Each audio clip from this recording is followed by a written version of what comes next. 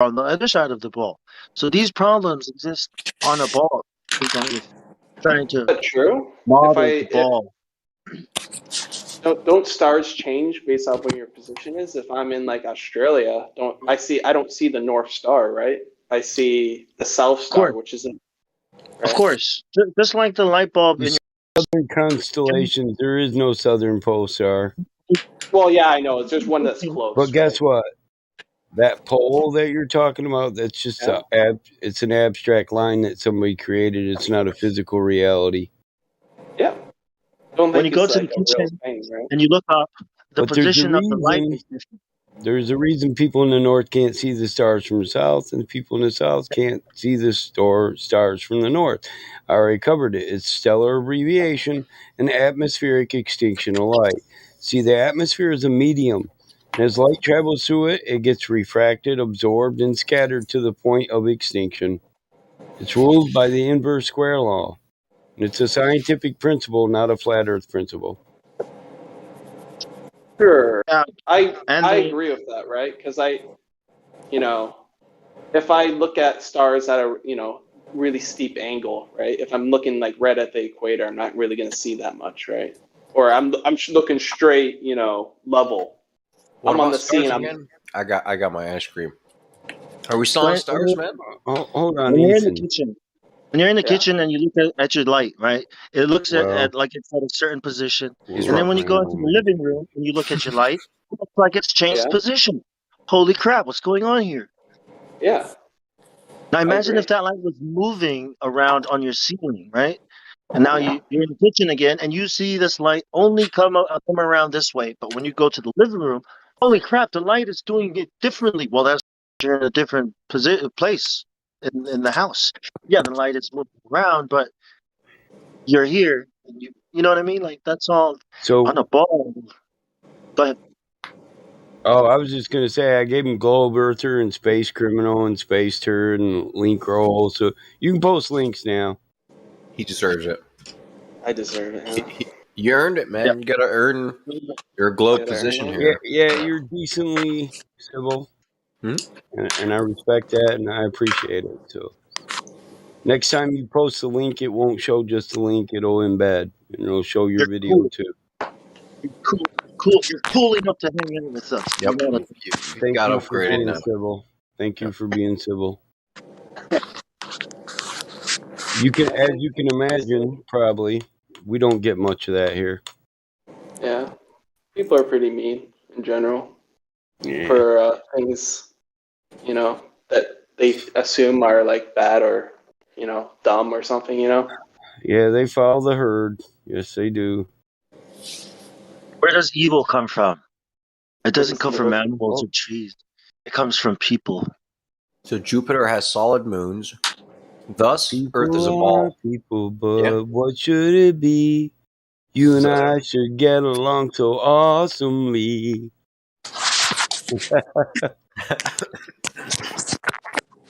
Yo, Ethan. I'm be too high to even sing that here in a minute. All right, I got a question for Ethan. Because Jupiter has solid balls like for a moon, thus Earth is a ball. Am I correct? No, I'm not saying that. Oh, okay. Oh, awesome. All right. So that's just part of the puzzle, It's like the first piece. It's just. What's the second then? All right, I'm done. I like the first. Yeah, what's the second? Yes. So the second would be looking at the orbits. Okay, so it's a physical object. Okay. It's moving around. So yes. Now, okay, here's circles. Circles, right? Goes around Jupiter, doing something, whatever's happening.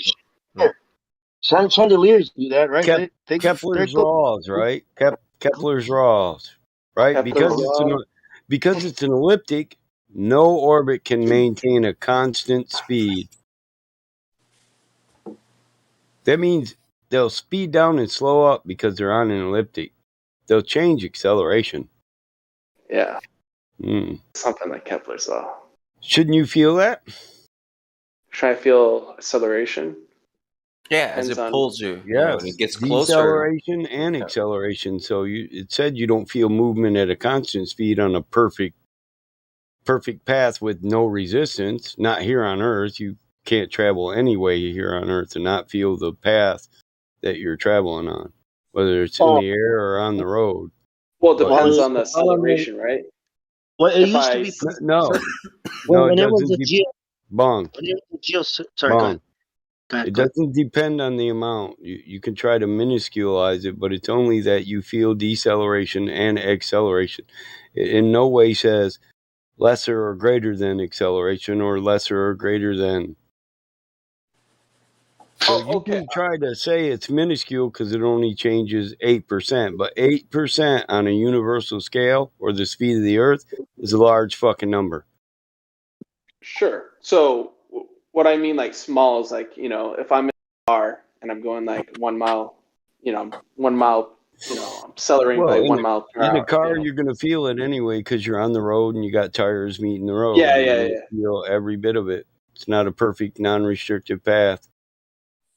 So let's talk about plane instead. If I'm, wait. I had something I wanted to say about that, about the ellipse, about the elliptic, path that we're talking about. Because see, when it was geocentric, in the Ptolemy model, the Earth was in the center, and everything revolved in a perfect circle. Okay, so there's your constant speed, right? There's it until Copernicus came along and said, no, what if we put the sun in the middle?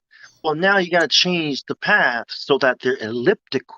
Well, now we're talking about it, right? Well, if it's elliptical, then it can't be a constant speed because you got to do some kind of acceleration and deceleration when you hit those that corner. So what are we talking about? You see what we're talking about? We're talking about nothing, because what the hell? It used to be perfect circles. Who the hell changed it and why? Is that what they're doing up there? Are they doing ellipses? How do you know? Why would you choose these things? And what of gravity? You know what I mean? So what is orbital mechanics? What is that? Don't give them good stuff, man. Let them. Yeah, this is. Let them unfold. Let them flourish. Just let the flower do its thing. So obviously, they took better measurements and they saw, different movements. They took wait a minute. Better measurements, as if those guys thousands of years ago. Copernicus had no measurements. He had assumed quantifications or hypothetical quantifications. He didn't have any measurements. Nobody measured distance. Nobody measured the orbit. Nobody measured the speed. No, I was just talking about why they decided it was elliptic, right? They don't know how far Mars is. The distance to Mars is what the distance to all these other objects in the planets in the sky are based on. And they guessed it. And it was wrong. So they had to keep changing it. Everything is based on some guy's assumption that they're infinitely far away. So how are we going to math anything if we don't even have correct measurements? What are we doing now? We're guessing, right? Guesswork. Is that what we're doing, Michio Kaku styles? Like guesswork. No cars. No cars, Bong. No cars. No guesswork. No cars. Right? I mean, hey, man. Guesswork. Ethan. Hey, man. So how's my driving? What's next? Where are we at now? We're at point two is in the sky. I mean, point 1 was in the sky. Point 2 was in the sky. What's point 3? So, if they're physical objects, right? Cool. And you can take, you can figure out, depending on where you are, Okay. Let's say Earth is orbiting the sun, which you don't think so, but assume so. Let's assume this is correct, right? Why would we assume? Wait. Why would we assume that when we observe the sun to move through our sky 15 degrees an hour? We observe the sun to move, but we're supposed to assume that it's us that's moving around the sun. When we watch the sun, we've mapped it 15 degrees an hour. Well, there's a leap of 24 hours, 15 degrees, 360 degree, one day. I gave you the objects may be solid, but I never claimed that I am moving at all. However, you to conclusion somehow that now we are orbiting and we're in motion. It's like, dude, it's a different subject. Now we have to prove motion of Earth, right? Because I was just discussing the objects that I thought we agreed that they're moving, right? That's what it looks like, right? No, I don't know. Yeah, I'm no. talking about the consequences if they're physical objects, right? I'm talking about the consequences of it. So if they're No. That physical, doesn't. It doesn't have to be that consequence. It's not the only consequence of them yeah, being there's physical. there's there's many, right? I don't see There's well, whether or not they're physical or not physical, how that affects the shape of Earth. right. So if they're physical objects, right, and we view it at different points, right? So, for example, right, The sun is a if big light bulb. Okay, that's burning and made out of whatever you want. It doesn't matter. Unicorn piss, dude. And Yuck. now what? hold on. I mean, yeah. Now what? I mean, I lost my chain of thought. It's all good, man. Man, That's the he's power of smoking ice better. cream, bro. That I'm eating. It's all good. He's smoking better weed than me, damn it. You're all, you're fucking all right, man. You're What's all good, right. man? What's good?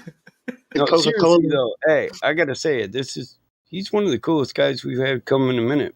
He's pretty chill, man. I like him. He hasn't slung one retard. He hasn't called nobody a dumbass. You're all right, Ethan. Got your Could first still million happen. days. Could still happen. You gonna black swan him, Roger, or what? Boy, Yeah, straight. man. You give him a fucking karate chop.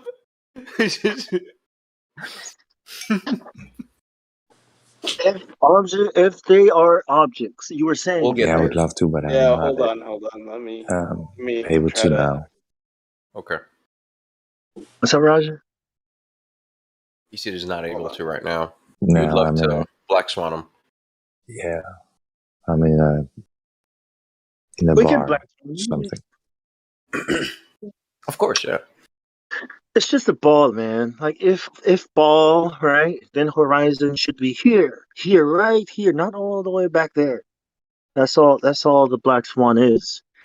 The horizon should be a lot closer if it's a ball with this radius, with this size. That's all the blacks. Everywhere you look, you're gonna see the horizon is always at eye level back there, not up here where it's supposed to be. Like six, if you're on the beach, 3 miles. It should be. That's where the horizon should be, right? According to radius. That's the black swan. It's everywhere. When you go outside, you experience it. You see that it's not a ball. And then people start doing somersaults and freaking flips and all of these crazy things. I'm like, what the hell are you doing? What are we Don't you talking see it? So you're talking Don't about you that see it? you Yeah, go can't ahead. see objects far away or something, On a or ball, you can. Of course you or you're can. saying On a ball, right? depends on the size of the ball, right? Exactly. about? All right. Now, How now, big? now. How big is that ball now? Right. Hmm. Now we're talking. Now we're So we're talking. talking. We went if moon of Okay. If Jupiter has moon that is solid, then Earth is ball of this diameter. Okay, I'll accept. Hey, I How gotta big is say, guys, I really appreciate how well you handled the guy who's talking about everything but, the shape of the earth, right? And the dude, he's been acting really well himself. You guys are handling it really great, but we're going to have to get down to brass tacks, right? We're going to start getting down to what is the radius of the earth? What's the radius? You're asking me?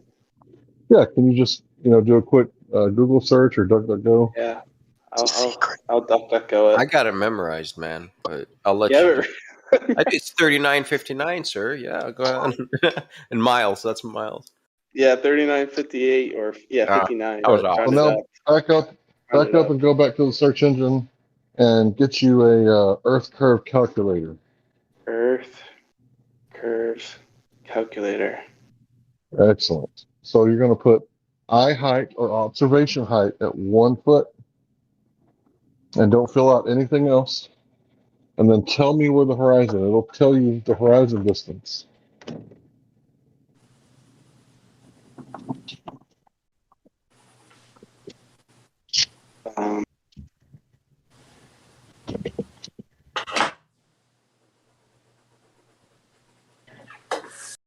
distance. So one. Hold on. 0.225. This is okay. I chose a bad one. It's all right, bro. So eyesight. Okay, 1 foot. So you can distance to horizon 1.225 miles. Yep. All right. So now, can someone post the Black Swan images? And can you go to Livestream voice text? Do we have a meme one? Like an ether bot? Let me check. So this is 1 foot high, right? I guess Yeah, it 1 doesn't foot really. observer height. I don't think it actually like matters that much if I do like 6 feet. I don't think it's that much. Oh, it actually does matter. It's 3 miles Oh yeah, versus yeah. We're just trying to show you that at 1 foot observer height, it's going to be 1.225 miles, or at 1.225 times the square root of the observer's height in feet. So this is really important to get, right? Because it's going to tell you where the horizon should be. And when then, you're looking at 1 foot high. Yeah. Right.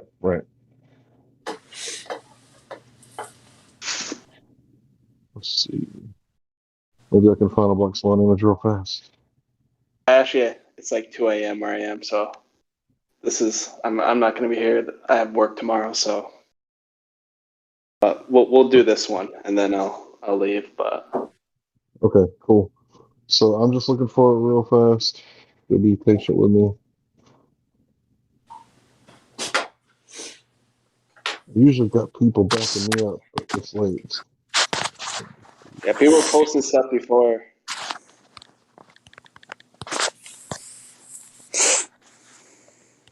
All right, cool. Found it. Okay.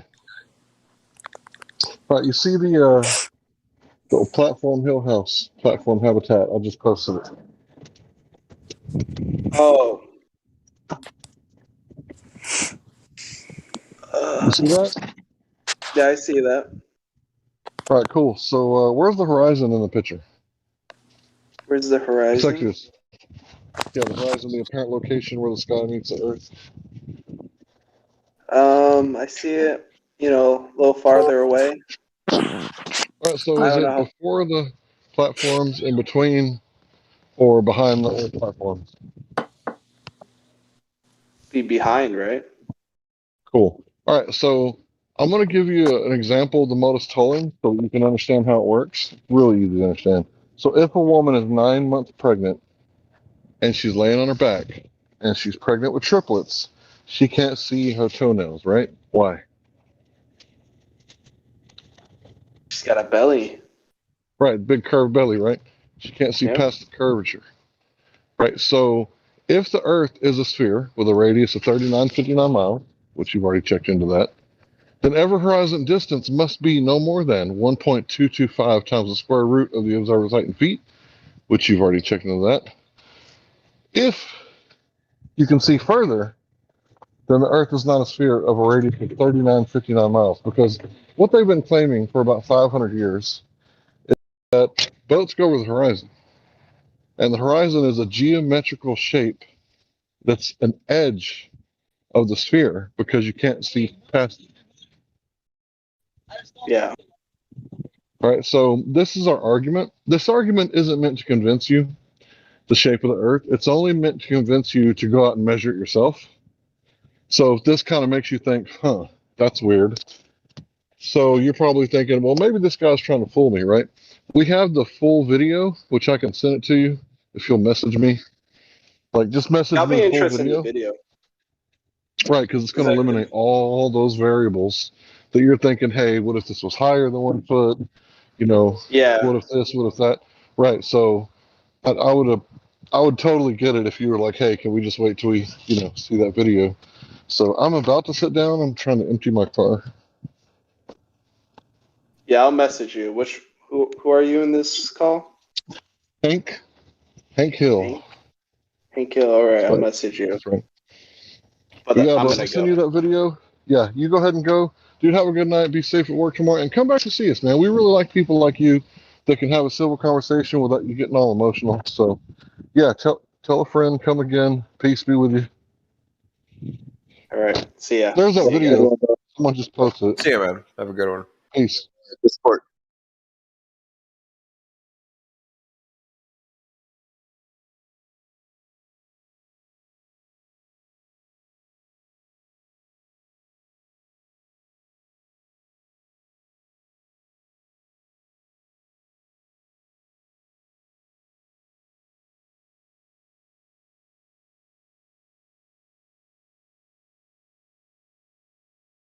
Yeah, he was pretty chill. Yeah, that guy was asking the right questions. Cool. Yeah, when he said, "Oh, because you have a big belly," I was like, "Oh, look at that! Look at that. It's like Mm-hmm. normal people." You know what I mean? Like he's not being stupid. You know. Oh, truth is all emotional now, Bong Sao. She wants to hear your Batman voice. Storytelling mode. Tell her hello. What?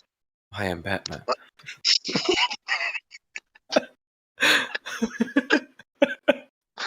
It's just emotions taking me over. It's a good song. I am so emotional.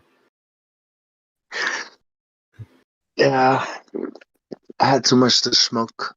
I think that's why. That's always good, man. I might roll me another. I've look. Well, I behaved like an adult. I didn't. Well, I actually did wake and bake. So however, I put the joint down. So that's where I behaved like an adult today. And I went most of the day sober. And I was like, I'll smoke at night after the workday is done. Oh, that's not bad. So maybe I deserve another. Girls just want to have fun, you know. Excuses, yes, that's right. It's a good song. It's catchy. When the work day is done, yeah. When the Really? work is done. I always start my work day off. Hey man, that's how I start my dude. It's terrible, man. It's terrible. It's not good. Not good. You know what? Truth is, Oh no, I mean with myself, I tried. I attempted to behave like an adult. No, I am a child. I'm an overgrown child, and I'm aware of it. You know, I remember I when my work chief out said, and I have muscles, so it's scary shit. It's just like this dude. Oh fuck, what is this gorilla child? It's interesting. "Very responsible." I like Really? coconuts. Really? Hey, yeah. You think I'm responsible? Nah, I try. What? You? What the hell? What the Discipline, hell, right? man? Most irresponsible person. That's what I thought. Well, I don't know why. I don't know why they promoted me. When you go to work, right? You act responsible. When you come home, it's like, "What's up, party people?" Indeed, man. I'm telling you, La-da-da, smoke 'em, smoke 'em. gotta have Pack, fun. yeah. Right? Uh, I so when just want to people have at fun. work find out I'm high, they fucking look at me like, You Why? smoke you that know, like, Chiba? I don't know. Pinto, They're like, Toto, Dang Boy, Bang Sao Chai! Pow! Ông Cháu "What, Thầy, you gonna do it? Xin Cháu, What, you gonna do? Look, you gonna go tell on me? No, I'm Dorme saying, Oriental. damn. I, We thought we were boys, man. Shit. I always look after you. You can do me like that. No, no, no, no, no, no. I know. you pass bong, I know tell. No, no, no, no. You know, brother, we brothers. Like, okay, cool, man. Smoke. Like, let me smoke at work. I was like, smoke at work, smoke at home. Like, what the fuck, man? You High guys five. ran Ethan off. Oh no, man! He You're doing signed off for the night. Good combo. Hank walked him through the Black Swan at the end, and fine. it was great. I'm the guy at work that promotes cannabis. Like, hey, you ever notice that when you're high, you really do good work? Long walks around everybody. Hey, hey. You smoke You weed? smoke? You smoke weed? You want to get high lunch? Come on, man. You get good production. Good production. High lunch. Smoke it with the bong. I've got the clear eyes, bro. I got clear eyes. Oh yeah, let's go. Right. You wanna go? Got clear eyes. Okay, yeah. Everybody comes. My employees love me because they know they don't have to fucking worry about Visine. Yeah. The cops pull them over. They're like, well, fuck yeah, my eyes are red. I've been working in the sun all day and I lost my fucking sunglasses. Everybody wants to paranoid and shit until you pull out the working the asphalt, off gassing. Fuck. Oh yeah. Well, not just the heat, but the sun reflects off the asphalt and it bounces up and burns the shit out of your eyes. Especially where you're looking at it, so to see where all the cracks are, so you can fill the cracks. Damn, man. Yeah, I always have 5-10 pair of fucking glasses. I lose a pair, I just go straight to the backpack. I thought roofing sucked. What's up, kitty cat? You know, with the sun hitting you, hitting the thing, hitting you. I thought your job must suck, man. That must be the worst sun job ever. Like, yeah, I got these one glasses I like, so I just order them by the case. Give the employees a free pair here and there. Dude, I got one cat in my lap, another one just sat on his head, bro. Just like, fuck this shit. Sunbaked. Damn Skippy. Hardened by the sun. I'm sitting here too. By the end of the summer, you motherfuckers will think we're what are them guys, gypsies. We so sunburnt, skin looking leathery and shit that we look at this band of gypsies. Gypsy. Last year I got the hookup. Listen, my son says we're on a parking lot and it's hot as fuck and we're spraying seal coat and this shit, when you spray in the air, it's black as hell and it makes you sweat. And my son kept tapping on my shoulder and I was like, what? Because he has to hold the hose for me. I'm like, what? He said, tell me, Dad, what's the best part of this job? And just then, 2 hot blonde chicks walk up and tap me on the shoulder and go, here, and hand me a Gatorade and a candy bar. And I'm like, well, what's up with this? They said, you look hot. They just kept walking. I was like, that right there, son. That right there. Hold my Gatorade. Just happened there. That's the best part right there. He's like, damn, Dad, you're all dirty and shit. I was like, yeah, motherfucker, but they know my pocket full. It's dirty. And yeah, you get coated with seal coat. You can't help it, dude. If you ever want to be dirty, this is how you get dirty. Yeah, you not that other bullshit. The worst part about it is standing over a 5-gallon bucket with a Scotch Brite, cleaning sealer off your skin while your skin's already sunburned. Yeah, they try to catch me riding dirty. You know what I'm saying? Oh, yeah, dude, that's old, man.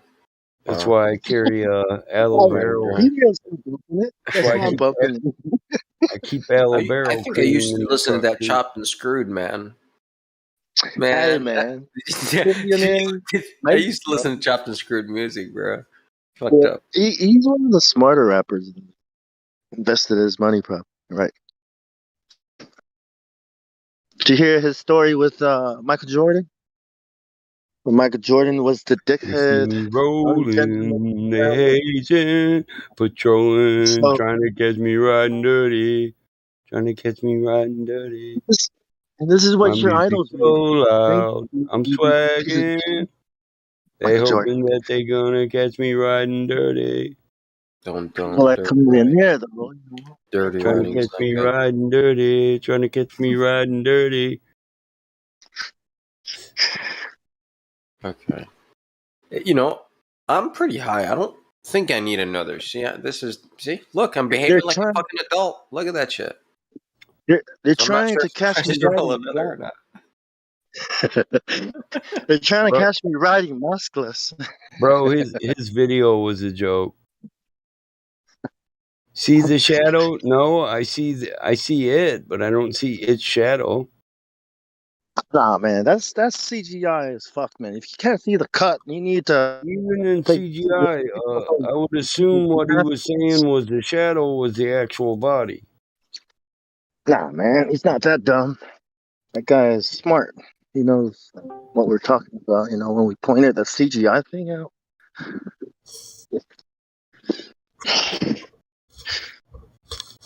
I already ate ice cream, so Why use unanimated bong? I don't have animated bong. Oh no nitro. No Naito. My bong smoke itself. Oh, Pretty bongy, bong. bongy, smoky. It's a good one. I like it. My bong smoke itself. Dude. Yeah. I got that from the weed server. Oh I yeah. guess- I still yeah. got that server. Me too. We should go there. Yeah, we should take Bong and go there one day, man. What's up, dogs? He's Keeping never it smoky. I got Why- some photos. I mean, I turn on my when camera you over there because they all do. So I when just it's like a bud, go I'll come wild. over.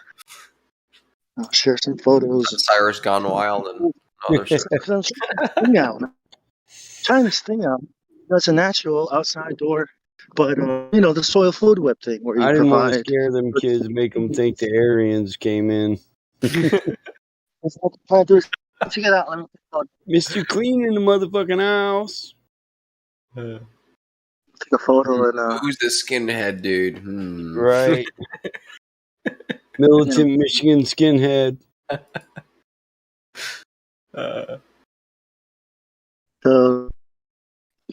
from the top. I bet you look Samoan, Bong Sao, don't you? So I didn't top this one. Check it out. I'm gonna upload this. I didn't Truth. top these. Truth, is that what you picture when you think of me? Who the hell is Mr. Clean? At night, I think of you. I want you to be So- my sweeping baby. That's There you go. There you so go. that's the Sing, top Mike. view and that's the side view. See? That's how you get her. You just gotta sing. They just follow the voice, man. I Twitch bet these are gonna taste really good.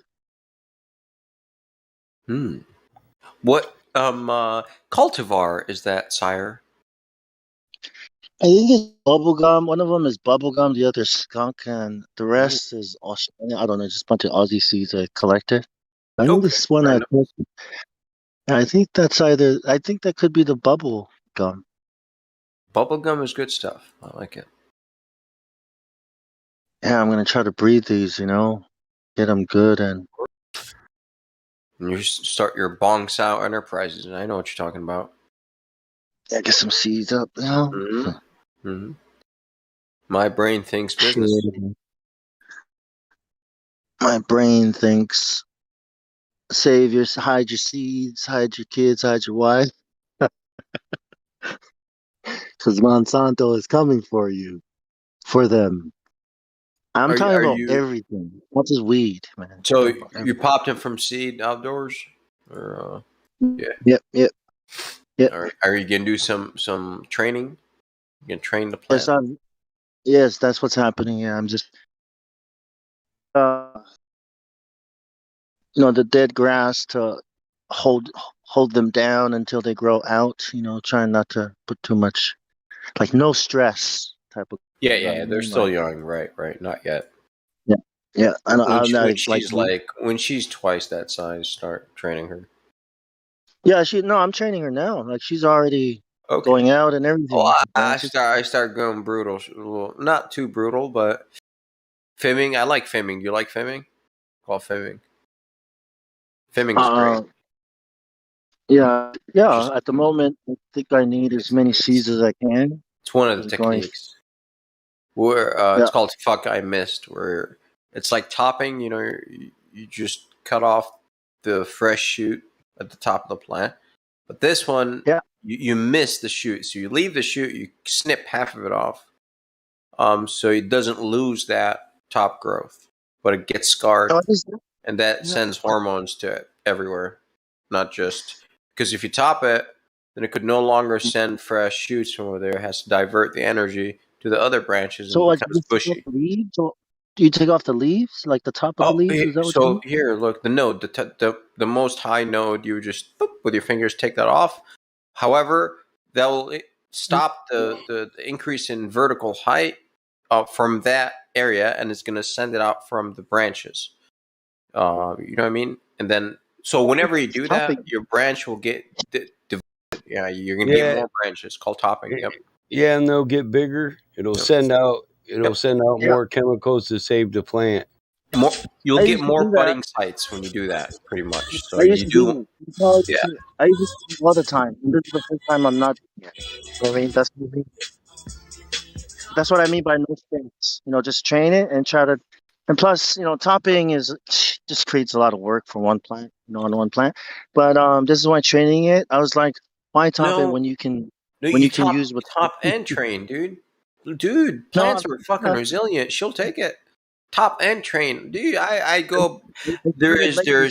I go not brutal, but gentle brutal. You know what I mean? Like, listen, babe. Listen, bro, I've topped them and had a fucking pine tree when I was done. All right, you top and you trim and you give her space. Like you pull them apart, the branches apart, so air you get When you good take airflow. the You top, top. every other top gets bigger. Every Mhm. other one, because Excellent. the plant thinks it's dying, so it doubles up on the chemicals it's sending up there to save the Then you plant. retop those, man. Then you Yeah, retop those branches later on, and you keep on doubling up You the know, branches. So you'll have yeah, but so much, like, bro. You'll get like dry weight I 3-4 kilos off your fucking bush, man. Dry I've weight, tried bro. to do that. I used to do that way. That's why I'm doing it this way. This is like the opposite. You get a Christmas tree versus like a wine cup. You know what I mean? Type of Mm. shape. That's Yeah, why, yeah. that's why I wanted to try this because one, it's natural. Two, there's no stress, and I really want to know what the smoke and the taste is like after. Like how much more better or the highest balance the highest because I'm letting it do it. I used to feed it fertilizer. I've never grown naturally helping it, be happy type of thing and while it gets what it needs. So it's a thing I'm trying. That's what I'm saying, right? Okay. And Experimenting. it's natural, but I'm trying to do it as natural because the idea is you get 200% yield from any farm that you apply the food web idea to aerate the soil, make sure it's not an anaerobic system that you're growing all these things, and it removes fertilizer, it removes having to plow so deep. It's a very shallow, almost a no dig, because you So want to did you? preserve the life that's in the soil I mean, to help the plant. Yeah, dude, your plants look good, man. I mean, yeah. If I was you, yeah. that's just me because that's me. I would add more nitrogen because it can take it. It's a tad yellow and in a fresh growth. However, that's what it's Yeah, supposed to look like. But it yeah. can still eat a little bit more.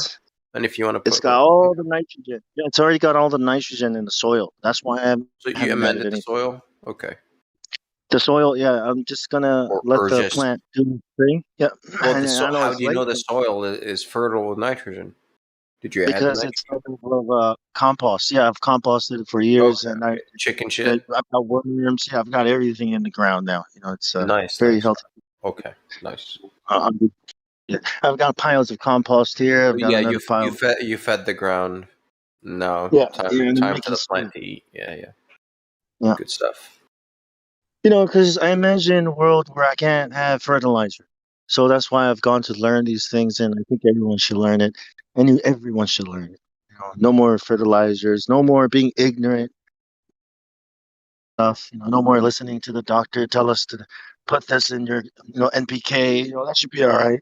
But really, it's killing everything, and the plants come out unbalanced. Like it doesn't have all the nutrients that it should have. But hey, can we talk about agriculture? Is that okay though? Oh, I mean, it's one of my like I love plants, man. Plants are so awesome. Like I even like hydroponics and like chemical growing because they do I talk to you know. this way. Like especially deficiencies. I could especially the weed. Like we know. I look at diagrams and I just match it up. Like oh yeah, this is magnesium. This is that because it's very telling, right? And they're all different. Like so, I she'll talk to you, right? It's kind of like hey bud. This is what I look like. I look like shit because of and then you gotta diagnose. Oh, okay. You have this, magnesium deficiency. So you need to know now as an organic gardener, if your plant shows magnesium deficiency, where to get It would magnesium be in from. soil.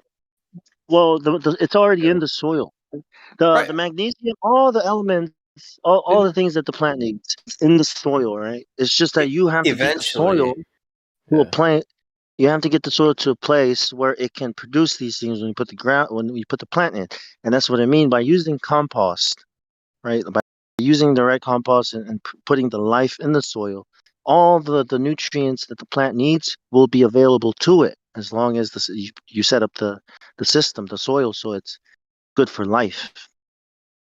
You know what I mean? Like everything Yeah, it but needs. it's not. It gets depleted because it's like iron. Okay, let's It talk doesn't about get iron. depleted. It doesn't get depleted. How? This is Okay, what people iron don't got absorbed understand. by the spinach. You ate it, Right. right? Some got saved in wherever in your system. Then you poop the rest out. Cool. Okay, done. So now it's that iron. Law of conservation remains because it's in your poop and whatnot. However, some is lost in your body or whatever. Blah blah blah blah blah. So same thing with the magnesium. So once the plant Not, takes it out of it's the not. ground or whatever, It's you know. locked. It's No, it's locked, not. not It's locked. then it's like it's in the fruit, right? It's in a It's in the different fruit. form. Then you took that, you removed that from the ground now. So you have to amend the soil. Have to put more chicken poop back in, or goat poop, Yeah, or as because long those are as it's organic, concentrates from those as animals. long as it's organic material, right? Right. It will recycle everything.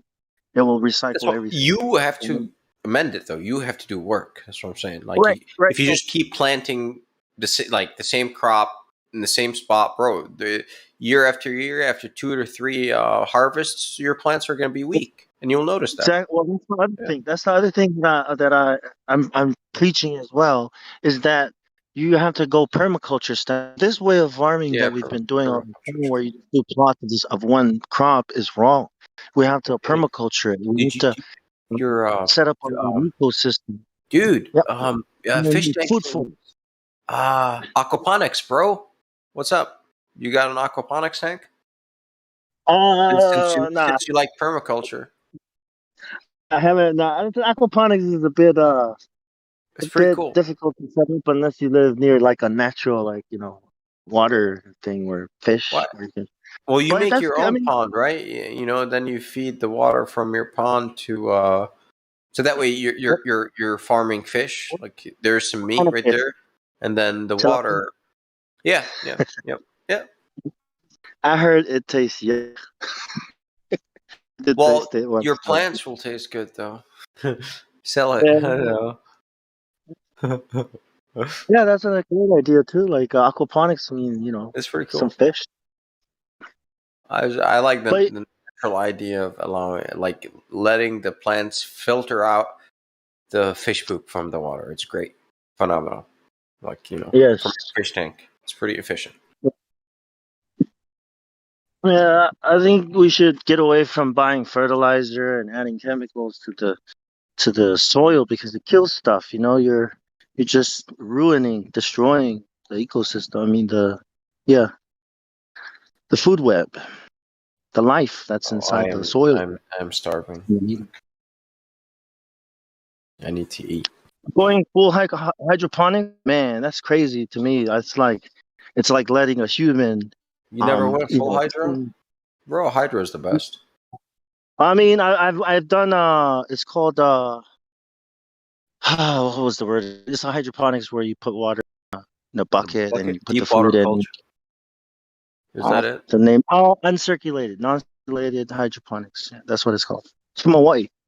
It's good, man. I mean, I got the plant, but then I just followed the recipe. It would feed a tomato plant, and I had to order all these chemicals, and I had to wait for it to come in the mail. Then it's like, what the hell? Don't I have these chemicals available to me here naturally? Like, why the hell doing all this? And that's when you start learning that, holy shit, this is all because of an industry that wants to make money. That's why we're ignorant of how plants work, how the soil works, right? And we're just feeding the system, destroying the earth. And then climate change is because you guys. Like, what? You're smoking too many coconuts, man. But food forest, man, that's so awesome. You know, like I'm a one child. family. You know, Mike, you could probably grow enough food in your land to feed your whole Call community. me a Kuma. Right? Kuma. I am a Right? Kuma. So, check it out. If you go I start am the doing that, ruler. From somebody Stop Africa. might. my motherfucking school ya. I I am am a a Kuma. Kuma. From Africa. Akuma. Akuma. You gotta make the voice like, A Kuma. hey, hey. I'm from Zimbabwe. Akuma. Go I ahead, am coconut Kuma. bog. There I you got go. the power to rule ya. King of the class, I stand up and school ya. Akuma. Dude, that's a nice coconut bog, actually, man. Stand to erode all the fools. Cool with the Nice. kicks and the fist of my fury. Akuma. I came to Hey, that's a prove why bomb, I bro. deserve the Dude, treasures and jewels. it's I Okay. am legit. Akuma. It's a legit bog. Holy shit. The Akuma That's bog. exactly what I was Better thinking. just move. I'm Nice. coming right to you. And no one can It's a stop this coconut because I hookah. am Akuma. It's a hookah. It's a coconut hookah. Unmasked at the final hour. Unfazed by a higher You know, power. I bow there's down to another the hole. highest power. I could probably And show make you love to the finest flower. Dang. There's no love for these crying cowards. There's no love for a spiteful best friend. I look at There's no that. love for an Eiffel Tower. I'm King Kong with the chains on my neck. Oh boy, now you want to rap? Yeah, they all say this, but they break back. Trying to attack to the trap rap. In fact, the kitten that raps that is whack rhythm. Grab Collapse me that some and crack niche. and get 'em up. Relapse and back stiffen. These caps of that venom, who stands against me? Oh yeah, there you go. Luke posted Three it, kings of rap, non-circulating. get 'em, they good, but I'm bad, 'cause I am Akuma. I got the power to rule you. King of the class, I stand up and school you. Akuma. Akuma Matata. You never heard that? No, I am Akuma. nah. Rap, hip hop. Yeah, pretty much. I'm King Kong with the chains on my neck. Oh boy, not a boy wanna rap. Yeah, they all say this, but they won't break their back. Trying to attack a trap rhythm. In fact, it's that kitten that raps with whack rhythms, collapsing, crack, get him relapsing back, sipping through gaps of death in him. Who stands to stand against me, Madison J. Dennis?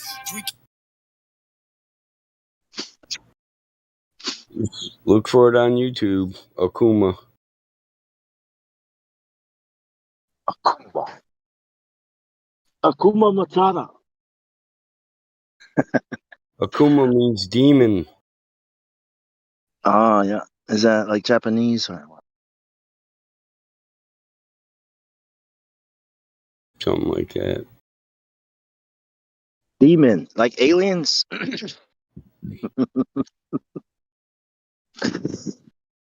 I am an alien. Oh. Well, then deGrasse Tyson said, "We figured it out, and it's not a demon. It's called a seizure."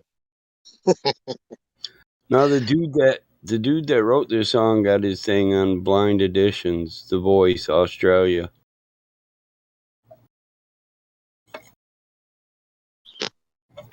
He rapped his own original.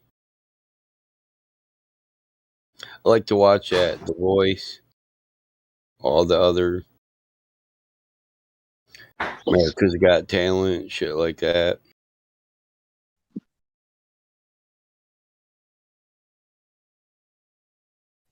I used to watch America's Funniest Home Videos when I was little.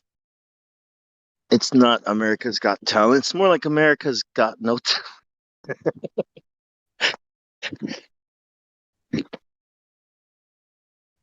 Yeah, American Idol, right? Superstar.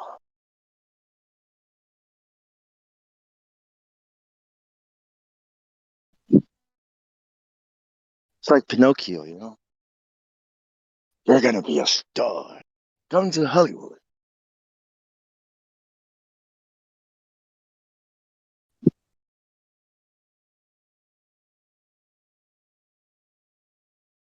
Yeah, that the soil food web thing is very.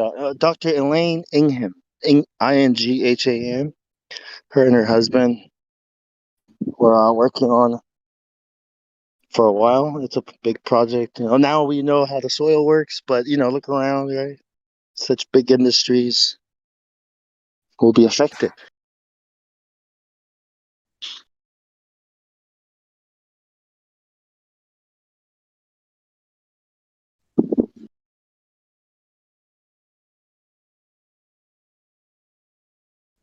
So, it's a conspiracy. Yeah, that's what I'm trying to say. There's a conspiracy that to prevent people from understanding how life really works, how plants work, how trees work. They all, if you ever notice these documentaries, they always talk about evolution, right? More about evolution and less about the plant or the thing that they're talking about.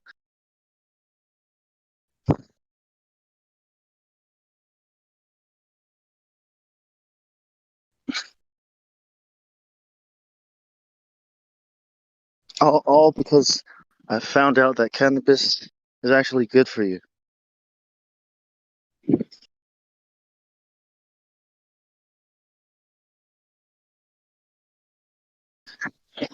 Someone's gonna take now.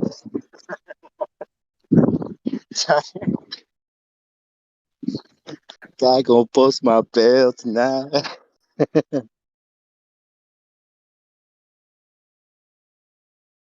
Talk about God and my song won't get played, huh?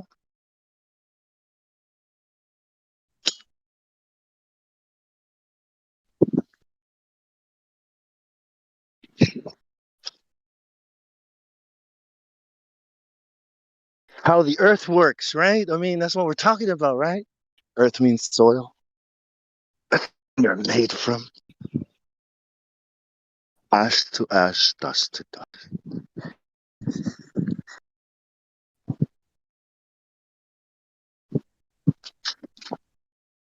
Okay, my rant is over. Who's next?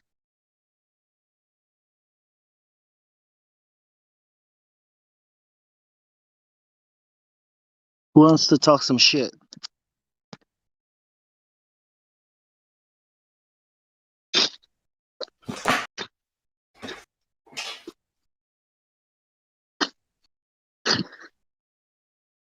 Guys, that Illuminati card, but the flat earthers know something. Yes.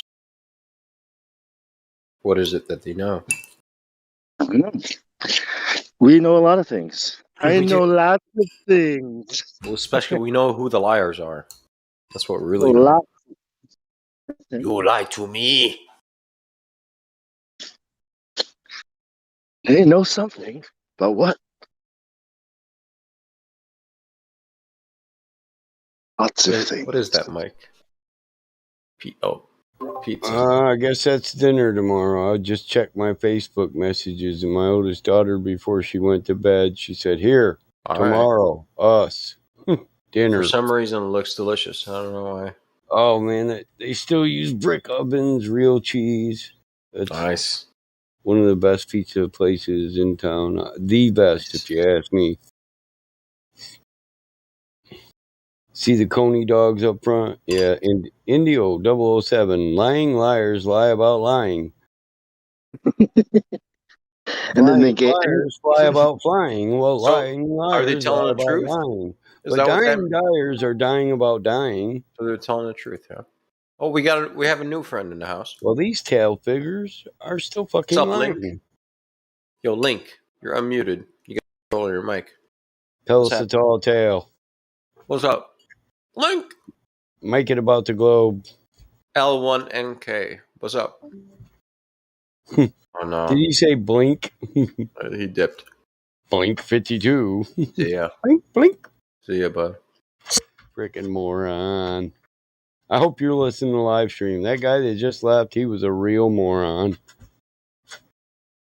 You could have said blink something, at least a full sentence or something.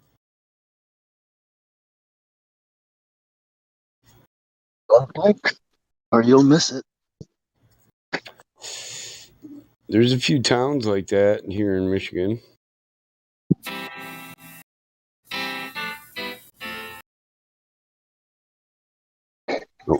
Don't blink or you'll miss them.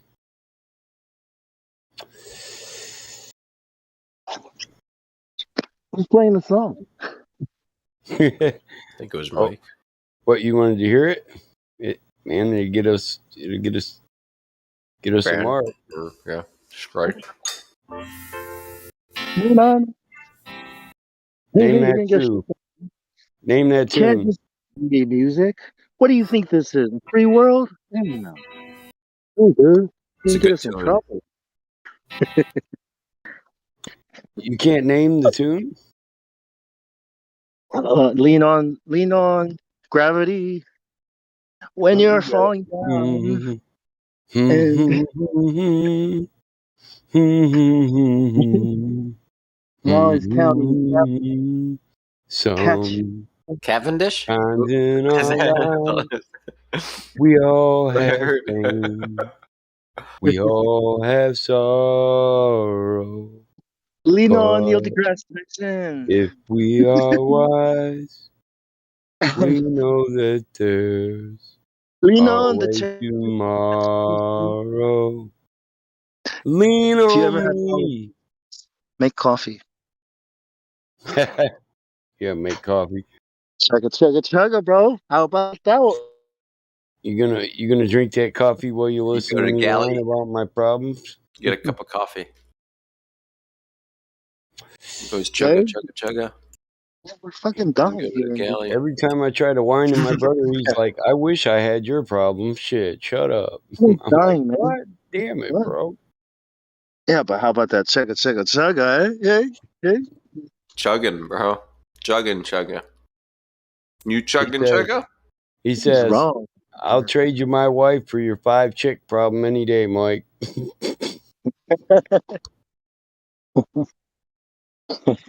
I'm like, whatever, bro. It's like an n-body equation. Nobody can give me an absolute answer, damn it. Honestly, don't get how Christmas balls annoy you. That's crazy. I think I know what my father meant when he sang about a lost highway.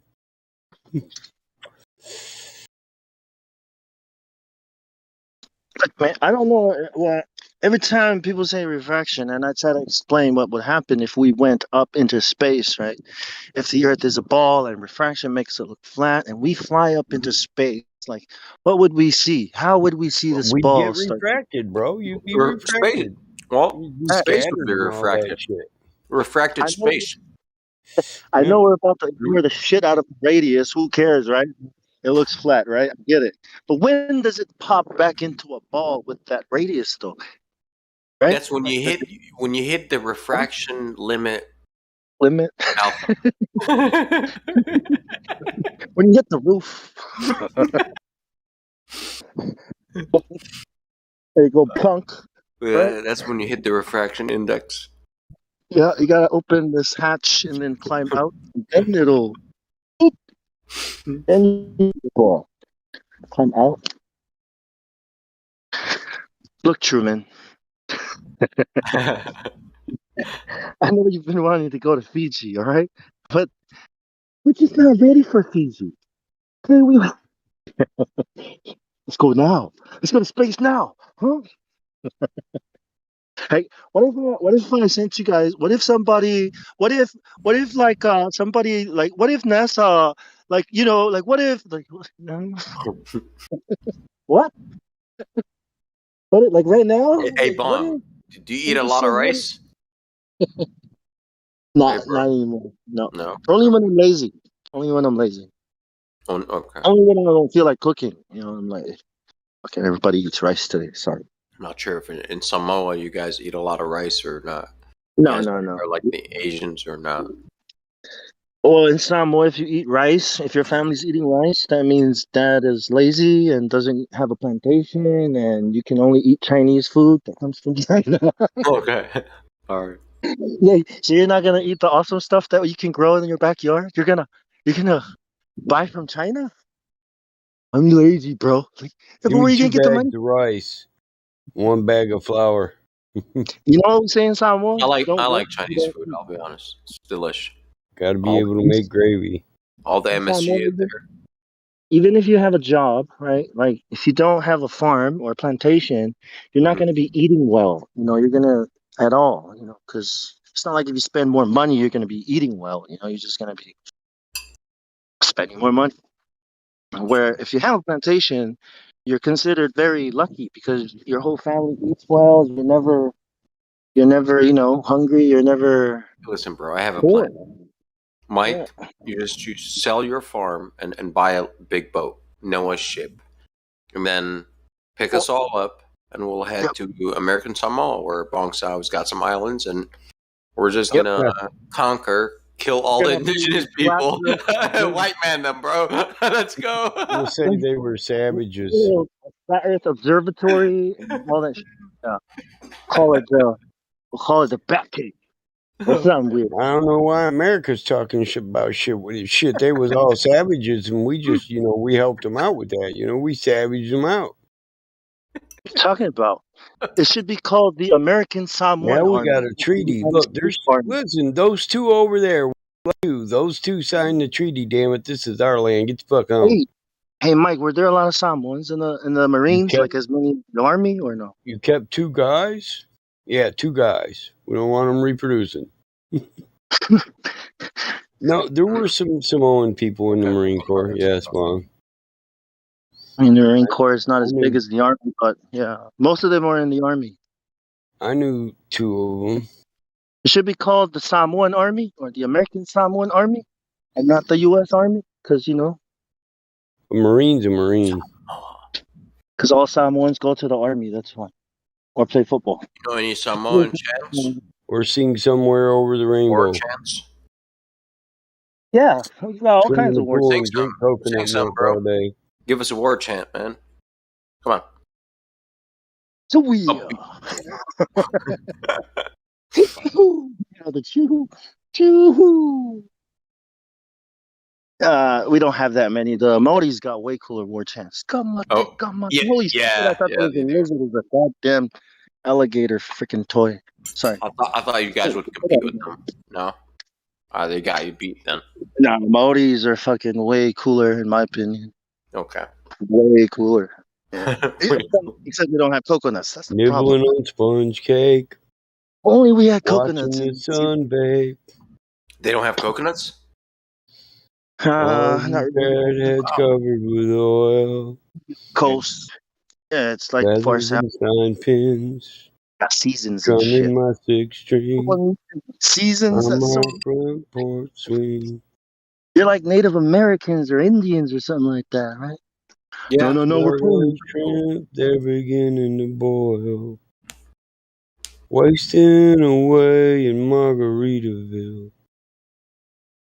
Searching for my long lost sacred We're heading to your land, so Mike is going to sing us there. That there's I'll captain the ship. Cyrus the pirate. And we'll do some raiding on the way there. Don't worry. I'll bring the weed and the guitar. I'll bring the guns and the ammo. From Mike's farm. I want the Samoan to bring the fucking ukulele. Just in case we have to fight for me while I sing Margaritaville. I don't know the reason. Stayed here all season.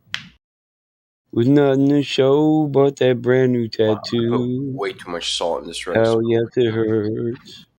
But it's a real beauty. Less is more. Well, I think she might be an Nantucket. Yeah, less is a lot more. I just learned that. I'm good. Yeah. That's the first thing you learn is I haven't got a clue. You can always add more, but you can't take it out. That's fine. And less is more. Y'all don't like Jimmy Buffett? Subtlety. Yeah. I want the salt to bring out the taste and not to dominate, not to make it salty. Yeah. Kind of bring the taste out a little bit, and that's it. You don't want to taste the salt. I like salt. You are the salt of the earth. Yeah. And if salt loses its saltiness with it, we throw it out. Saltiness. You bring the flavor out of the earth. Oh, Isn't that cool? that's a good line. I am a Hey, Kuma. Guess who said that? I am your ruler. I came here to Jesus. school you. Oh, really? Best MC in the world said that. He's dropping bars all over Rome. Yeah, man. Marcus Aurelius? I like Marcus Aurelius. He's got good stuff. Meditations. It's all right. Meditation. He's got good wisdom. Are you not entertained? Yeah. Oh, he was a tall dude, right? Almost like a giant. Do you guys know about that? No.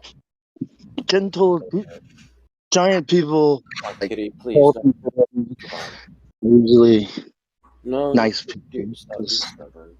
Stop being an asshole. Goodness. Short people are always trying to prove shit. I'm still working. Really fucking tired, and my hand is on fire, but I mustn't give up. Don't give up on your dreams. Sounds like porn. Marcus Aurelius said, everything we hear is an opinion, not a fact. Yeah. Exactly. So if you question Fauci, Like, I feel like my fan is gonna fall off right now. gotta stretch it. I want to see what you're working on. Not till it's done. I refuse. Okay. That's enough momentum to keep me going, you know? All right. Yeah, just take a break, you know? Stretch. Yep. Stretch your hand, take a break. Some tea or something. I don't know. Whatever you like.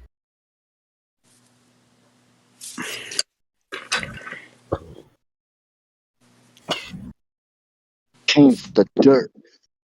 Right? Dirt? What dirt? Yeah. Like, you know, metaphorically speaking and literally speaking, like, you know, like a double. Started from the bottom, now we're here.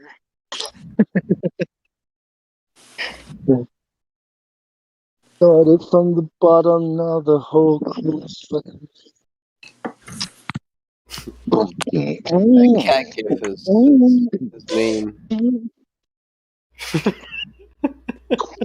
Tap the beat. Man,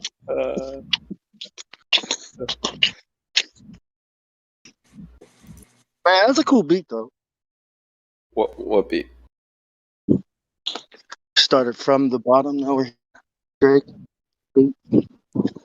Club 40. The pimple beat. Yeah. Damn. The Bumble beat? The evil beats. Bumble beats. That make you want to shoot one or rob something, you know? I like Bumble beats. Yep. Copyrighted, okay? Yep, copyrighted right now. Don't you ever to ride into war Bumble with, beats. right? Just put on your earbuds and start shooting whatever is moving, no matter what, right? You play COD, right? Yeah. Oh yeah. Well, I haven't played any video games in a long time.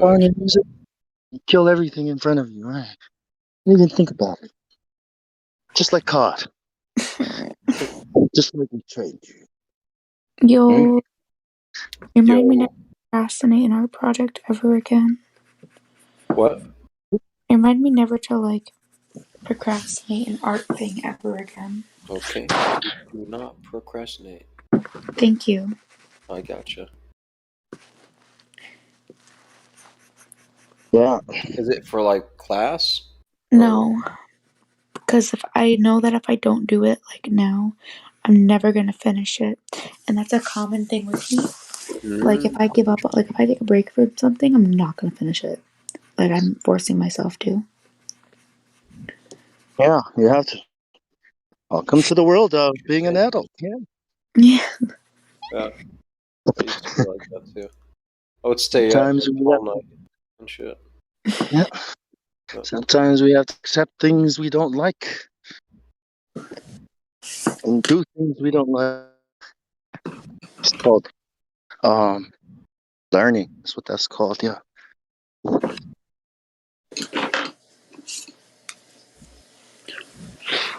You don't do it. How are you going to learn how to do it? So, because the idea is you have to be able to do that easily, right? So, how are we going to get there if we can't even do it once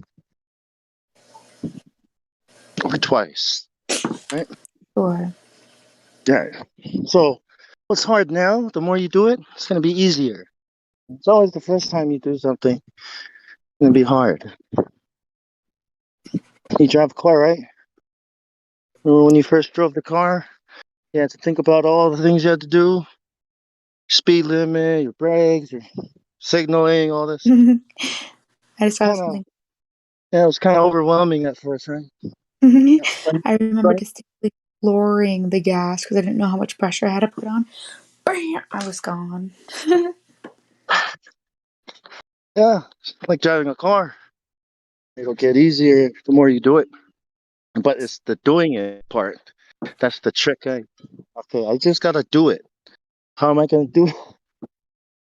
Maybe after I eat lunch, I'll do it. I'll start after lunch. Okay, I'll go eat lunch first. After you eat lunch, oh wow, I gotta do this thing. No, I'll do it tonight. I'll do it tonight. Okay. That's exactly what I do, Bong. That sounds like me, bro. You know It's called what? Let me. procrastinating, dude. I'm gonna do it. You know what? Let me roll a joint first. That way, I enjoy it while. Yeah. Then it's like, hold on. Let me. Well, if I end up rolling a joint, then it's like, okay. Let me take a puff. Then I'll get Yeah. started on this project. And I sit I out. used to do that all the time in school, Oh, dude, man. it's horrible, man. Horrible. I have I a have a book collection. report. Go ahead. Yeah, I have a collection of eraser shavings over here. Would you like some? Collection of eraser shavings. Or not eraser? Yeah, that too. I mean, like pencil shavings, like from sharpening my pencils. Okay. No, but thanks for offering. Are Yeah, you no selling problem. it now? Yeah, you're selling it on Etsy. I'll have it on compost. So thanks. Appreciate it. Thanks. I would rather see the drawing. When you're done. My fucking arm is numb as fuck. Well, you know what you can do while your arm is breaking? You can look up how to turn it into an NFT. Stop. Nice little break. He's like, I know how to help you.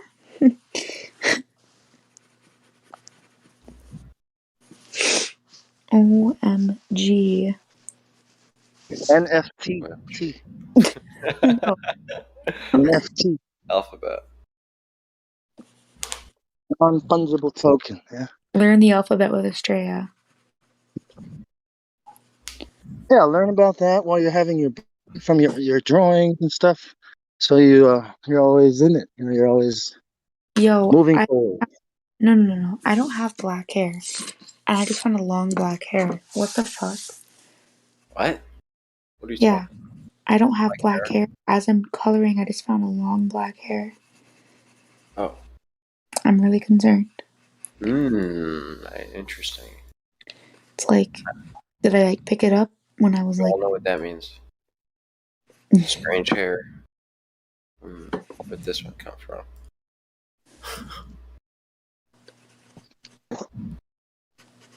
I'll be back.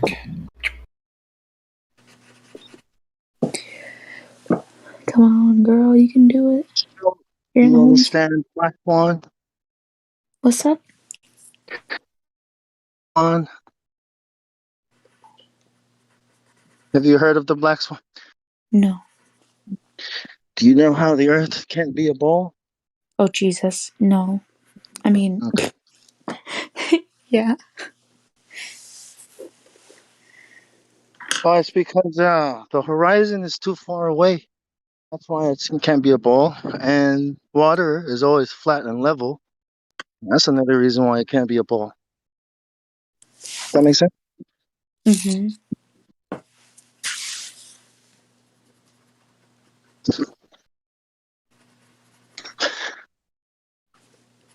Is there any reason why anyone would think it could be a ball? Just by walking around and experiencing life. You paint Right? one up and you show it around and you say, "Hey, look at this. This is what's going on up there." Yeah, but what would be the reason to think that? Like, what made you think that it could be that a ball? We were taught it in school, I guess. I mean, like the first time somebody brought up the idea it could be a ball, what would have made that person think it was a ball? Pardon? Oh, never mind. Continue. Yeah, if you weren't taught it, if nobody was taught it, what would be? Why would anyone think it was a ball? Right? Because that's what I mean.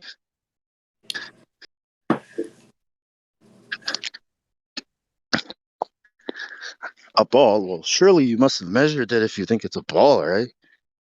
Yeah. Well, I didn't exactly measure it, but you could. Yeah, I made some assumptions, but he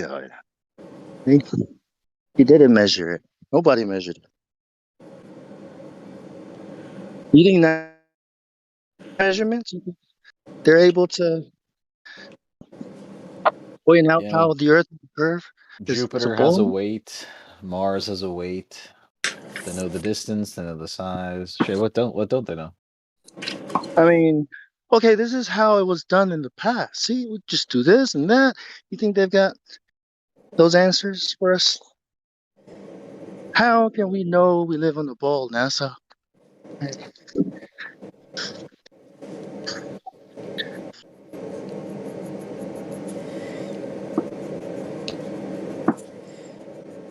What if it was taught to us that we live on a on Turtle's a back. on a turtle's back? How could we? How do we? What? Yeah. I mean, how do we process that information?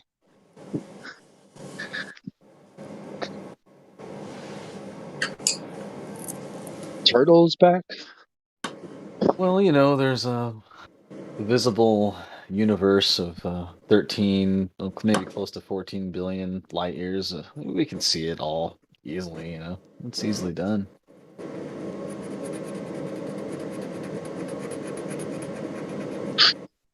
What would make a person think they live on a turtle's back? I mean, why a turtle?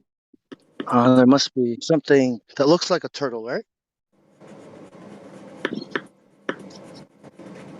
You reckon if it's a turtle's back, that it should look like a turtle's back and not like a flat land? Makes sense. Yeah, that's what I mean. Like, you reckon if somebody says they think we live a ball, do you think it should look like a ball in order, at least should always feel like a ball? Right?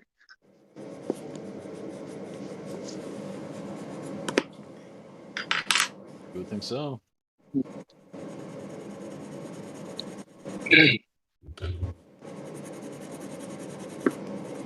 Here's some creativity happening.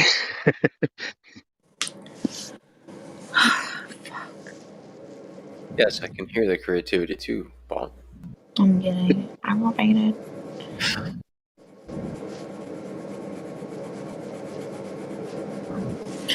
No, that's What are just you drawing? let that confuse you. Hey, you know that painting you had, right? That What? painting you posted? Yeah. You had a horizon, right? Did you know Bob Ross, right? What? Sorry, I'm like half asleep, huh? Did you have a horizon in your painting? Did you have to draw did you have to imagine that there was a line there where the sky and the earth meet, and then you draw the I don't know. trees right over there? Hmm? I went with like a circular motion and said, fuck it. I'm lost. Me too. Yeah, circular motions, dude. like following the sun where it would set. You know what I mean? Oh, okay. I'll have to scroll up to see it again. It was a really good painting too. Thanks. I like it. Yeah, it's good painting. You should turn it into an NFT. How do you do that? You just go to OpenSea.io, Okay. create an account, open. You gotta have crypto wallet. You gotta have a wallet and all that. Okay. And you don't have. When you pay the fee to, you gotta OpenSea. wait for it. Okay. Yeah, OpenSea.io. You can turn anything into an NFT. Like, you're an artist and work is pretty good. I think you should definitely do it.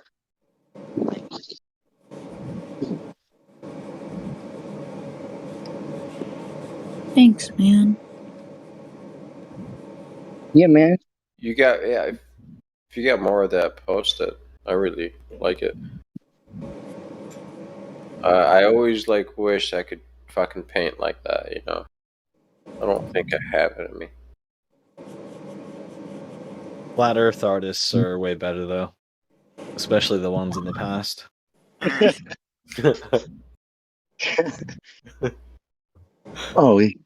Flat earthers have a more vivid imagination, I guess, right? More in tune with nature. More to draw upon.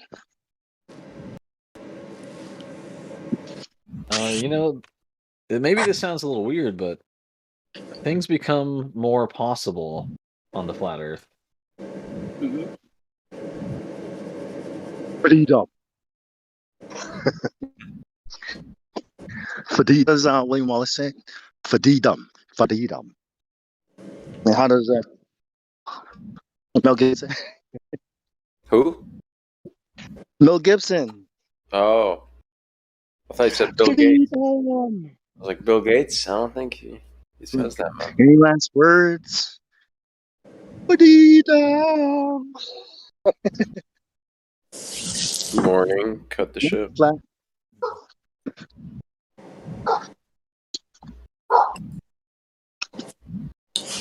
Imagine endlessly falling nowhere forever. Been there, done that.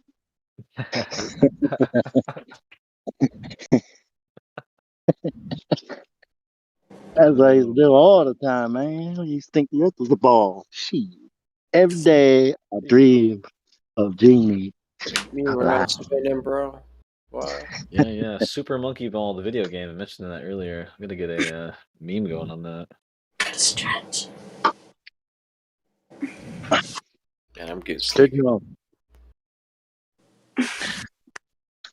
That's the life of an artist, and it gets easier, I think. Well, I don't know. Yep. Everything's easier.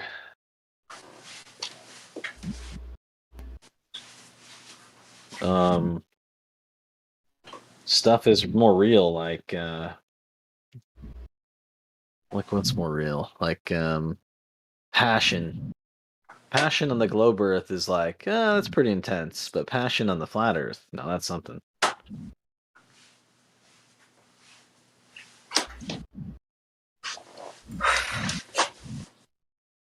What time is it?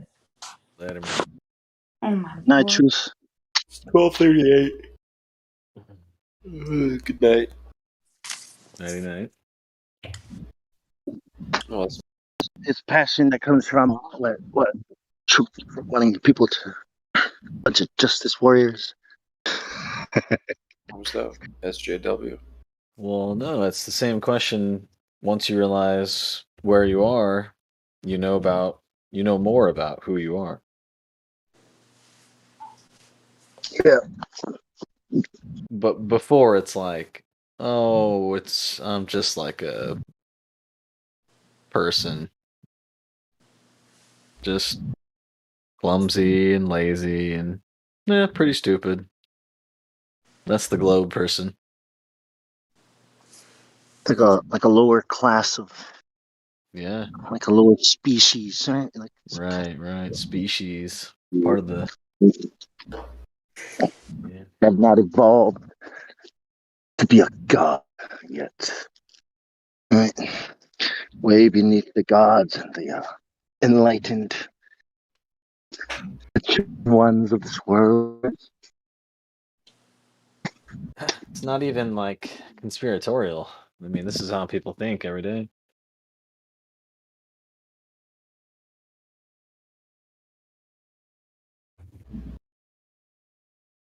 Yeah, it's funny how the people at the top treat the people at the bottom like sheep or cattle.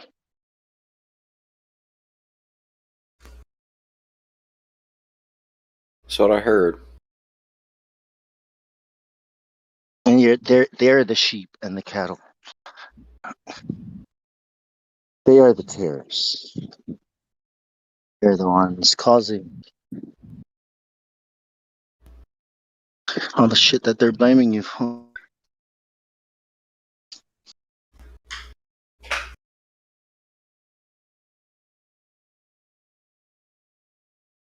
Now, is it, how do you even say this? Is prophecy something that's going to happen, or is prophecy something that people are going to make happen? Both. Yeah, I guess you can't get around People it. make it happen, but people are involved. I mean, people are used. People happens to people.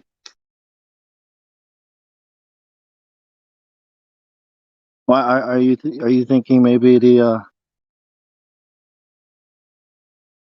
what that the prophecy and people work together to accomplish goal? Is that it? I guess at a certain level of resources, you could probably make it happen. I don't know. Depends on what it is. Well, then maybe So you were the one prophesied then about. it's right. I guess it makes you the one. I Hmm. don't know if Alexander the Great knew he was the leopard in the Daniel's dream, but maybe because he did wear that leopard skin, right? All right, you guys have a good night. I'm gonna try to wake up early tomorrow. We'll see. All right, serious. Yep. Have a good one. All All right, right, bro. it was Yeah, good okay. chatting. Take it Peace. easy. Hey, you too, man. Peace.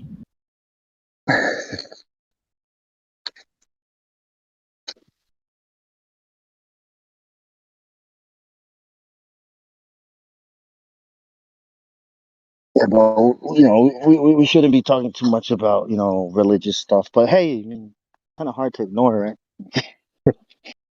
Exactly. It is happening. I think isn't what's that one guy? Uh, the really well-known prophecy guy. Who's that guy? Nostradamus, right? Nostradamus. Nostradamus is like a probably some kind of atheist philosopher type guy. Who knows? Let's look this up. I haven't really looked I into don't know that much guy yet. about him. I just know he's made predictions. Looks like he was French. Okay, I'm back. I've collected myself. 1500s. You collected yourself? Water. Welcome back, Estrella. Thanks, man. All right, come on. I can finish this.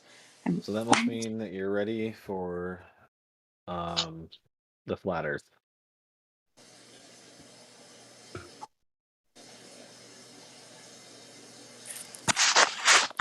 The wide plain. The mysterious great plain of existence.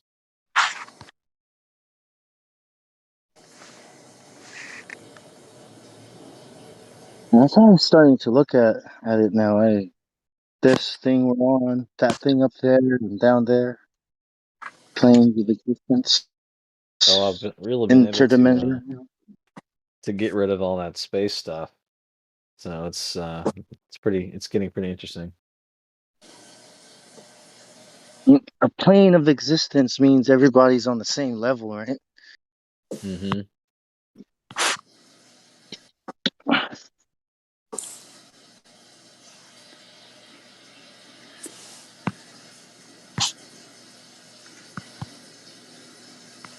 Makes you wonder if the moon and the stars and the sun are on the same plane of existence up there. Yeah. Or not? Maybe they don't. Maybe they don't. Who knows? I mean, I think just watching 120,000 foot balloon, you can see a pretty good look at what's going on. Even you get a good look at the sun in a few of them. It looks close by at that height. Sunspot. Yeah. I mean, really, And you there's can no see reason why sunspot. people should think it's far away. It's the same size as the moon, and you can see that easily. Yeah, it has the same range. You know how when you see the moon, behind the clouds, or illuminating that Right. those clouds only, and not all the clouds. Mm-hmm. Exactly. Yeah, the sun does the same thing. Mm. If it was 238,000 miles away, it should be illuminating the whole half of everything, not just those clouds. Yeah, and you can see that pretty much any full moon. I bet you have a chance to see that. I've seen it a bunch of times. The sun does the same thing, Well, especially in those balloon videos. I used to think the moon. When you were taught that the moon is reflecting the sunlight, I used to think like, well, that makes absolutely no sense. But okay, anyways, that's how. You know what I mean? Like, okay, anyways, I don't know anything about that, so yeah, okay, that's okay. Well, I'm not. yeah, I mean you're on track. I mean, why would it? Especially what they say it is. And then you you see I'll fall back, the right? kicking around the dust, the dusty sand or whatever the nonsense. I mean, that doesn't look reflective at all. It looks like when you kick the dust, yeah, exactly. It's Hollywood, man. It's so Hollywood. Mhm.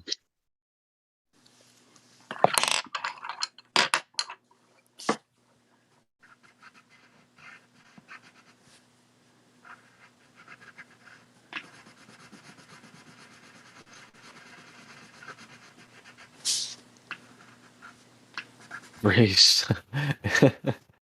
Estella, have you heard of the radius of the globe at least? Of a what? Radius. The radius. No.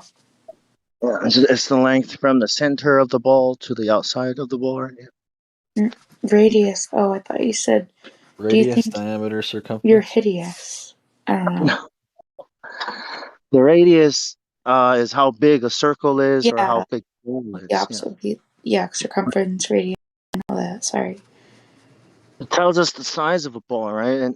And we've been told that there's a radius, but then when we go check, it looks flat. And you know what they say after that? They say, "Oh, it's so big." You know that, right? Mm-hmm. Well, how big is it? I don't know. Well, we know the radius, right? What's the radius? Of what? 3,000, 3,000, Radius 900. from the middle to the out. Okay, it's roughly 4,000 miles. 3959. Okay, can you remember that? I'll try. 3959? Yeah, roughly 4,000 miles. 3959. So, so imagine a basketball, right? And we go measure the radius of that basketball, and then we see that the radius and the curvature match up. They correlate. The curvature of that basketball is what we might call the horizon, right? Right? Mm-hmm. Right? Okay. So if we scale that basketball up so the radius is roughly 4,000 miles, right? Yes. Curvature of that ball is still the horizon, right? Yeah. All right. So where the horizon should be in the real world should be way closer. It shouldn't be out there. It shouldn't be eye level. It should be below eye level. Everywhere you look, the horizon should be below your eye level, meaning you should have way more sky than the ground, right? Because of the size, because of the radius of the ball. Are you following? Yeah. Yeah. So that thing that we keep posting called the Black Swan, those oil rigs help us know how far we're seeing. Okay. And we see that the oil rigs is way farther back than where that horizon should be. If the earth was a ball, then the horizon should be in front of the oil rigs, like way closer. That's what the Black Swan is showing you how far away something is and where the horizon of the ball should be. Are you following? I think. Okay. So therefore, people should not say it's so big that you can't see the curvature or that it's so big it looks flat because it's not so big. It has a radius of only 3,959 miles. It's actually too small. Okay? So so they say, well, it must be the light bending around the ball that makes it look flat. And that's what they're saying now. Or refraction, right? Oh, silly. Why when do balls look flat? Have you ever seen a ball that looks like a table? That has a flat surface on it? No. I No. mean, so why does our ball look flat? Like a table? I have no fucking clue. 70% is ocean, but all the water that's been measured with lasers and other ways is all flat.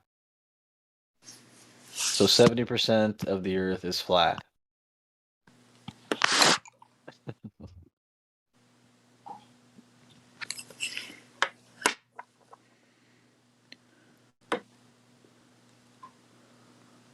If Earth is a ball, then straight lines don't exist, 90-degree angles don't exist, and you've never known a straight line before in your life.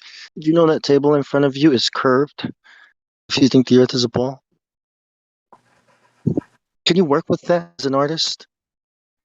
Hmm? Can No. you draw a straight line and call it a horizon on your paper and think this is a curved line? How does your brain do that? Like, your brain is like stupid. It's a straight line. I'm an artist, right? Like no, but science. 90-degree angles don't exist. The ball Earth says, you know what I mean? So what? Who's lying here? Is the Earth lying? Are your eyes lying? Or are people lying?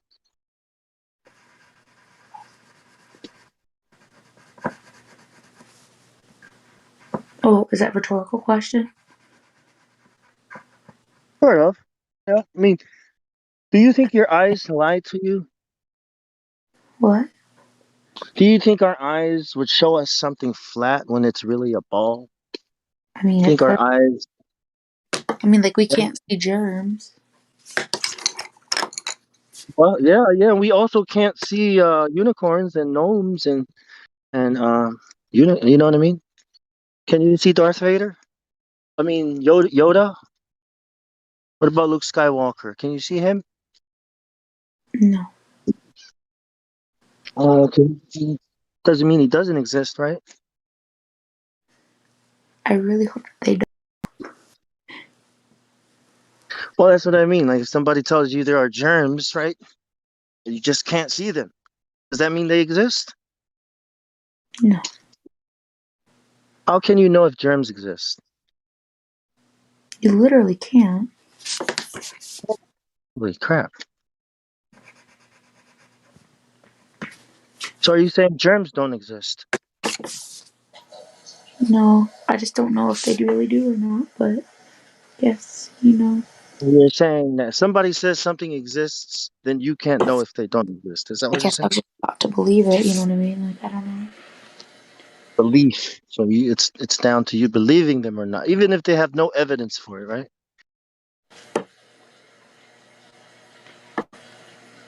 I So don't know. can a ball exist but not look like a ball? No. Can a ball look like a table? Fucking no. No. So why do people say the earth is a ball? I don't even know. Well, you know, there's people upside down somewhere, right? I've never seen what does upside down. What does that even mean? Like, are they standing on their heads? Oh, you mean if we took a picture from space? Oh, that would be cool. I'd So love to see everyone's, in fact, your up is different than my up. that. Well, then it means up and down cannot exist on a ball because up and down would imply everyone is looking at the same direction, right? Up is out and down is in. Um, coordinate ourselves, right? Orientate ourselves. What do you mean up? I mean out. You know what I mean. You don't. Get it right. You live in a ball, damn it. Whoever came up with up and down is so stupid. And why would you create words that confuse people? So dumb, right? Up and down. Are you a flat earther? Idiot. No, that's what a ball is, right? You guys not serious about living on Yeah. balls? Are you guys just joking around or something? Am I taking it? Am I taking this too Uh, literally? Right? Look. It's not a literal ball, all right? I mean, gosh, ball, calm down. What? This is some that serious shit, man. that They're calling stuff's flat. it. Oh, what the shit is this curvature?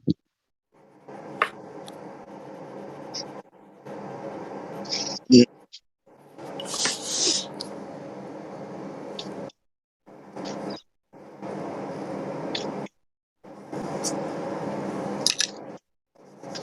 Smart people did smart stuff somewhere, and that's what it comes down to. Yeah, so does my phone. My smartphone does smart stuff too. Probably a lot more than those smart people. Oh, right. You know how many gigabytes of memory my phone has? Exactly, gigabytes. I said gigabytes, right? Exactly. Case closed. I've tried a couple times in real life to talk about this kind of thing, and right away come up like, "Well, why does it even matter? My life will not change at all." And that's kind of hard thing to answer, but it really comes down to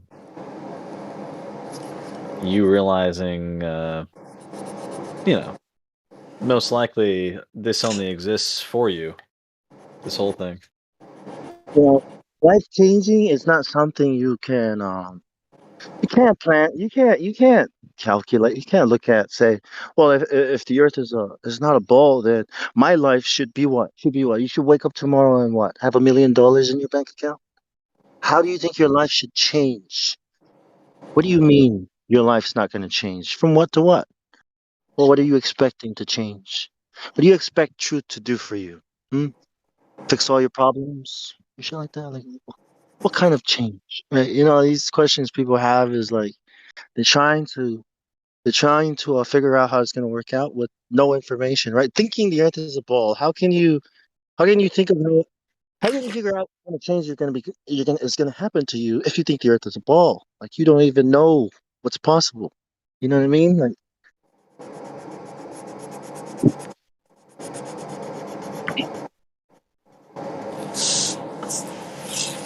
I think that is totally false. Your life will change 100% for better or for worse. I don't know, but it will definitely change. The way you change, the way you see people will change, the way you see everything will change. Mm-hmm. Here, put on these glasses. Yeah, exactly.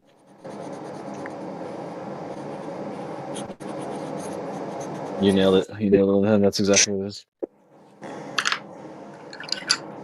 I thought that too, you know. Well, I still gotta get up and go to work tomorrow, pay taxes, and be frustrated with this bullshit system. And as I kept learning more and more, you know, I started thinking, I don't need this fucking job. Like, the only reason why I have this job is because I want bullshit.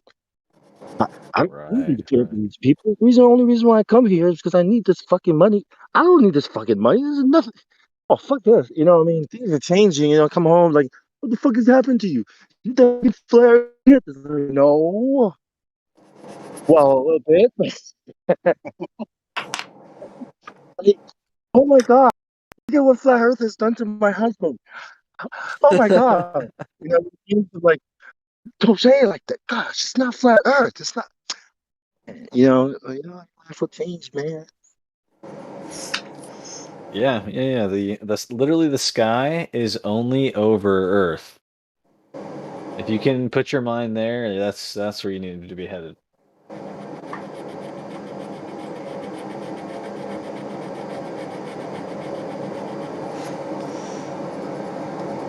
Yeah, I think what you're saying there, Bong, is spot on. And just to add to it is that once you discover that truth, that why are you doing what you're doing, and can you actually be without it, or can you choose to be without it? It's the same journey that we go on with the flat Earth discovery, that you have to go do your own research. Once you realize that you're capable of doing your own research, the world suddenly unlocks. Because Yeah. now, do you want to become a financial investor? Go learn about it. Do you want to become a lawyer? Go learn about it. You know, it's you literally have this competence, whereas prior you thought, okay, this is my lane. I chose this lane when I was 15 or 16, and I'm stuck in it till I'm 70. I've just got Yeah. to stay in this dead end job, pay my taxes, and there's no other option. For me, about 8 years ago, I started to say to myself, I want to be at home and be paid more than anyone has ever paid me previously. And that was my goal. How do I find a way to generate more Yeah. than I was earning in my salary, but that I have all the freedom to myself? It took me about 5 years, 4 or 5 years of multiple entrepreneurial ventures, of trying to figure out what works. But for the last 4.5 years, I work from home long before even the medical thing forced most people to do it. But being at home, earning an income, and doing it in a way that I've discovered other ways to unlock myself. That to me was one of the most liberating things about the flat earth discovery, was this is up to you. And what future do you want? And work toward that future you want, not necessarily what lane am I in. I have to pay taxes, have to go to that same dead end job every day. You know, people get stuck in the comfort or the familiarity of a really bad thing. Yeah. Well said. And before you know it, you've lost all this time that you could have. You know, 1 year's time is a lot, you know, as far as doing stuff that you want to do, learning things you want to learn. I mean, and then you lose another year, and another 5, 10 years go by, and then what do you have? Yeah, You're stuck for in the sure. same place.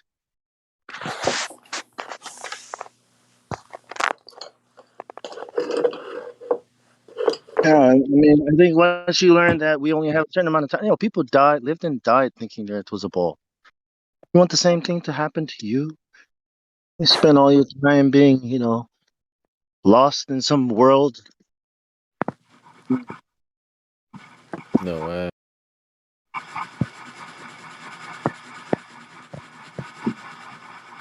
Yeah, I often think that, like, when people die, my first thought is that they died not even knowing where they. Hmm. And some people often say to me, "Oh, that's irrelevant. How can you bring up that flat Earth conspiracy at a time like this?" Yeah. See. And See. Yeah. but to me, it's like my heart aches that they weren't able to sort of know, especially the Christian ones who are like, "No, that person's gone to heaven. It's fine." Still, to me, I think, what must the look on their face be when they get up to heaven and they realize everything that they had thought was wrong? Yeah. That the earth that God created for them, they never knew it. It they never knew the earth that God created. Yeah. And for Exactly. me, that's that Bible verse that says, "If I tell you of earthly things and you cannot understand, how can I ever tell you of heavenly things?" And when I say that to my Christian Oh, that's friends and say to incredible. them, if you cannot understand the earthly things, how amazing this creation actually is, how will you ever be able to fathom the incredibleness of what is lying in wait after this? I call this like level one, and heaven or hell is level two. What is waiting for you in level two?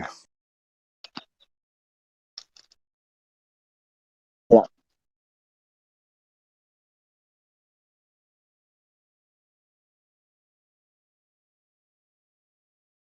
level two. But then the Christians say to me, well, they knew the Creator, and that's what matters. And I don't disagree.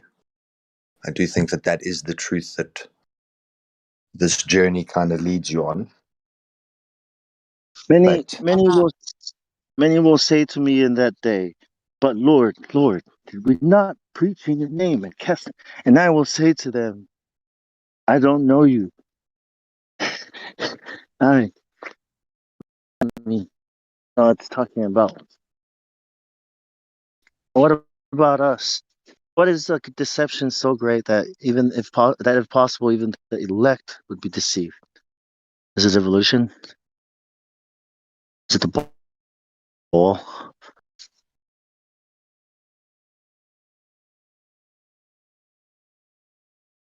Go to church on Sundays. We go party on the Saturdays, Sabbath days. Christians, you know?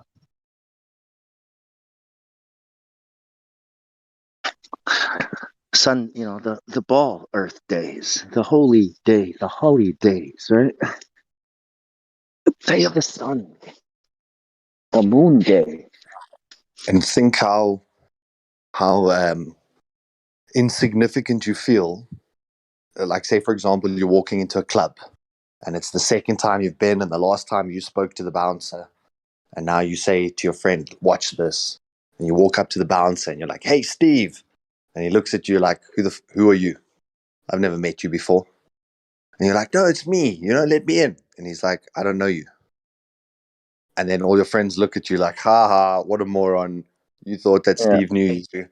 Like, think about that feeling, but times by 1,000, when it's Oh the yeah. creator who turns and looks at you and says, "I never knew you. You Oh, never knew me."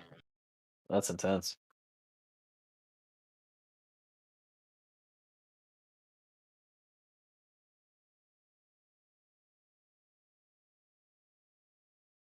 Exactly. I think the ball earth is that deception, though. Because I've been wondering, like, what kind of deception could this be?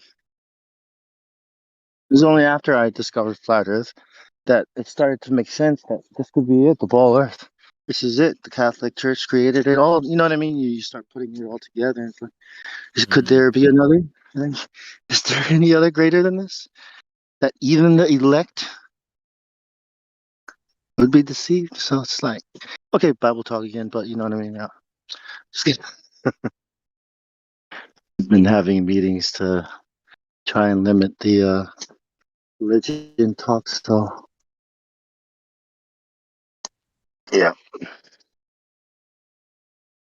everything would change, man. Everything.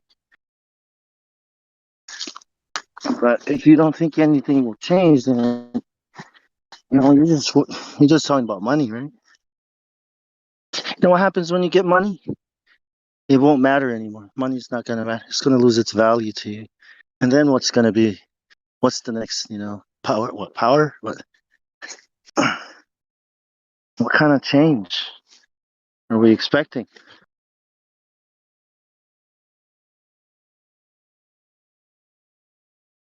And finding out dinosaurs ain't real, right? It's not going to. What kind of change are you expecting from that?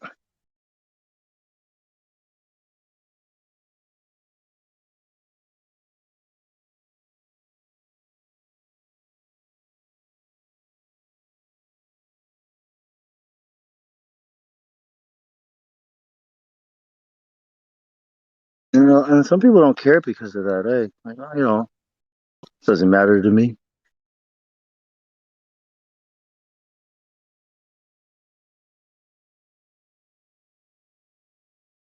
Yeah, there's room for all walks.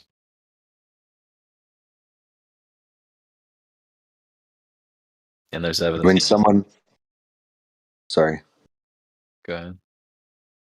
when someone says that it doesn't matter to them, indirectly they're actually saying it hasn't affected me yet. Because most people only start to pay attention when it affects them.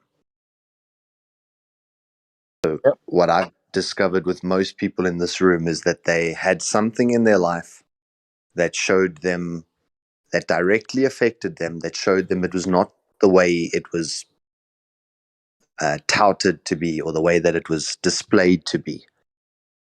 So, for example, you work for this big corporate, they tell you that you need to retrench people, you know in your heart it's not right, and execute the retrenchments, and you feel like absolute crap. And then the next couple months later, you're on the chopping block and they're retrenching you. And when you were doing it to someone else, it was okay, because as long as it's not me. Then the moment it happens to you, you suddenly turn and say, wow, corporate is this throwaway machine where it just discards resources as and when needed. Then suddenly you realize that the corporate machine is not there for your benefit because it's now directly affected you. But when you're the one doing the retrenchments, you say, well, it doesn't affect me, it doesn't matter to me because you're not the one being retrenched.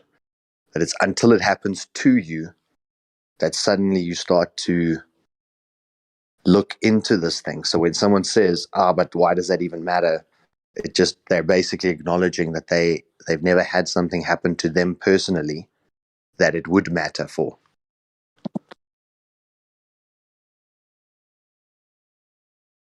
Kind of like when they say, why would they lie? They've just acknowledged that there is a lie. Now they want to know why. So if they ask, why would they lie?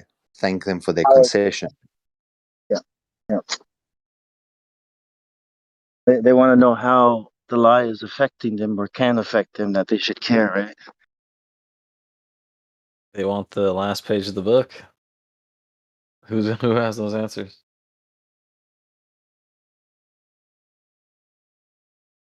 You can't handle the truth.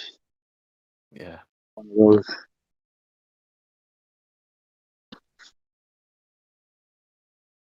I want the truth. Do you really, though? Do you really? Well, yeah, I mean,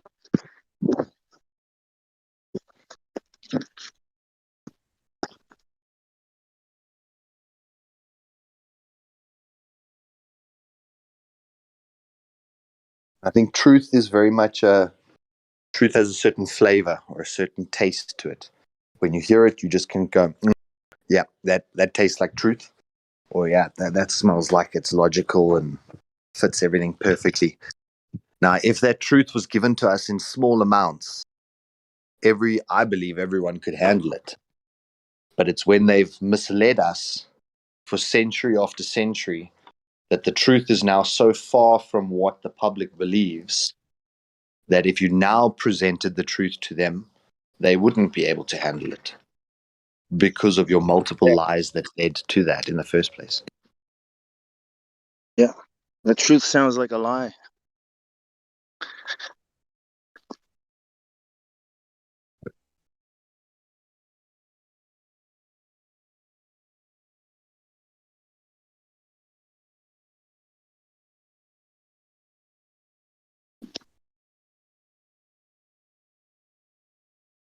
I mean, I like to think that I'm a good man, but the truth is, the ugly truth is, I'm not.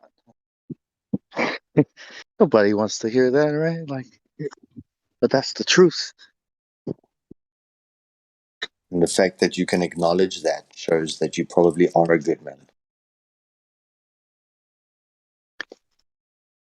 You gotta accept it, hey? Well, for all have sinned and fallen short of the glory of God. So we'll never be perfect. Yeah. But it's kind of like when you read those narcissists, how to identify a narcissist, and you start to see traits that perhaps you might identify with. But one of the traits is that a narcissist will never think of themselves as a narcissist. They'll always think that they're right because they have no empathy toward another. So by the fact that you're asking yourself if you could be a narcissist, you've basically proven that you're not. So in the same way that when you're asking yourself, am I a good man? And you're actually answering like, no, I've got bad traits too. That shows that you actually are a good man because you're analyzing it honestly. Not that your actions are good, but that your heart is good. So, self-evaluating, right? Like, is this okay? Is what I'm doing all right? Yeah, yeah, or yeah. A narcissist assumes he is whatever he does is right. Yeah, no matter the consequences or the pain to anyone else. Yeah.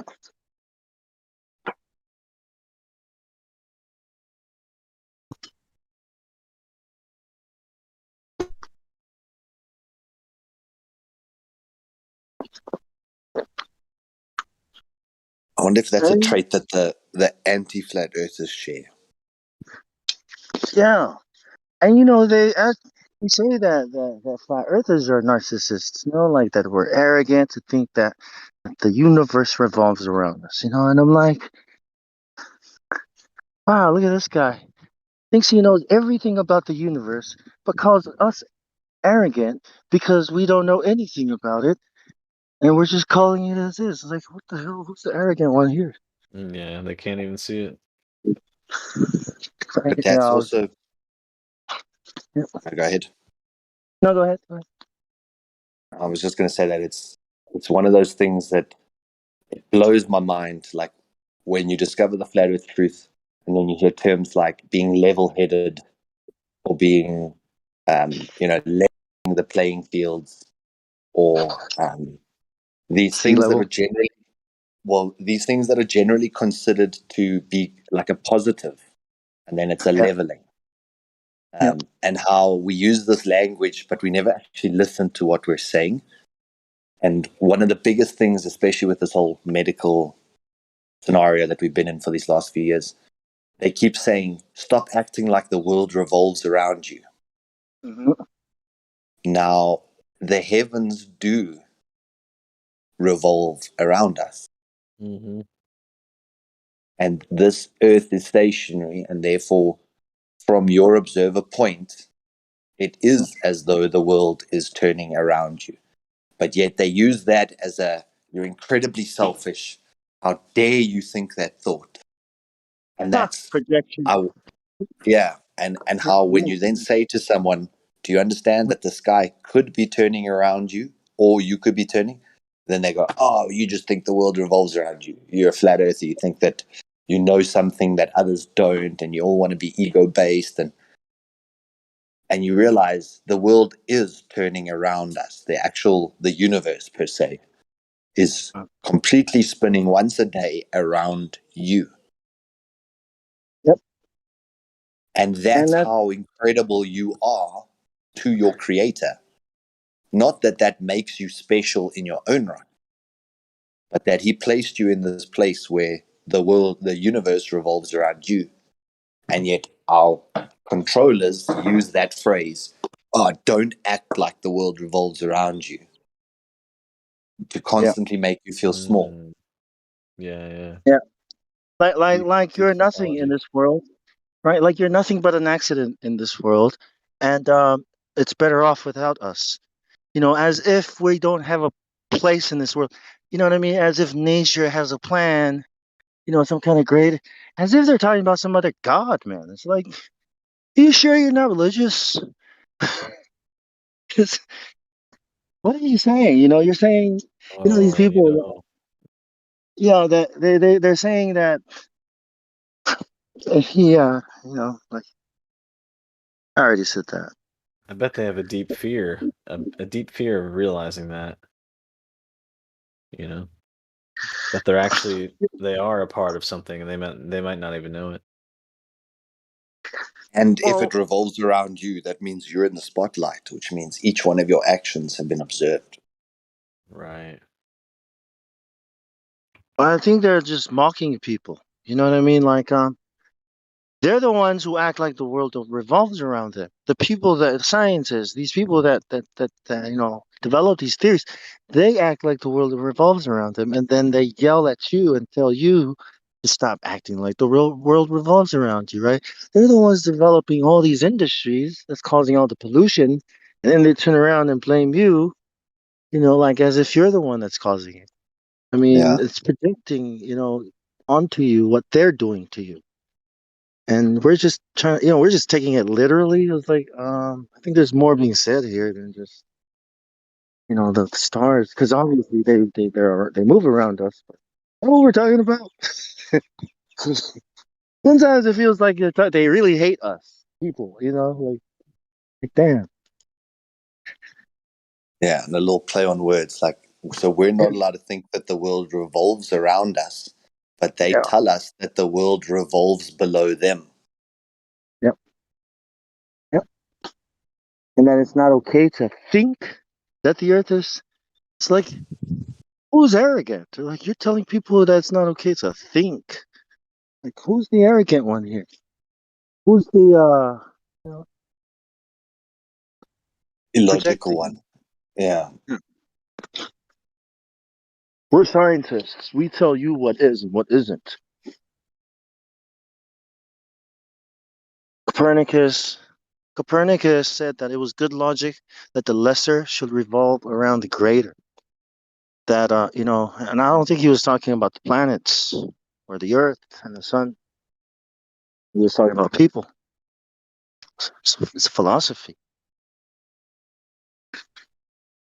The Pope is the sun that the world revolves around.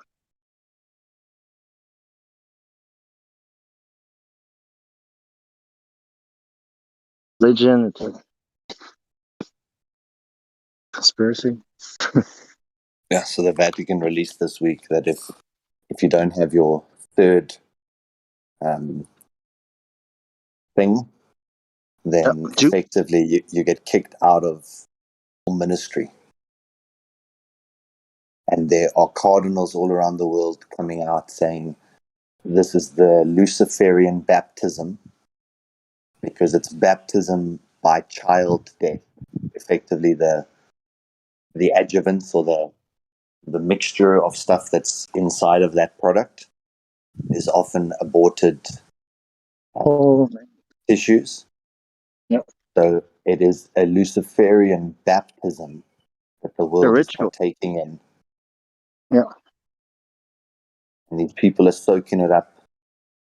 And to see these cardinals standing up, the Vatican-based cardinals saying, "What the hell?" Wow.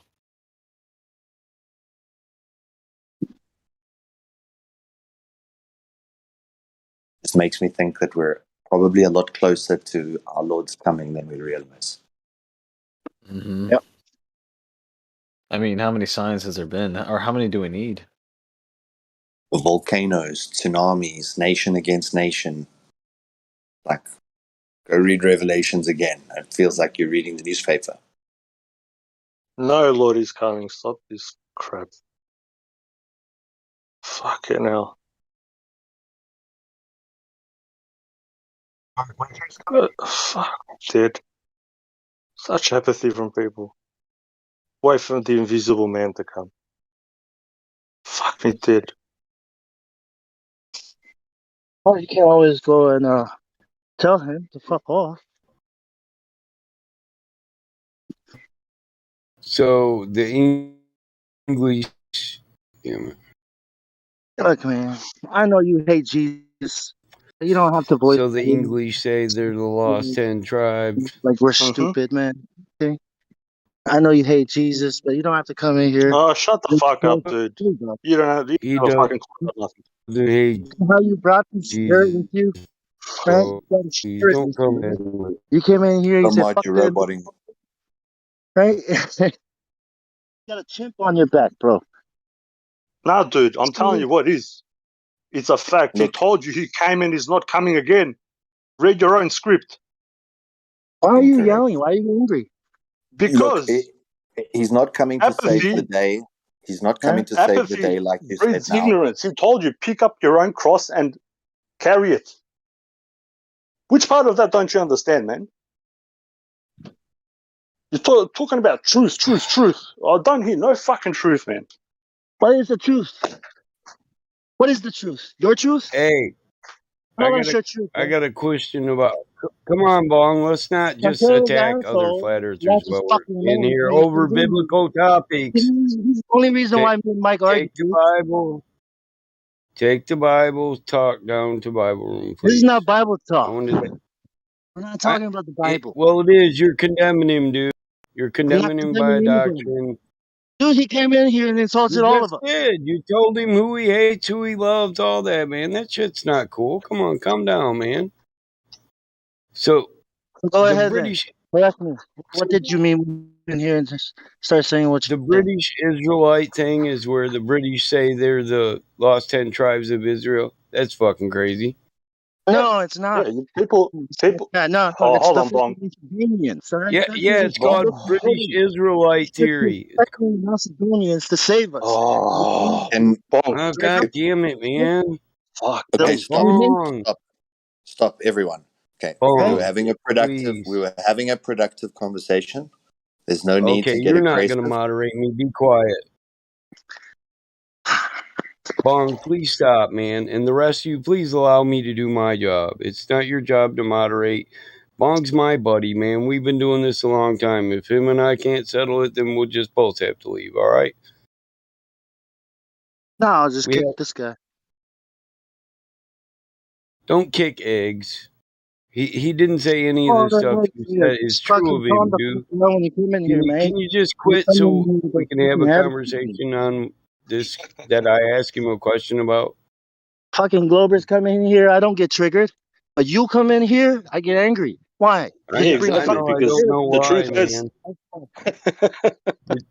I wanted to talk about the treaty. Spirit of fucking shut the fuck we're up. supposed to be keeping that biblical stuff out of the live stream. I'm not talking about biblical stuff. It's this guy. You are. You jumped right on him and said he hates Jesus, man. Come on. I want to know about the Treaty of Verona and how the English people think they're the lost descendants of the 12 tribes of Israel. I don't give a fuck what the English people think. Yeah, I know, and I don't care if you think he believes. If you think he hates Jesus, you don't know because you don't listen to him. You just get triggered. Fuck him. I've already heard what he has to say. You just I know admitted what the it. fuck he is. I live in Australia and I know people like. yeah, sure. You think people like you think that they know everything, and that's the The problem. only way we're gonna settle anything is with our fists. That's who you are. Okay, well, Whatever you want, dude. You had to take it to a private Not gonna lobby talk. then because I I can't talk don't with want you. it in the live stream, You're a violent Bong. person. You can hear it in your fucking voice. I Bong. smash people like you, motherfucker, at work. Come So on, shut the fuck Bong. up. I'm trying not to get mad, so either you're gonna have to take it to another lobby or just pipe down, one of the two. Because really, this isn't for live stream, bro. Don't even fucking Rolex. Watch your fucking mouth. You just got here, nigga. He really didn't say nothing, dude. You said you spoke for him and told him who he loves and who he hates. The thing that Nobody wants that to hear he you tells fucking you not to sign. do, not to throw stones, you do. And that's the problem. Everybody thinks that they know everything, and this is the problem. Yeah, especially you rolling your always, heels, running your mouth the way you let do. me You're finish talking about speaking. yourself. That's the problem. I'm not talking about myself. What have I spoken about myself? You fucking came in here with your fucking bullshit attitude. You ain't got What nothing did I to say? What did I say? What did I say? You know what you said. Say it again. What did I say? Say it. You said What did I that say? we were talking about Go ahead imaginary and say it. man who's going to come from the sky to Yes, save us. exactly. Now, I wasn't saying, neither one of us was talking about waiting for him to come and save us. We were simply talking about an impending event. And I think that that's where the conversation should end on this specific matter. Yeah, And maybe we should go I on to think the something more biblical productive. stuff, if you haven't No, it heard, knows what truth is, if you right? guys You haven't haven't been heard, told we anything, but don't you haven't want heard the anything that you biblical believe. stuff in the live stream any longer. What This would be is this? why, too.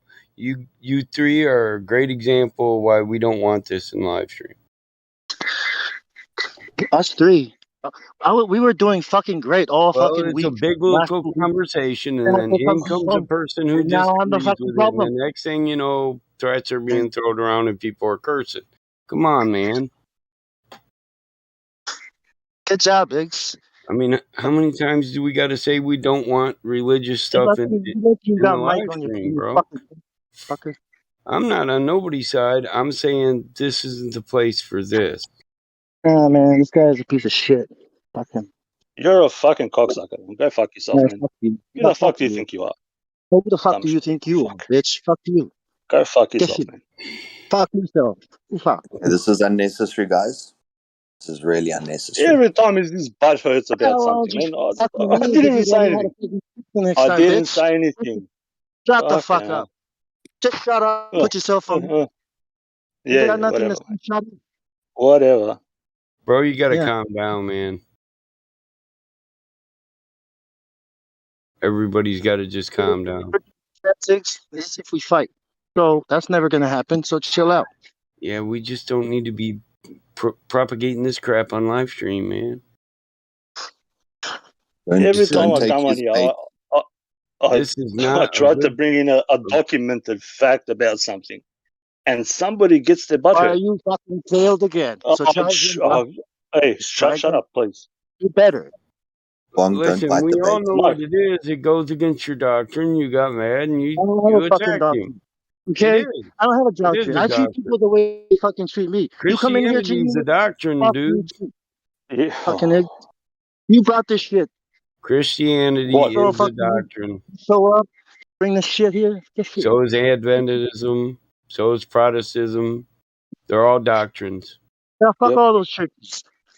Eggs doesn't know shit about what he's talking That's about. my point, man. You're I just don't know. triggered, man. Take a break. Come on, man. I'm gonna Please. go handle It's it too with the Pope. early for this shit. Come over here and talk about shit you don't understand. This is what, listen. I'm only going to say it one more time, then we got to quit. We don't want biblical crap in here because biblical people get emotional. And we don't want this on the live stream, man. That's some fucked up shit to say. Me and you gonna both be in trouble for this. And it's not fucked up to say separate your Bible and religious theories and beliefs from the scientific lobby. That's not fucked up. This right here is tainting all the work we do on a scientific level. All right, then let's talk about the fucking Freemasons and how they're gonna save us. About Bible. Let's talk about the flow of Yeah, religion. let's keep the red herrings and the straw mans out of it. Let's just not talk religion.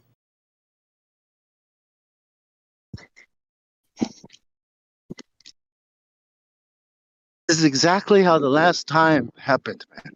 This motherfucker. I know that's why I'm not taking sides. I'm just saying what we said at the last meeting.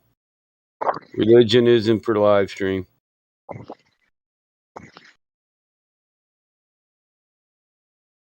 So back to thinking that the world. So back to thinking that the world revolves around people, and how we're not allowed to think that, but yet most people do. And yet we're told that the floor beneath us is what's turning, not that the world around us is turning. So then the point goes to if that is happening, what are we doing? It's like your parents walking around you to make sure that you are doing fine. Yeah, you have like a, I don't know, mum or a dad or brothers or sisters, whatever. And at the end, what are you doing? That is the question. They speak in a different language that most people don't get, that don't understand. And again, it comes back to what are we doing? You, me, everybody. Yes, we observe. That's fine. I don't disagree with it. Never disagree with it. And then the bigger question has to follow. What are we doing? Well, it's kind of like when you walk around with your child like that. If you're very close to the child will climb up and put itself in precarious positions because it knows you're there to catch it if something's going to occur. Now, I don't think that you can paste all people saying that they're all standing on the cliff edge, waiting to fall off the cliff edge, and some invisible man in the sky must save them. They're not necessarily putting themselves at risk. But No, if not all something people. if something is coming like a tsunami and it's so many kilometers away or so many years away, it's fine to say there is an event that's coming. Not to say that we must just let everything burn and crash for now until that point, but it's just the observation that things are starting to point in that direction. I think that's was more what we were trying to imply. But it is amazing how if you don't follow your child, if you leave your child to go explore the world on their own, they're far more cautious because they know there isn't someone there to catch them. Whereas if you're walking behind your kid, that's when he breaks his arm or breaks his leg or climbs up the tree because he thinks, oh, you'll catch him if he falls out. So he goes for that extra high branch. There's this, when you know someone's there to watch, you push yourself further.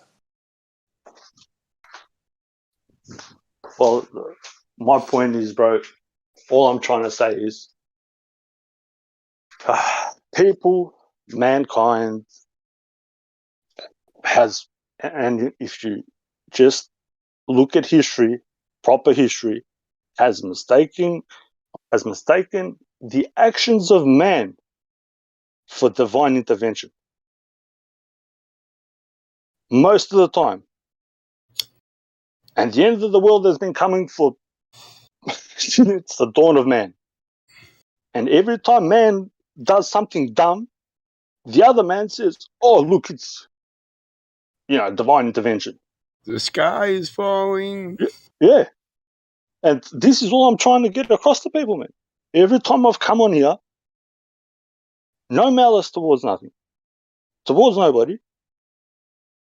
Stop interpreting the actions of men for some, whatever reason it is. It doesn't matter what it is. Do you think everything that's happening now is not controlled? If you think that it's not controlled, then there's no point of me even saying anything. This is why I don't come on anymore. Well, there is no help for you or for anybody else. That's it. You can just write yourself off. Might as well sit here and just, at the end of the day, if everything's predestined and predetermined, why are you living? Why does everybody want to convert anybody to anything else? What's the point? You're part of a big joke. I don't take a Calvinistic view of predetermination. No, I'm just saying, but that's the way most people see it. Yeah, that's you get what I mean? Too. Everything's already written in the book. Well, you're full of shit because I ain't wrote my magnum opus yet, motherfucker. Yeah, that's what I'm trying to say, Brian. I don't know if my English is bad, you correct me. That's all I've been trying to say the whole time. Every time I say this, every time. And I'll stop coming on here because of this dumb shit. Sun, but then comes the one. Yeah, exactly. There's nothing new under the sun, but then we'll fall for the same fucking trick and the same, hoodwinking as was done, the past, 10,000 years of documented history. 2 societies ago, 2 eons ago. Yeah, exactly, 2 bro. empires ago. Yep.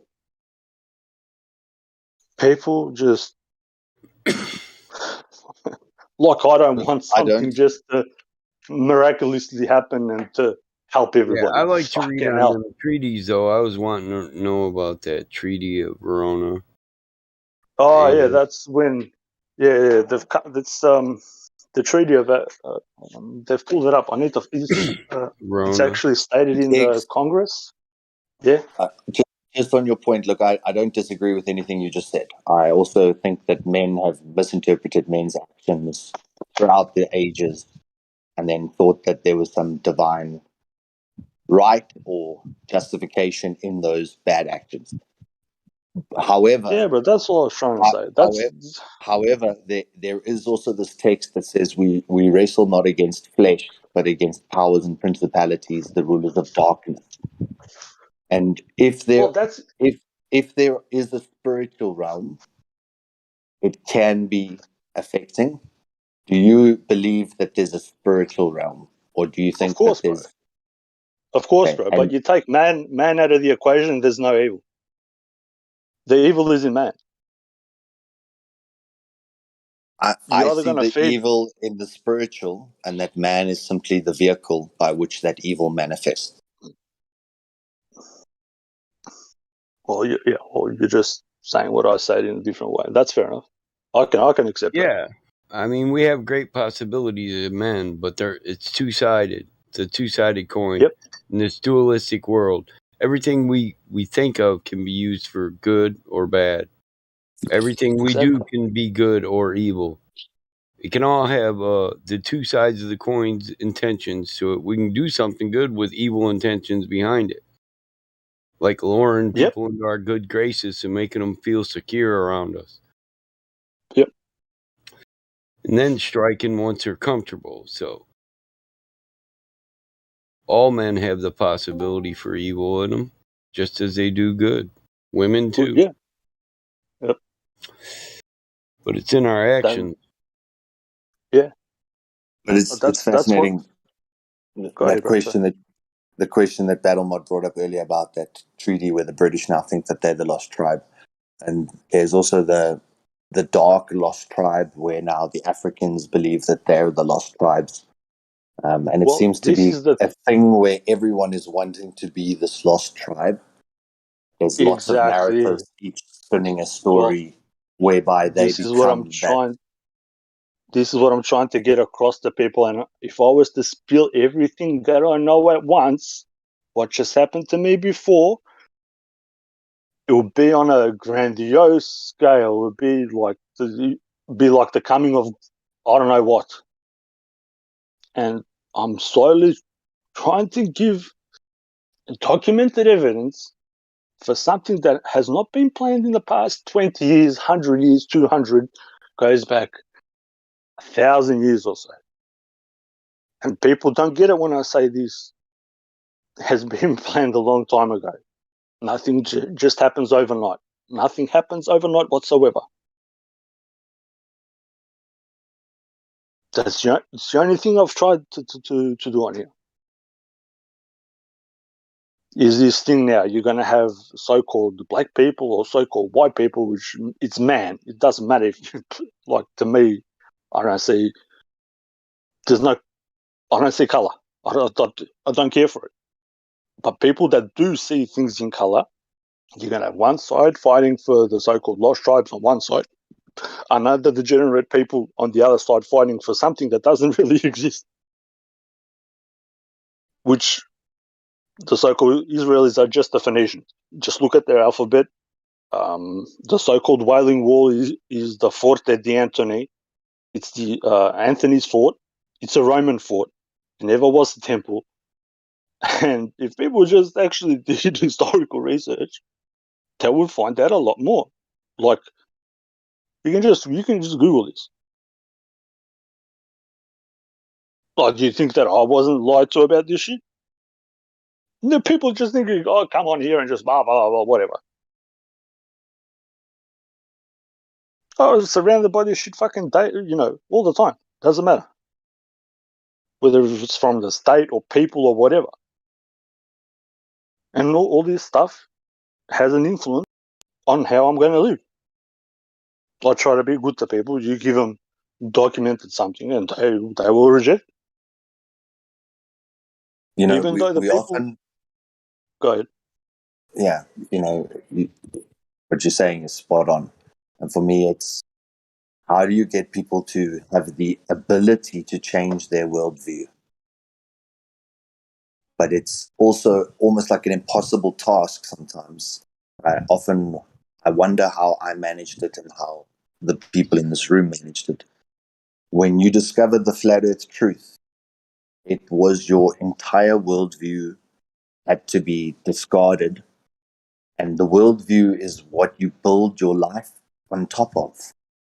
You build your very existence on your worldview. Of course. You take many, many decades, especially through your teenage years and your 20s, shaping who you're going to be as a character based on your worldviews. Mm-hmm. And for us to be able to change a worldview means you can start rebuilding. So you had a new foundation and you started building a new person on top of a new foundation. Yeah, I had to get rid of everything, bro. People can't.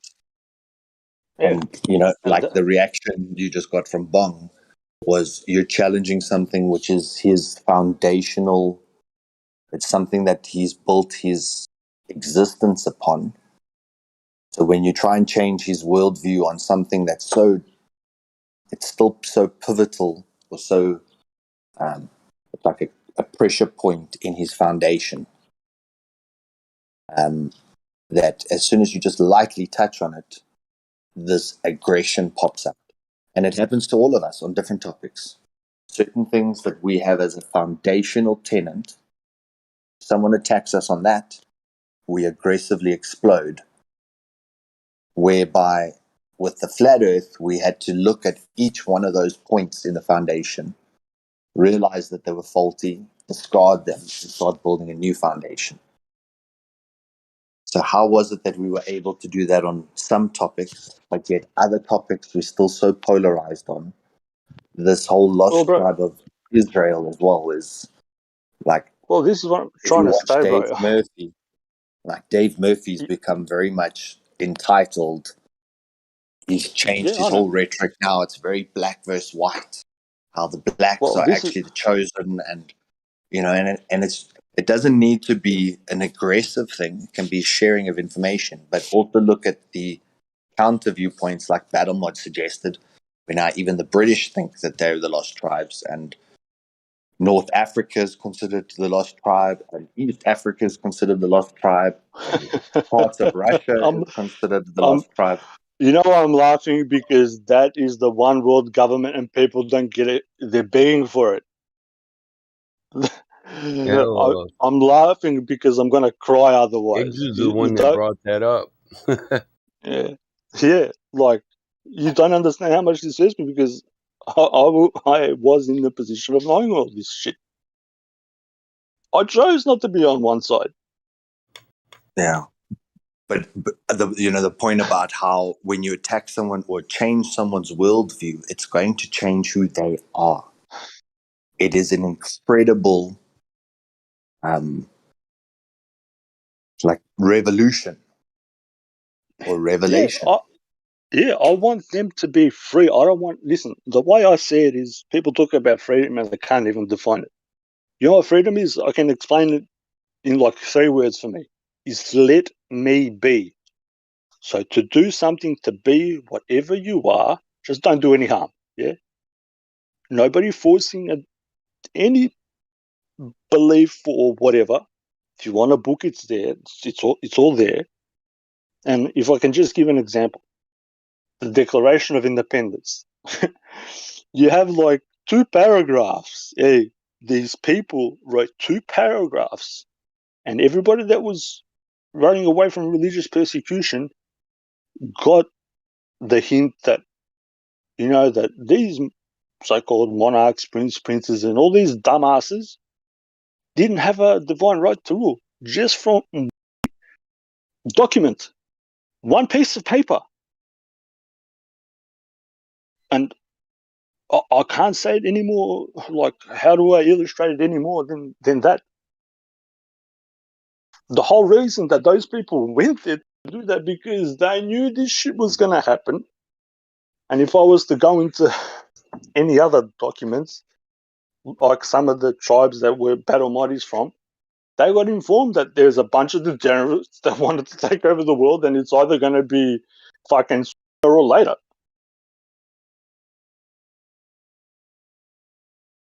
So you say to people, all of you are free. Whatever, how do I put it? Whatever God, whatever meaning God has to you is for you. And be free. And to me, that's... Morning, family. Hello, Iggs. Hey, brother. Hey, brother. How are you? Nice to hear you. Good, thank you. God bless you, brother. Thank you. Bless you too. And Battle Mod and Clutter Solar. Everyone. Yeah, I heard you talking about it. Hey, I heard you talking about... What's up? I'm back. Hey, welcome back. I heard you talk about the Declaration of Independence. My question is, why was it required?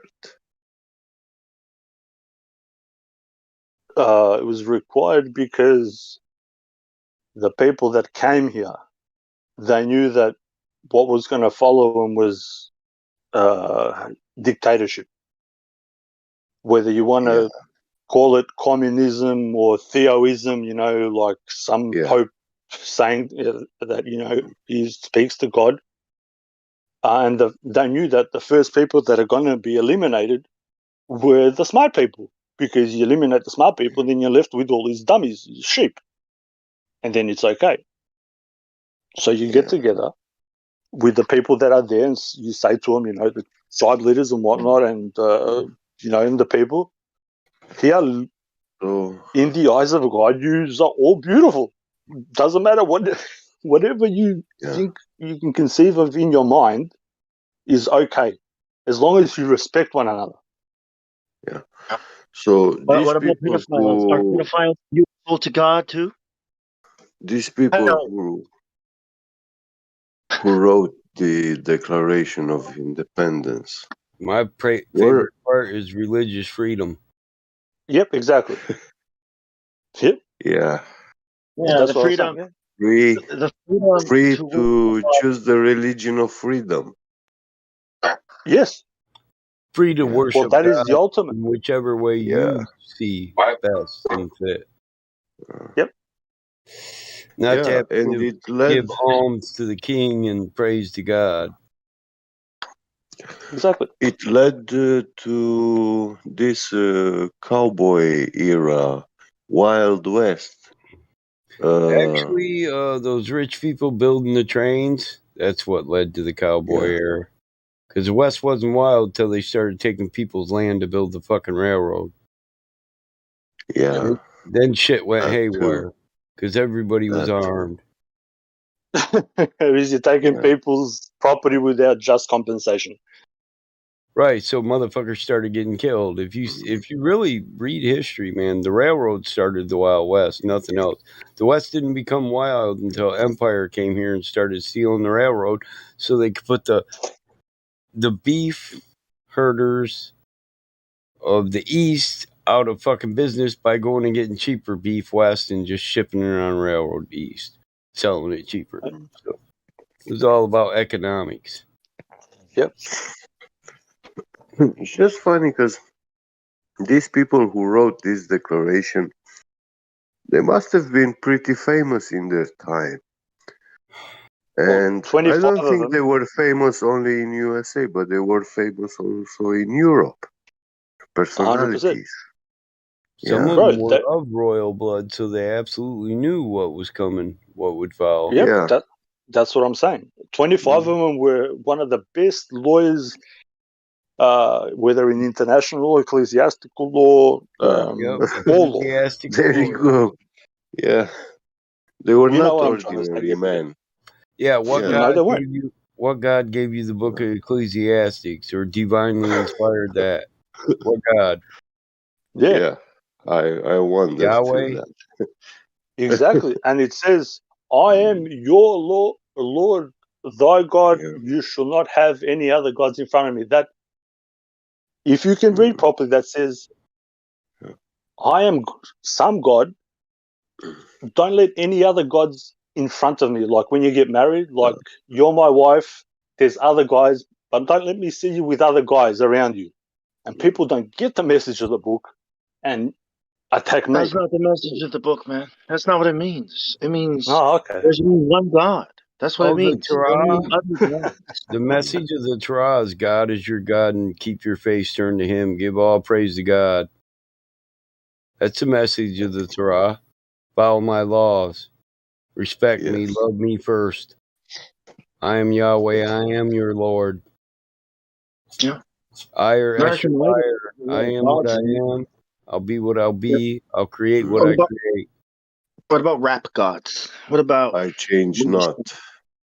what about superstar? What about sports stars? You know, LeBron James calls himself a god, right? They call them little god. Oh, you know, this little Well, they're god, and that. saying that when they say they're shooting stars or when they say they're stars.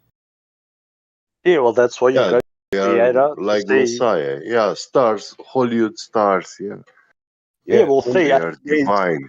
Yeah, yeah, where you see God speaking. Theo is God, and when you say Eta, as in orderly, God speaking.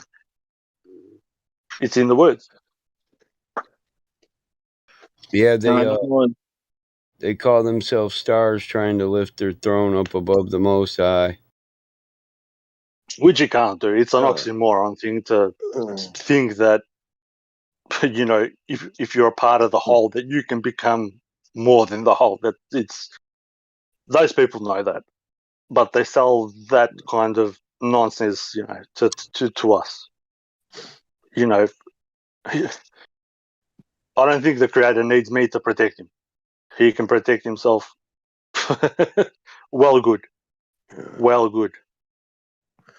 If he needs me to I'm protect also him, then he might be curious. in trouble. I'm Sorry, go also ahead. curious who created that situation where people required the Declaration of Independence. I like those dumb people that say, "Can God do anything?" You say, "Yeah." Well, can He make a rock bigger than He can move? No. I say yes, He can. Can you make Yeah, a rock spin around yeah, He another can make rock? a rock bigger than He can move right now, but then He could increase Himself, Yeah. and then He could move the rock. So Yeah, it it's wouldn't last for an one of eternity. God bigger than he can move. Right. Because he's the Almighty. He's the unmoved mover. You know, Yep, here in New Zealand, there was the Treaty of Waitangi, right? And on the treaty, it said that the people were able to own stuff and all these things, but the treaty that they actually took to England that is recognized says the exact opposite. So who cares what the Constitution says? Who cares what they tell us the truth is? Because we know that they're full of shit. It's well, fake. Yeah. I know that they're full of shit, bro. That's what I'm trying to say. The people in New Zealand did a good thing by saying the declaration. I've read it. I know it. I have the original somewhere. It says the same thing, similar to the one in the USA. Yeah, the one in the USA, that's not the one they recognize. They don't give a shit about that. Something that we look at and think, look, it's a declaration, we have rights. Like, shut the fuck up, cows. Like, what the hell do cows need to know about this? Yeah, You know what I mean? but bro, I get This you, shit is bro. boring I'm trying to to say us. for us to do something, bro. I'm not dissing No, I'm anybody's. agreeing with you. I'm just All I'm trying to. rant. Go ahead. We believe in a greater power. Now, if we invoke that greater power and do something, and put motion into action, or action into motion, whatever you want to say. I'm getting my words mixed up now. We can affect change. Instead of us, then we become them, right? Don't we end up being in their position? We know what's best for the world. Now we're the new world order. I mean, it's no, just going to change. It's just going to end up in the same place. A small group of people who think they know what's best for the world is going to, you know what I mean? no. I don't say that I know what's best for people, bro. All I'm Well, I'm saying not talking is, about you. I'm talking about if people were to come together, it's just going to end up in the same place again. Where we started. A small group of people is going to try to acquire power and take it from the good man. Like the good people. well, I get that, and I'm not gonna say that there aren't fucked up people like that. The whole point is it's either there is going to be opposition or there isn't going to be opposition. If that makes sense. Either we're going to willingly put our chains on, or we're going to do something about it. Do you get what I'm saying? Everybody that's got children, I've got nephews and stuff, bro. I don't want to see them, in a fucked up state. Why do these representatives of the people require a special army guard, secret service and stuff like that to walk among the people? Because they know. They know that if they Yeah. don't have that security, they'll get their head chopped off. Yeah. Like For example, go ahead. There was a time when Bush went.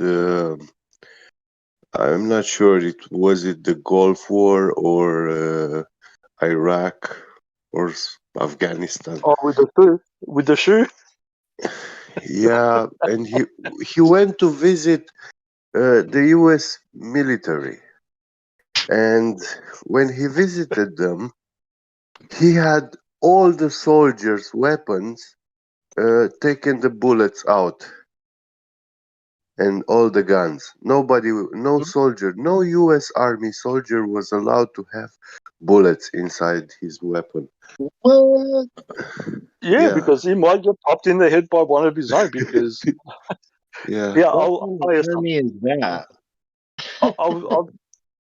Most people that hear me on here know that I research law, and I've been involved in law. I've worked in the courts and all the rest of it. So, a long time ago, I went to look up the so-called CIA, and the IRS.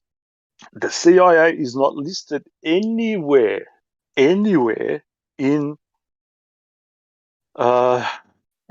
U.S. Constitution. It's not listed anywhere as a government agency. It's not listed. Neither is the IRS. Now these people are running the place, so it should tell you that the people, because there has to be good people. I still believe in that there is good people out there. I know there is good people out there.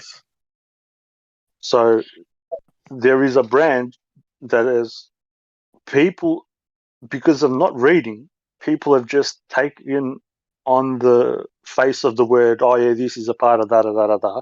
But when you read the so-called law, they're not mentioned anywhere in there.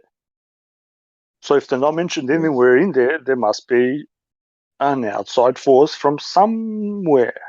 And I've called the CIA the Catholic Intelligence Agency because that's what it is. Yeah. It's not the Central Intelligence Agency. Of course. You can read about the police, for example. You can read about the police. Yep. You've got the Fraternity of Police. It's a Masonic order. You can type it in Google it right now. It's called the Fraternity of Police. And you look it up, and they've got Masonic orders. Fraternal Order of Police Officers. Yep. Welcome to Rome. Yeah.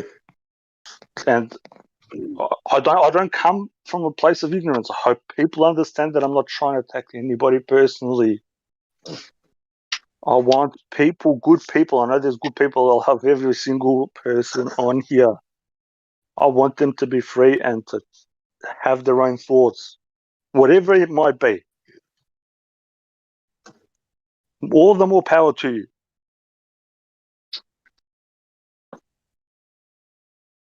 the reason why we're in this situation is because people have been telling us from the get-go what to think and how to think.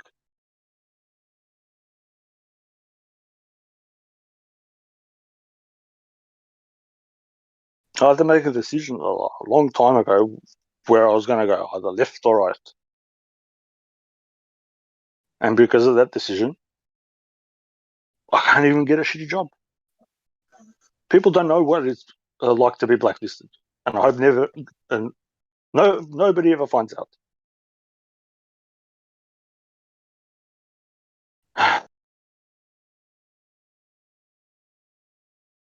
Well, every time as long there are good people in this world, it's not gonna burn. But there will come that day when the last good man is going to die, and in that moment, this whole world will be set on fire. Well, that's very well put. I hope people understood what you said. When the last good man gives up, that's exactly right. When the good people give up, that's when this place turns to shit. And that's when I speak. That's all I'm trying to say is it's for the good people to stand up. Let me tell you something about good people. Okay, there's this experiment called the Milgram experiment. Good people were invited to push the button, and when you push the button, it electrocutes the person on the other side. Nobody's really being electrocuted on the other side. This is an experiment, okay? And these good people, push the goddamn button, knowing they were hurting somebody on the other side. That's what good people are. That's what good people will do. Good people will march you into a fucking gas chamber because they're good people. No, I'm just using that. Yeah, I get you. I know the experiment, bro. This is what good people will do. Good people down the street will look at me and see that I don't have a mask, and they'll start. I get what you mean, Bong. Yeah, that's what good people are. Yeah, if no one you is good. offered me the button, I'd say I'm not going to push it if there's another person connected to the other end, because I really believe I am a good person. I don't want to harm other people unless they're trying to take from me that which is worth my life or the life of me and my family. Do, right? I'd seen that. People don't know that they're doing evil. So I seen that shit on TV, man, and that little Bible reading old lady kept giggling every time she hit the fucking button, Bong. Yeah. I was like, what the fuck is this? My brother's like, just Grandma, what? what the fuck are you Just doing? what? I was like, yeah. I was like, damn, grandma's apping the shit out of me. And old boy was playing it good, like, screaming every time she hit the button. I said, man, that old bitch is fucking crazy. That's the old lady that taught me not to hit people at school. What the hell, man? Dude, if I'd have been on that game show and I kept hitting the button, my dad had came out of nowhere and knocked me the fuck out. Wow, I got the button for you, dude. You're all right now. You're safe now. Because my father was the one that taught me our children are our responsibility, not everybody else's. We can't expect a corrupt world to raise good children. We have to do that on our own. Yep. Well, I think we're doing. See a corrupt world. There is this thing. I live in the same belief my dad did. If you can't look around and say we live in an evil, corrupt world, then something's wrong with you, too. Yeah, of course. By default, if the world touches us. But I wanted to say this thing about you, Battle Mod, that a man with fear of his own father is a man with a legacy. Yeah. Well, hey, my dad used to slap me in the head when I was a kid. And I'll be in that barn that was his sometime working on cars and make a stupid mistake. And I feel air brush across the back of my neck. Yeah. He guided you. Yeah. Yeah. He showed you the way. Yeah. It's very good, you know. He didn't let you go astray. Yeah. Can you say it again? How does it go? Astray. No, I mean the saying you said. A man that fear his father has a strong legacy. Yeah. Oh yeah. Hey, my dad's famous words were, "I brought you into this world. I'll take you the fuck I'll out take you out. if you're Hey, not I going to believe do in any that, dude. good. If you're Bro, not going I to do Bro, believe any in good for mankind, I'll take you the fuck out." every time my brother, dad gets my angry dad at me, I'm says like, just don't kill says the me. exact same thing. Sorry, sorry, Bong.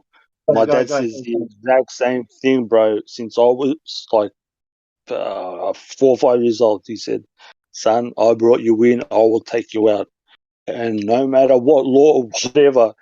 He Yeah. goes, "I will take you the fuck out of this world if you do Yeah. that any dumb shit."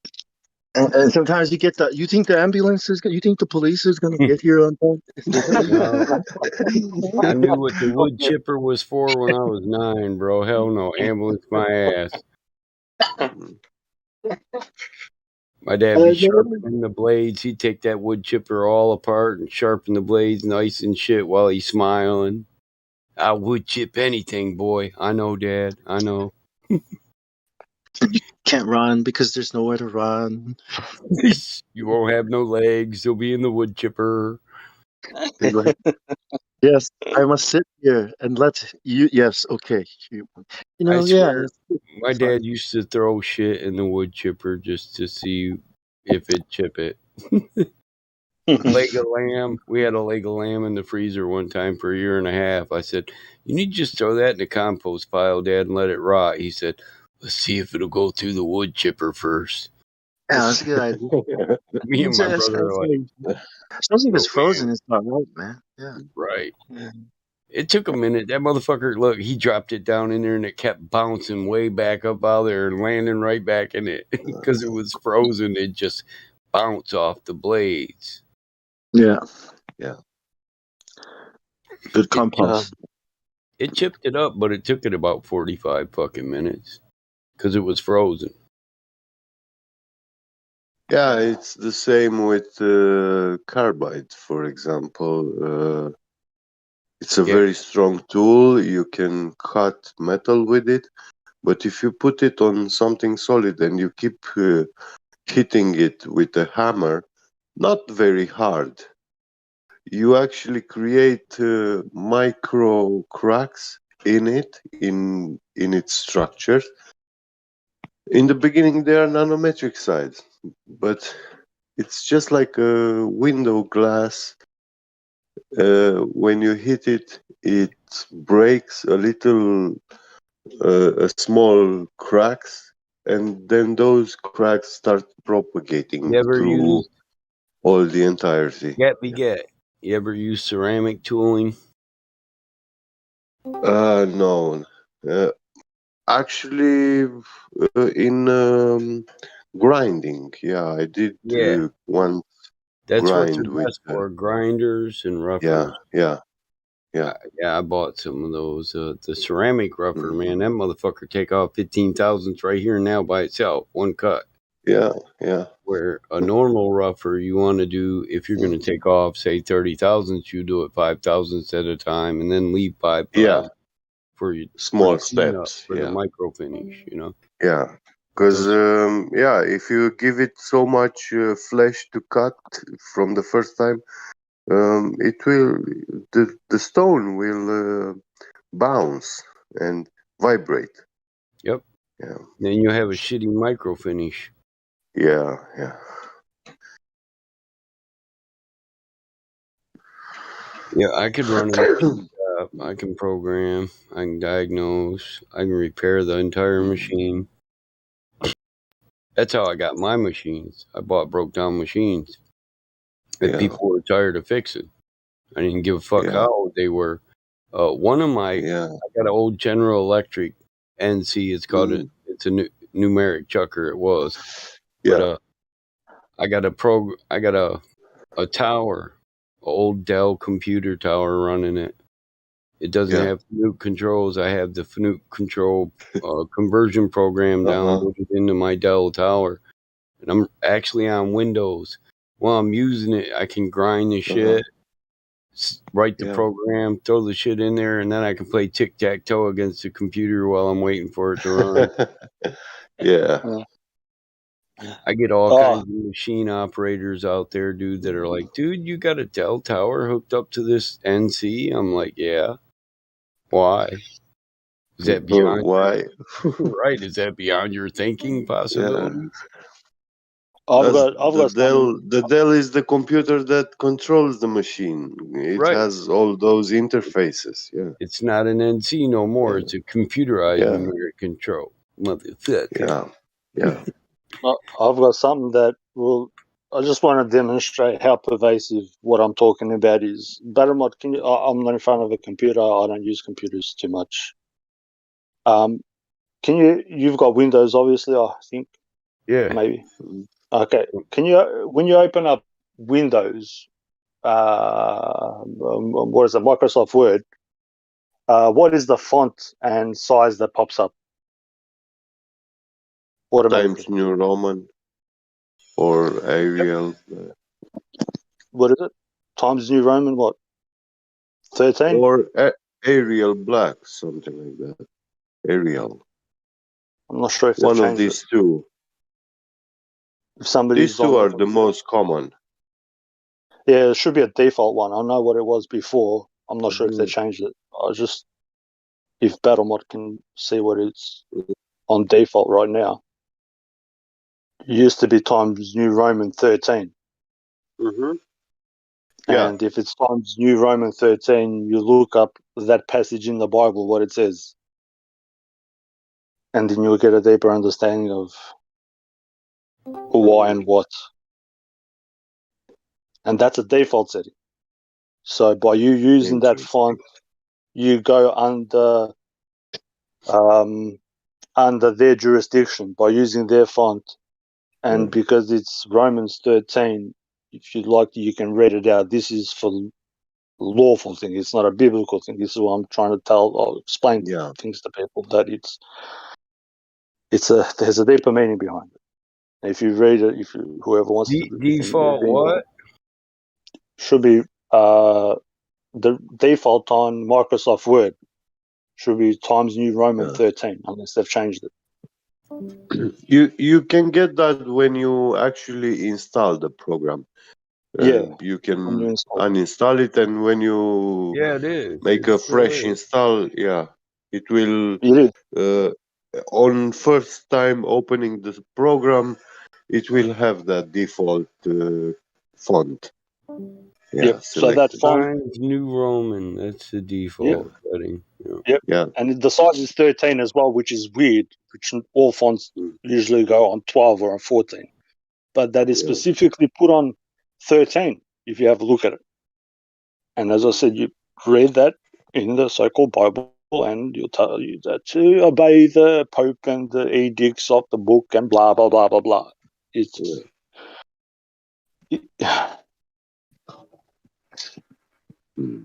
These people know what they're doing. That's all I'm trying to say. And if you don't know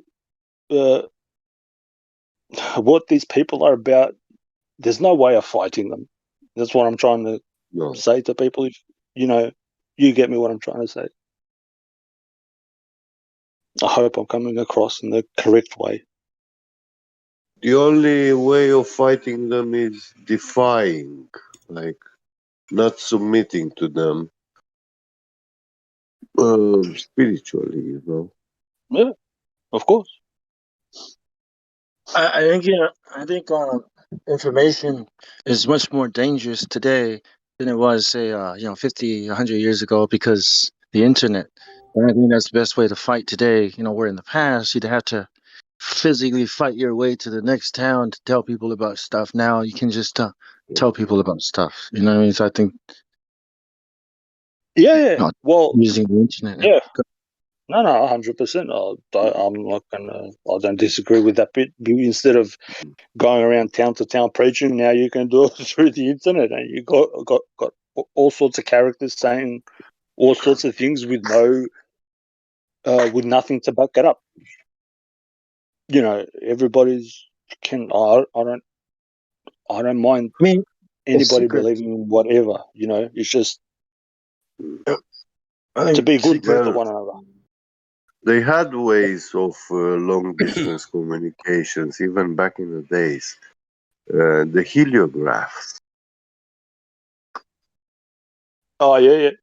Well, Let I every was reading. soul be subject unto the higher powers, for there is no power but of God. The powers that be ordained are of God. Mhm. Whosoever therefore resisteth the power resisteth the ordinance of God, and they that resist shall receive to themselves damnation. Yep. For And that is, rulers are not a terror to good works, but to evil. Ha! My ass. you see what I mean? Subconsciously, and people, everybody, most of the people around the earth that we live in, have heard this passage, and every day, most of the people use that, and every day they click on it, and knowingly or unknowingly, that is put into your head. I don't care if you think that what I'm telling you is true or not. It's just the way that it is. It's just the way that things work. I can't explain them. I didn't make this realm what we live in, so I can't say why or how. But it works that way. For some reason, it works that way. And these people know certain things and they use them. That is not an accident, bro. Like, you, you turn on Microsoft Word and it's on, times New Roman 13. For fuck's sake. Come on, man. You've got a million fonts. You can pick whatever, font size. But yet it's on that one and that specific one. It's I was reading not long ago some encounters. I think did I send you the FBI thing? For you've got it, I think, in your thing about the Roswell thing, that the FBI said that it was a crashed balloon, but in the 1800s, this is documented. There were people traveling in balloons, and they'd come down and they'd do commerce, and this is in the newspapers early in 1800s. They had this like fucking massive balloon thing filled up with, I don't know, whatever, helium, I suppose, and Hindenburg, like, a blimp, yeah, like a blimp thing, yeah, in the a 1800s, bro. And dirigible. this is all like, you can check this out, like it's documented, early 1800s. So they're telling us about the Wright brothers, in the early 1900s, but people in, the Americas were hopping on massive blimps with, like, and with a little house attached on it, and we're fucking doing commerce. And to me, I've read quite a bit, so that's why I bring up certain things. It's not to hurt anybody's feelings. Like, fuck, man.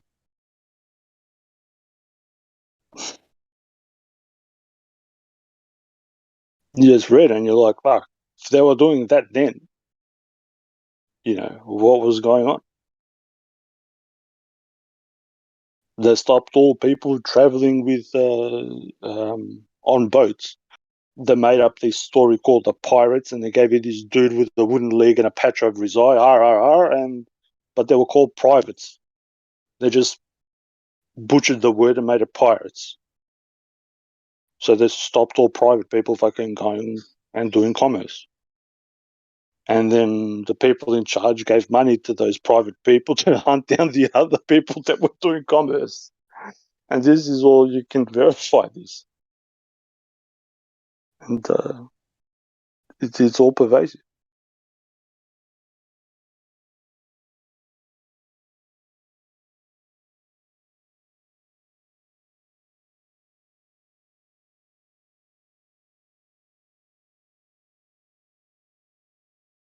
People with blimps.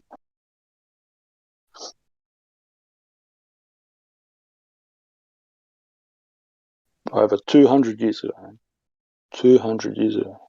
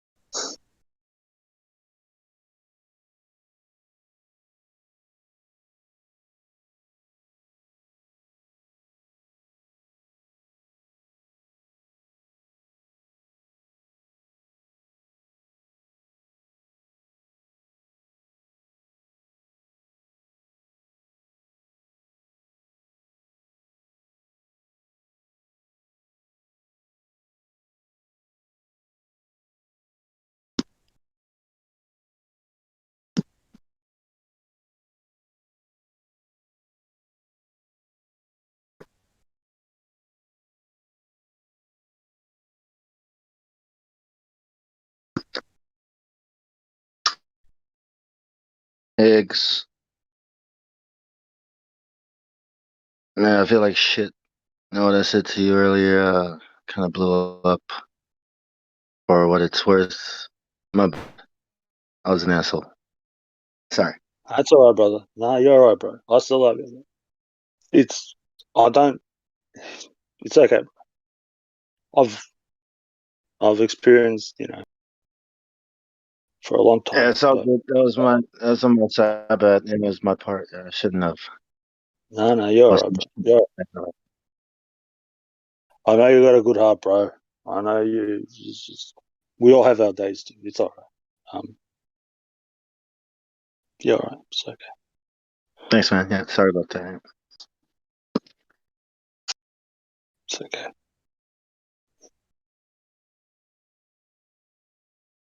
Want to stay for the record. I only wish good for every single being out there.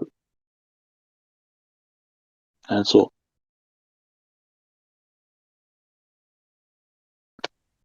Yeah. I think we're all on the same side here, man. It's like, Yeah, of course. Of course.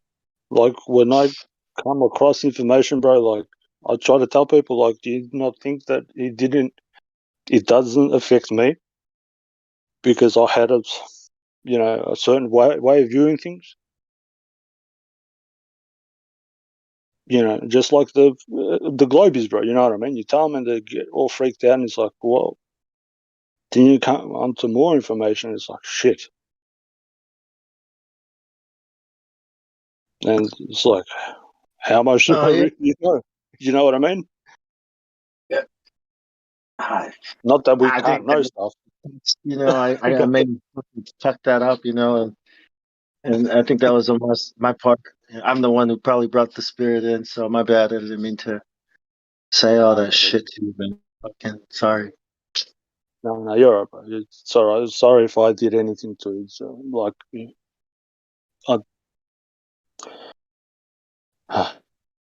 We're good. We're good, right? yeah. But, yeah.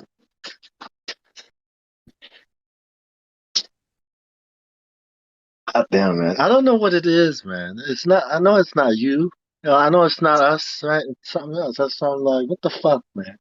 It's the pressure from the outside, bro. You have pressure from the outside, and then you have pressure from inside the family, and it's a build up, and then when I come. I don't believe in coincidences, so I come on like I haven't been on for ages, and I come on, and every time I speak is to empower people. I give documents and facts, so people understand that we are people. I don't care black, white, pink, purple. What if you're a unicorn? I don't care if you're a unicorn. If you think that you have the same rights I'm as me, I don't bipolar. care. I'm bipolar like that. I've been told that a few times, dude. I think, yeah, not an excuse, but I'm just fucking weird, man. It's all right, bro. Like, listen, for some reason, I have an effect on some people. Some people see it as what it is. Some people affect people like that. I don't know, bro. It's weird. It's weird. And then to put it this way, The bro. To devil, this, it's the devil to, doing his job, his work. That's what I feel. It's like bro. I may have For me, opened the door. to hate you, bro, or to dislike you is to dislike myself. That's the way that I view it. So if I no, think bro. I think it was on my side that the door was open. That's why I was like, "Oh man, I think I fucked it up though." Sorry. Yeah, man. Nah, you're all right, bro. It's all right. You're wrong. My bad. Yeah, I'm saying, yeah, my You're mistake. good, bro. It's all right, brother. We're good. We're good. We're good. It's all right. We're gonna be engaged, bro. Don't worry. The fucking communist state of New Zealand and the communist state of Australia. Well, I want to Somebody be has to honest. fight for the people. I want to be honest, man. Like before, exploding like that, I knew that by bringing certain things up, I knew certain people like yourself. It's like, man, I gotta be careful what I say when I say this because Vix is here. You might cause something. I think that's what it is, you know. So I'm just like, you know what, we got to put this aside, you know, not let it, because yeah, it's not cool. Um, what do you call them? Strongholds? Yeah, I think that's what they're called. Well, that's what, you know, the Bible No, I calls get you. Yeah, no, that's it. listen, bro. I don't mind. As I said, bro, I don't mind anybody believing in whatever. It's just that I hear enough of it, like in my surroundings. I don't watch TV, but sometimes I go somewhere and the TV's on. I hear it. This pessimistic view, you know. To me, I see no difference. And please, it's not meant to be an insult, but I see no difference in a comet coming to destroy this earth than some, you know, figure from any religious book destroying this earth. To me, that, you know, one serves the imagination for the materialist, and one serves for the imagination of the guy who reads whatever book. It's they operate on the same principle, is what I'm trying to say, and I hope I'm coming across properly, bro. I don't. It's not an I attack. do. I agree. I agree, but you know what I mean? Like, is it not obvious that something bad is coming? Whether it's from a book or from, you know, science. I mean, isn't it obvious we're not headed towards a good place, and it seems to be getting Well, worse? yeah, bro. Well, it is because we've allowed it, because we have not stood in the correct time to correct these things. So now it's coming forth. Because if you don't correct, just say if you made a mistake, if you don't correct it straight away, you will escalate. Just to give a dumb example, like me and you, if we didn't say, you know, oh, bro, don't worry about it, you know, I had a bad fucking, you know, day or whatever, we'll hate each other for the, you know, next 10,000 years, and our children and whatever. So if you don't pull up somebody that's doing something bad or harmful at that specific time, that compounds. You magnifies. You can't expect a bad situation to correct itself, bro. You know, yeah, it's this thing called a higher power that you know, it's the reason why. Because you know, the question is there a God? You know, and the answer for me is Of yes. course there is. Okay, Of course there is. right? It's no And doubt. the second question is, well, which God is the real God? You know, and that's why I've chosen this book, because if there's no God, right, then I'm gonna be evil because there's no God, right? So because there's a God, you know, if He's all powerful and all knowing, you know, all these questions, right? Then I must trust God, the Creator, okay, and not myself. And if there is a God, then which one is it? You know, just like if the Earth is a ball, then where's the curvature, right? It's the Yeah, I same. get you, It's bro. kind of, right. So which is why I chose the God of Abraham. You know, because if there's a better God, more loving God, you know, I am more than happy to look into it. You know, but it's all about the question: is there a God? If so, who is the real God? And do I agree with him? You know, and I do agree with him, Mm. and that's why they strawman so much. But you know, why the book? You know, that's what I'm trying to say. Like, why are you going to this book? You know, well, if there's a God, right? There's the question, man. But if there isn't a God, then I'm joining the New World Order. You know, I'm gonna do, you know, all these things I must do to you know, survive at least, and then conquer before we die, and everything is meaningless, and isn't to be alive or to die. You know, it's all these existential questions. That's why. Yeah, no, And I get you, bro. I get you. Well, the point is, like, I only know of one, and what, you know, so-called God, what people term God, or the Creator, is for me is maybe not the same for everybody else. I can't even put it into words, bro. The only thing that I can come close to, and this is within the limitations of words is love. That's it. I've got no other word I can, and that's putting the Creator into a box.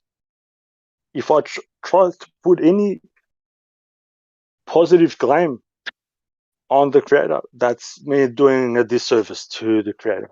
The Creator doesn't need my protection, because if he did, it won't be much of a Creator or a God or whatever you want to call him. So on that principle, I love people, and I'm a firm studier of the Christian. I am Christian, whatever that means to anybody, and I go by the words of the Master. He didn't go around trying to convert people. He only spoke, and if somebody wanted to listen, he was there. He said, you people search in vain in the scriptures for salvation, but you will not find any. He said a lot of wise things that people overlook, and people want to interpret it their own way. And I'm even fine with that. That's up to everybody, because everybody, even though he's a part of God, there are individuals too. So for me to condemn you or to condemn anybody else is to condemn myself. If I condemn you for thinking, then I condemn myself for thinking. That's the way I view things, bro. I hope that I hope you see the point of view that I take, or where I come from. He without sin, let him throw the first stone. And Yeah, I agree, bro. Love seems to be the only thing that describes God the best. That, yeah, bro. That's I can't. He's given us the opportunity to be here and to take a position now. What type of position you're going to take, it's up to everybody. Me, I take that position. I don't think. Put it this way, bro. How do I explain it? When somebody does something out of love, it's the most beautiful thing. Everything that's done out of love is beautiful. Somebody can take that and pervert it, but I think that's just my personal thing. You make a child out of love. The child is good when you give, and don't say give me it back. It's out of love. You know what I mean?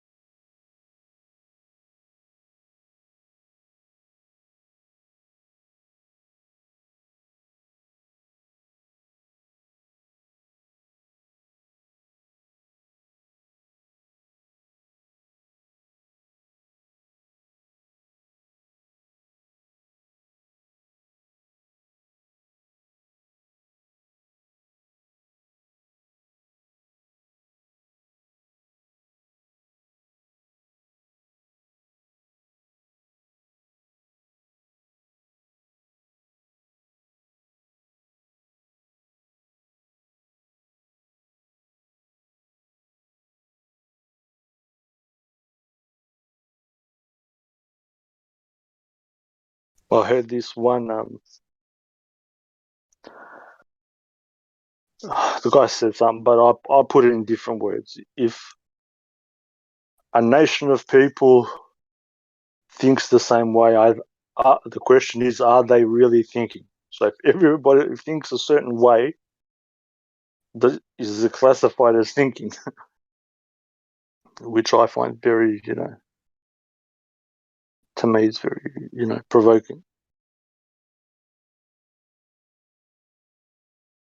Kind of like robots.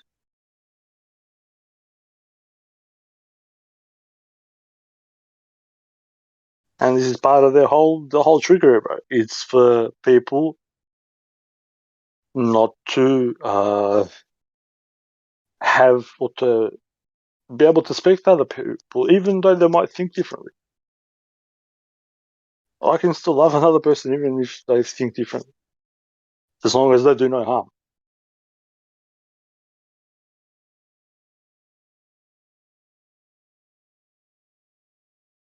See all these, preachers and all these other so-called holy people preach this, all this crap, but what they do is fucking in total contradiction.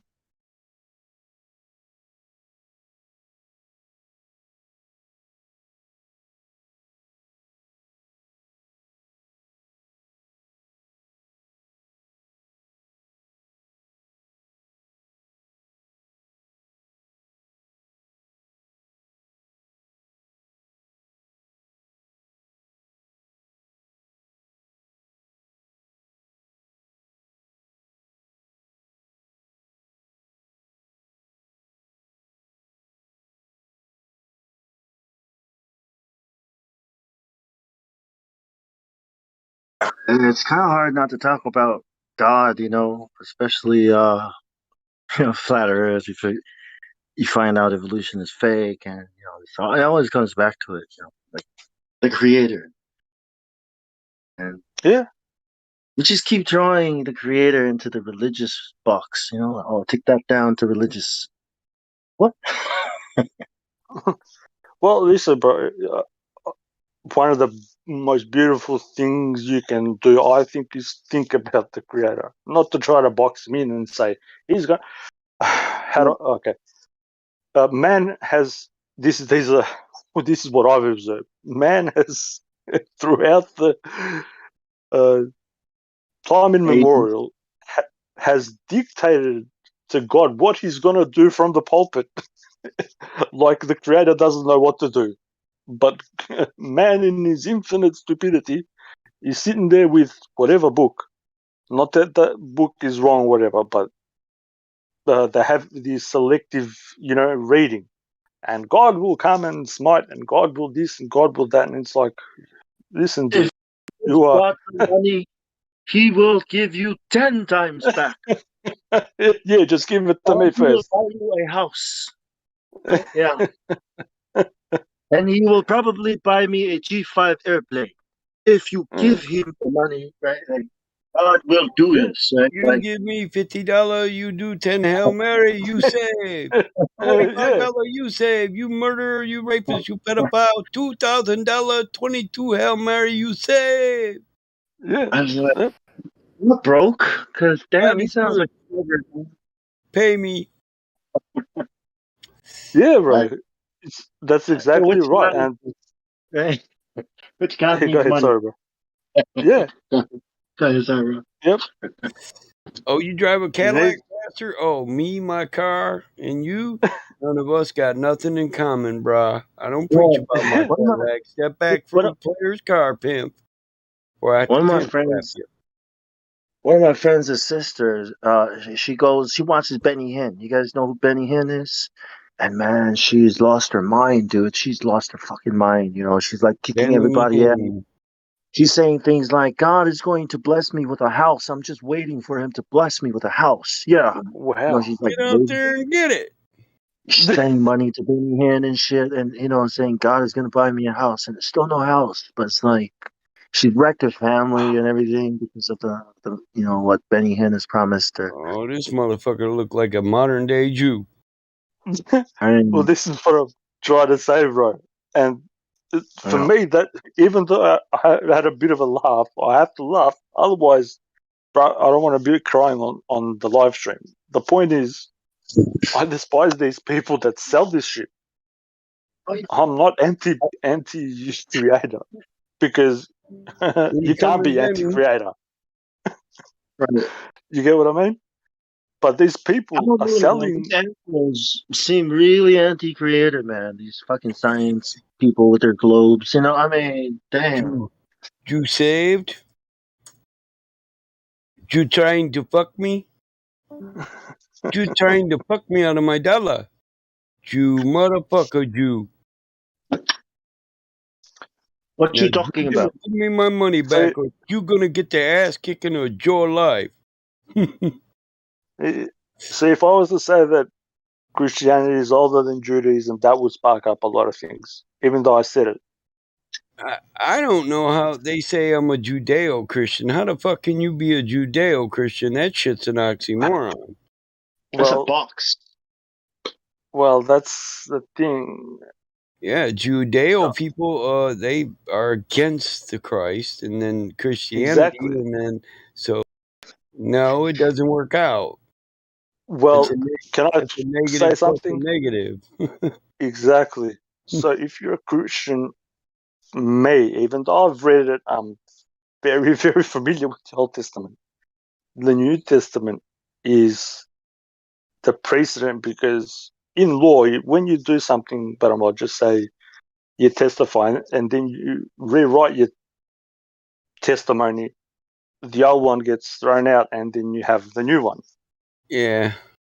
I had a dude tell me he was a Judeo-Christian, and I said, how is that? Because these two don't mix. And he said, well, there's neither Jew nor Gentile anymore because we're all one. I was like, dude, you need to research what Judeo means, motherfucker.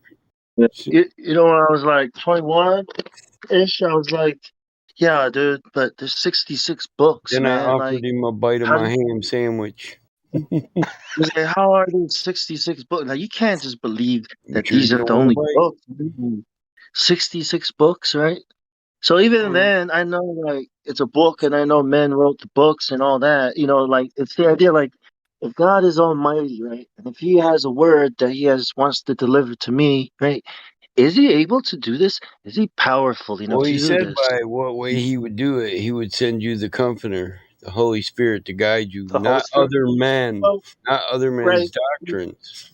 Right, but you're talking about this book, right? And I said to myself, is man capable of corrupting God's word, right? Here's As the thing, coming. though, Bon. When that was said, when he said, these words shall never pass my words, he meant the Holy Scriptures. The King James Bible had not been written yet. He wasn't even talking about the KJV. He was talking about the law, the Torah. Right, but then I The was great trying work, the to, great law. I was trying to, right, I was trying to decide, right, if I should actually get back into this book and read it as if God really did send it to me. And then I asked these questions like, if he was able, like, let's say it did travel the way it went down to Greece, it came down to these guys that try to control it, and then boom, the Pope had an argument with King James. King James And wanted to then it got spite the Pope, revised 132 times. right? And then you had that Martin Luther guy, right? So I thought, is this Another guy? revision, new edition. But then here's the thing, right? After all, 15 edition later, 232 right? Yes. After revisions. Is all it that, still the valuable, unbroken word of God? and that's it. That's what I mean. Absolutely not. After all that, it comes down to me reading it. Before I can judge it, I have to read it. Just like I did with the Quran, just like I did with Scientology, just like I did with Buddhism, just like I did with Mashallah. Hindu. And I couldn't judge. I couldn't make a judgment. Like, okay, after all that has been said, yeah, you said you did all these things to the book. What does the book actually say? So there's the matter of reading the book, right? And if God inspired this book or that book, by reading the book, God's power can start working, right? If there's a God, then yes, the answer is yes. If you He can start preserve. translating that back to Greek and Hebrew, you'll find I'm that not saying. you can What choose does that different mean? meanings for every word. I'm not saying that the Bible is the word of God. What I'm saying is, if there is a God, right, and He is all powerful and He created this, the one that we all believe is the real God, right? Then the answer is yes. He is able to get His word to anyone that He wants because He's all powerful. And then the question is, well, which word is His word, right? And I've agreed with Infallible. this one, right? I've agreed this Listen, Bible, this so Abraham God. here's the thing, though. The Torah is still written in forms where the wording was never changed. It's still in the original format. Right, and only by reading it, right? Only by reading the Quran, right? Only by learning the globe dimensions, the actual real thing, can you make a decision? Is this real or not? You know, is this true? Is this I false? agree. Yeah. But the Because problem we can is say what he we says need to about know it. how the words were used and what they referred to in antiquity. And the problem with And most your biblical Hebrew translators, they give you modern definitions like Strong's. Strong's always gives you the most modern Hebrew definition of that word. And it leaves out idioms. Do you know what an idiom is? One that's the word most valuable thing. that can mean an entire story. Now, you can't translate a word that means an entire story into another word that only means a singular function or action. It can't be done. Mm-hmm. You have to give the spirit of the word with it, not just the letter of the word. Yeah. Anybody You ever know how seen we. his face? You guys are all always talking about Darth Vader and shit. You all need to get hip on Jews in space. Force is better than your force. Bow down to the Jew force. What I was gonna say, bro. Do you know how we? Sorry, Darth bro. Vader Sorry, ain't got shit on this. bro. But I'm like, you know how I was talked about the Inquisition, Yeah. and it's still going on. The what's it called? Have you ever watched that History of the World Part 1 where they're making fun of everything that we say is history, caveman, the Inquisition, all that? They turned the Inquisition into a musical where even the people who are getting tortured are singing songs. Well, and they do this because they know it's all a fucking joke anyway. Yeah.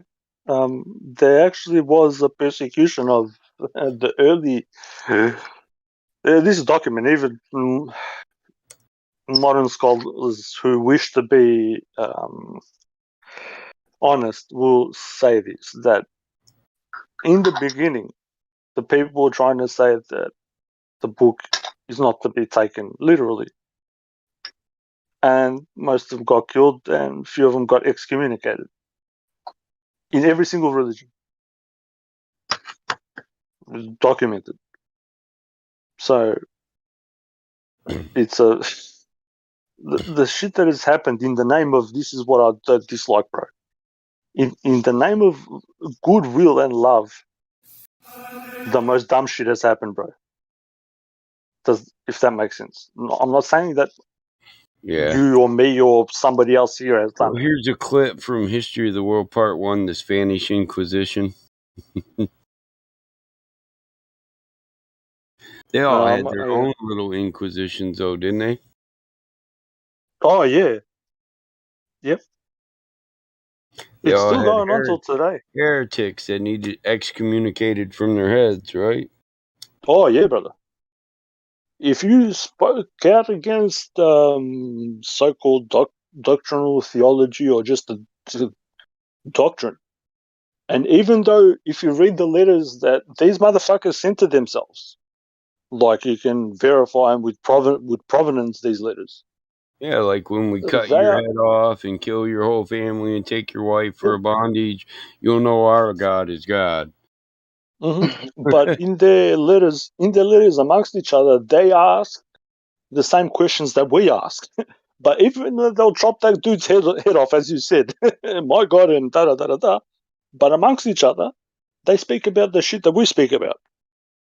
This is the thing that gets me the most, and this is, people haven't looked into it or haven't, hasn't come across their path or whatever. But what me and you talk about, these people talk about, but you can't do it in public. You know what I mean? You'll be put on the stake or burnt alive or chopped head off or we'll take your land and all this dumb shit. Because you dare to think. Because, God made you not to think. How dare you think? How dare you follow me? How dare you use your faculties, the God-given faculties of, reason, love, and, mind. How dare you do that? Let me tell you what to think. let me tell you what the thing. Give me your money, and someday you'll have a house. Fucking hell. You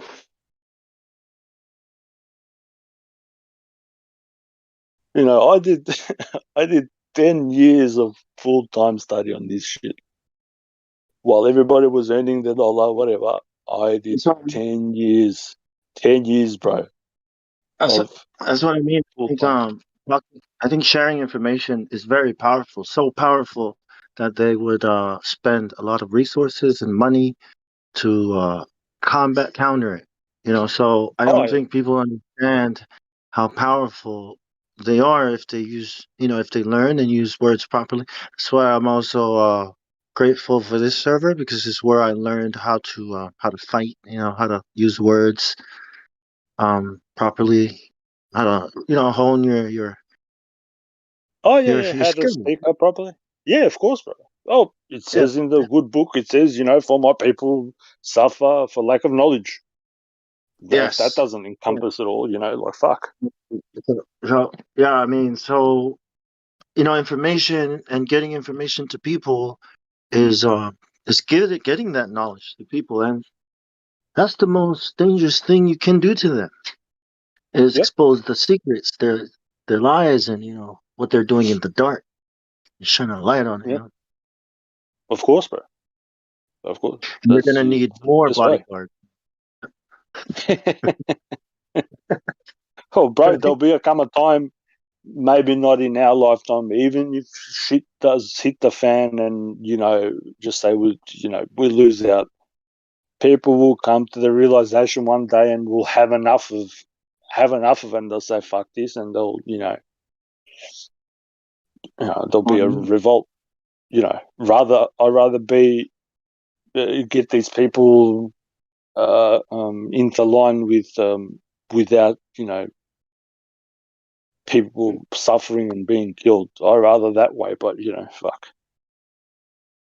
if you have children and you're a flat earther and you teach your children, those are gonna be dangerous kids, to the God.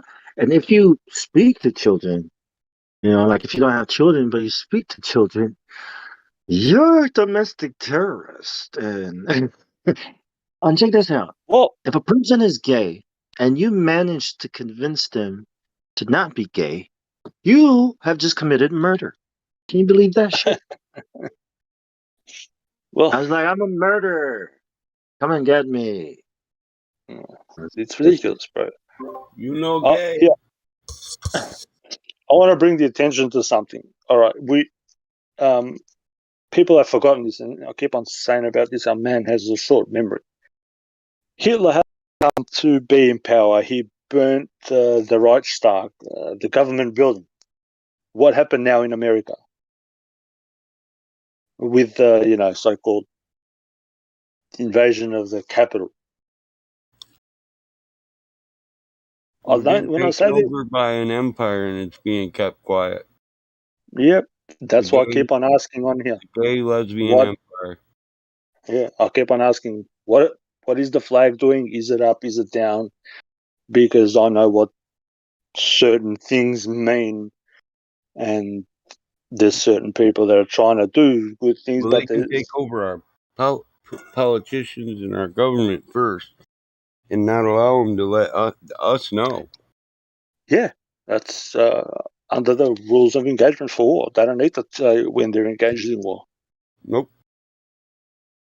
Because in their eyes, why should you be threatened and live in fear even though there's a war going on? You should be deluded and not know that you're being taken over by a foreign enemy. Yeah, because it's better for you.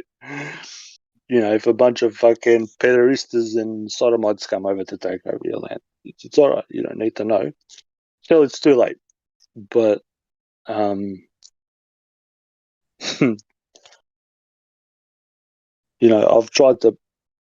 been around some people, and most of the time they take my information, they pervert it, and usually the information that I give, they sell it, they make money on it.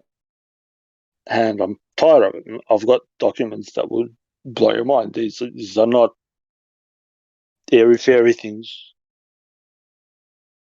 there's got people's signatures on there and how they operate, and the way that they operate is the way that everybody should operate, because if everybody did this sort of way, then there wouldn't be all this dumb shit. But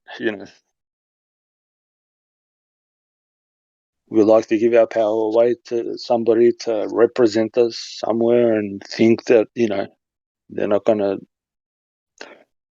do no harm or whatnot. The people don't have ulterior motives, and it's sad.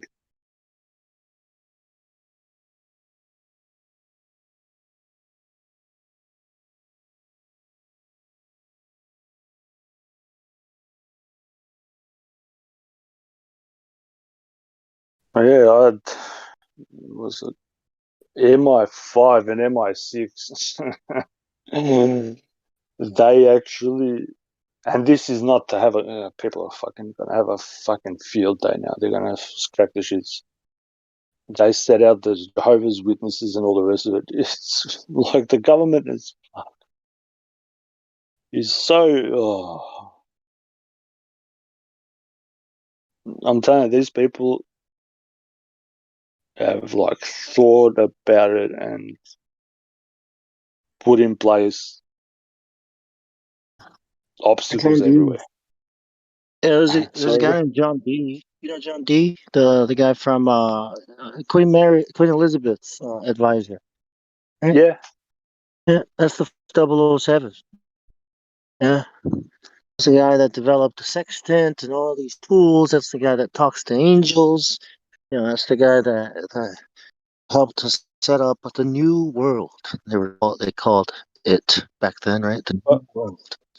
Correct. America. So yeah, I'll give you something now. What is called the United Kingdom, what New Zealand and Australia is about, people don't ask whose kingdom and what kingdom it is, even though they're so-called Protestants, and I don't give a fuck what you, as I said, I don't care what your doctrine is.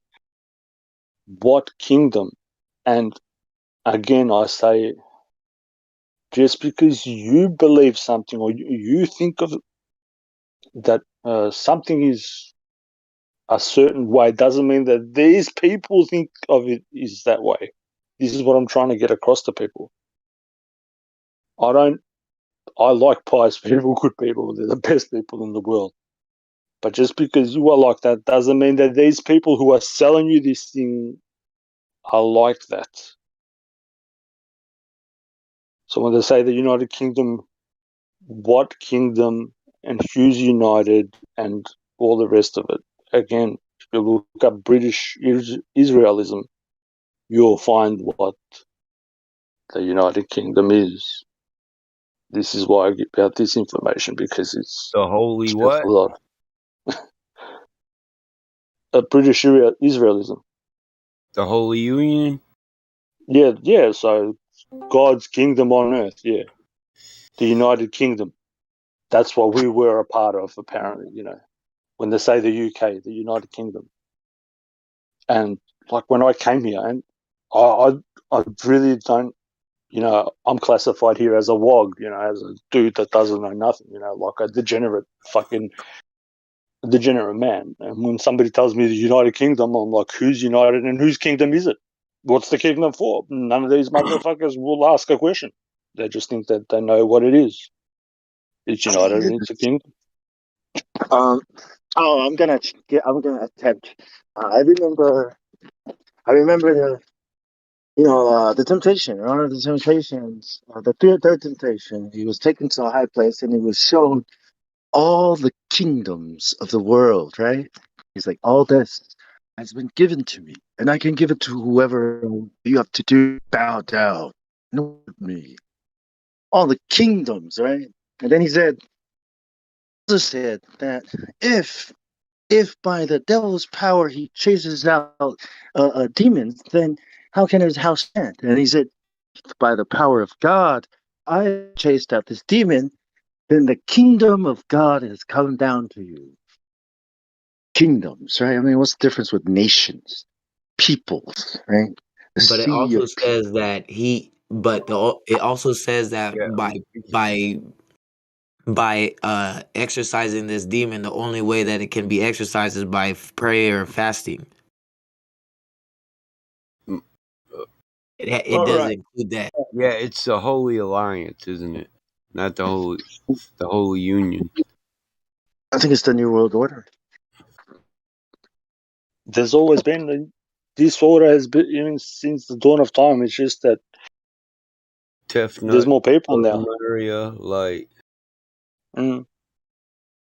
It is So you written remember down the on Tower paper. of It's written Babel? down in biblical. The Tower of Babel is when all the languages and nations and kingdoms scattered, right? So if you think about it, it's like Alexander of it's Rome, all Francis of united again. Austria, Frederick William III of Prussia. Prussia, yeah, So that's if the you, one that Russia. signed the Treaty of Versailles. It's the Treaty of Versailles, 1822.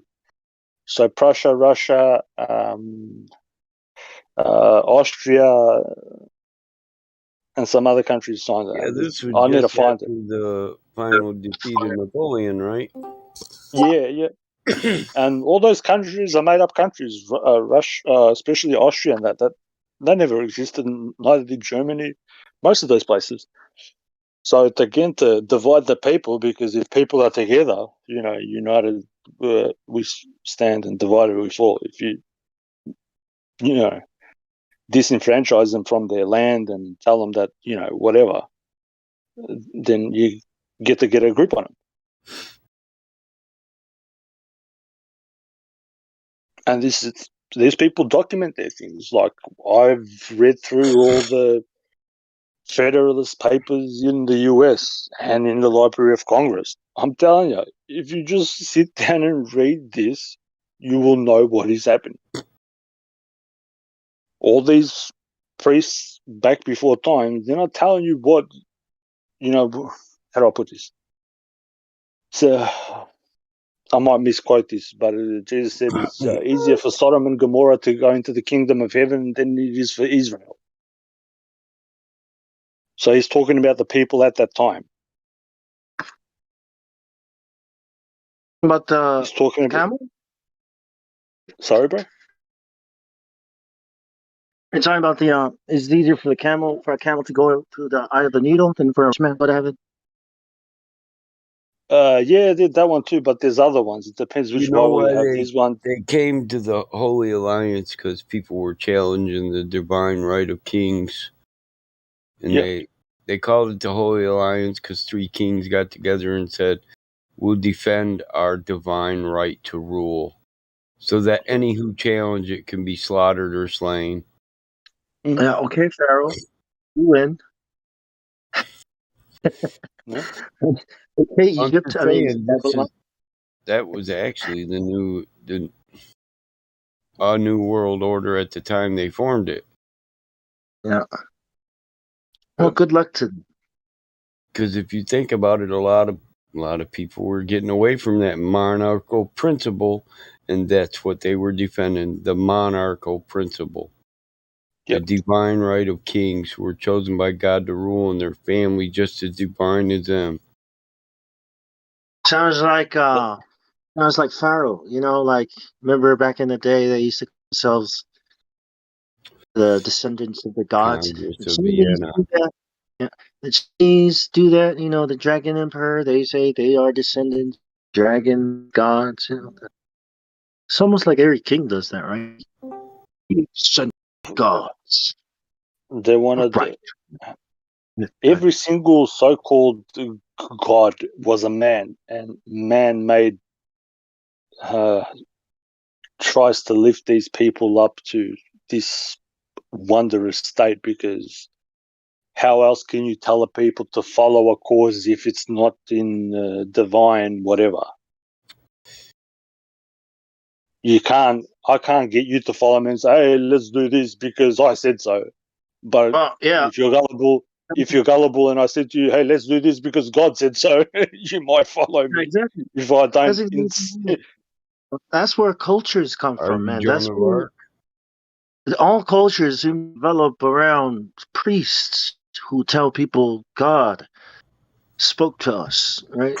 That's where Yep. everyone's traditions, beliefs, and ways of being come from. Culture, right? Their belief in God that depends on the guy that his words and talks to ghosts or God or whatever. The guy that's always getting high down the street, talking to himself. That guy. Yeah. Well, you say that as a joke, but all priests in any time were drug users, and this is just a fact. If you if you actually read some of their books, bro, I'm telling you, they admit this in their own writing. That's what I'm saying. So I want to do this. If I can mix this drink, okay, it's called the kava, cutting roots, and we have a meeting. They have to Little invite opium God mixed with some heroin, drop of cocaine, right, Yep. couple and then mushrooms. right, Mm-hmm. and they invite God to their meeting to bless the meeting and to make it holy, and so that the spirit of the gods are here amongst us. And now they still do that, but instead they have a pastor now where the king used to sit. We used to have a king. He has a pole. But now the pastor sits there. I'm like, what kind of pagan shit is this? Like, watch your mouth, boy. Have some respect for our culture. Oh, anyway. Well, that's how it is, bro.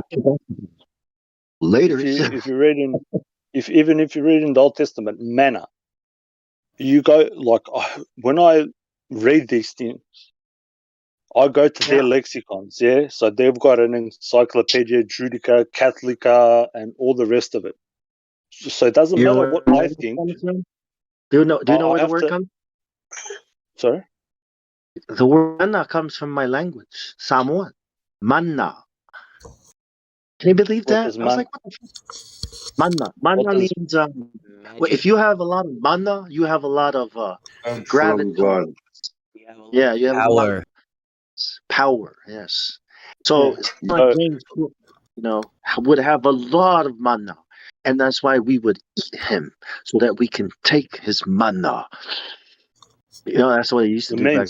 means Yeah, they it used to eat. means something in my language too. But in when these people, so we just say these so-called Jews, whatever you want to call them, Jews. I go to they have a special encyclopedia.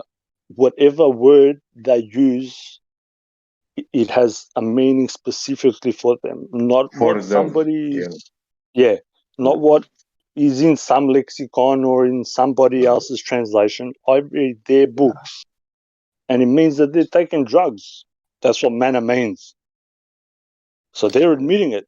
Now, just because they haven't I told think us outwardly, I doesn't think mean they they have. don't do it. I think they have to take drugs. You have to alter your state of consciousness to commune with these beings or entities, whatever you want to call them, that are not in the. Because if you're in your right mind, in a sober mind, you're in your, space. But if you want to contact them, you have to alter guava plant and do the roots like this and mix it like that. And then, like, who taught you that? Like, it's just a tradition of passed down by our ancestors. I don't know.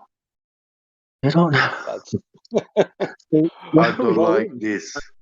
I don't like this. You guys are heretics. You don't believe. yeah, bro. And Listen, then, I've gone up to these motherfuckers here, and when I go, excuse me, when I speak to these dudes, I don't go in there and say to them, "You're this and you're devil worship or da da da." I just sit there and speak to them normally. If you speak normally to these people, and if you get an honest dude there, he will admit to it, and he will just say, "Listen, everybody's got a religion. Why don't my people have a religion? Everybody believes in something. Why can't we believe in something?" But But is it the truth? And they're like, "Well, it is. It isn't. We've been doing it for a while, and this is what it is." And they've got no claim to nothing when you have a look at it. And I, and this is I, what I say to people. strongly, It's I it's strongly up to believe that. Well, because my culture is their tradition, their culture, the pagan stuff with Christianity is why I believe um, the Samoans are so oppressed because they invite these spirits. Like we have so many possessions on my. I even encountered one like the lady that was possessed was our neighbor. Me and my brother were riding by on the bike. Families was gathered around her, and we kind of stopped on the road to have a look wrong, and she started barking at us. He threw her son like freaking yard, like with one arm, and her daughter ran up and said to me, like, "Hey, you guys got to leave because my grandpa doesn't like church." Right? So I kind of laughed at like, "Oh yeah, oh yeah, is that how it works? Is that how they put it? You know, is that how they put it to you? Well, I don't like that church. Get rid of them." Yeah. Then, well, why does she look like she's all messed up? If that's your grandfather's spirit, why is he oppressing like that? And so, Mm. because people invite these things into the as knowingly, they are oppressed. You know, they things bad happen. But the Indians, the Native Americans, same thing. I see the exact same pattern happening there. You know, with because of how much they're inviting these kids. Look, they're not nice things, man. Like these things, they're not nice. They're hateful towards people. I've seen it. I've heard them. You know, it's like that's not your grandfather's spirit. Like, nah, man. It's scary shit, but anecdotal. You know what I mean? It's just something. Yeah, I'll get you. So, Listen, I bro, mean, you have to know their history and what they've done before, and if there's, you don't know if the guy's been mentally, physically abused, if he's, been on alcohol the whole time. It's a difficult thing, bro. really, these are real possessions. Like I'm a very Bro, that's skeptical what you person. think, but what he's saying, what he's saying is actually true, bro. You know, I'm a very and skeptical person. I'm I an islander too, bro. Like, what he's speaking is the truth, because I see, like, yeah. I try to find answers in science, man. I try to look for answers in science, and it's not even science. It's like science. It's like not. You know, this is real. You know what I mean? This ain't science. No, Neil deGrasse Tyson. That is not a seizure happening, right? They can know what a seizure looks like. You know, people can't talk when you have a seizure, right? That's that's a demon or whatever they call it. It's just- I think that's Well, what some things, science is. yeah, I can't listen, bro. I'll agree with you. Some things, you can't explain, and you know, it is what it is, bro. I don't know how you can help people like that, but it is what it is. The one thing Yeah. that I, and these are my thoughts. I'll make this clear. If if us as people, as good people, uh, invoke a so-called Satan that is doing bad things, we automatically, these are my thoughts again, we abdicate our responsibility. It's a escapism. Oh, the devil done da, da, da, da, and so then we're absolved of doing anything or being responsible. Um, that those are my thoughts. I think that if we took more responsibility and stop Well, that, it will be much better. yeah, If I I can just mean, say, oh, the devil made me do it, and I'll just go around killing everybody, you know what I mean, or stealing or well, doing dumb shit. no, it's the manna, right? What was it? So yeah, so like there's this organization. It's the kingdom. It's kingdoms, man, and these kingdoms have spirit. This is what I mean. Like Samoa is a kingdom back in the old days, and so was Tonga, right? These kingdoms have kings, and behind these kings are powers. That's what I mean. And these powers are the same powers that work with people like John Dee and Edward Kelly when they were, talking to angels and developing this thing they call science today. You know what I mean? The Royal Society. And I believe those are the same spirits that they're communing with. You know, it's the same spirit. I think people seek this knowledge out willingly. It's not like they reach the end of their wits and abilities, and then they think, can we consult spirits? And these people that have done this, John Dee and these people, right? I'm like, these are so scientific people. They're God believing people. Why would they do this? Why would you willingly consult a spirit, right? And not the creator spirit, the ultimate Well, spirit. Go ahead. well, they think they are consulting the ultimate spirit. So again, it comes down to how do I put it? You Discernment. trying to do one thing and getting another. I've read all of John Dee's stuff. Yeah. I've actually read all of it, and when he was given the stuff, he was given everything back to front. So he was writing in Latin back to front, and he didn't have a clue what the fuck he was writing. And towards the end of it, hold on, let me tell you the story, bro. You'll find it funny. So whoever he was communing with were telling him information about this, that, and the other, and it was all backwards, back to front. He had to reorganize it and do it properly. And then the so-called spirits or the spirit or whatever got frustrated with him because he kept on asking, "Where is the gold hidden?" The guy was so selfish. He was asking to know where the buried treasure was because he had to come up with gold to show the queen that he could do alchemy or whatever dumb shit he was saying he could do. Yeah. And he You're kept talking on about asking them. So yeah, Edward Kelly is the guy that John Dee had to work with and totally trust that he has that sensitivity, right, to commune. So yeah, I agree that it was like, man, you don't even know. But then there's also the Edward Kelly could not have produced that work, even if he was conning, John Dee. Like I don't care about that shit. I don't understand it. But what I do know is these people were communing with spirits, and it's where we get what we call science today. You know what I mean? So whatever the hell is going on up there, them talking to aliens, I guess is what they want to call it today. Um, Yeah, so you call it that, bro. yeah, what they say? They say hi. Yeah. I don't know.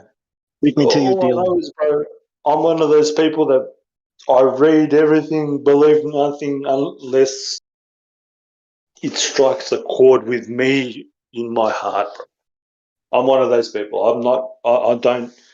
I'm not. Superstitious. I got over that a long time ago. So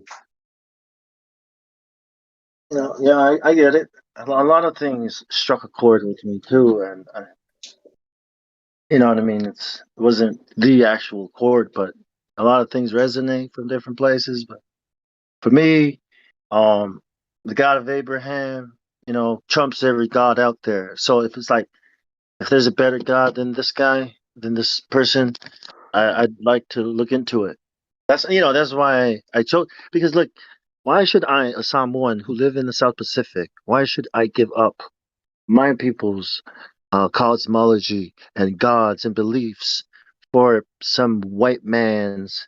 Okay, fair enough. Yeah, it's from Israel. Like I don't even know those people. Man, they live all the way over there. Why do I care about their religion? These are the questions I ask. Like, who is this guy that I should, what I mean, really like? Yeah, look at Chinese people who also do the same thing. The Chinese people who believe in Jesus, and they have a very rich culture, if not the most ancient culture that has real magic. Right? If there's any real magic in this world, I think it's in China. Right? But when I see Chinese people leaving their culture to come adopt this culture, I see the same reason why I'm doing it. It's because you know what I mean. It strikes a chord with me. It resonates inside, when you read the whole thing. Yeah, I mean, I don't want to get too deep into religion again, but you know what I get you, and that is, I think that is what people have termed God. That is your God-given right to pick and choose what you want to place your belief in, not to have it forced throat, not to have somebody lie to you that this means this, but really whatever, they do something else in secret. I'm just, I'm one of those people that out of everything in this world, in this plane of existence, I value is truth. Yeah. You know who the god of Because Samoa is? His name is Tangaloa Langi. Tangaloa. That's his name. Tangaloa Langi. He's a pretty weak god. Talualangi, Tanga. T-A-G-A. Tanga. Tanga. Tanga. Tanga. Loa. Yeah. Human is Tangata. Human. Tangata. So he's a pretty weak god, compared to Zeus, compared to all these other gods. So I'm like, what is Samoan? What is that? What, you're Samoan? What, you're better than other people? Is that what you think? Why? Why? Because you think your God is better? Like, come on, man. Like, there's got to be more to life than just being this thing you call a Sam. What if you were? What if you were sent to America like Greg Louganis and was raised by white people? What then? What are you now? What if you were sent to China to be raised by Chinese people because someone took pity on your sorry ass in the plantation? What are you now? A China man? So what is this thing you call yourself? Samoan. What is that? It's nothing. It was like it's nothing. You're just a man. It's like everyone else. You know what I mean? That's how I was like, so for what? What's it about?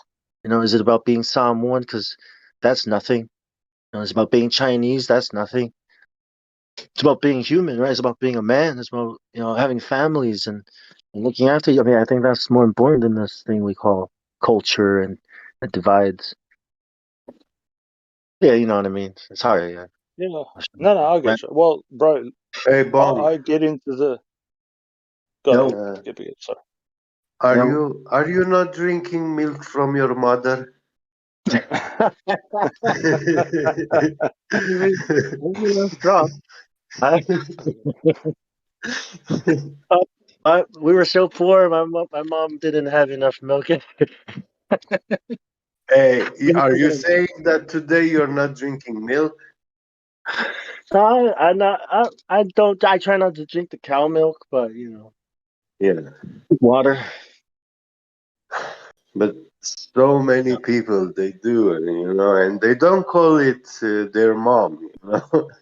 Yeah. They drink the milk, but oh, that's not my mom. But yeah, it's me, you guys do the thing, right? I'm not. I'm not. I don't. I'm not proud. I'm proud to be, whatever I am. So I'm one where God put me, but I could have easily Yeah. been put in Africa, and I could have been looking after, buffaloes, digging holes and shit, and killing lions like a badass. But I'm stuck, Samoa, ooh, what to do? Islands. I could have been a Chinese person. That would have been awesome. I could have been Indian. That would have been awesome too. I so because could have. I like to read what these people are actually doing. So, and you can actually go onto their, I, I think it's even on their website. So the document states that every single soul belongs to the Catholic Church.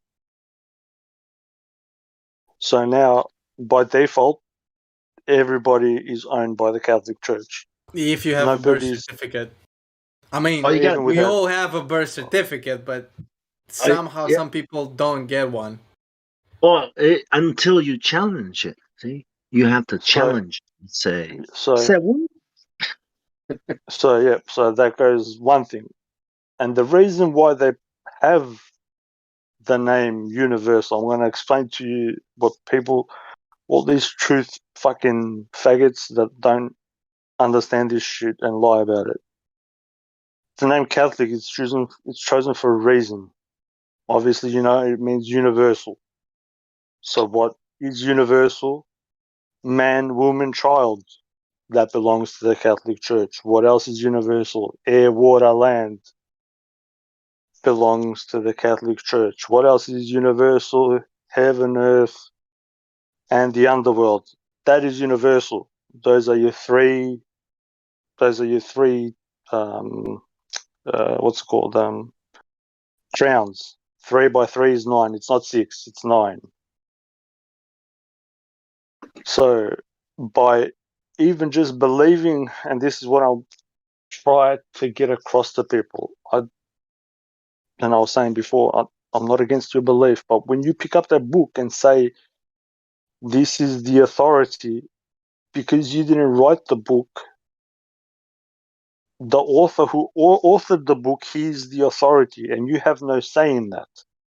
So he can turn around and say, listen, only the priests are going to be in charge. And this is, again, please understand, I'm not denigrating anybody's beliefs. Authors. I'm telling you how these guys operate, how it actually functions in real life. As soon as you pick it up and say, this is the be-all and end-all, you're under their so-called jurisdiction. I hope that made sense. Yeah, that makes sense. But that's what we were talking about earlier. It's not the book, the word, right? Yeah, no, it's that they use it in that manner, as I But said. hey, you better be present on All Souls Day, bitch. I don't know. Own that ass, motherfucker. And if you ain't, we coming to get our types, motherfucker. You owe us.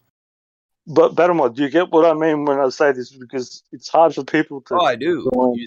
If you're part of their congregation, then you are their nation. Yeah. So, and again, but they own the book. Congregation. The book is copyrighted. Yeah, exactly. They actually have a copyright on the calendar. But it's their word. Yep. Just like God didn't make peoples or citizens. God made men and women. If you accept you're a citizen, then you're owned by a corporation. Yep. And Congress, or to congregate in the Latin means to Whoever have sex. Creates it, owns it, and rules over it. Correct. That's ecclesiastic law. Exactly. So that's why I say certain things. Are you my homie? Yeah. That's then it. Bow down, homie. Pucker up. Well, that's the cool thing about that book is that you don't have to pick up the claim that this book is the authority because the word became flesh, right? And if you claim it is the only canonized, authorized version. By legal right, you are basically saying that this is where your authority comes from the blood, right? And then there's nothing that can say to that because blood is the word. This is what I'm saying to you. My authority doesn't come from the blood, but from my soul, which was created in heaven by my Father before he trapped it in a man. Yeah, so this is what I'm trying to tell you, Bong. As soon as you pick up that book and you say my authority, and you hold that book, you didn't authorize that book. You didn't make. Oh, that's what I mean. It's not the book, and you're not right? a priest. You don't get the privileges from the book. No, do you get what I'm saying? This is what I'm saying. Like God's message, right? Like if God and if He's all powerful and if this is the one, right? Then the book is His word. See, this is part of God's law in Ecclesiastic, Bong. He has brought the law to me, right? And I read the law, right? And then I recognize His law says whoever creates it owns it and rules over it. That's his law. That's how you get. It became. That's what people that belong to a land and land that belong to a people. The law of first seizure. Be fruitful, multiply, and go out and seize earth and have dominion over her. When you go out, you seize your piece of land, you work it, you blood, sweat, and tear there, you die there, your generations die there. You're just as much a part of that land as that land is of you. It's your land. Yep. By that's our nation's Ecclesiastics. That's how nations get formed. As soon as blood is spilt over a land in war, a nation is formed. If no blood is spilt, you cannot have a nation. That's Right, law. and that blood has been, but yeah, the blood. I'm talking about the blood that the kingdom that came down. That's the blood, the lamb. But Yeah, no, what no, what I said get that. is, I'm just trying to explain to you when what, you hold that book up in no, a that's what court I'm of law saying. or anywhere, you are It's relegated to I got a problems with serf, that bro. washed in the blood, I brother. don't need to I've hold this been in book up because bloodbaths and I didn't came up clean on the other side. like Yeah, if I there are told you books what that have that been really removed. meant, There are books. They're called scripture, right? Normally, But when when I you had blood compile on my hands, I took somebody else's life at war. yeah, 66 books and call it the Bible and the Word of God, doesn't make it the Word of God, right? 66. Right? It doesn't Yeah. make it the Word of God. And I'm not gonna pick up these 66 books and swear by What's them the because I'm not doctrine of the swear. Roman Catholic Church? Right. But if I was to receive Well, there's a any scripture, Society of Christ, the Jesuits, so it's the Christian doctrine. For a man named Yeshua, who was the way, who taught people the way. all right, but it didn't have to come through these 66 books or through these churches. It could come any way. You could know in your heart what's right and what's wrong, right? And do what's right yes, and what's correct. wrong and fulfill Mm. God's law. But that's the book. It's just something that scripture, there's many scriptures. And if we were to gather all of them, I don't think it'll fit in the library. That's not the point. The point is the word, the authority doesn't come from books. It comes from God, the creator. It That's does. that's what I'm trying to say. Like they can't hold the book up to me and say, according to this By book, I'm his like, law, what I though. believe in, right? They make their laws adhere to his law. That's why they can say, I'm righteous and pure. Yep. Because they get That's you why I to gave give you. away. If you give away, you're either be your own master or somebody else will master over you. That's in Ecclesiastics too. So just That's why because I you gave you gave that up document, your bro. free will and you let somebody else master over you doesn't mean they broke the law of God. Yeah. That's why I sent you that document, Ben. Like, all I'm trying to say is, if soon here, I'll put it this way: when you claim to be, just say, a citizen of New Zealand, yeah, you fall underneath their laws and bullshit. Soon as you say you're, yeah, so then when you say you're just say so-called Christian, you fall underneath their laws. But because you're not a priest, you are not entitled to any privileges. You are a literal serf. Yeah, you're a slave. So that's why, if words have meaning and they're important, they have I an don't think effect. anybody called themselves Christians back in the day. I don't think that was the term. I think the term Christian is something that was created by the Catholic Church to control people. It I was mean, to an control the insult. religion. It was an insult to the followers of the way. Yes, it was. It still is to me, anyway. Because I'm going to Those, say something to right now. those whom they called the anointed one. Yeah, it means, yeah, it literally means Christos means actually literally means oil. If people actually knew what the whole thing was really about, I'm not even going to open up that games because it's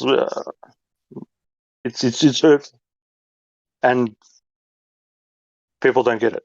And mm, as it says in the books, it's not open for this generation. They're sealed. The seven seals are there, and nobody will know the meaning of it. And I can only speak about this with a few people without somebody Only for those ears trying. to hear and those eyes to Oh see. my God. We're going to have to get off the religious crap before every zealot in the damn server starts. And next thing you know, there'll be another argument up here. Yeah, I'm getting really offended by this. I apologize. I get offended when people don't know what a denomination really is or a I'm doctrine. just playing. They have a doctrine in their name and they say they follow no denominations. It's annoying. How many Well, cents do you need to have to make $1, bro? How many denominations? My bad, Battle Mod. Well, that denomination declares this denomination with this doctrine. So I declare Latter-day Saints. Hey, stop preaching in the damn live stream voice text before you get us all in trouble, bro. Or I take away your perms to post, one of the two. Yeah, what I'm trying to say is, bro, this Well, has I'm just not like supposed to let people get away with yeah. this right now, but it's been civil, so I was letting you guys. Yeah, all I'm trying to come and get it back to is law, how it affects me, you, and everybody else. Not trying to say anything else, because it does have a legal ramification, because these people apparently own the world and nobody has put any paperwork refuting that. So if you don't put in paperwork refuting that, then you are subject to whatever that is, even if you know it or don't know it. That's what I'm trying to say, what I was trying to say before, with the three, what is it called? The three crowns: man, woman, child, and all the rest of it. Water, air, earth, and heaven. Well, we're gonna need an army because that's really the only way to defeat these people is with violence. Well, if it Let us must be, get listen. I'm a person. I Who told you what I delivers the believe in, but wages in? Hold up. The yeah, law. In the law? What is the wages in? Death. Who delivered the wages in the days of antiquity? Righteous men. righteous man. That's right. So they cast stones and they took people out to keep purified their many generations, and they did this out of love for their generations. You don't leave a bad seed in the ground to corrupt the whole crop. Is If I have this to, what the Creator would have us do, though? Is this His He will gave us for us to laws. Yeah, to is it not God? written in the law? he told Ecclesiastes, you. He told you go down Leviticus. and It tells you The when you can answer stone a person is and when you war. can't. And people twist the Ten Commandments and they say, "Thou shalt not kill." Well, that's a law. See, so it has to be in a legal term. It has to be, "Thou shalt not murder." And murder is when you take life outside the law. See, the law tells you when you can stone a person to death and why. So are we gonna It march to tells these you people's houses it's and your drag them out? responsibility. No, read the law, dude. How about that? Everybody preaches this doctrine they know nothing about, but they don't even read the laws. They don't care about the Torah. They don't care about Leviticus. They don't care about Ecclesiastes. They care not about the covenant. They think I can read these 5 books that all repeat themselves and I'm saved. he tells you go down on the earth and what? Take control of it. That's right. Subdue it and have dominion So over do it. it. Dominion So over the whose beasts of children, the whose field and the sons are fowl of we the going air and to the fish send? of the sea. Whose children are we gonna? Whose sons are we gonna send to fight our holy war for us? Oh my No, God. you don't send your son. Policing You the do it. law isn't fighting a holy war. What are you fucking talking about? It's doing as you were commanded. Here you are living in your tribe. A man from another tribe comes over and he just decides to kill your daughter for no reason. What do? You rebuke him by the law of your God. It gives clear instructions on how to do that. It doesn't take a rocket scientist to read the books of the law. But if you're under a new covenant and you got blood on your hands and you think your hands will be clean when blood's been washed over them, then maybe you don't have to. I don't know. It took me a while to wash blood off my hands, always. I'm a hunter. I've been to war. I've been to combat. Nobody ever went through a bloodbath and came out clean on the other Clean. side. If they had blood on their hands, they were probably a murderer or at least a killer.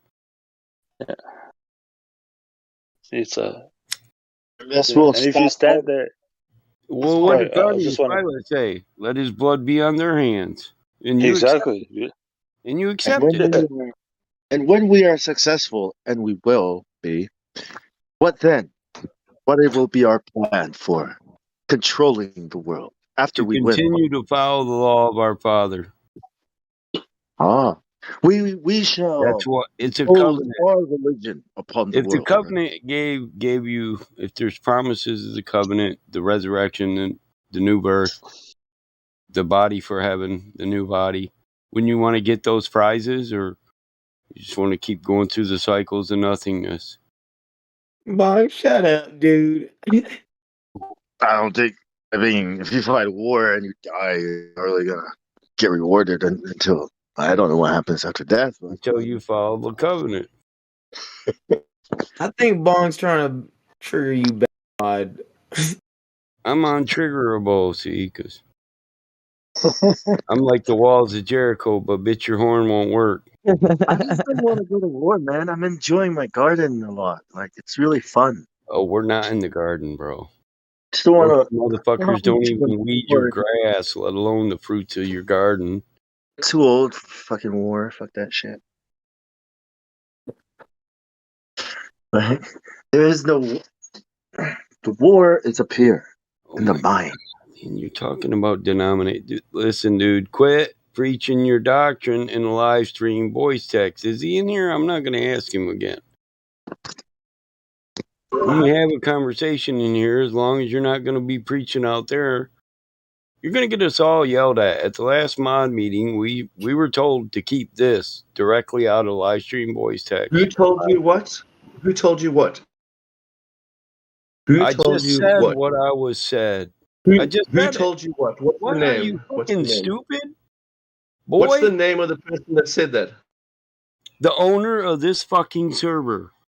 Who is the owner of the server? Listen, shit rolls downhill here, and you're under me. There's not supposed to be any. Oh my god, Trinity, calm down, bro. How about you just go back down to flat Earth? And you stop posting live stream voice text. Who's the owner of the server? How long you been here? Don't you know who's the owner of the server? Helio? No. He's listening, bro. Helio is the owner of the server. No, he's not. No, he's not. Well, then who's I don't know. Listen, the point is, it's against the fucking rules. I've asked you twice to stop preaching in live stream voice text. Okay, well, who's the owner of the server? So then I can, whatever it doesn't matter. I'm telling you not to do it again, or I'm going to remove you. Stop preaching in the live stream voice text.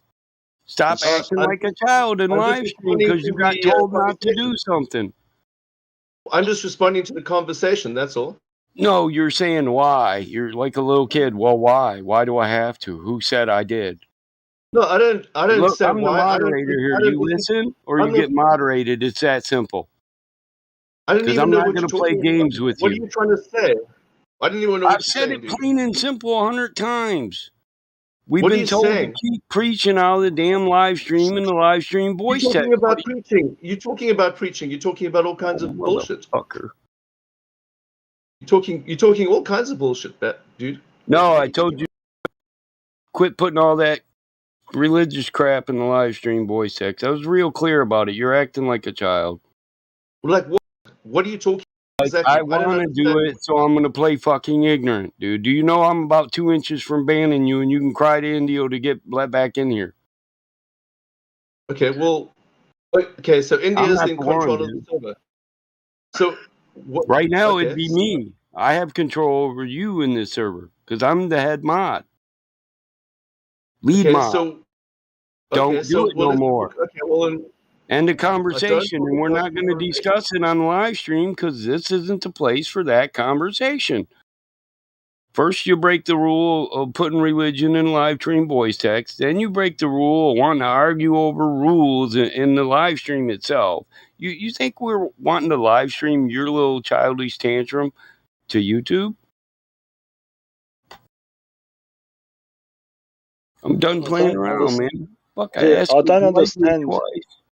Yeah, I don't understand when I bring up these points because they are engraved in law, in actual law, in reality. Yeah, this affects United every States day. America runs under ecclesiastical law. And I can say that without being any religion at all. Yeah, then I get it. But all law I is don't get based into off. All yeah. law is founded on Ecclesiastics. Every law in this world, every country uses. Yep. And they can say they're a different religion and a different name, but they all operate on the same principle. This is what I'm trying to get across to people. And people think that I'm hating on their religion or I'm hating on this. Bro, I don't know if I need to change my English. I thought my English is... Bro, if you go to complain in the live stream voice text,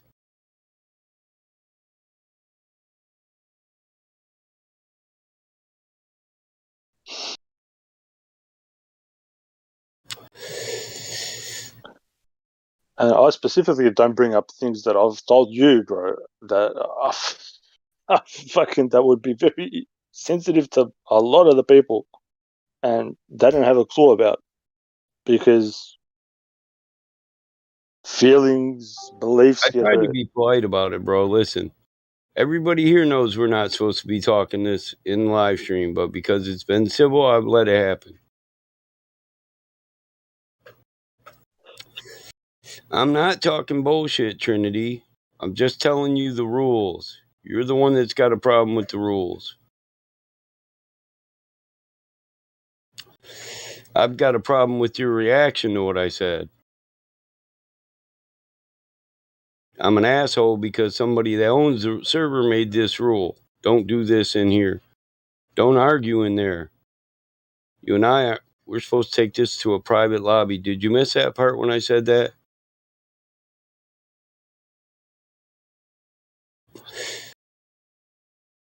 You guys can finish your conversation. Yeah, I was just saying that it affects us on reality wise, day to day. And if people knew basic principles, you could do something. But because people don't know these basic principles, for lack of knowledge, everybody suffers. It is what it is. These people who call themselves that run the world, they all know this. When I hear this, the true God or whatever, they all know what the creator is. They've just made you believe that they don't know who he is. And they've split up these things in so-called religions to make the people believe that they have something that somebody else doesn't have, but everybody's got it. You just need to look inside. It says it in every book. But there's certain fundamental principles in life that everybody, if they did it, this place wouldn't be a mess. But because we don't do them, we suffer. That's all I want to say. I think I've said enough. I think I might be, maybe, I don't know. Don't want to anger anybody. I don't do this to anger anybody.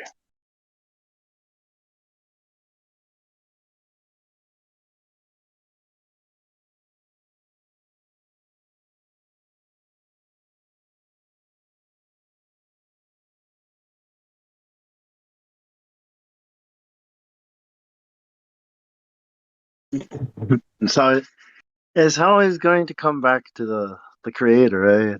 It always seems, I said, I was like, just like on the globe Earth, if the Earth were flat, if everyone believed it was flat, we'd still have the same problems, like.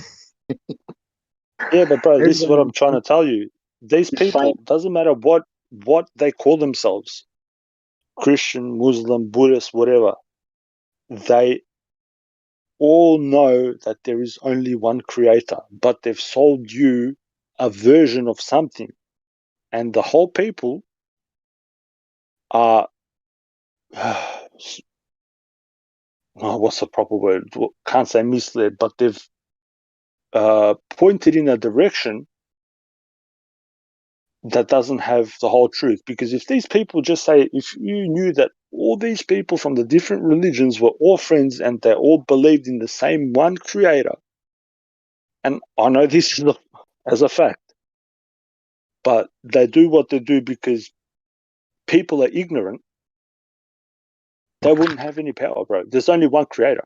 There can't be 2 or 3 or 4 or 5. It's the machinations of man that do this. And people, go around in circles chasing their tail, and this is wrong and that's wrong, where, really there's only one. Nobody can go up against that one thing, because when that one creator gives, he doesn't subtract anything from himself. He gives because he can, because he loves. They all know this, bro. This is what I'm trying to get across to people. I'll shut up. I don't want to. Yeah.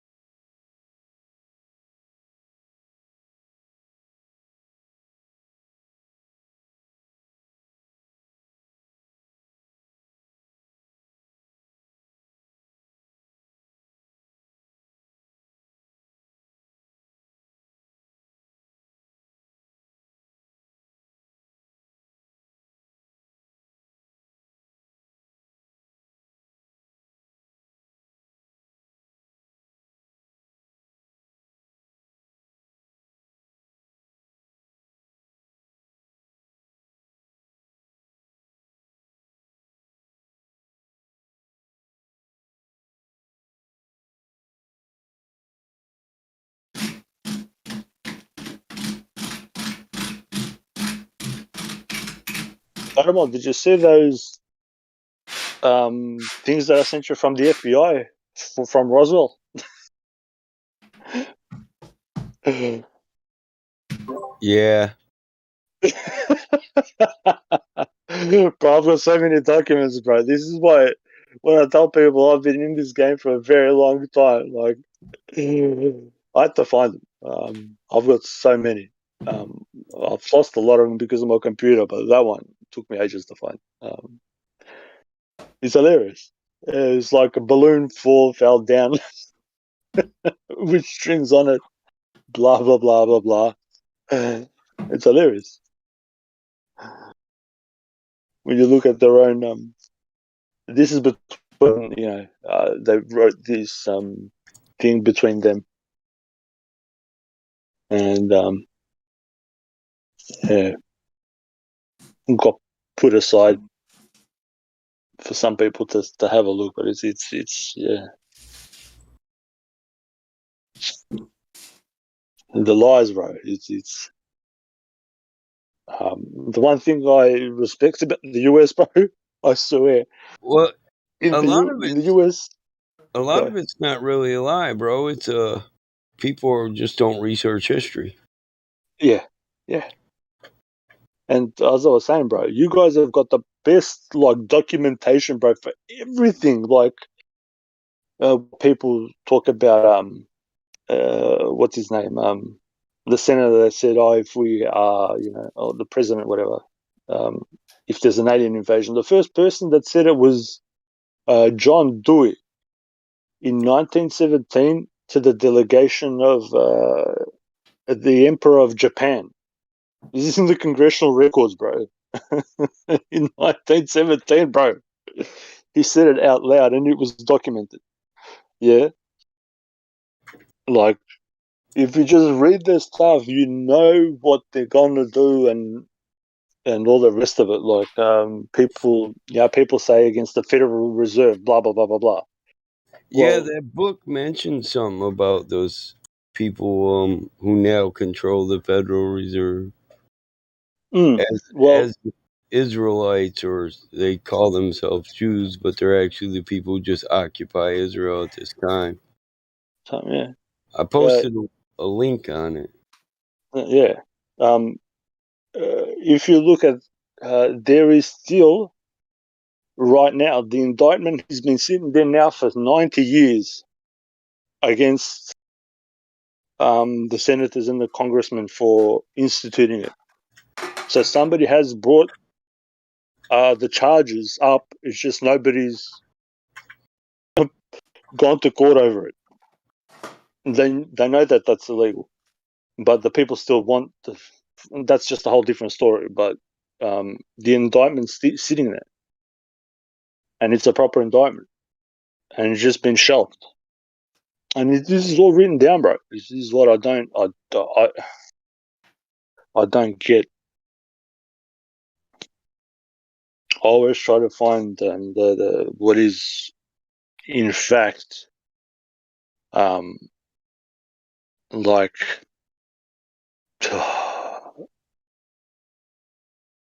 if I this is gonna upset fucking hell. I can't even talk about law without upsetting somebody. Fuck me, dude. Go for it. My body is ready. Bong said like he smoked enough weed. It's all good. Hit me. All right, so this is not against anybody. I'm going to preface this. I'm not against any people. So I'll protect you. the United Nations was set up by the US, yeah. And when the treaty was signed by the US and the so-called Soviet Union, in law, battle mod, what happens when treaty is signed? The treaty takes precedent. Yeah, it takes precedence over all law. Over all law. Okay. So now people are like, "Where is the new world order? Where is the new world order?" And last time, remember, I told you I was speaking about 13 streets from the what is it, Washington. There's this, that, and I said the UN is in New York for a reason. So right. Now you've got NATO, yeah, which people think is part of some the North Atlantic Treaty Alliance, whatever. NATO is part of what's it called? The UN. It's chartered by the UN. It's got nothing to do with America. And then the Warsaw Pact is it's chartered by the United Nations. So, in point of fact, by law, the world government and its enforcers are NATO and the Warsaw Pact, Russia. World law can't defy treaty. It can't over Trump treaty or go against it, right? Yeah. So like treaties of war, treaties of sea, treaties of land. They're number one over man's law. Yep, correct. Or national law. National law. If I could redo life all over again, I think being a linguist would have been awesome, man. I mean, that's what I am like. I speak 7 languages, and when I say 7, I mean Old English, Middle English, and this English, and another 7 like that, and plus another 5, 6 that I'm okay in. Royal English, you wouldn't even understand it. I've read some of that crap, and it's missing a lot of describing words. Yeah, it's pretty. Sounds like that. Yeah, it's like broken fucking English, man. It is. He, she, they, we, go, do they, he, she, oh, me, on my road this day. I'm like, what the fuck is this? It's a royal decree written by a fucking king. Bro, you know what? It's like a 5th grader wrote it. Bro, you know what the official story is? Because it's a made-up language. Yeah, this is might hurt some people's feelings, but it is what it is. It's a made-up language, and the king who invented it was by what's it called? Physicians went to how do I put it? When physicians went to see him, they declared him to be a retard. This is the official story. And this retard made the English language, put it onto paper with the spelling and all the rest of it. So we have a retard that makes a that makes a language. You can't make this You up. can't just say run. You got to describe the run. Did he run briskly, fastly, or slowly? Yeah. Come on, man. Doesn't make no sense to say he run. You can't. Thou But that's how they runneth. run. He Thou will runneth. say, run this here. Bow down and kiss this, my ring. That's why you don't have sex with your family members. Man, don't tell the royalty that. Off with his head. You start shouting The like a back room new. and get naked, cuz.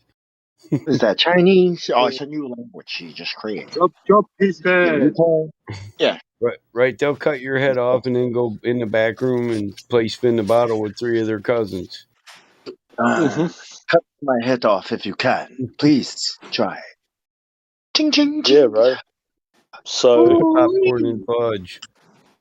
when you hear on TV that there is a so-called war against America and Russia and this and that, it's all bullshit. They are one in the same. Quetzalcoatl. You're hot, Mikey. Before guns, I'll fight a freaking army, dude. But with The guns, it's feathered like, serpent. but because guns, I'd rather grow some weed or something. Quetzal, you are hot, Viking. Am I? Yes. I hear people banging cupboards. Yeah, that's Quetzalcoatl.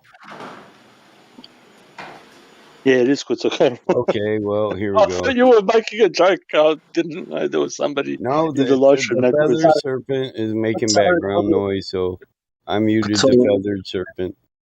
I didn't even bother trying to pronounce that in high school, and I wrote a book report about the Aztecs, and I didn't even bother trying to pronounce it. You just wrote it down.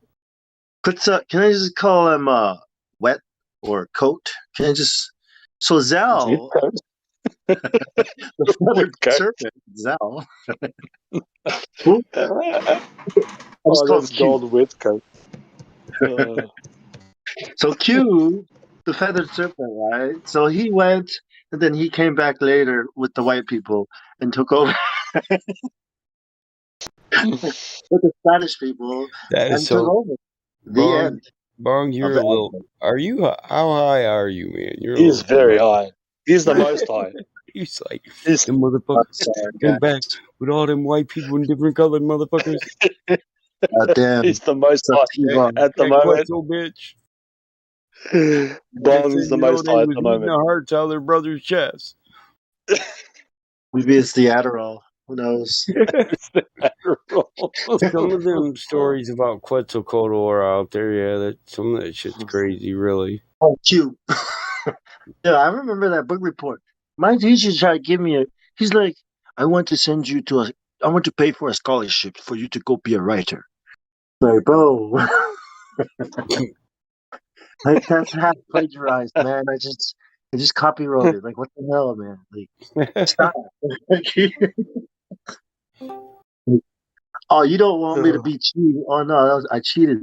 Sorry. I got that out of a 50-year-old encyclopedia. Hell yeah, Britannica. Like missing, I don't know, half of the set, so I just grabbed it. Those Aztec. Are some of the best parts of my library, man. I got encyclopedias from way back when. Freaking encyclopedia had like 10 pages, right, of information, but the book report was like a 20-page book. Just took everything from everywhere. I like to see what the encyclopedias in the 1800s say about certain things. Oh, dude, I'm telling you. So you can see where we were and where we are now. Bro, I was scared of the Aztecs, man. I was like, Samoa's vicious, man, but these guys crazy, man. You know. Calimore.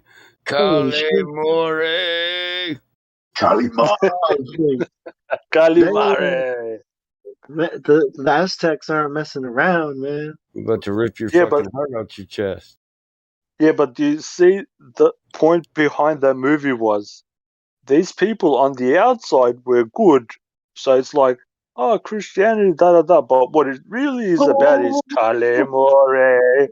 The light has come to us. Bang! Boom! Yeah, they just needed more people to sacrifice, so they lure them in with stories of buried treasure. Yeah. Wow, Come in here, we'll show you this is the true way. Come follow us, and then you're fucking down there, Kalemore. Oh, is this real getting gold? chopped up. They're sacrificing you so their crops will go next year. How much more gold do you guys have? Do you guys have a Think lot? about it. They Let sent me show you. two people out. They sent two people out among the shephel to give out stories and maps. Buried treasure right here, man. Take a lot of people and go find it. You'll need at least 300 to carry it, man. And they go missing. Here, you got to do the knock and the handshake. Let me show you the handshake. You're in, man. Go get it, man. Right. Ruby's the size of your fucking head. Bro, Get there in your lunch. I'll probably will be coming down to where you are, bro, in the States. I need to probably have a chat with you either way, but bro, we're due for a chat. I need to. Yes, Quetzalcoatl, your mic was on. If you fixed it, I will unmute you. No problem. You don't have to say sorry. Shit happens.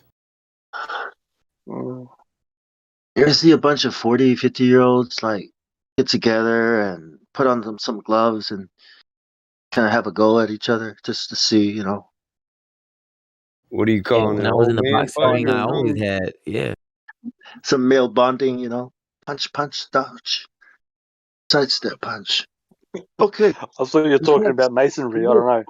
You're like, have you seen a bunch of dudes put on some gloves and do something? I'm like, yeah, I've seen them. Motherfuckers everywhere. They wear aprons. I was gonna say all three of us, right? If we all get together, we should all fight, all at the same time. You know what I mean? Mike, you and me, all right. Or just randomly beat the fuck out of each other. What, you trying to jump me into your Samoan gang? I'm down. It's an initiation. We have to start off our meeting, we got to Blood start in, off. blood out.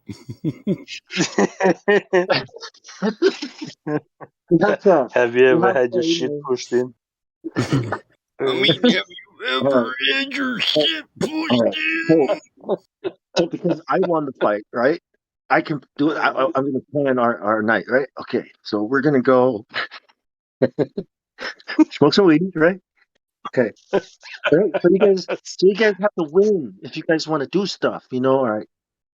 You guys want to hang out Friday? Well, we're gonna have to see who wins, right? All right. Bring your plan. Let's do this. Bong. What a master plan. Get high and beat the fuck out of each other so we can't feel nothing and don't know what the fuck is going on. Well, we can always play rock, paper, scissors, to make decisions.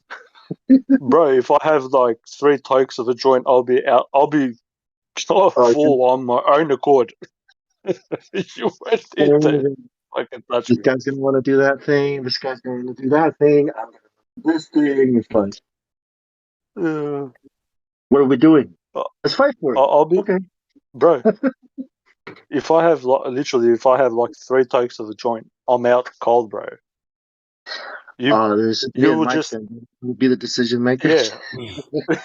Well, that depends. How many muscle relaxers am I going to eat that day? Mike's gonna start. If you share some of your muscle relaxers with me, then we can operate. Yeah. Otherwise, weed will just fucking. Well, my season's over. I eat them less and less. Yeah, I need them when I'm working long hours. When you're working. Man, you're gonna fall asleep first, Mike. Yeah, my muscles get so tight, bro, that I just don't get a restful sleep. Mm.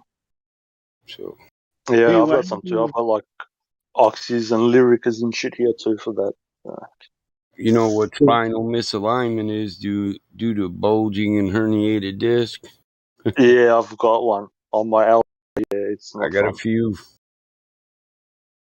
I think we're on my fifth just revision now. that was a joke. We're not going to fight. Of course, We're I'm going gonna fight. We're going I to fight drag- helium. I That's what drag we're my feet and I try to make it a lot of dodging and then want to hit a one hit a quitter. Yeah. I want you to quit. Try to use that age, bob, weave, crack. Do like Iron Mike. Yeah. I've got one on my L3, and it's shit house.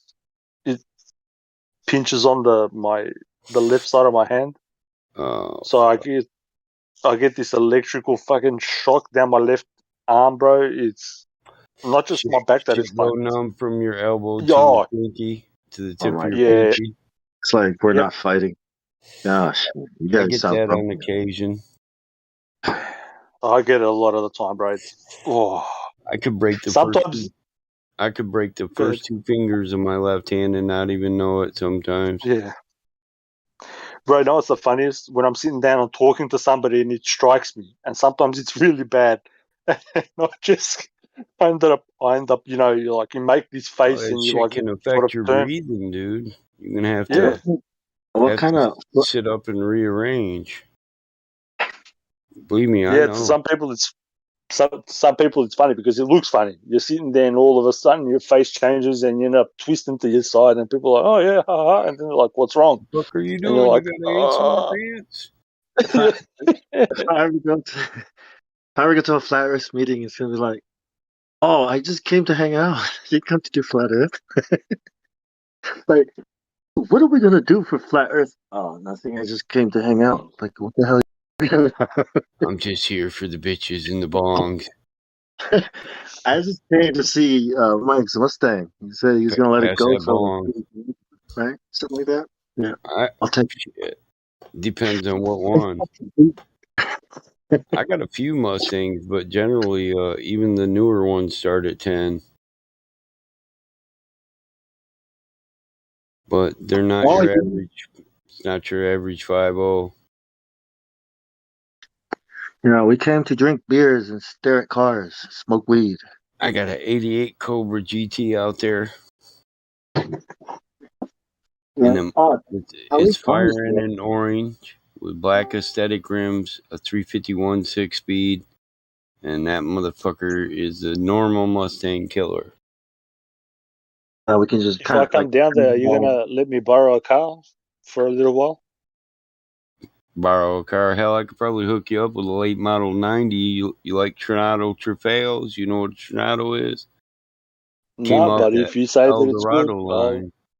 Oh, okay. They're nice cars, but sometimes they have computer problems. But I got like 20 spare of every, at least 15 spare all three computers. You got a OBDD, onboard diagnostic computer, a map computer, control computer. But I got about 15 extra ones of each of them because they sell used. That's $200 a computer, but brand new they're $500. So, you'll need to help me out with. I'm shit with cars. I can admit when I don't know something. Oh, they look all right. They got a 3800 V6 that'll get with a fucking Camaro if you do the right work to them. A V8, but that's because they're light. They're real light. Mm-hmm. Is there a supercharger on them, or is it just stock standard like that? I can put a supercharger on one of these. But, I mean, I haven't, but you can. Well, you know the mechanics are. I couldn't do it, and if I took it to somebody, would probably charge me fucking an arm and a leg to get it done. They make a full blown front wheel drive. It's a Regal, Buick Regal, but it's got the same motor. They're all GM products. It's got a 3800 with a blower on top. So the only thing would be to take the computer out of that car and put it in the Tornado and take the blower out and do the same. Okay. I think I understand. Do I need to buy two cars? Sound like a dummy. Do I need to buy two cars? No, I think Honestly, I think they're good enough by themselves. What's the power on them? What's the stock standard power? How much kilowatts or horsepower? About 190 horse out of a 3800 V6. So they got hideaway headlights, air ride. It's pretty much a Cadillac Eldorado, but in an Oldsmobile body. This is what one of them look like. They look pretty And good. it's a front wheel? Front wheel, did you say? Front wheel drive. Tornado Trofeo. Right there. They're fast too. That's all my old lady would drive for a while, man, but she got tired of, every 2 years I'd take it in the barn for 2 weeks and bring it back out brand new. She's like, I want something that don't need work on. I'm thinking, for 2 That's weeks nothing. you drive a fucking BMW. Who cares? So she's rejecting the BMW. Fucking hell. Yeah, there's a bunch. Yes, that was her collector. That's my hot rod. I tried to tell her, woman, that's not a hot rod. It's just taking up space next to my hot rods. But everybody got their own car they love, Can't tell nobody shit. Yeah, when I'm planning to come down that way, I'm going to have to leave. You've seen my one here. I'm going to have to leave it here to my parents. But yeah, I didn't mind driving. I don't mind driving those cars. The Tornadoes, I don't mind it at all. It actually looks all right. It reminds me of a car here. I can't remember what it's called, but they're peppy little motherfuckers. Plus, they got air, cruise, power window. Tell you maybe a the little temperature outside. It gives you a projection on how many miles you can get out of what gas is left. A little turbo in that wouldn't be too bad, bro. Imagine like just a little one. Well, we could before we do a turbo, just put bigger injectors in it, bore the heads out, put a bigger exhaust system. You could bump it up to 250 horse without even changing the fucking motor. Oh, I was going to say. Yeah, that's probably a better idea. Yeah. They got air ride, 4-wheel disc brake, hideaway headlights. They're pretty nice. America has got good cars, bro. Like I don't know why, bro. Yeah, I'm gonna tell you. It's the weirdest thing here in Australia. It's kind of retarded, but there's a method to the madness. Like you guys will have a car over there, and standard will come out with a supercharger or a turbo or extra this, extra that. Over here, the thing is purposely stripped of the supercharger and or the turbo and of the extra features, and will be just called by a different name. It's it's very weird. Not that it's not weird. I mean, they're just cunts, I suppose. And the car will be like 2 to 3 times what it is Well, in the US. The original Tornado was a front-wheel drive big block car. The original. When you say big block, do you mean like a 308 or? No, like a bigger? 400 6-liter. Yeah, here I'll show you what one of them look like. What, and front wheel? Is that front wheel too? Yeah, there was the Cadillac DeVille was a front wheel drive car too, big 4-door DeVille. That was a V8 front wheel drive, 401 Olds motor. That's a Tornado. Original, the first one, nice. like 1966. How much is that? That's probably worth a fucking lot of money. Oh, that's some fucking cash right now. And then you wouldn't want to drive it all year long because it snows here. Shit.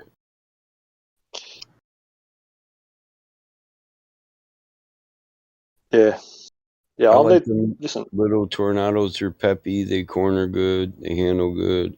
But they're good on gas if you're not beating the shit out of it. But they got what's called a sequential, a 3806 sequential, and they're hard to blow up, dude. They're fucking badass motor. Here, I'll show you what it looks like. so I want something that's at least half decent, bro. You know what I mean? I don't want to drive around in a fucking bitchmobile. You know? Well, 0 to 60, this motherfucker's pretty fast. Well, you know what I mean? As in, like, yeah, I drive a fucking. They're just over computerized. I do. I don't want no beach driver. I could race motherfucker. That's when the old lady like, had the Tornado. I didn't mind taking her car and taking the kids to the grocery store. Because I drive a truck. Get from a truck into one of these little things and they're peppy shit. On country roads, the kids be talking about hands on the dash. Slow down, Dad. Slow down, Dad. You're not going to make this corner, Dad. Okay, you made it. You're not going to make the next one if you don't slow down. I'm like, shut up.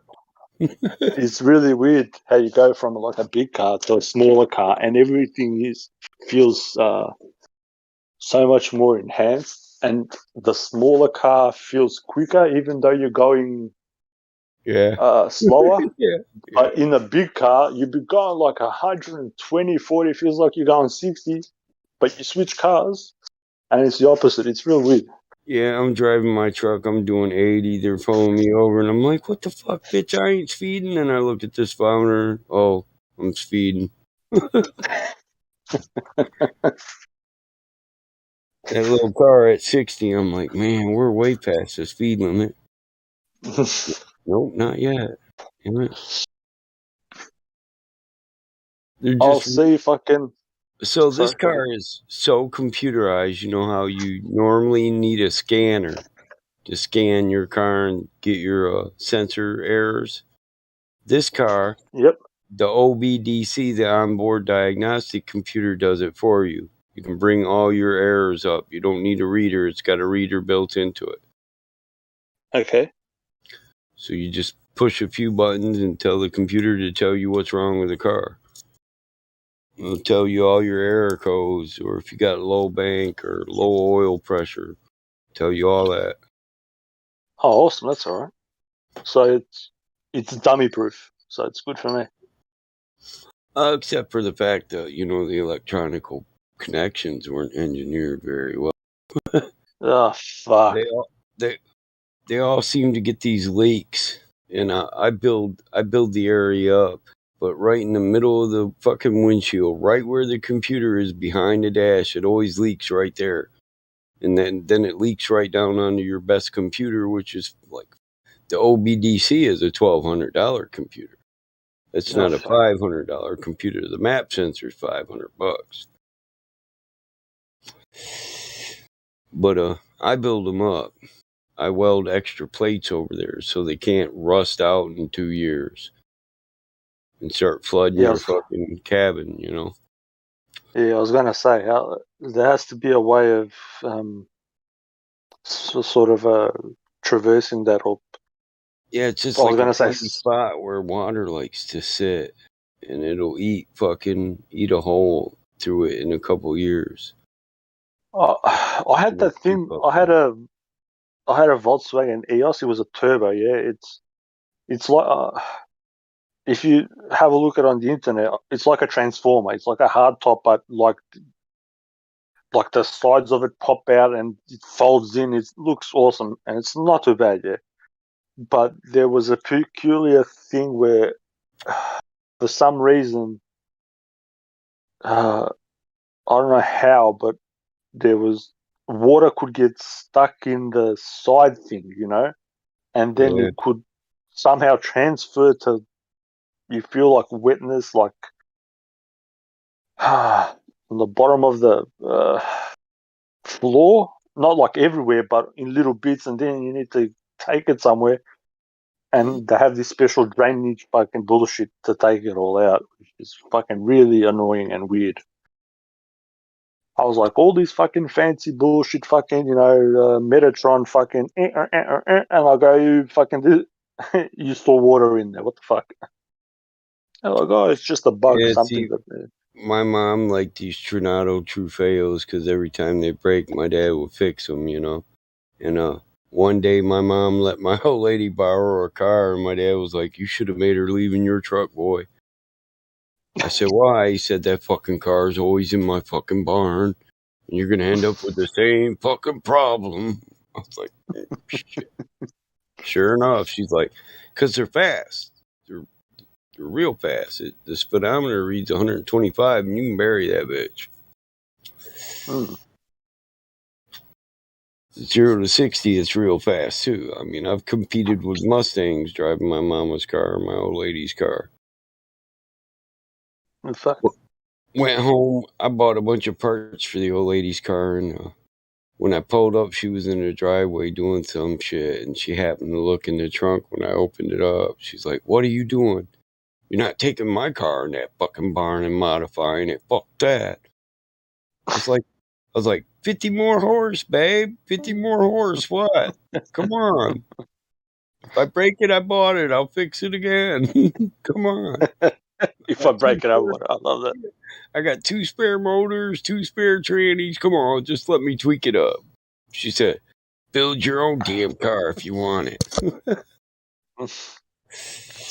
Bro, we had this 300 ZX, yeah, and there was a fully worked. It ran like 11 seconds on the quarter mile, and my mum used to drive it, bro. My mum's like, she's 1 meter 56, bro. Dude, I could easily get 400 horse out of any V6. Oh, I bet you can, bro. But the funny thing is my mum used to drive it. She's 1.5 meters tall, yeah. She's slim. She's this blonde-haired, green-eyed woman, and I've been in the car with her where bikers have come up next to her, and rum, and my mum with limited English would be like, "Yeah, come on." I'm like, "Mum, what the fuck are you doing? They're actual, like Hell's Angels, Yeah. actual fucking dragon, bro." Dude, my mom had a Nissan 240 SX when I was really young, and she would snatch every gear on that motherfucker because it pulled the front end up. She'd say, "Watch, your mom can do wheel stands like your dad does in their drag car." My dad'd be like, I was 6. My dad said, "Damn, I just changed his clutch about 4 months ago." I said, "Well, mom's always going burp, burp, burp, burp. Does that mess with it, Dad?" Yeah. You ratted her in accidentally. No, I was pretty sure because she said, "Don't tell your dad I do this. It burns the clutch up."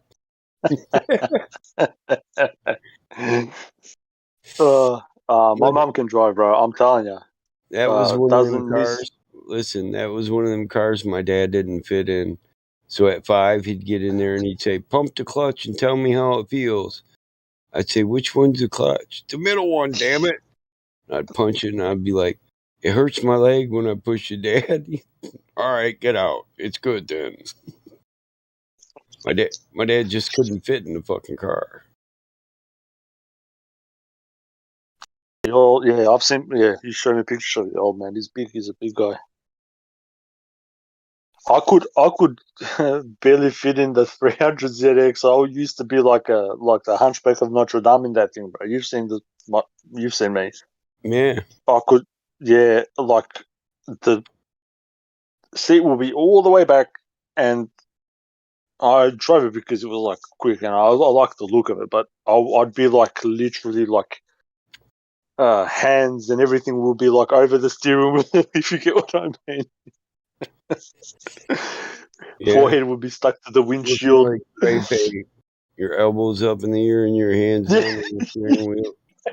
That's why I used to call my dad Gray Pape, because he got this purple shit all over him. One time he was turning back a speedometer on a car. He took it out of the dash. He hooked the drill up to it, put it in reverse. Next thing you know, this ink thing blew up, and he was all purple. And then he couldn't get it off. So about 3 hours later, he was getting in my mom's fucking Pinto with his elbows all up in the air, all purple and shit. And I looked at my brother and said, "Look, great babe." My brother laughed. I said, "You call me a fucking ape?" Yes, I am. Yes. I said, "Go look in the mirror, Dad." He said, "All right, fucking dad. That's funny. Ha ha. Your dad's purple. Purple Indian."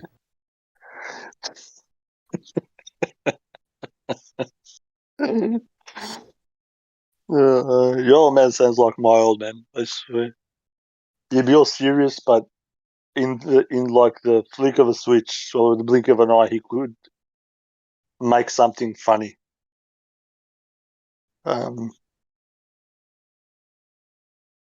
Isn't my old man's sick right now, but fucking he's lost that bit of him. Makes me sad, but yeah. Same sort of things what he said to you, I made you, I brought you into this world, I will take you out. Exact same words, bro. Exact same words he used to say. Yeah. Don't fuck around, son. And sometimes, very rarely, a lot of the you'd get kids that. in my school, they were like, "We're gonna go out and cause mayhem tonight. You want to go?" I'm like, "No, mayhem isn't in my. It's not one of the things that's on my menu." And they're like, "Yeah, fuck your old man. Come on." I'm like, "You go tell my old man fuck him. Yeah. See if that big agent don't slap the fucking shit out you." I said no, and that's that. My friends was a would bit. say, "You got freedom of choice, bro. It's America, bro." I'd say, "Hey, why don't you come over to my house and ride the dirt bikes?" This dude looked at my dad after he rode the dirt bikes. At the end of the day, he went home. He said, "I see what you mean, Mike." Yeah, I bet you do, motherfucker. My dad had a hand big enough he could grab a 13-year-old by their head and palm their head and pick them up and put them right in eye to eye. You hear what I'm saying, boy? Yes, sir. Yes, sir, Mr. Smith. Yes, sir. It's hilarious, bro. It's like you can tell the authorities, man. This is America, man. You can do whatever you want, man. You know what my dad said to me? He goes, call the authorities. He goes, see if they put you in a better place than here at our house. He goes, call them. He actually gave me the phone once. He goes, call them, and that was it. I just didn't call shit. I copped the flip in the back of the head. It was like pow, and he called my bluff. Yeah, my I dad bluffed used him. to say that. Call CPS, call the county sheriffs. I'll beat them motherfuckers too. I'll beat that motherfucker with your motherfucking ass. He said that to me too, but the first time I did it to me, he called my bluff. He goes, here you go, here's the phone. He goes, call him. He goes, you want me to dial the number for you? I'm like, nah, I'm all My right. dad wasn't an asshole though. He just didn't raise thieves, fuck ups, slackers, losers, and quitters. I heard it every day of my life. Yep. Your last name, you being my kid, that means you'll never get to slack. You always think before you do. You'll never give up. And you'll never lose because you're always trying. You can't be a loser if you gave it your best shot. Wise words. Because you don't lose And anything. truthful. Yeah. And truthful words too. Because you can't. If you're constantly trying to better yourself, you're not a loser, and you're not blaming some entity. It's you. You just gave it your best shot. Yeah. Attitude, bro. Attitude. That's my same thing as your old man. My dad says the same thing to me. My dad used to You always guys, say, ain't nothing to it but to do it. Now get off your ass and put your mind to it. you sure Nike didn't steal that phrase off your old man? Just do it or something. You might be entitled to some copyright there, bro. My dad never said nothing short and sweet. He had to pound it home with a paragraph. He rapped, huh? He is a rapper. I think he heard it somewhere and it just best suited how he felt, so he just kept saying it. The only thing that stops people is fear and the willingness to try. The only thing that stops people from succeeding is fear and the willingness to try. And he's 100% correct. This is what I've learned from these people up the top, bro. If you're too Is scared they to say try, you never will. fear regulates the people. 100%. Fear regulates every action that you do, right? As soon as there's doubt put in your mind, you cannot execute the action to its full potential. You just can't. As soon as there's fear or doubt, it's kind of like I don't know how to put it. It's like a mechanism. It's a weird mechanism, bro. As soon as you have doubt or fear, well, if you doubt the execution. it, you can't do it, and as you believe, so shall it be unto you. Yep, 100%. I always say, I don't know. Let's give it a try. Yep. That's how I was raised, though. Can you do this? Hell, I don't know. Let me see. Do I want to try? I'm getting older now. Some things I might not give a shit if I can do them. I was with my cousin once. They were like trying to put this big block engine into this little car, and the guys that were like, they were from overseas, some village, and it was funny as the guy goes, "We can't put it in." The guy goes, "Give me a hammer to try to bash the engine in." Guy gives him a hammer, like a little like mallet, and he goes, "Give me the bigger hammer." The guy brings him a bigger one, and he goes, "Give me the mallet." It's fucking hilarious. I'm sitting there, I'm like, what the fuck? Bash like an engine inside with a mallet. I'll never forget that. When you're trying to put a big block in them small cars, the steering gearbox gets in the way. Yeah. I don't doubt you, bro, but it was just hilarious. The guy just kept on asking for a bigger fucking hammer, bro. I still do. I collect gearboxes off the old Monzas and Sunbirds because they're smaller and you can move them around. The bar doesn't have to come straight in to connect with it. You can do it at an angle and it still steers good, which gives you room for the exhaust system when you put a bigger motor in a smaller car. That's right, yeah. As I said, I just found this fucking hilarious, bro. I'm sitting there like I was young. All I heard was, "Give me a bigger hammer. Give me a bigger hammer. Give me a bigger hammer." And I found the easiest way to put a big motor in a small car is to strip the entire engine block down, set the engine block in the car, and then build it while it's in the car. say that again? Wait a second, I had a picture of this in my mind. You strip it down to the engine block. No heads, no intake, no carburetor, no fan, front of the motor going. And you get the motor block in where the engine carriage, and you bolt it to the mounts. Okay, yep. Then you just gotta make sure you got enough room. Sometimes you gotta cut away shit to get a big block into a small car. You might have to cut out the firewall. You might have to move the cross member. Core support, might have to cut that, weld a new one up. I put some big fucking motors in some little fucking cars, though. I can picture that. I can visualize it. Yeah, I get you.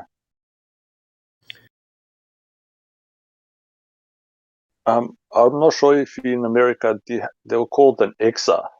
It was a little like a 1.6 liter with a turbo, 2-door, little thing. EXA, I think it was called an EXA.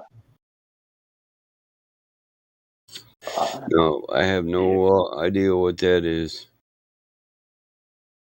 Nissan, it was like it was popular in the 1980s here anyway. There was one with like a no turbo and like people with money or cool kids had the one with the turbo. They tried to put like a big fucking V6 in these guys, like a 3.6 liter, in the cabin of this like thing that used to house like a 1.4 liter fucking turbo. Fucking hilarious, bro. I've seen some Exa? funny shit here. An Yeah, Exa? yeah, yeah, EXA turbo? yeah. That's the one. Yeah, not a bad looking car. No, They're I'm pretty. looking at it right now. They're actually not too bad, I think, for back in the days, like for like um, horsepower, um, for what you get from the car. That's a little fucking car. Yeah, bro. It's Yeah, fucking, it's a little motherfucker. it's fucking tiny, bro. Um, but yeah, try to picture putting like a 3.6 liter in there. That's what I was thinking.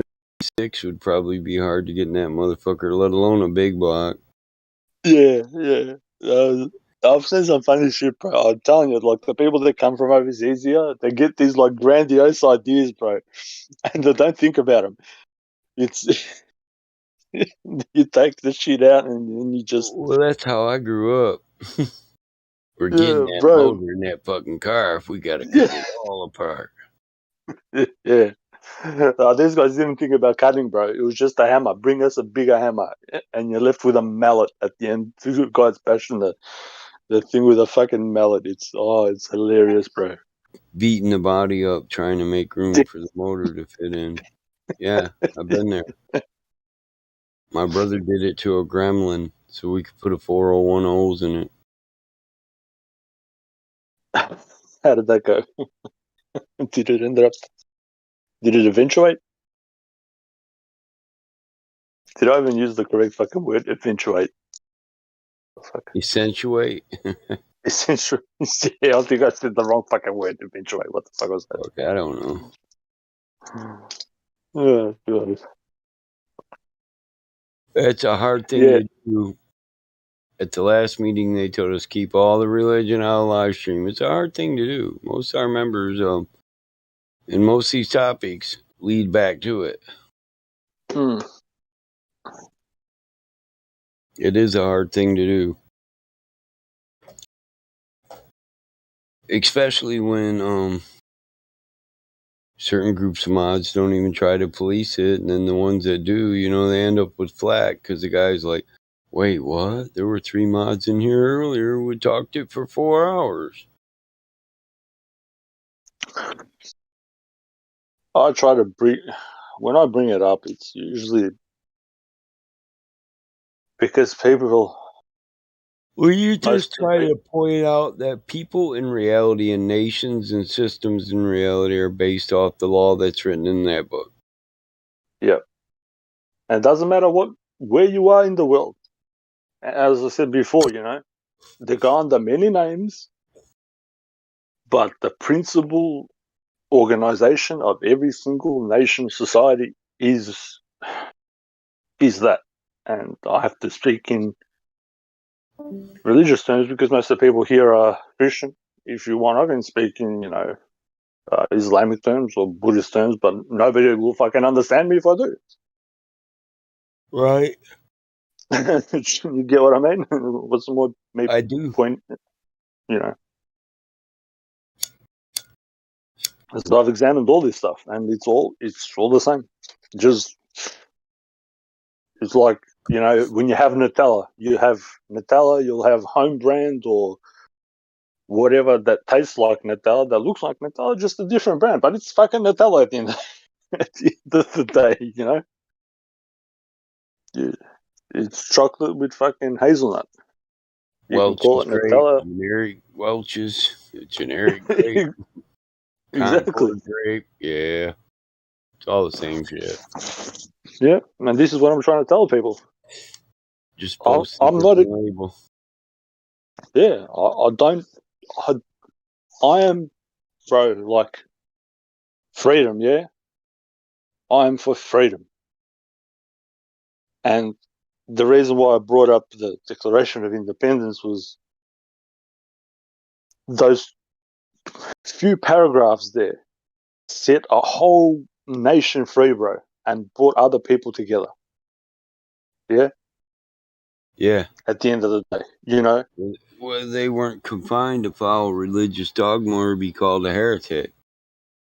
Although Exactly. there are those in this day and age that still try to drive that in here. Like, in America, if you say you're this, then you have to accept that. Well, it's just not correct. It's not right. That's un-American. And I That's could say why it based on man's law, but I'd rather say it based on God's law.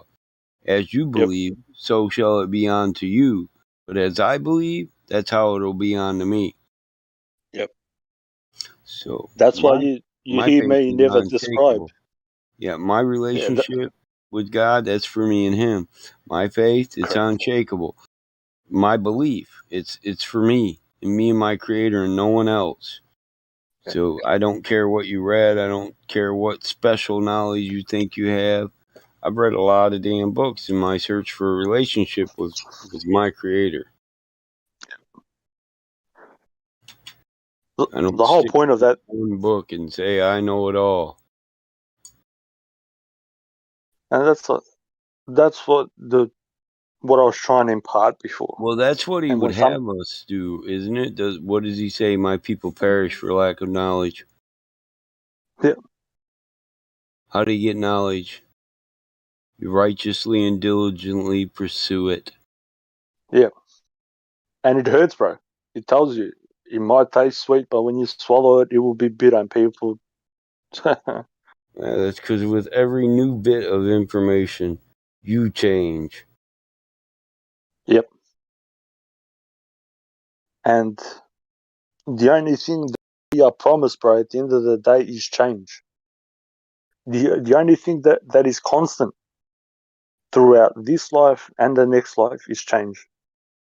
Whether you take that to mean good or bad or whatever, is change. Every day you get up, it's a new day, you're older, wiser, or dumber, or whatever it is. You get rid of this meat suit, then you go on. And people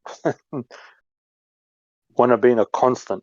And nature or life is not a constant. If that's the right terminology. Can't be constant. Death is a part of life. Yep. Well, religion, you know what it's really made for? It's to prepare you for death. People don't get it. Back in the days, the priests were the healers at the same time. So, they were there to make you better.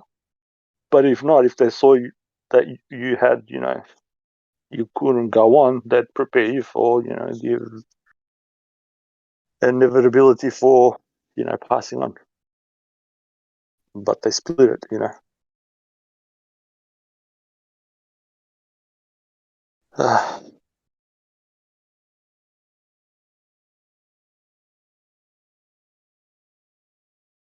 I'll try to get that piece of law where it says for the disarmament. That's what they're doing at the moment. They're doing all this fakery with, we're going to attack here, there. They're actually disarming the world. And that's meant to be going down to disarm all the people, which is not going to be viewed very well in the US of A. Because the right to bear arms shall not be infringed.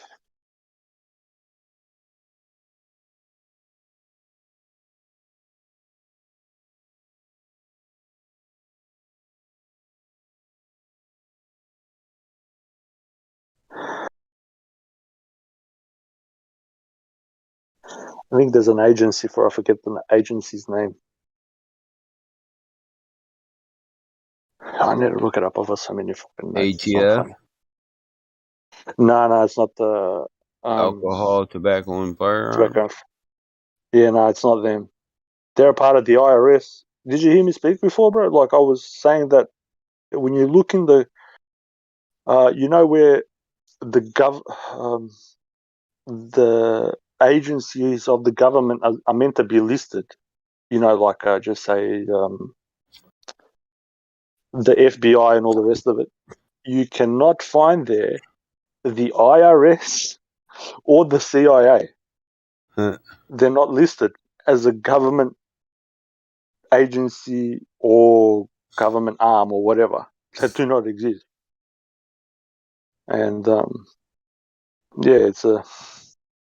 And I was reading up a long time ago. You know, the FBI to become it was an actual like good job to have, because to become an FBI agent you had to go and be an attorney at law to have that job.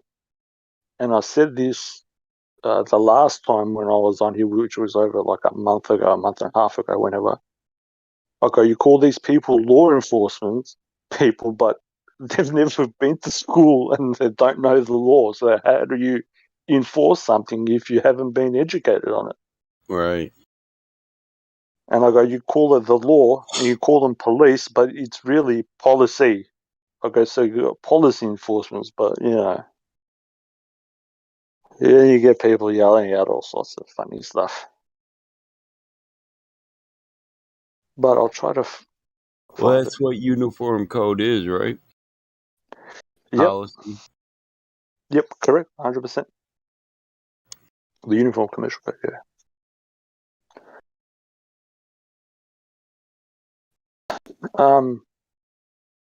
When I was reading the Federalist Papers and all the rest of it, USA had its first king in like 1950, when all powers were delegated to one dude. So you know you have like the what's it called, executive orders. Yeah, Yeah. That's like a royal decree, isn't it? yeah, 100%, bro. People don't realize they're like, hey, we're republic or democracy. I'm like, I think it's what is it? Article 4, Section 4. It says that the people of the United States of these Americas are guaranteed a constitutional republic, not a democracy. But yeah, and it's really interesting the way that they word it. You know, they say they have like most places have three branches of government.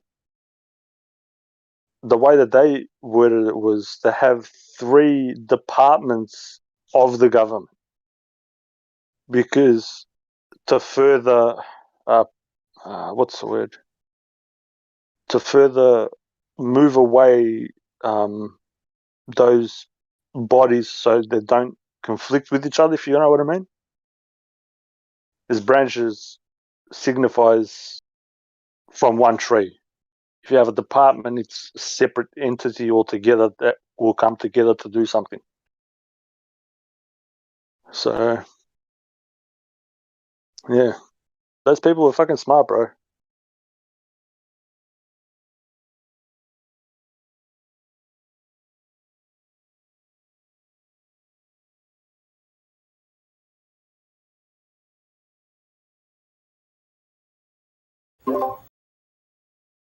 Well, I'll be back in a minute, bro. I gotta go do something for my daughter.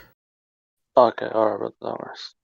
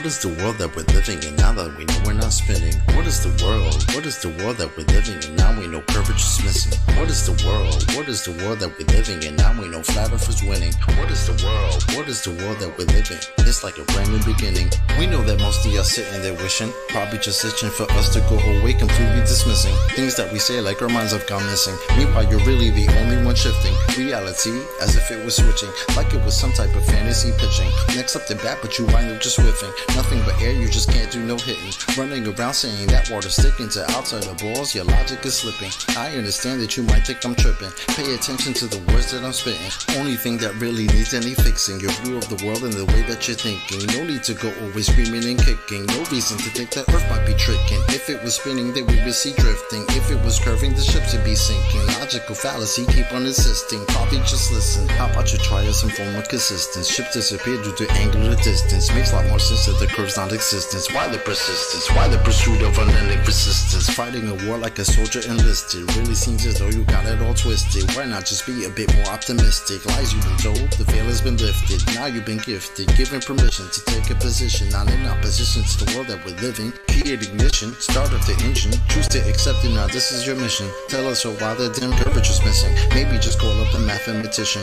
Give him a listen. Have him tell you about his presuppositions. Talking about how it's not superstition. A vacuum and air pressure juxtaposition. Make a decision. Tell us how this model came to fruition. You have the right to enact your volition right up to the day of mental acquisition. All I could do is provide ammunition. Can't take the heat, stay the fuck out the kitchen. Judgment day or to the last demolition. You can see this as an act of attrition. On the condition that after admission, do you a favor and start the forgiving. Then go out and share your newfound position with everybody who's potentially victim. Falling for the global prisoner system. So many flaws, no woman can list them. Shout to my beautiful parents, I missed them. Taught me to think for myself, I could kiss them. Now to the day that I'm able to whisk them away in my arms, I will reminisce them. Yeah, yeah.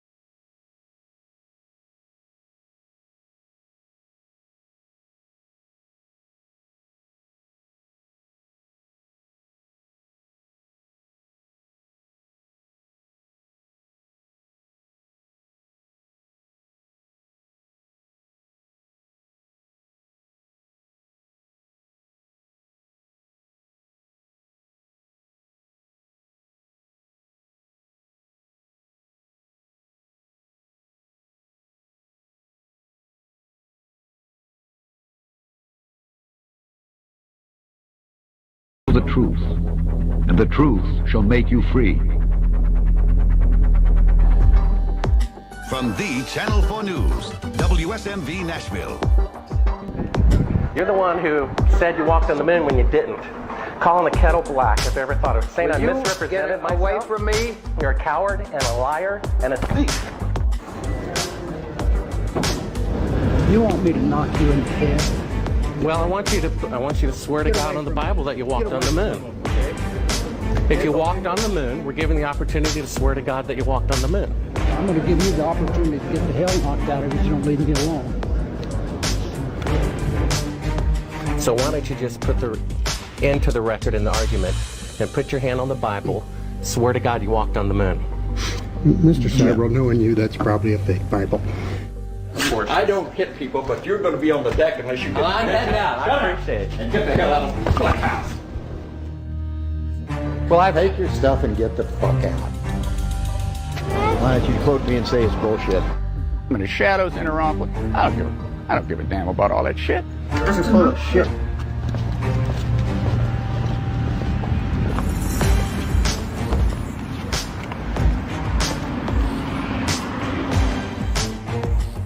Mr. Seibel, you do not deserve answers. If you show this publicly, you're open for a lawsuit. Okay?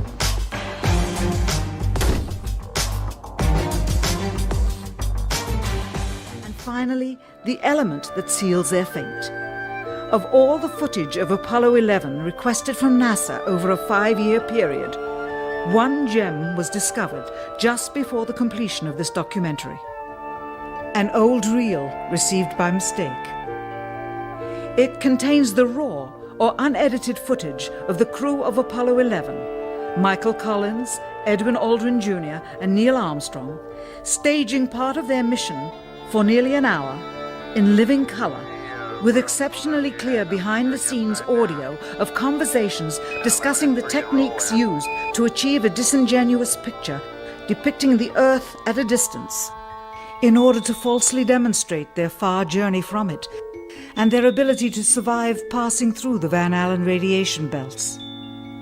It cannot be misconstrued that this staging was done for some other reason prior to the mission, for the reel itself is slated and dated July 18th, 19th, and 20th, 1969, the very days of the mission when they were said to be approaching and achieving lunar orbit.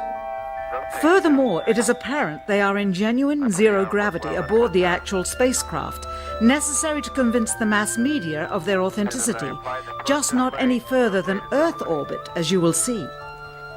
In this never-before-seen or heard footage, not only is the radio conversation between the astronauts and Houston Control audible, there is a secondary, private conversation taking place between the crew and a third confidential party, prompting the astronauts with what to say, when to speak, and how to effectively manipulate the camera to achieve the desired misleading effect. NASA claims that the Houston transmissions were the only ones taking place with the astronauts. Listen now as Houston Control initiates a conversation with the crew, only to find them too preoccupied with the behind-the-scenes trickery to respond. Moments pass, and the oversight is picked up on by the clandestine third party, who quickly prompts them with talk. Immediately, Neil Armstrong speaks. Hello, Apollo 11. Houston, Goldstone says that the TV looks great. Over.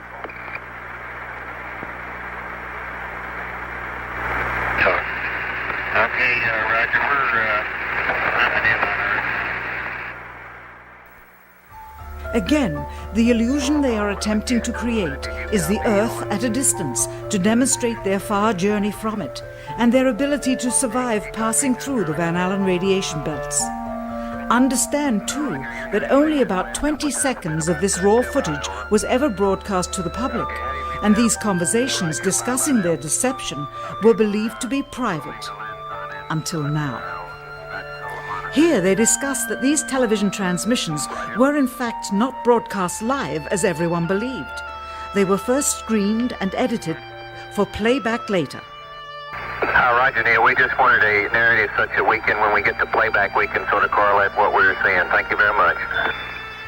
Here they discuss the fact that they have turned out the lights and have blocked out sunlight from entering the spacecraft through the other windows as to not cause any reflected light to fall onto the spacecraft's wall in the foreground. Okay, very good. Well, we shut out the sun coming in some of the other windows into the spacecraft, so it's looking through the number one window, and there isn't any reflected light. The reason this was done is so that the truth of the matter would not be revealed. It is this. Though the federal government would have you believe that this is a view of Earth from a distance out of the spacecraft's window as it nears the moon, it is not. What they have ingeniously done is placed the camera at the back of the spacecraft and centered the lens on a circular window in the foreground, outside of which it is completely filled with the Earth in low orbit. The circumference of the window then appears to be the diameter of the Earth at a distance, with the darkened walls of the spacecraft appearing to be the blackness of space around it. That is why they wanted the interior dark and blocked out the sun from entering through the other windows. Here you can see the extruded window, probably 2 inches thick at the bottom. This is because the Earth's shine is coming in at a downward angle. It also causes the Earth to appear to be an irregularly shaped circle, for you are seeing the outside of the window at the bottom and the inside of the window at the top, which together form 2 different sized halves of a circle. Subsequently, this take was never used. As they perfected the shot, a crescent-shaped piece of black material was inset slightly into the window to create the illusion of the Earth's terminator line dividing night and day. It is uncannily convincing. During this segment, intended to be edited and played back later for the worldwide television audience, dated July 18, 1969, Neil Armstrong condemns himself as he states that he is 130,000 miles out, or halfway to the moon, as the NASA flight log also states on this date, when he is in reality in low Earth orbit of a few hundred miles. Hi, Roger, Houston, Apollo 11. Calling in from about 130,000 miles out. Here, during another segment, also intended to air after review, Neil Armstrong falsely explains to the viewers how the shot is attained by putting the camera's lens to the window's glass, as it would have to be if they were the claimed distance away from the Earth. We only have one window that has a view of the Earth, and it's filled up with a TV camera. If the window was completely filled up with a TV camera, as he stated, then an astronaut's arm would not be able to get between the camera and the window, as it obviously does here in this outtake. South America becomes invisible just off beyond the Terminator or inside the shadow. You can also notice how the astronaut operating the camera reacted to the mistake by attempting to pan away from it. Blue gas, see white bands of major cloud formations across the Earth. This is a segment that they believed wasn't even being recorded, much less suitable for broadcast, for the lens was being zoomed out and the scene was being changed to that of an interior of the astronauts at work, and apparently the stop button popped back up on the recorder without notice. Here is the diffused work light that they used to see camera controls, but not throw light onto the spacecraft's wall. Here they remove part of the crescent insert.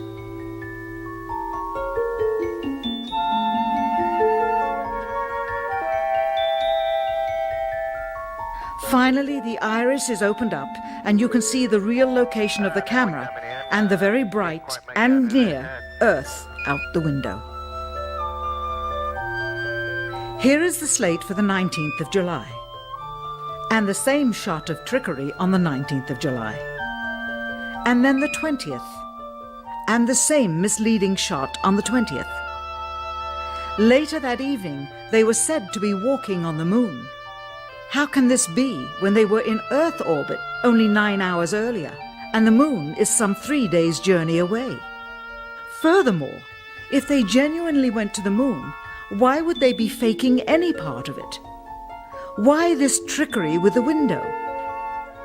By faking being halfway to the moon, It becomes apparent that they did so because they could not even go halfway. It thus confirms that the stumbling block to their success was the lethal radiation of the Van Allen radiation belts. Since the same equipment was used on the subsequent missions in the 40 months that followed, none of them could have gone to the moon. They only increased their proficiency at staging them. So this will be all right. Mr. Armstrong, Bart Sibrel, ABC Digital. Wanted to give you the opportunity to swear on the Bible that you walked on the moon. Will you put your left hand on the Bible and swear to God that you walked on the moon? Gentlemen. Mr. Sibrel. Yes? If you really walked on the moon, why would you not do that? So why don't you just put the end to the record in the argument and put your hand on the Bible, swear to God you walked on the moon. Mr. Sibrel, knowing you, that's probably a fake Bible. Really? Well, no, it's a real Bible. You have the opportunity to have $5,000. The meeting is not open. Well, you have $5,000 cash. You can give it to charity if you swear on the Bible that you walked on the moon. Please I have give the it to tape. charity. That'd be fine. Why don't you swear to? Why not? Why won't you do it? So why don't you put your hand on the Bible and swear to God that you walked on the moon? Mr. Sibrel has made a fool of himself in front of the world. Mr. Sibrel, you do not deserve answers. Mr. Collins, Bart Sibrel, ABC Digital. How are you? Good. I'm the gentleman who found the classified tape from your mission of you faking the window shot, putting the transparency over the window when you were supposedly halfway to the moon when in fact you were in Earth orbit. I have no idea what you're talking about. I think you must be some kind of wacko. Okay, well, we have the opportunity to set the record straight. We're asking you to... I'm not on the record right now. We'd ask you to... Would you please go away? Well, asking you to swear in the Bible that you orbited the moon. Would you please go away? Well, if you really orbited the moon, why won't you swear in the Bible that you did so?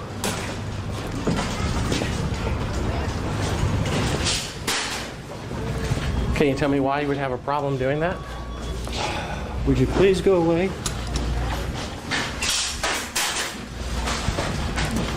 You don't remember the shot where you put the transparency over the window? We have it being done up to about 10 hours before they supposedly walked on the moon. I just don't understand why if you orbited the moon you wouldn't have a problem about swearing to the Bible on it. Can you tell me why?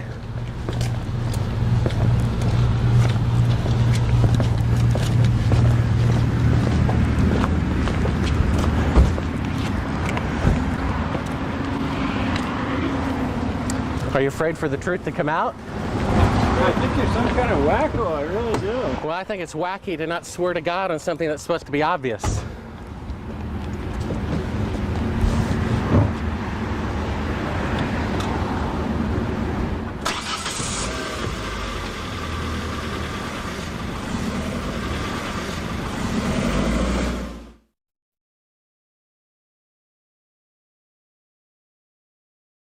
I mean, do you have Neil Armstrong interviewed already? No, he doesn't want to be interviewed. Well, I know. Why does he not give interviews? Well, because that's his personal choice. And I guess it's mine, in a way, to do things when they've been researched and worked out as far as a business arrangement. This is not news. This is not an anniversary. Well, actually it is. We found a very unique reel of footage that we have queued up to show you. Yeah. And it's from the mission. And to our knowledge, no one has ever seen it before. Mm. And it's 30 years old. And you want me to see this while you have me on camera? Well, and to tell us what it is. I mean, it's... Well, I don't know why I should do that. It's a very unique footage. It may be that I need to see it, and then we sit down and we talk about what you're taking a picture of.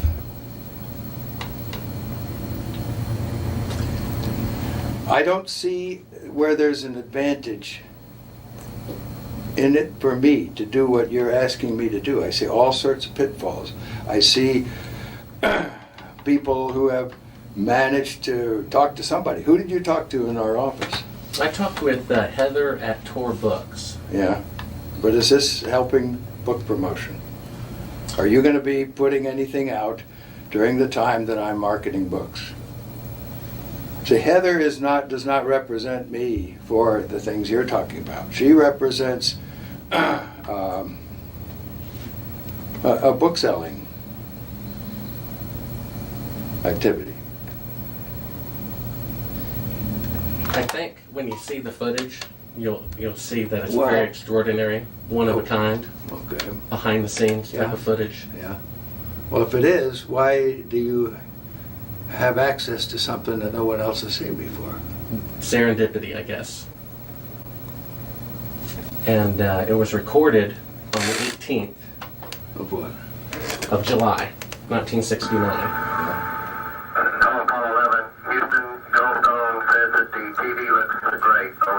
Do you remember this? On the 18th?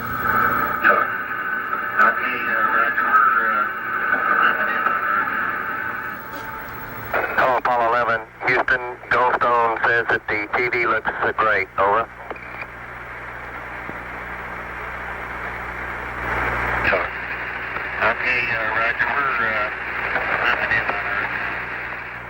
Roger, Neil. We just wanted a narrative such a weekend when we get the playback, we can sort of correlate what we were seeing. Thank you very much. Well, we shut out the sun coming in some of the other windows into the spacecraft, so it's looking through the number one window, and there isn't any reflected light. We only have one window that has a view of the Earth, and it's filled up with the TV camera. South America becomes invisible just off beyond the Terminator or inside the shadow. We can see the oceans with a definite blue cast, see white bands of major cloud formations across the Earth. Roger, the AGC is working real well. The F-22 looks good, over. Hello, Apollo 11, Houston, did you copy, over? You copied, Charlie. Roger, your transmissions the last couple of times have been about 2 by, over. Okay, how do you read me now? Right, you're 5 by now.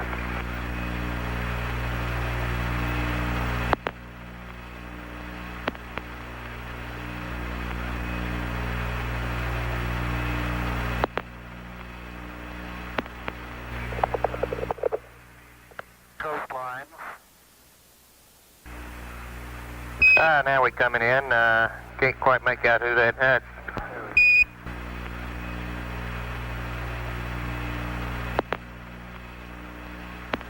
Discussing their what is your proposition? That we didn't go to the moon? I know for a fact that you did. I know for a fact that you did not. You know for a fact that we did not. That's correct, and you'll see this tape proves that. Okay, well, I'm not interested in satisfying your suppositions when there's all this evidence that we did. This proves, as you see, that you were using the window to demonstrate that you were halfway to the moon when you were Turn the camera off, please. Turn the camera off. Through the other windows. You're full of shit. It shows that you're in Earth orbit. Now, if the moon is 3 days away, and this is late, on the 18th, how could you possibly walk on the moon 2 days later when this was shot on the 18th? You want me to sit in front of a camera while you're taking pictures, you're showing this, and then you want to see my reaction? I know for a fact that's slimy journalism. Do you realize that? If you ought to be ashamed of If you read yourself. the document that I have in here, you'll find that it's not. That this is a personal plea to do what is right. Well, we sit and we talk about things ahead of This is a time. document that you'll want to see. Placed the camera at the back of the spacecraft. I know for a fact But that what it is you're trying to do is unethical. You don't believe that? It is completely No, I do not. with the Earth in low Then we have a difference of opinion. The circumference of the window. This is where you're using the window of the spacecraft to appear to be the Earth far away. We got the raw footage of it. We have an auxiliary track, someone prompting you when That to is why speak. they wanted the interior. You believe in UFOs? No, I do believe not. we've been visited by? Well, why do No, I you want to don't. believe this stuff? I know for a fact. We've had this analyzed, and this is the window, and you're in, and it's dated by an atomic clock at the Goldstone tracking station, which is on the tape.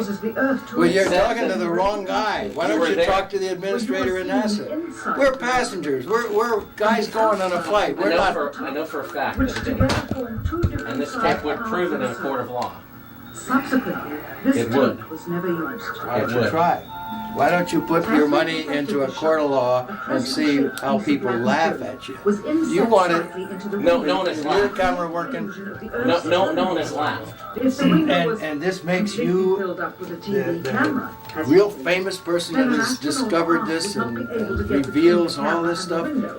What an ego you must have to want to propel yourself like this. That's not why I'm doing it, and God knows that's not why I'm doing it. I'm doing it for the truth to come out because I think it was wrong. You can also notice how the astronaut But you're doing it the wrong way. You don't mislead somebody like me to come in here. If you didn't go to the moon, that's misleading people. I'm showing you this Okay, tape. we went to the moon. We're not misleading anybody. Then how is it possible that this is the window? It's shot to make it look like. Look, you can manufacture all you want with This these is straight. things. This isn't manufactured. Sure. You know that it to isn't. that of an interior of the astronauts at work. I believe this would prove it in a court of law that you did not go to the moon. It's dated on the 18th. It proves when you remove the Will you give me your business card? It's all in there. Camera controls, It's all in but there. not throw light onto the spacecraft's wall. Here they remove part of the crescent insert. This proves that it's the window. You can see them removing the crescent insert that you did to create the Terminator line in front of You're the so window. full of shit, I can't believe it. If you show this publicly, you're open for a lawsuit. Okay?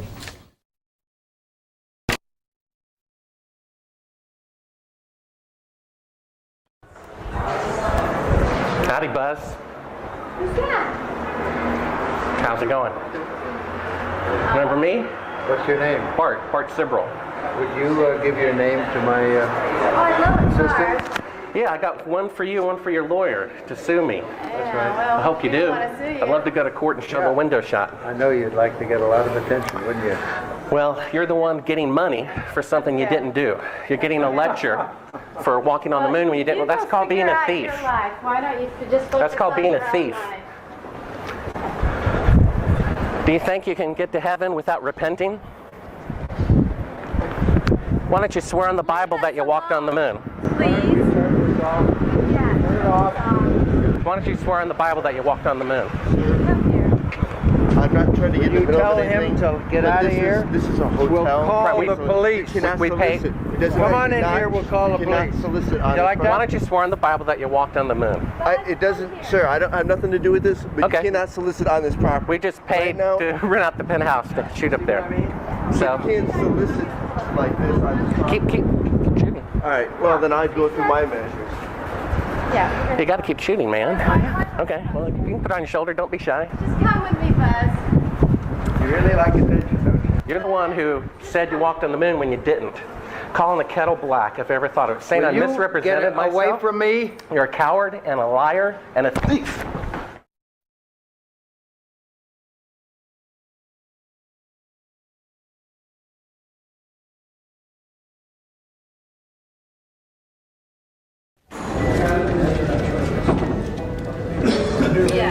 Yeah, right here's fine. I'm Bart with ABC Digital. How you doing?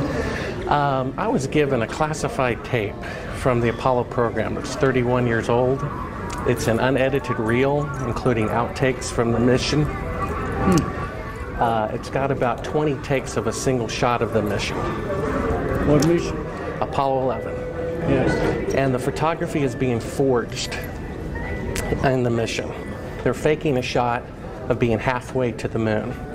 And they refer to you on the tape as a shot that was done during Apollo 10, where you put a transparency over the window and move the camera of the Earth and move the camera back away from the window, turn off the lights in the spacecraft, and appeared to be halfway to the moon when in fact they were in Earth orbit. Huh, really? Yeah, and they said it was the same way that you did it on Apollo 10. So we wanted to give you the opportunity to put your left hand on the Bible, to raise your right hand, to swear to God. Stick it in your ear. Well, you were giving an opportunity to swear to God under oath that you walked on the moon. I don't do that kind of thing. Well, if you really walked on the moon, what's the problem of swearing to God that you did? Do you believe in God? You want me to knock you in the head? Well, I want you to swear to God on the Bible that you walked on the moon. Okay. If you walked on the moon, we're given the opportunity to swear to God that you walked on the moon. I'm going to give you the opportunity to get the hell knocked out of you if you don't leave me alone. I'm a filmmaker, and I've been in the business about 15 years, and I've been asked even to testify in court as to the authenticity of footage. And I saw this footage. It's dated by an atomic clock 3 days into the flight. All the astronauts are identified, and they're there putting the transparency over the window. They're clearly pretending to be halfway to the moon when they're not halfway to the moon. That is bullshit. I don't care what you say. I went to the moon and back, and everyone that's a scientist knows it. Now, if you want to not believe it, it's okay, you know? It's okay. It's a better story. It just happens to be a lie, that's all. Would you swear to on the Bible that you walked on the moon? I'm not going to do it because I'll do it over here. I won't do it on your camera. Well, why not? Because it just isn't an appropriate thing to do. Well, but you're an asshole to do that. You're the same guys, just different guys that did the other person I told you about. Well, would you put your hand on, if you walked on the moon, here's the opportunity to set the record straight, to put your left hand on the Bible. Left hand. Raise your right hand. Okay. And you realize this can be used as a video deposition in the future, and if you lie, you'll be guilty of perjury. I understand that. Okay. Say your name. My name is Alan Bean. I swear to God and affirm. I swear to God and affirm. Under penalty of perjury. Under penalty of perjury? Treason? Treason? No, not treason. Treason has nothing to do with it. Let me rephrase this and say, I've got my hand on the Bible.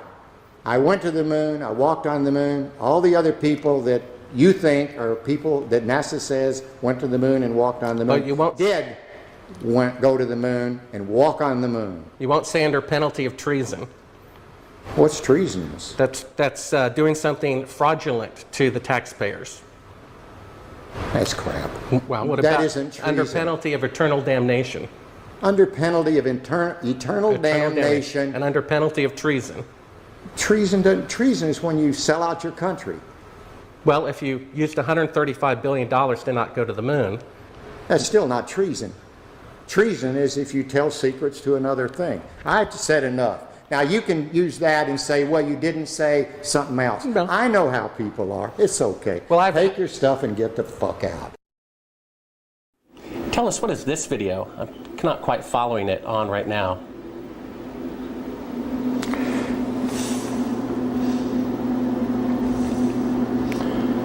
Well, that looks like a Buzz Aldrin photograph there. I can't see it too clearly from my angle here. Is this a documentary about the moon missions? I believe so. Well, I think it's a series of clips and vignettes. I'm not quite sure that's a documentary. Was this something from broadcast or something that? I'm sorry, I don't know. Without looking at the label and looking at it more closely, I have dozens of these things in here. What is this? They're talking about shadows and stuff like that. What is that all about? You know, this might have come from some of the challenges to the fact, from the challenges by the group that has said we never went to the moon, and they're trying to pick holes in some of the lunar photographs. And it's an interesting subject because they're totally misguided. We did exactly what we said we did. And they can try to pick holes in the photography all they want to, but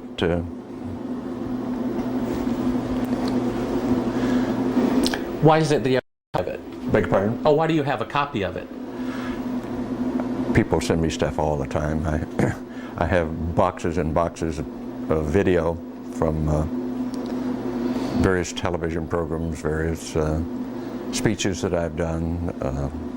I must have 300 or 400 of them. I look at very few of them. So someone sent you this? I'm sure that, well, they obviously did. That's why I have it.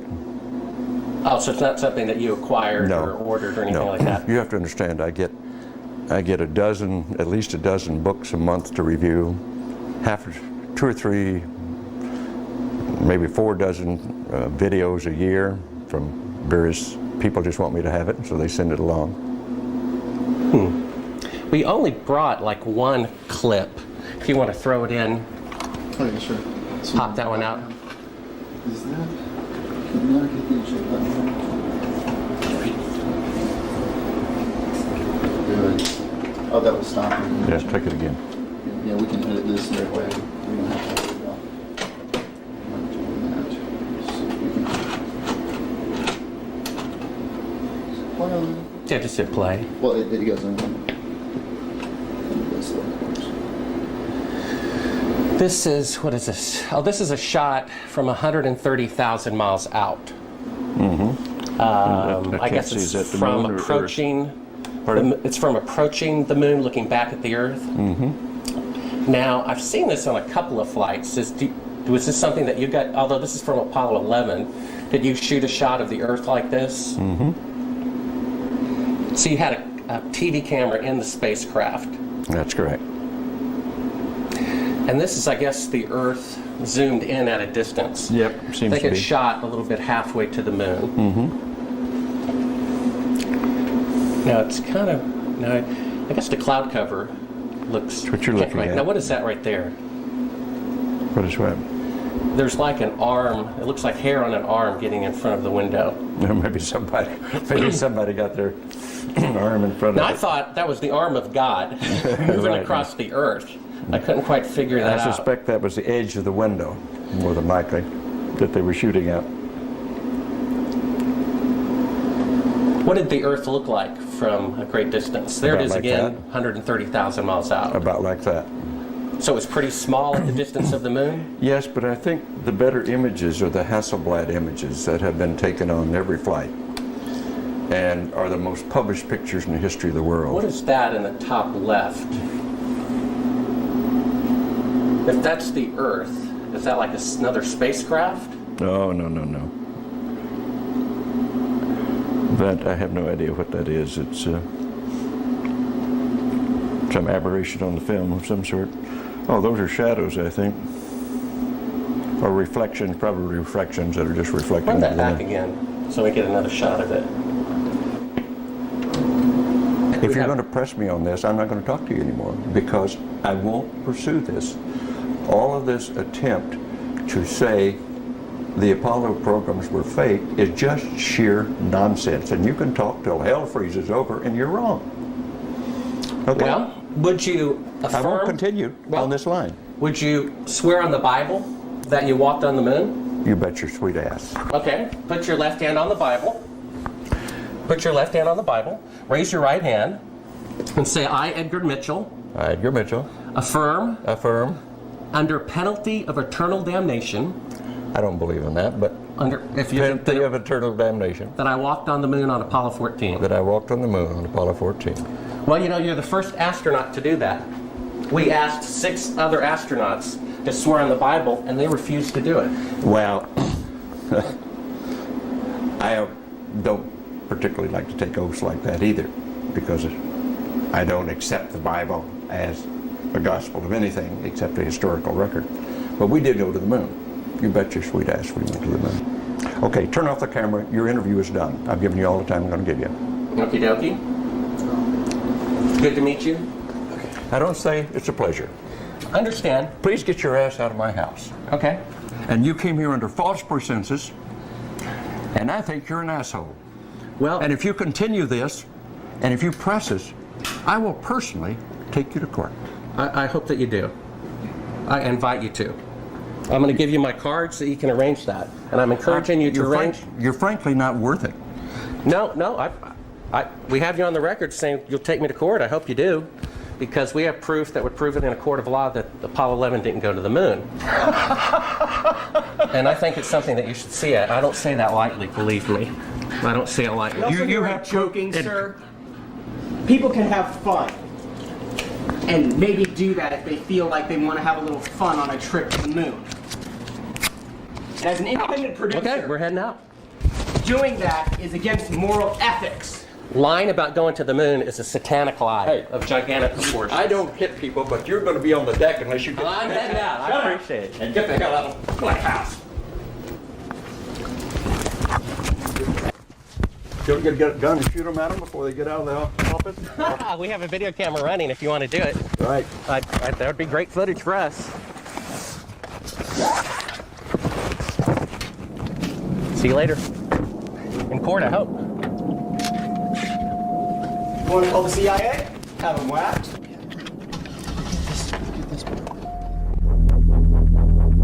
And ye shall know the truth, and the truth shall make you free.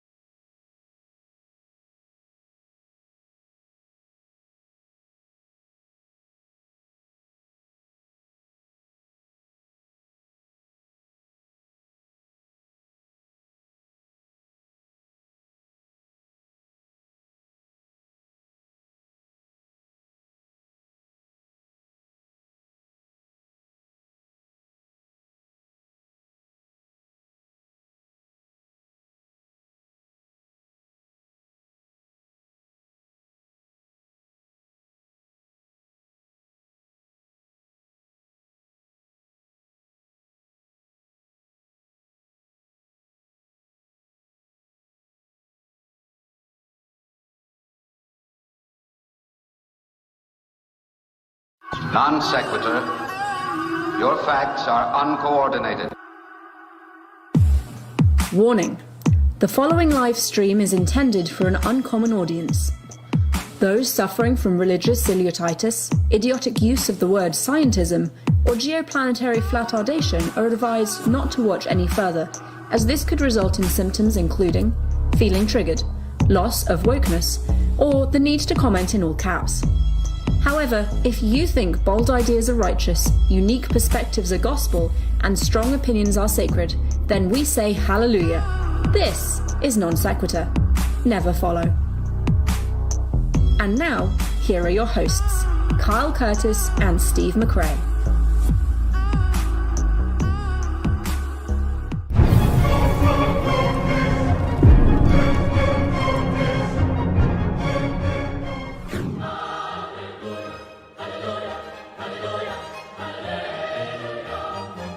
Came in at the end, debated, and then said, "Hey, do you mind if I sing for you guys as an outro?" And I said, "Are you kidding? Yes."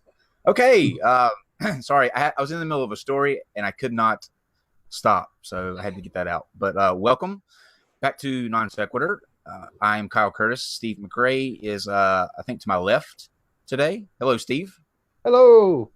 Still alive. Did you see that hashtag replace Steve is trending? Is it? You guys just taking bets on my future of living by the end of the week, aren't you? And by the way, again, if I die, contact me via your cell phone, and I'll tell you. We're going to talk about that. Think of you. Yeah. We're going to talk about that. And David is producing as always. That voice in the back, and we have joining us. You probably saw him recently because he was here just it's been 2 or 3 days, I think. It seems like a lot longer, but Dr. Robert Sungenis is back again with us. Hello, so Dr. Sungenis. Hi, Kyle. How are you? Excellent. Welcome back, sir. Good. And also joining us, the face you can never forget, Allegedly Dave. Hello, Allegedly Dave. Hello. I'm not sure why I'm the face you can never forget, but you know. I would say more the voice. Yeah, it's allegedly nice to have you back, sir. Yeah, I saw what you did there. Thank you. So, okay, let's get to what we have coming up for the week. First, a bit of bad news. As many of you know, I was looking forward to tomorrow's encounter with the people from Soul Phone, and I got an email this morning saying that the gentleman's wife's father had passed away, and so we do wish the best for his family in that situation. He didn't cancel. We are going to be still doing that show. It's going to be on the 23rd now instead of tomorrow, but still a little disappointing. But in those situations, what can you do? So we will be back with them on the 23rd. We're still going to figure out something with tomorrow. So if you guys out there have any ideas, please let us know. Just kidding. Okay, let's go to what we've got coming up for Wednesday. And that's going to be Dr. Misha Griffith. She's going to be doing a presentation on Cold War dissidents and how they helped save several lives. It's a very fascinating story. I've been brushing up on it. Wednesday at 8 p.m.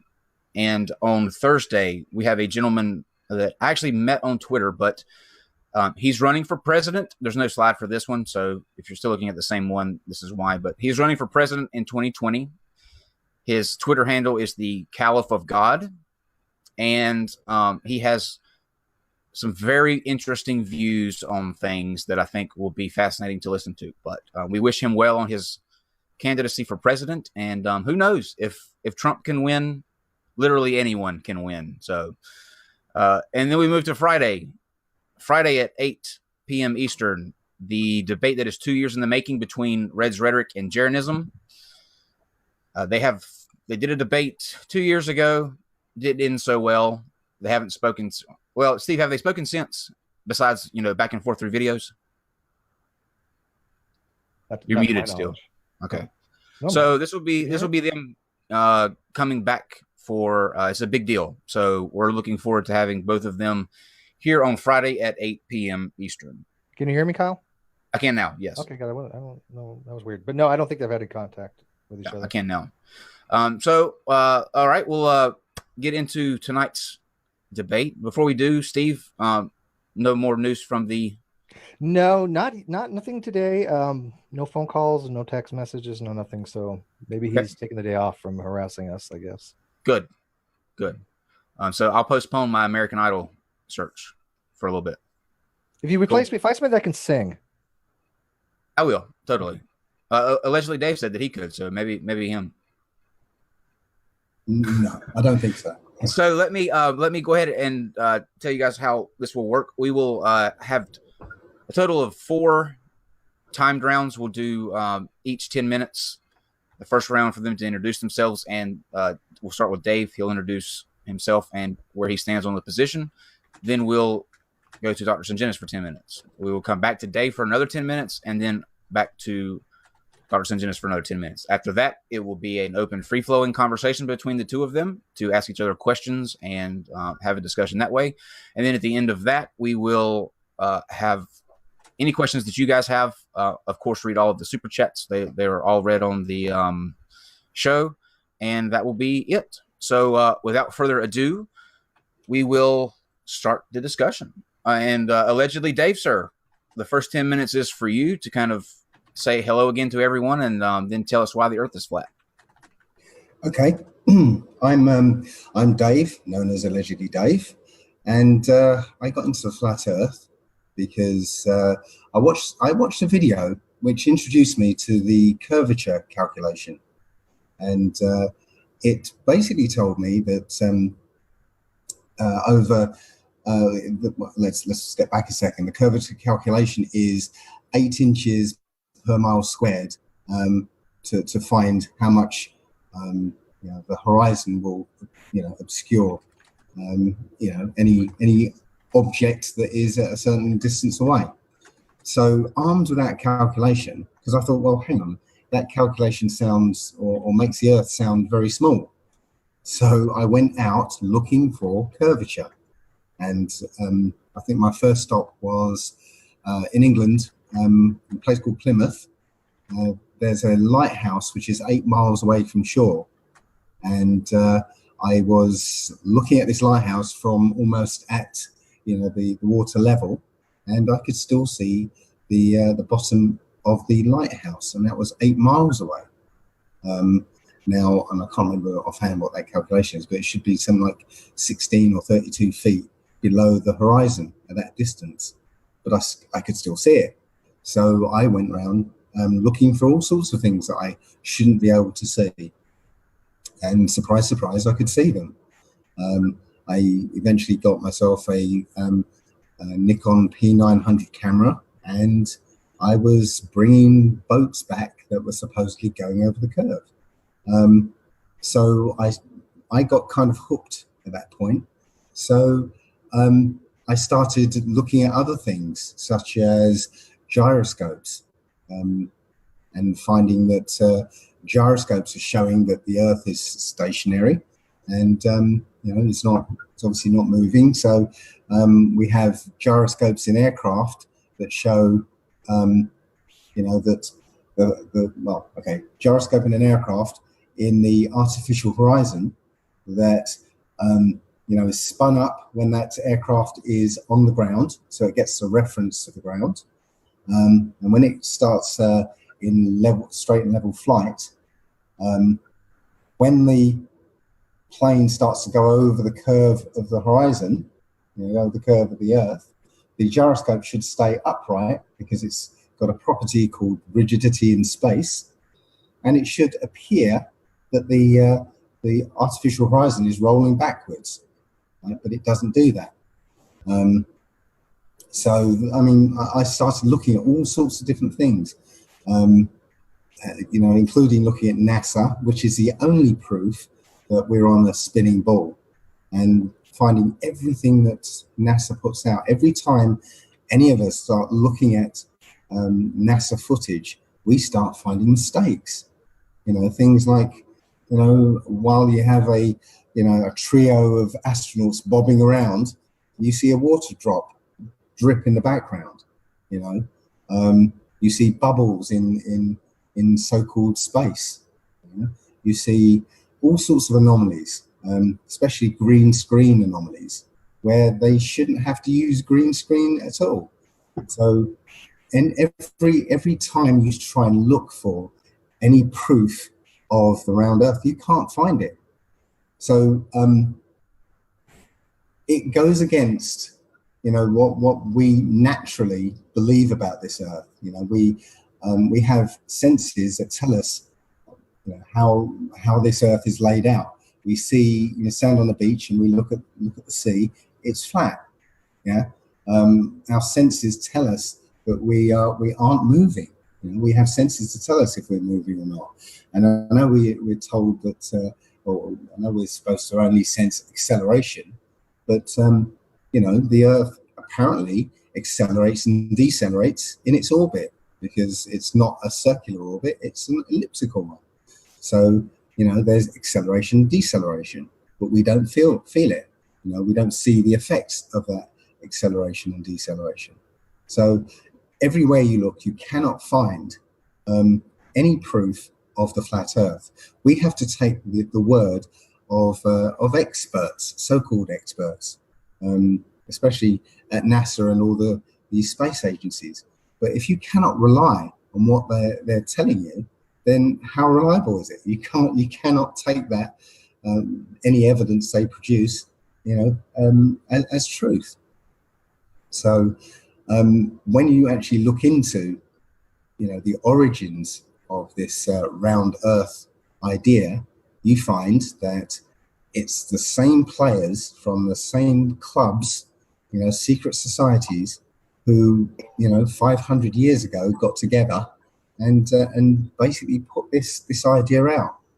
And I know it goes back a little further than that, a lot further than that, but you find that the forerunners of those same secret societies, had members who were pushing the same idea. So it just turns out that the same people who created this round Earth, spinning ball lie, and the theory of evolution and the Big Bang theory, are the same ones who are currently ruling this Earth today. And that's the primary reason we've got this round Earth system, because if you believe in this round Earth evolution Big Bang universe, then it doesn't leave any room for a creator.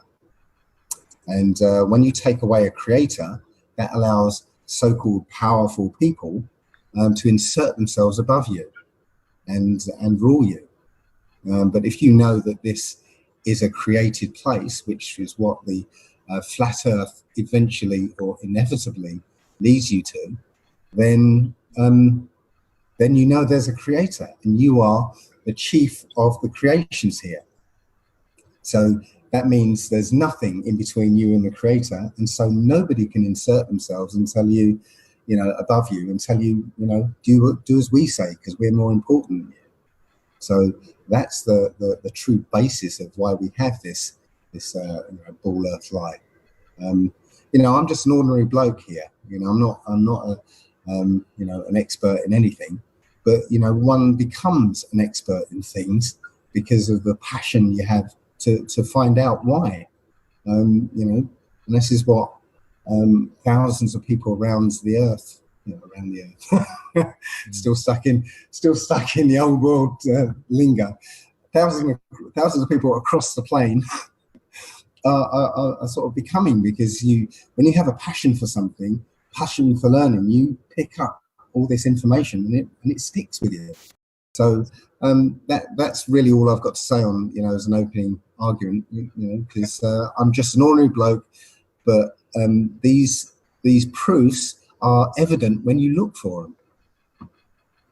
Okay, all right. That was about 7 minutes. So, Dr. Sungenis, next 10 is for you. Okay. That Freudian slip you just had. You know what? I got to point it out because I feel bad, because I want to be clarified. You made I think you did make a Freudian slip that you had said that there's no proof of the flat Earth. Did you mean the round Earth, Dave? Oh yeah, okay. I don't want to mischaracterize. I feel bad him saying that. And I was laughing, but look, I've got 55 years of programming to overcome. So I hear you. I just want to get you on record, and you know that's fine. To clarify that. I don't want to misquote or straw man anybody. Go ahead. I was actually talking about the other Freudian Oh, slip. was there more than one? What was the other one? You missed that one, Steve. He said when we go around the Earth. He said. Oh, that one. Yeah, I heard that one. Yeah. You can go around the Earth like that. I heard that one. Yeah. The other one was the other one. There's no proof. Right. He said there's no proof of the flat Earth. Okay, go ahead. All right, Dr. Sangenis, your 10 minutes starts now. Yeah. Okay. Thanks. I've listened to a lot of flat earthers, and I enjoy listening to Dave because I think you guys all come out pretty much of the same mold, and that is you have some good points, you have some bad points, and I'll get to the bad points in a minute. But the general statement I want to make is that each generation really has to struggle with what they've been taught, and they have to ask the $64,000 question: has what I've been taught true or false? And some issues rise to the surface a lot faster than other issues, and those are the issues that we deal with. The flat Earth has been one of those for about the last more than 125 years. It's risen to the surface. I don't know exactly why, but it is one of those issues where each generation really has to work it out for themselves. And there's going to be debate back and forth about this, even though some people think it's obvious on one side or the other. So, I appreciate the exchange, but again, this is just part of being human. We have to struggle with these things, and sooner or later we're going to come to some resolution. But right now we're in the struggle. Let me just remark on a few things he said, because I think they're good talking points. For example, he talked about boats that he saw disappear over the horizon. And then when you use any kind of magnifying instrument, telescope or P900 or some good binoculars, you can bring the image back. And that is certainly true. But that doesn't prove the Earth is flat. All that proves is that a device that can magnify the scene much further than you can see with your unaided eye is going to bring back into focus at least some of that image. Now, the problem, though, with that is it never brings back all the image. It will bring back a good portion of it, but there's always a portion that is really beneath the horizon that you can't bring back. And the farther that boat goes out to sea, the worse it becomes. You reach a point where your binoculars or your telescope may not even be able to bring back that boat because it's so far out. And if it does, it's either going to be out of focus, or you're going to see that most of the boat is above the horizon, but there still is a portion that is below the horizon. And that's the key issue. Why can't this magnifying device bring back the whole boat? You see, that's the issue that the flat earthers have to answer. So let me go on. Does somebody have a question? No? Okay. Well, maybe I'm hearing things. Okay. So, and he talked about gyroscopes, and especially gyroscopes in aircraft. I've dealt with this a lot. I've talked to professional pilots who are certified, and they say, answering this question is like answering the question of whether you stop beating your wife. Whether you answer no or yes, you're going to get into trouble. And the reason for that is this. There are devices in aircraft that are very sensitive machines, and they use what they call pendulous vanes. And these things, pendulous vanes, are very sensitive, and they will determine any kind of change in the gravity potential or any kind of change in the inertial forces that are around the Earth.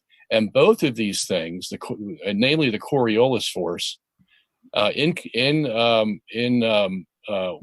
working with gravity, both of these things will affect these machines in aircraft. And so that those pendulous vanes will move just very slightly, and as they do, they will cause the plane to level out over the curvature of the Earth. And it's so minute that you cannot tell that that plane is adjusting to the curvature of the Earth. And the pilots will admit this.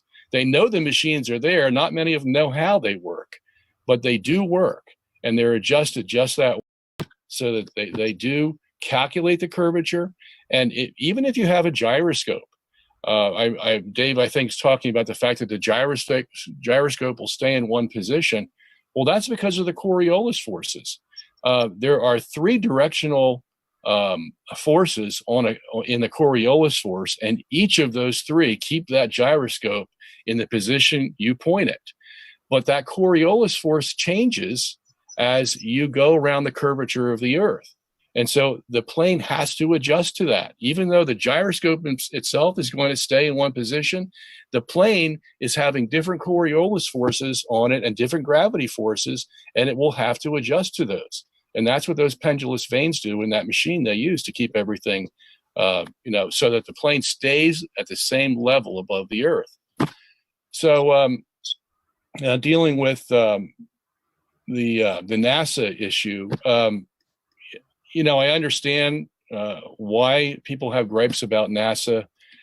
As a matter of fact, I was on your show a couple days ago, or no, was it last week? I was with Subarats, and we were talking about NASA. And there's one story that I wanted to relate to that I think is pretty apropos here, and that is, and I don't know if I did mention it or not, but there was a discussion between Eric Dubay, who was a flat earther, not a Christian flat earther, and Neil deGrasse Tyson. Did I mention that on the other show?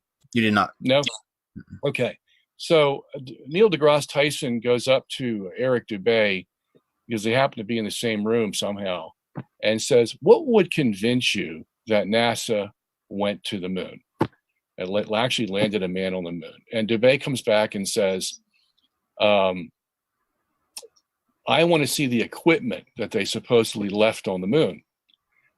And deGrasse Tyson says, no sweat, no problem. Takes him over to his computer, starts dialing in to the website, brings up a NASA website that has the Lunar Reconnaissance Orbital Camera and the pictures that this special camera is supposedly have taken of the moon surface. And he shows the picture to Dubay, and Dubay looks at it and he says, I don't see anything there. They could have faked this, they could have made this, that, and the other thing. And Tyson gets so frustrated that he says, that's it, I give up. There's nothing that's going to convince these flat earthers. So I got curious, and I went to look at these photos at the NASA website. And I looked at them, and you know what? I would have had the same reaction that Dubay did. I would have said, this doesn't prove anything. Because all they have of these pictures, one of the pictures is supposed to show you the lunar rover, right? And all you see, literally, is a white rectangle in the place where the lunar rover is supposed to be. And Tyson's trying to convince Dubay that this is the lunar rover when you can't see anything of the lunar rover, no detail whatsoever. Now, I find that quite ironic when you go on, in comparison, when you go on Google Earth and you zoom down to your own hometown, and then you get closer and you can see your own house. You can actually see the tiles on your roof, and sometimes you can see the bushes and the trees in your own house, and you can even see your own car parked in the driveway, okay? That's amazing that a camera hundreds of miles up can actually zoom in and see where I live. And yet this Lunar Reconnaissance Orbital Camera, specially designed by NASA to take photos of the lunar surface so that we can see what's there, actually shows nothing. There's not one piece of equipment that they show. All of it's covered by either white circles, white squares, or white rectangles. And so, who's pulling the wool over whose eyes here? So, I understand NASA can do certain things, but here's the bottom line. Because NASA may fib here, fib there, that doesn't mean they're fibbing about everything. That's a logical fallacy, you see. And that's something that you really can't take for granted. You have to understand that, we do live in an evil world. We do live in a world where people make up things to make money, to get fame, and all this stuff. But it doesn't mean that everything they do or say is a lie. You'd have to have a lot of proof for that. You just can't have some piece of evidence that says, oh, here's where they lied, or here's where they flubbed it up, and then make a conclusion of that, okay? For example, we have satellites, and Dave, we were talking about this Steve, talking about this the last time, at Lagrange Point 1, which is actually 930,000 miles away. We have the Discover satellite there. Now we have the SOHO satellite there. That's 1 million miles away. At Lagrange Point 2, we have the Wilkinson probe out there taking pictures. But we don't need to be that far away to take pictures of a spherical Earth. All we need are actually weather satellites. Weather satellites are 22,000 miles above the Earth. And that is almost what? 1 or 2.5 times the diameter of the Earth.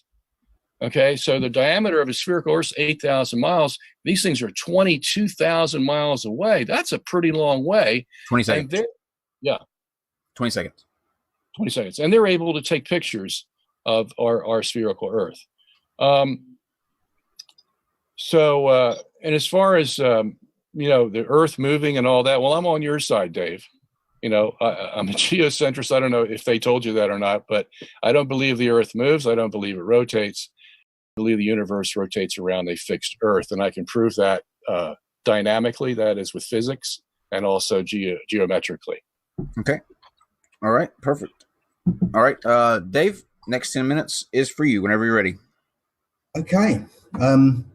Well, you seem to say or kind of hint that, almost like there's some kind of problem with us flat earthers, that, we're looking for something to give our lives meaning or something. I didn't want to be a flat earther. Yeah. I didn't want to subject myself to this ridicule. Not only ridicule, threats of physical violence even. I wasn't asking those questions. Before I stumbled across a video, which wasn't a flat earth video, it turned out. It was just talking about scientific experiments. I wasn't asking those questions. I stumbled across a bit of information and I wanted to check it out. And it led to the flat earth. That was it. Now, you mentioned when I told you about the curvature or not finding a curvature and being able to zoom into to a ship that supposedly went over the horizon. Well, that idea of a ship going over the horizon to one's naked eye is a 500-year-old proof. It was the first proof that the Earth was a curve. Okay. So everyone would say, yes, you can stand on a beach and watch a ship go out to sea and watch the hull disappear first and then the mast. Yes, okay. So with our naked eye, yes, we all believed it because that's what we see.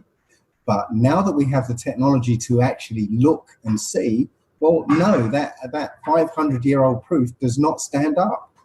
Now, you mentioned that, yes, you cannot see after a certain distance.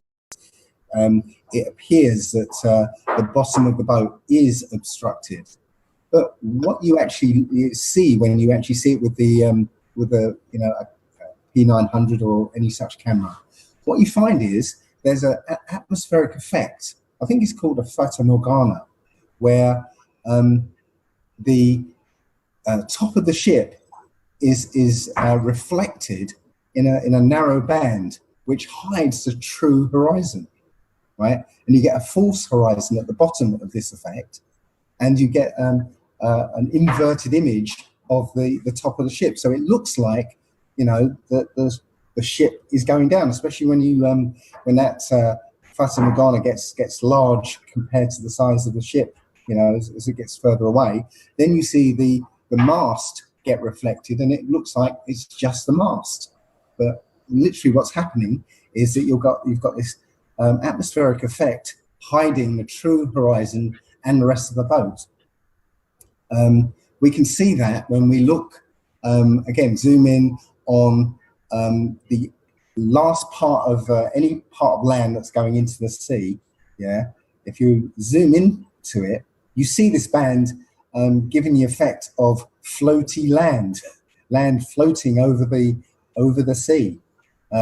Obviously, land doesn't float over the sea. It's literally being reflected, and you've got the false horizon that looks like the sea, and you've got this floaty land above it. So no, that's, your ideas there don't hold up. Now, you also mentioned the gyroscope and the pendulous vanes. Well, at first, when I started looking at this, I didn't believe the pendulous vanes worked, but I looked further into it, and sure enough, I held my hands up that, those pendulous vanes could work, and they probably do work. But the fact that they use pendulous vanes prove that the gyroscope is rigid in space.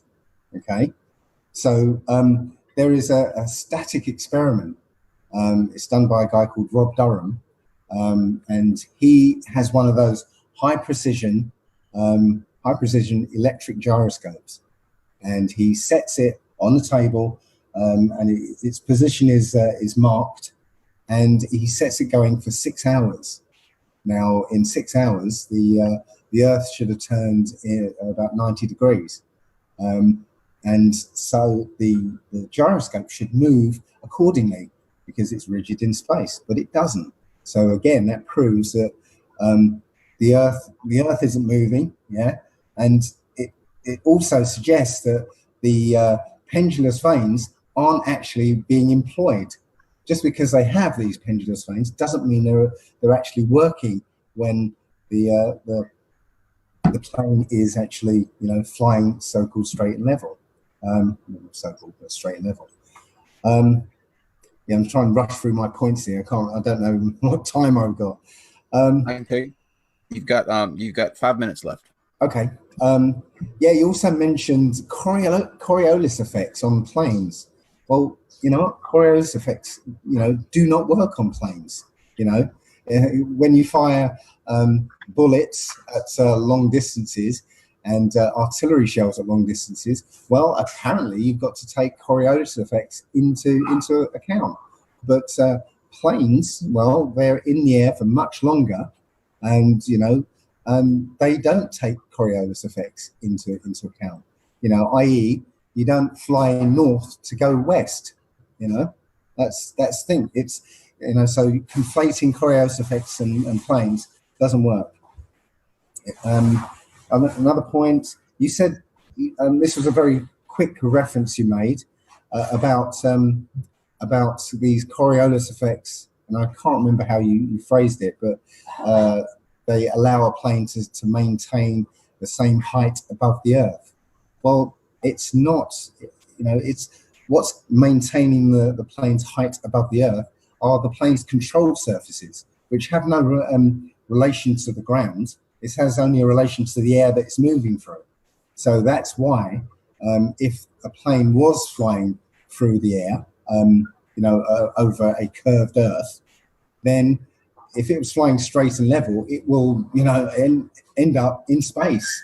It would have to dip its nose. I think if a plane is flying at 640 miles an hour, it would have to dip its nose more than a mile every minute in order to stay around the curve. But again, it doesn't. So again, you can't say, it sticks above the Earth because of some relationship it has to the Earth. No, it's again, it's its control surfaces that determine its pitch and its height above the Earth. Okay, you also mentioned about the moon landing and what would convince somebody that the moon landing was real. I would say that if there was a camera left on the moon that had 24/7 live stream from the moon, that would convince me. But for some reason, nobody in 1969 thought that might be a good idea. But there you go. You also said that NASA might make a fib every now and again. Well, no, NASA lies at every opportunity. As I said, every time you scrutinize any of their footage, right? You sit there long enough. Sometimes I've sat and watched NASA videos for 3 hours at a time. Right? You sit there long enough, you will see a mistake. You will see something that should not happen in zero gravity. You will see things like green screen glitches. There's one famous one that's came out recently where you see 3 astronauts and they say goodbye, but the camera lingers on them a bit too long, and all of a sudden their outline the colors bleed across all their outlines, and you see the green screen around the edge. Definitely a green screen glitch where they switched it off a little too early. There's tons of these things. Every time you look, you find the mistakes. 1 minute, Dave. Okay, the last thing I'll talk about is satellites. I've got lots more to talk about them, but I'll just give one point. We can lie in a field at night, at midnight, and see satellites, apparently satellites going overhead. Well, I drew a picture of the Earth to scale and drew 2 lines around the Earth, circles around the Earth, one at 99 miles, the limit of the lower limit of low Earth orbit, and another at 1,200 miles. Well, you know, the 99 mile was like, you know, a few millimeters, and the 1,200 mile was about 2 centimeters. Right, so when the Earth is in shadow, so you've got the sun one side of it, the Earth is in shadow. Any satellite in that band, which is where most low Earth orbit satellites are, well, you cannot see them because they're in the Earth's shadow, and satellites don't have lights on them. So there you go. Okay, and Dr. Sanchez, this will be the last 10-minute round, and then we will go into a open format discussion. Great. Okay. Dave first started off saying that I either said or implied that he was doing this to give his life meaning. I did not mean to say that or imply that. If I did say it, I don't remember saying it. So I trust your motives are pure, Dave. And I would not try to stick that kind of label on you that you're just doing this out of, you know, fame or fortune or anything else. So let me lay that to side if you don't mind. Now, dealing with the ships over the horizon, you know, I find it interesting when flat earthers are confronted with this fact that ships eventually will go beneath the horizon. And then they will invoke the mirage effect and say that what we're really seeing is a mirage. I find that interesting because when the issue of looking at the Chicago skyline is brought up from the famous Joshua Nowicki photos, he saw the Chicago skyline from the other side of Lake Michigan at Grand Mere State Park. When the solution to this problem was brought up by Tom Coombs that it was a mirage, all the flat earthers were saying, "Oh, it's not a mirage. You know, you can't answer it that way because a mirage has 4 levels, and this is the Fata Morgana you were talking about, by the way. It has 4 levels, and one of them is inverted, so you can't use that because we see the buildings as they are, straight up and down, with no inversion at all. But then when it comes to the boats, well, the way the flat earthers explain the boats is what really happens here is a Fata Morgana, and you have the inversion, and that's what you're looking at. You know, so I find this kind of playing one side against the other a little contradictory and a little disingenuous. Okay, so now the thing about the boats is, I mean, to me, it's a logical fact that the further the boat goes out, or farther the boat goes out, let's say it goes out, you know, 100 miles. Okay. Are you telling me that you're still going to be able to see this boat with your P900? Or let's say we got the Mount Wilson telescope. That's a 100-inch telescope. And let's say somehow we mounted that so that we could watch this ship go out 100 miles. Now, if the Mount Wilson telescope can see out into outer space millions of miles, surely it's going to be able to pick up a boat 100 miles away. But the fact is, it can't. No magnification we've ever had has been able to see a boat beyond, say, 70 miles or so, no matter how powerful it is, because eventually that boat does go below the horizon and the story's over. Okay? That's the thing that you have to answer. Now, you talked about the gyroscope, and you says it stays in the same position, and I agree to that. Okay, and the reason for that is because the gyroscope is not being controlled by gravity. The gyroscope is being controlled by the Coriolis forces, and they have 3 directions to them. That's why it always stays in the same place. So, because if you're going to use a gyroscope, the natural question to ask you is, okay, Dave, what makes the gyroscope stand in one place while everything beneath it is moving? You don't have an answer for that. The answer is that it is the Coriolis force. Okay, that's the only thing left to control that thing, and it's a force that's orthogonal to the centrifugal force. So we know it has to be behind the gyroscope. Now you were saying that where is it here? You said the Coriolis effect does not affect planes. Well, that's exactly what I said. It doesn't affect the plane; it affects the gyroscope. What affects the plane is the gravity, the pendulous vanes inside that machine that keeps that plane level, that is at the same height above the earth, that's all controlled by gravity. The reason you don't see the horizon falling back is it happens very slowly. That was my major point, that the horizon goes back very slowly because the effect of the gravity on these pendulous vanes is very small. You can measure it in minutes, and you hardly see anything because the plane is moving so slow compared to the size of the spherical Earth. Okay, so let me just make that clear. Gravity affects the plane. The Coriolis force affects the gyroscope, and that's why the gyroscope can be in a different position than the plane is when the plane is adjusting to the gravity of the Earth as it goes around the spherical Earth. You said that NASA lies at every opportunity. Okay.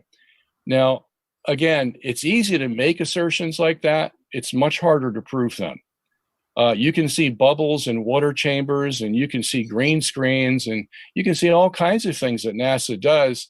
They would claim that these things make their job easier, and they maybe don't care about, fudging it a little with a green screen because, the public already knows what the truth is. And so we can use a green screen and it won't make that much difference. To you, it does make a difference. To a lot of other people, it doesn't. But this whole idea that, that you have to have this position where NASA can never tell the truth. And that's an audacious statement. That really is. And I can see why you say it, because if NASA has one photo, just one out of the tens of thousands that they've made, but one photo is true of a spherical Earth, your whole movement, and I know you don't like to call it, but your whole understanding of a flat Earth dies immediately if there's one photo. So I understand why you have to take this all or nothing position, because you have no other choice. Now, you're up against a lot of other evidence from other countries who all have weather satellites. Japan has it, China has it, India has it, we have it, the Russians have it. They all have weather satellites. They all take pictures of a spherical Earth. Nobody's taken pictures of a flat Earth. So now you have to include not only NASA in your boogeyman kind of look upon this agency.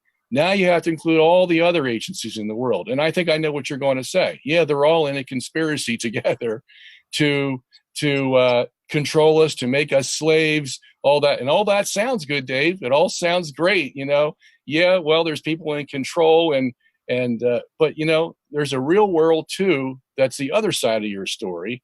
And that is all these nations are in competition with each other. And that's why the Russians and the Americans were in competition to see who could put the first satellite up. And the Russians beat us to it. And so we got into the race, and we were going to beat the Russians. And that's why everybody thinks we have a fake moon landing, because they wanted to top the Russians. The fact is, these people are in competition with each other. They're not going to help each other. And this whole idea that they're in a big cabal, that everything they do is a lie and all this. Again, you have to prove that, Dave. You just can't take one or two instances and say, well, here it is right here. Here's an instance, a bubble going up in a water chamber, and that means that NASA lies every time. You can't do that.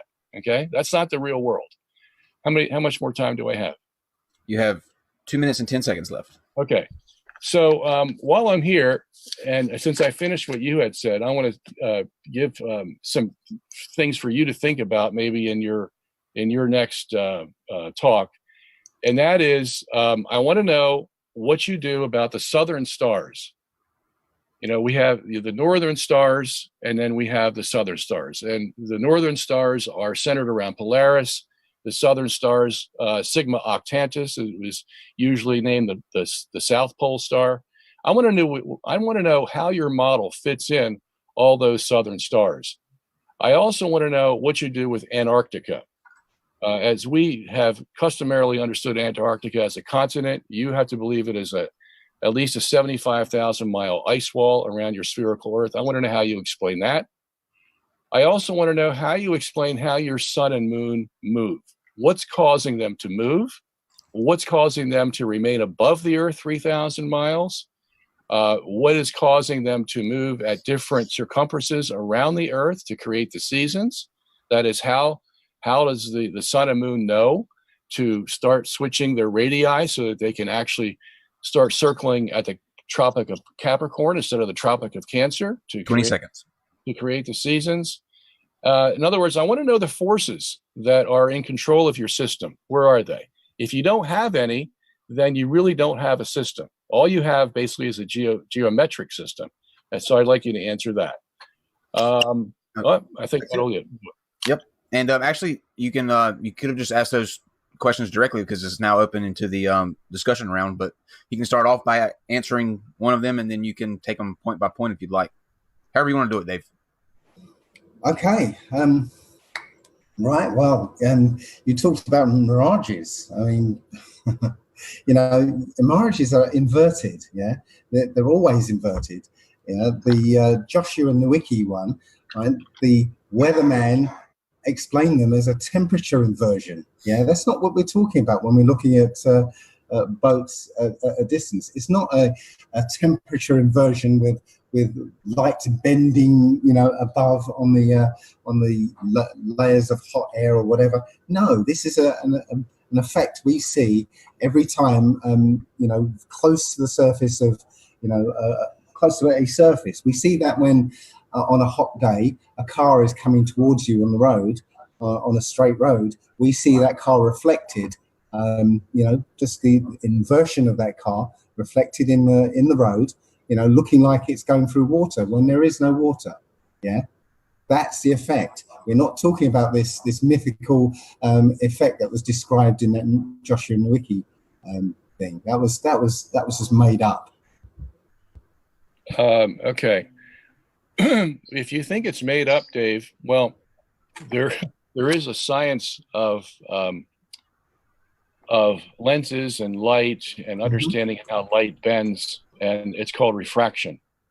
And that is a fact. Okay, that can't be argued with. The question we have is refraction occurring over Lake Michigan when Joshua Nowicki sees the Chicago skyline?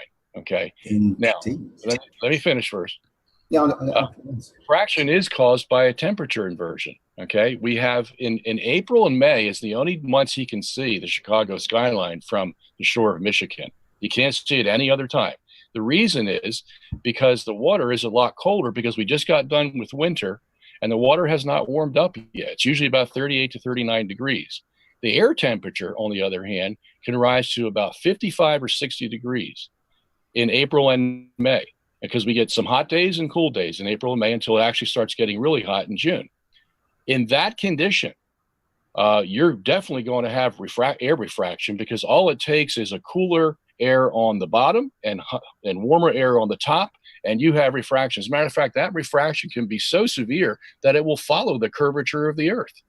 And that's exactly why Nowicki's seeing those buildings on the Chicago skyline, but cannot see them in other parts of the year. Interesting, because funnily enough, since that news report came out, people have been sending in photographs of the skyline throughout the year. Okay, and two people, Rob Skiba and Rick Hummer, rented a boat, went across the Great Lakes from one side, heading towards the skyline, were able to see the skyline throughout the entire journey. Yeah, that doesn't happen on a temperature inversion. As you said, it takes very specific conditions to create this thing. These are seen. This skyline is seen throughout the year, and as I said, Rob Skiba and Rick Hummer saw this skyline throughout the journey, across the lake to the skyline. So no, I'm afraid that argument was moot. All right. Well, I saw the video that Skiba made of that. Okay. Skiba set out to do one thing. He set out to show that the Chicago skyline at 46.7 miles was not a mirage. He was correct. Nobody argues about that. What we're talking about is when Joshua Nowicki is on Grand Mare State Park, 60 miles away, not 47. Okay. We shouldn't be able to see any of the Chicago skyline if the earth is curved, yet he sees that. That's the issue, whether you see the skyline or you don't see the skyline. Skiba had a totally different issue to be resolved, and that is, can he see the skyline the whole way from 47 miles out to Chicago? Yes, you can. Nobody's going to disagree with that. But the question is, how much of the building does he see? Every time Skiba takes a picture of the building, the bottom part of the building is not in the picture. And the closer he gets to the Chicago skyline, actually the Willis Tower, the more of that bottom comes up from the horizon that he can see. I saw the video, and I deal with it in my book. Indeed, but still, things. But still, 47 miles away, you still shouldn't see even the buildings themselves. No, that's not true. You won't see the bottom half of the building, but you will see the top half of the building. He shows the pictures, and every picture, the bottom is taken out, and only the top is showing. Again, we'll have to. I'll have to somehow get this added in, but you shouldn't be able to see the buildings at all.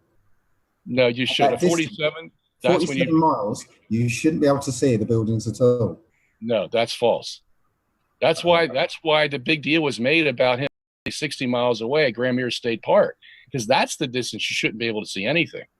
Okay, but that also doesn't account for all the other pictures that have been sent in from all the way across the shore of the Great Lakes at different distances, different positions, seeing the same thing. Yeah, well, I don't know what pictures you're talking about because they're certainly not on the internet. If you can provide me one that's taken in December, where the water temperature and the air temperature are practically the same, and you want to say that because if that's the case and there can't be any refraction, and then you want to show me a picture taken from Grand Mare State Park that still shows the Chicago skyline, I'll give in. You win. Okay. If you can prove that there was no refraction, but you're going to have that hard to do because I don't know anybody who's taken such a photograph, Dave. Well, apparently Joshua Nowicki did. No. That was in April, May. Okay. Okay. All right. That's when the inversion is going to occur because you got the disparity between the water temperature and the air temperature. Okay. Well, that sounds like a nice experiment for somebody to do just to disprove your words. Okay. I think you ought to do it. I live the other side of the world. Okay. All right. Well, that reminds me of a video I saw that somebody sent me that you made, and you did a laser test across a body of water. I don't know where that was. Lake Balaton in Hungary. Okay. And you actually saw the laser beam go up instead of remain level or go down. I thought, what was your explanation of that?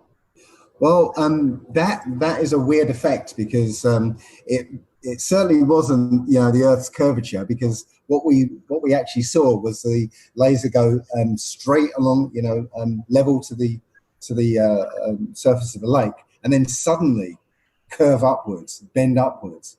So what does that tell you about light? Okay, what does it tell me about light? That yes, it can be bent. And I actually explain that with there's an experiment done with a tank of water and somebody shooting a laser through it and adding sugar to the water. When it hits a certain density, that laser bends upwards. Was it bend down? Okay, great. All right, so we both agree that light can be affected. Sometimes we don't know what's affecting it. Sometimes we do. But Well, you know, let me. with the Bedford level experiment that you were talking about before, I think the thing that led you into this whole area of flat Earth, you know, the first guy to do that, Robotham, put the flags about a half a mile apart or a mile apart, I forget, and he looked out and he didn't see the light. He didn't see the flags going down. Okay, somebody else did that experiment. I think his name was Wallace, and he found that the flags actually were going down. And then a third person did that experiment and saw the flags were going up. So we have 3 different results from the one Bedford level experiment, you know.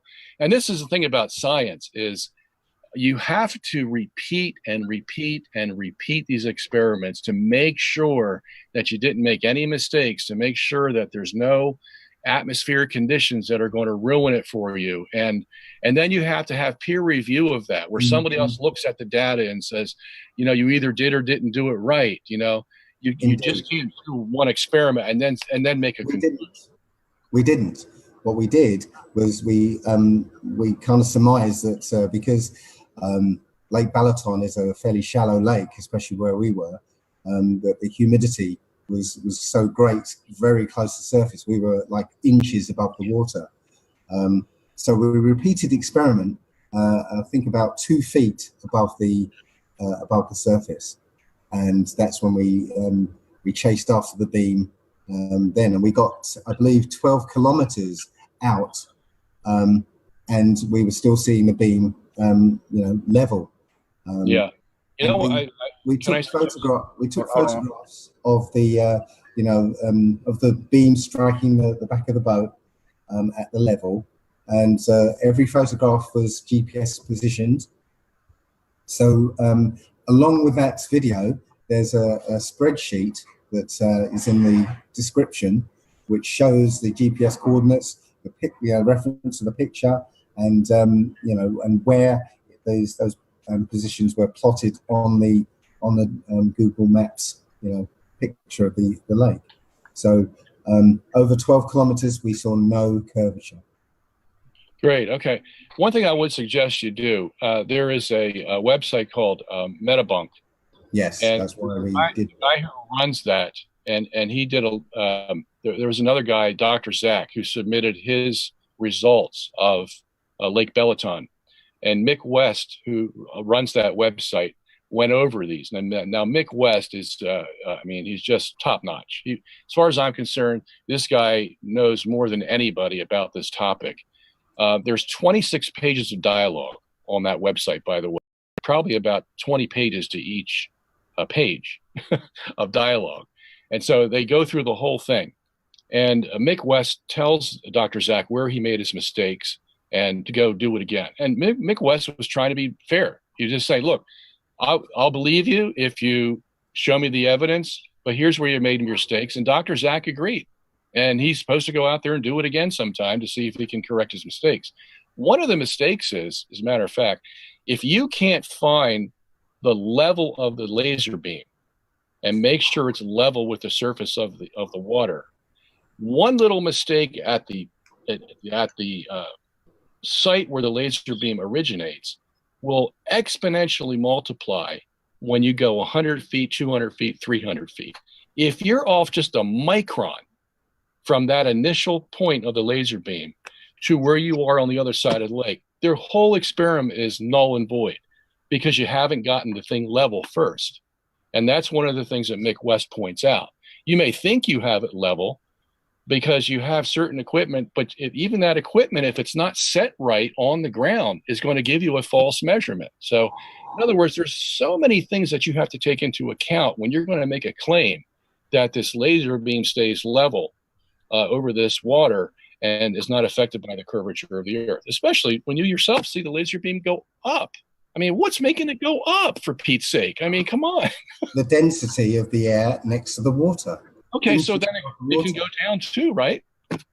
Right, but it was an optical effect because we in that image where the beam bent upwards, there was a kind of faint image of the reflection of the beam going straight underneath it.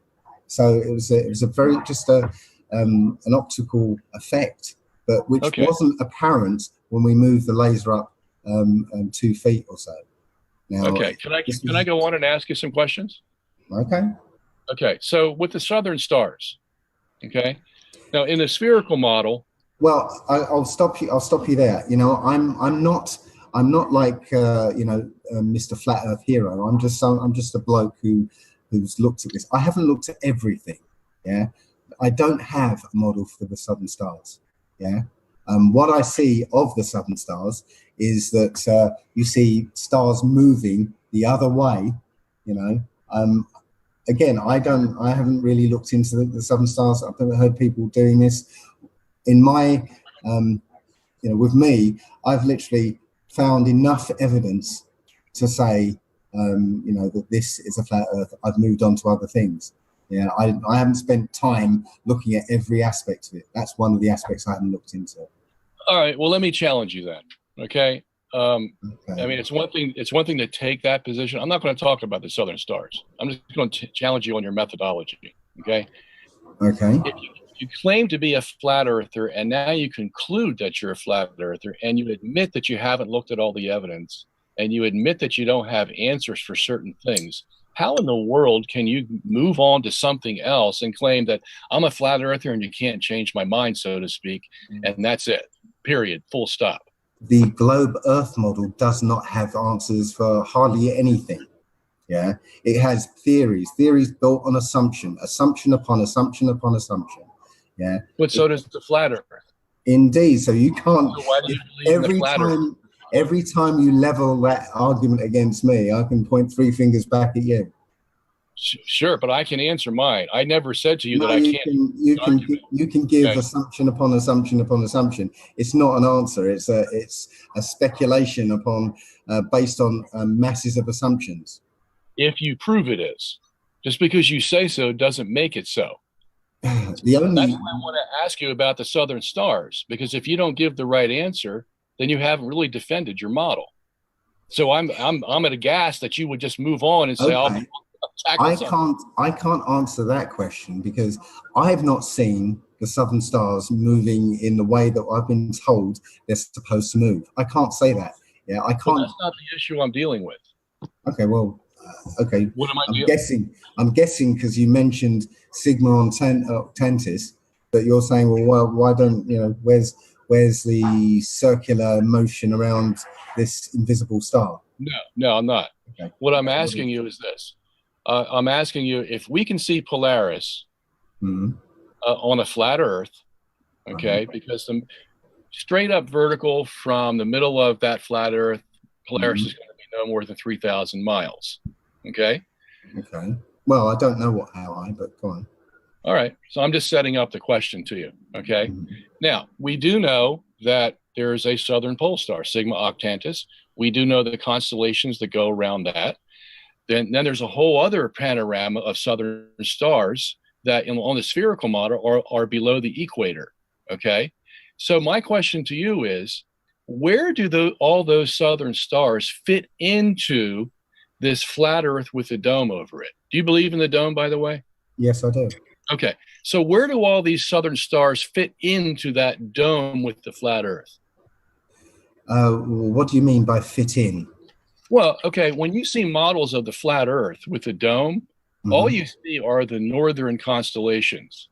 The Big Dipper, the Little Dipper, all those kind of. But where are the southern constellations that are near the South Pole and a little above the South Pole on the spherical model? Where do you place them in your flat Earth model? Where do they exist? They would exist at the bottom of that dome structure, the bottom half. Really? Of that dome structure. So how much of the northern stars take up that dome and how much of the southern stars take up that dome? I do not know because I've not been there. Okay. So don't you think it's a little curious that you have just as many southern stars as you do northern stars, but yet you're telling me that all these southern stars are going to fit in at the bottom rim of that dome, and then you have the other part of the dome saved for the northern stars. How are you going to be able to see constellations of the southern stars if they're all crunched up at the bottom of this dome? I never said they were crunched up. Well, they would have to be. They would have to be. How else are you going to fit them in there? Sorry, how do you fit them in there? The northern stars already take up the volume of the hemisphere of the dome you believe in. So my question was, how are you going to fit in the southern stars? And if you do, how are you going to preserve the distances between those constellations of the southern stars so that you can actually see constellations in the dome over this flat Earth? So my personal view, right, this is just my speculation. Again, I haven't been, out there to see what's really going on. So this is my speculation. Okay, we have our known Earth in the center. Okay, we've got the ice wall around the rim. Okay, we've got some measure of ice plain, which is what we call Antarctica. And we have more continents outside of that ice ring. And beyond that is the edge of the dome. And that dome, it's not like a snow globe dome. I think it's a more shallow one. Okay, so there's plenty of room for all the southern stars in there. Yeah. Well, they were. Well, wait a minute. Aren't the northern stars going to move out beyond this dome that you say is not flush with the flat Earth? The northern stars are going to be. No, the northern stars are where they would appear. I don't know what you're really saying. I'm just saying, if you're going to expand the dome so that it's no longer flush with the flat Earth, but extends beyond the flat Earth, the northern stars are going to occupy that area too. So you have the same question. How then are you going to fit in the southern stars in that hemisphere? The northern stars would occupy the same portion of the sky that we see.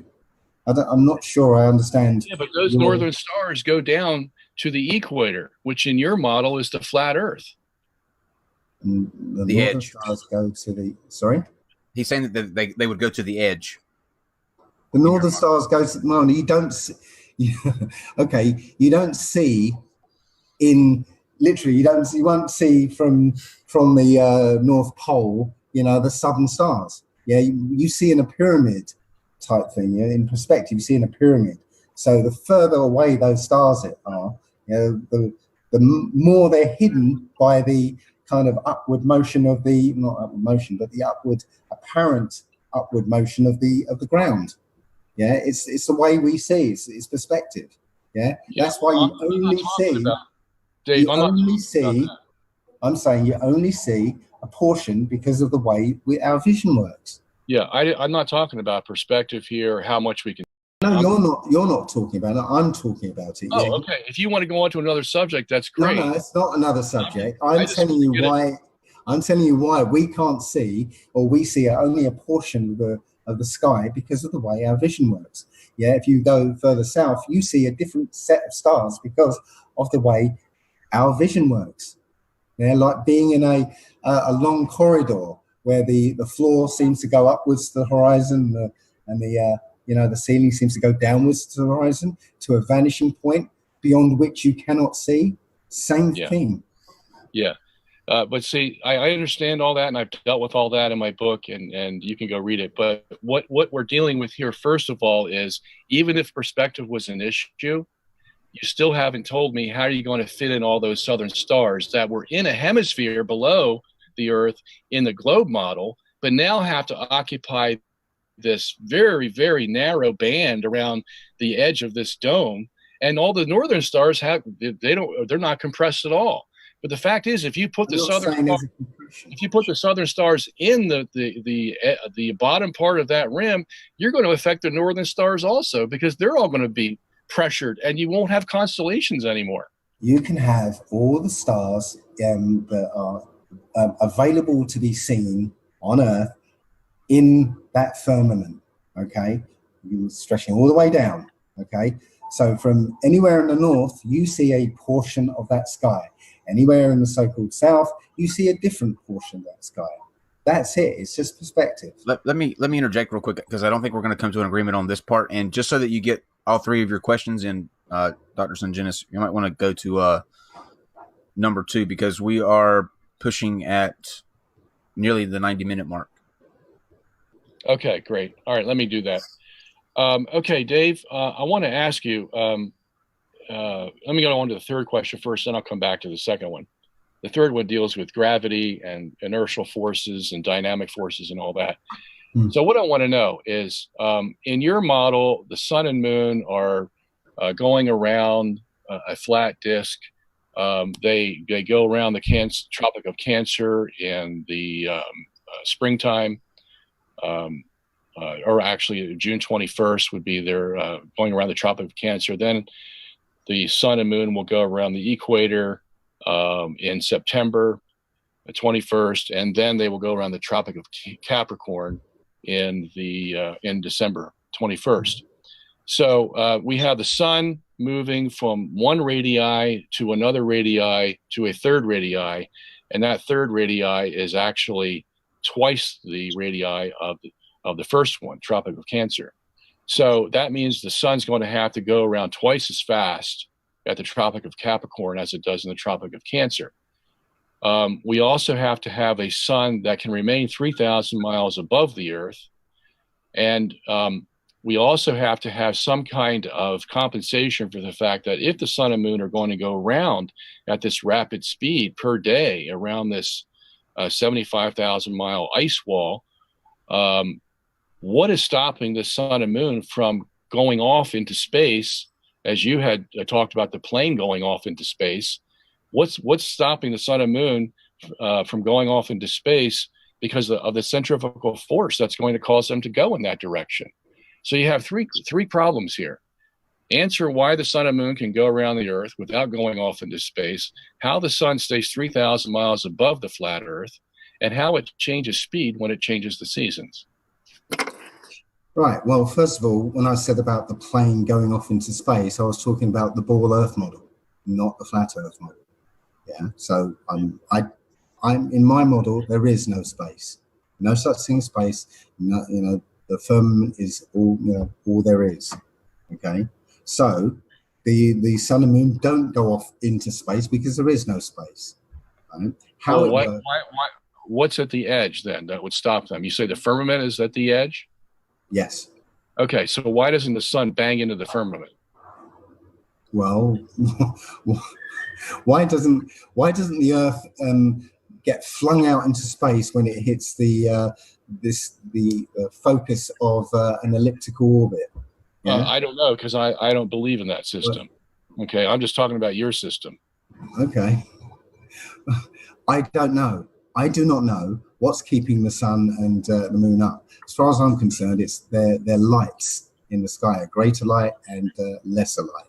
Okay, I don't know how they work. That's that's prerogative of the Most High. Are they okay? I understand that. Are they?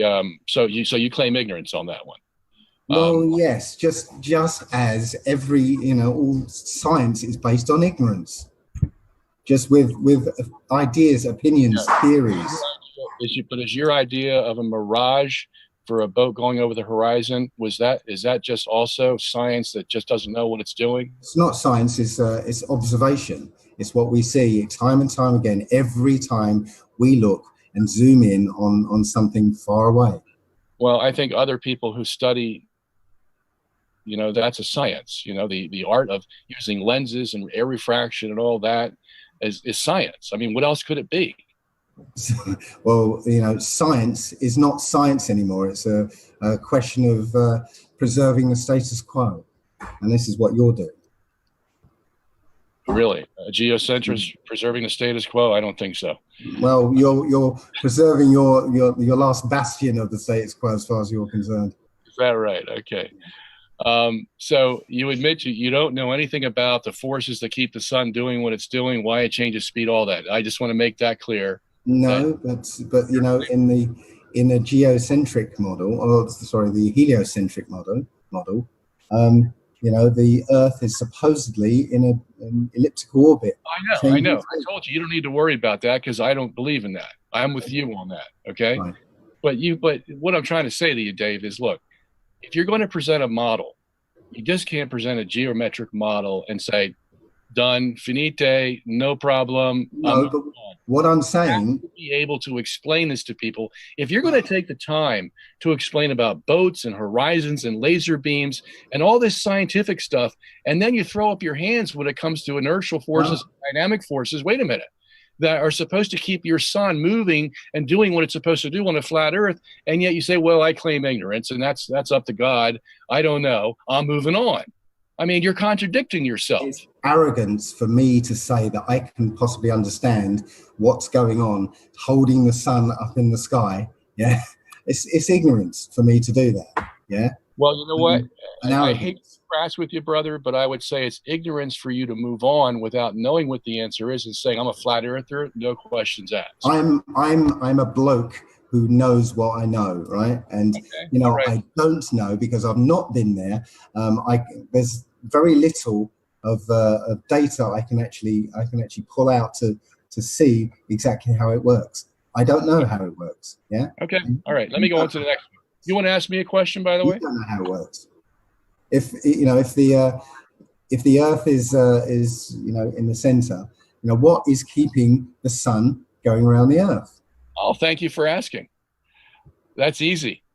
Oh, is it? Okay. Oh, yeah, that's a real easy one. Because in physics, which is a science, okay, a rotating universe will create inertial forces called Coriolis, centrifugal, and Euler forces. And all those forces combined together keep the sun and the stars rotating around the central axis of the universe. In the Newtonian system, which is what the heliocentrists believe, they believe that those inertial forces are fictitious because they can't fit them into their system. And so they say the reason that the Earth is going to go around the sun is because the Earth has inertia, and that's modified by the centripetal force, which is the gravitational force that pulls it in, and it's going to combine to make a circle so that the Earth goes in a circle. Okay, each of us has our physics that we go by to answer the question about where the forces come to move those celestial bodies. You're the only one that doesn't. Okay. Okay. So, so you can make up a theory, okay, an opinion, and now somehow that's fact. Just because No. In order for you to say it's not true, you have to disprove it. Okay, well, if I come up with the banana theory that makes the numbers work out, does that mean that I have more information than you do? No, because that's easy to disprove. Well, no, I could, this is a beauty of mathematics. Yeah, you can actually create a banana theory and say that the sun and moon move around the Earth because of a relationship with the shape of the banana. And, as long as the numbers work out, great. There you go. No, because we base it on evidence first. And the evidence first is this. When I drop my pen, okay, it's going to fall. Something's pulling it down, okay? Oh, Newtonian forces, are we? We're going with that, are we? Well, I'm just asking you, do you have an explanation why this thing falls down when I let go of it? Density and buoyancy. Density and buoyancy. Okay, let's go there. Good topic. All right, density and buoyancy. Okay. Now, any scientist worth his salt is not going to deny that buoyancy takes part in how an object falls. Okay. What he will say to you is it's not only buoyancy. Because let's say you have 3 layers. You got oil, water, and gas, and you mix them up in a cylinder. Okay, and then eventually what's going to happen to those 3 elements? They're going to separate. The less dense one is going to go to the top. The more dense one's going to go to the bottom. There you have it, buoyancy. The question is, what's keeping the most dense one tied to the Earth? Okay. What's keeping the most dense one tied to the Earth? Right, so the other 2 can go on top of it. What's keeping the whole system tied to the Earth? Simply because the densest one is going to be at the bottom, because everything else will rise above the most densest thing. Sorry, maybe you don't get the question. No, I don't. Okay, so maybe I should ask a question to answer that question. Yeah. Go ahead.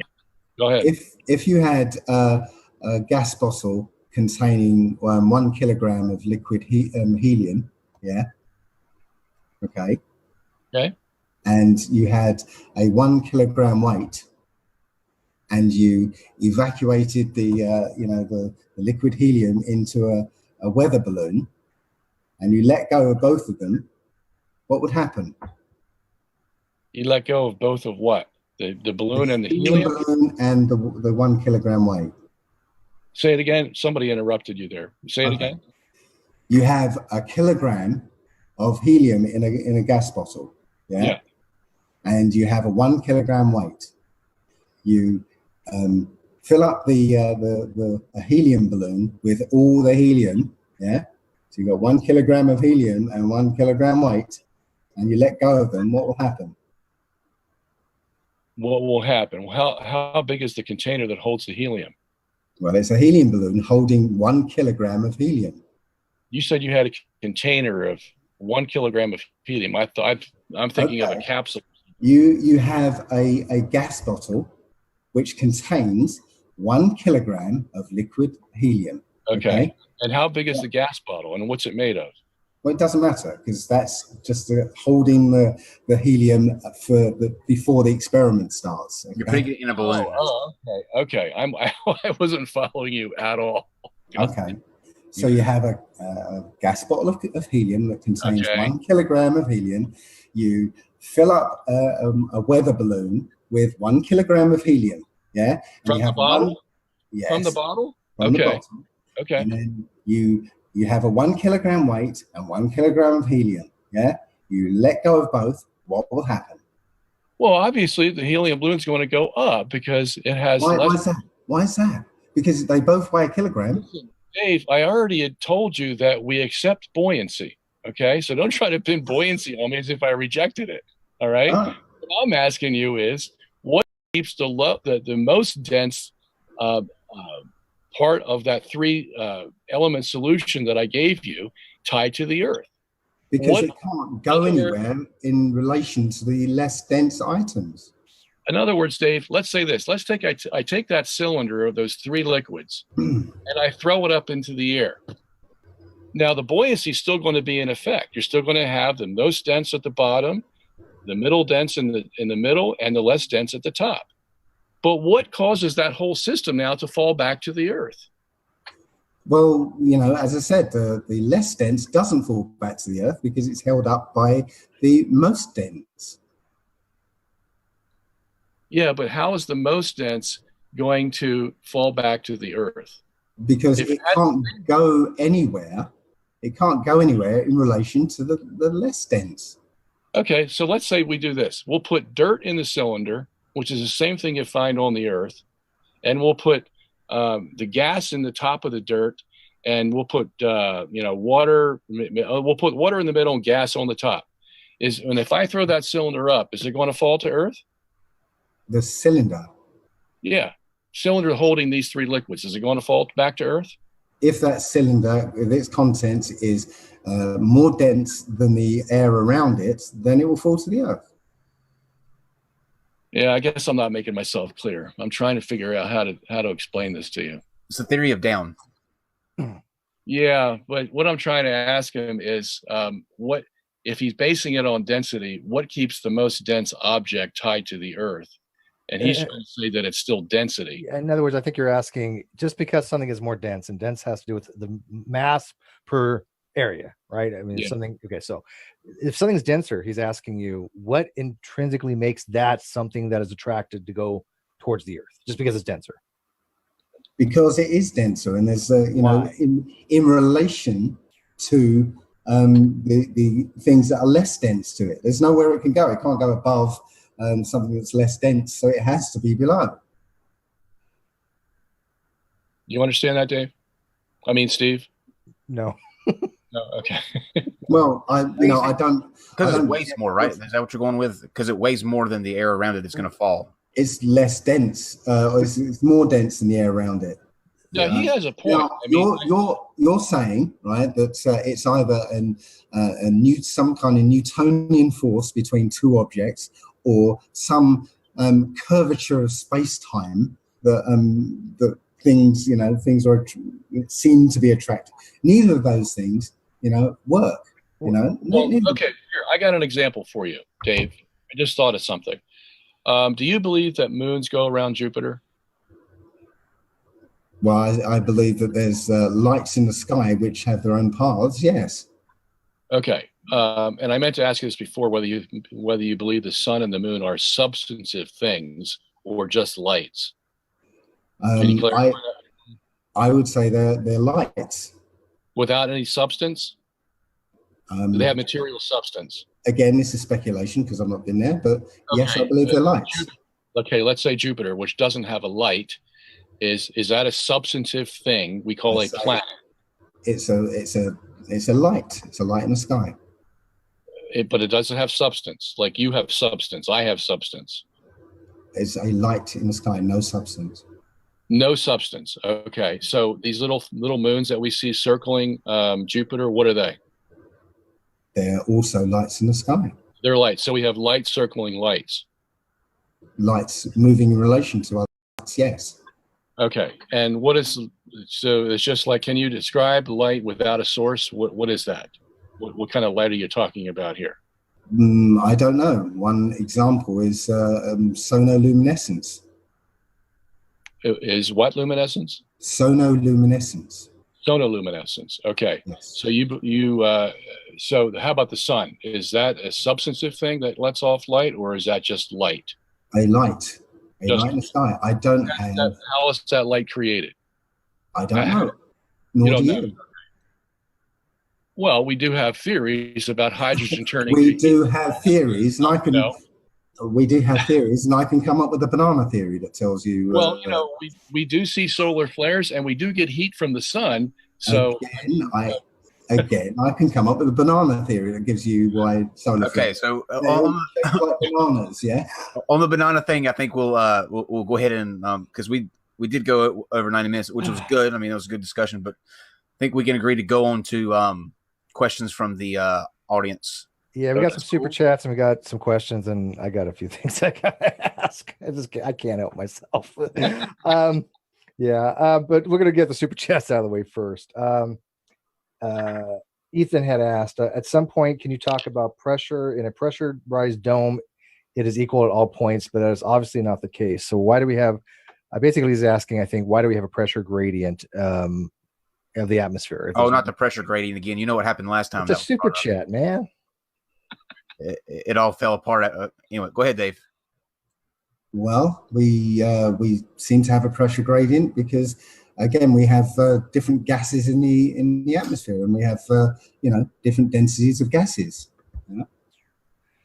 Right, and okay, so Dave, what keeps the dome on the flat Earth? I don't know. What's on the other side of the universe? Whoa! Wait a minute. You talked about buoyancy, and now you have something solid and very heavy, a lot of mass, that's on the top, whereas you told us that all the dense things go to the bottom. So how does that figure into your model? Well, as far as I'm concerned, I go with what the Old Testament says. It was a space created, separating waters from waters. I don't know. Wait a minute. You told me at the beginning of the show that you didn't believe in any religion. So how can you quote from the Old Testament? I don't believe in religion. The Old Testament is not a religious book. Really? Okay. The Old Testament is not a religious book? It is not a religious book. It's a book of history, law, and guidance. What happens is other people put their own holy religious book on top of it and create a religion around it. That's the New Testament. Yeah, I don't disagree with that, but I would still consider it religious text. I mean, even if so that we get into not a religious text. Well, it's not a secular text. Next question, real quick. All right, next question. Another super chat. Ask Dave what the definition of a scientific theory is, please. You have to know scientific theory. Yeah, it's an opinion that stands only as long as until another opinion that better matches observations comes along. Whose opinion? Well, whoever proposes a theory. Okay, Barbara, do you want to answer that? What your definition of a scientific theory is? Yeah, a theory is the third step of a process that started when you found some evidence that led you to a certain reasoning where you made a what they call a hypothesis of why this thing occurred that you saw, no matter what it is. You have a hypothesis, and then with a hypothesis, you then begin to test that against other things that you know or experiments that you will perform to see if the hypothesis can be sustained when you do those other things, the extra experiments or other things that you know. And then if it survives that stage, then it may possibly go to what they call the theory stage. And that is where you now have enough evidence that you begin to make preliminary conclusions about this evidence and about why you're seeing it. It doesn't mean you have proof. You just have a theory, because science really has a hard time proving anything, because that third step of being able to prove something means there can be no other alternatives existing that will answer the evidence you saw except the one you found. That's hard to reach, if ever. So, but a theory is like between a hypothesis and provable. I've been asked to clarify that because I don't think you're quite right on that. Let me try to clarify and see if you agree, Robert. First of all, a hypothesis can become a theory, but it's usually incorporated into a theory. It's usually about the fourth or fifth step. The first step in any science is you talk a little slower. I can't understand. Oh, sure. Let me clarify and see if you agree. First, I think the first step is actually. Okay. Well, the audience is like, Steve, get in here. Okay, so I think the first step is a guess. I think a good scientist will make a guess, then he'll make conjecture. He'll devise an experiment. He'll devise a hypothesis, get a null hypothesis, and then if he thinks he has enough evidence to reject the null, then he'll call the hypothesis, the hypothesis to be the case, right? And eventually that will either get merged into a theory or become a theory itself. But a theory is a confirmed model that has been sustained over a period of time by repeated observation and experimentation. So it's not in between anything. The theory is the highest you can get. There's nothing higher than a theory in science. There's nothing. Even laws fall under a theory. Right. Okay, I would agree with you on that. And I think the thing I left out was that the theory remains a theory because it's been done by someone else. And in other words, it's been repeated. Yeah. But a theory cannot be proven by definition. There's no such thing as a provable theory. Science is not in the business to prove anything. Science explains. Because like you said, and you're right on this, once something is proven, you can't change it. It is proven. It's done. Right. And so I do agree with you there. That's why you never say a scientific theory is proven, because it is falsifiable, right? So you can't prove something and have a falsification criteria. Let me add this. There's a lot of scientists out there who basically, like with the theory of evolution. Mm-hmm. Okay. I know a lot of scientists like Stephen Gould, for one, and a lot of his colleagues who basically say their theory about evolution is a fact.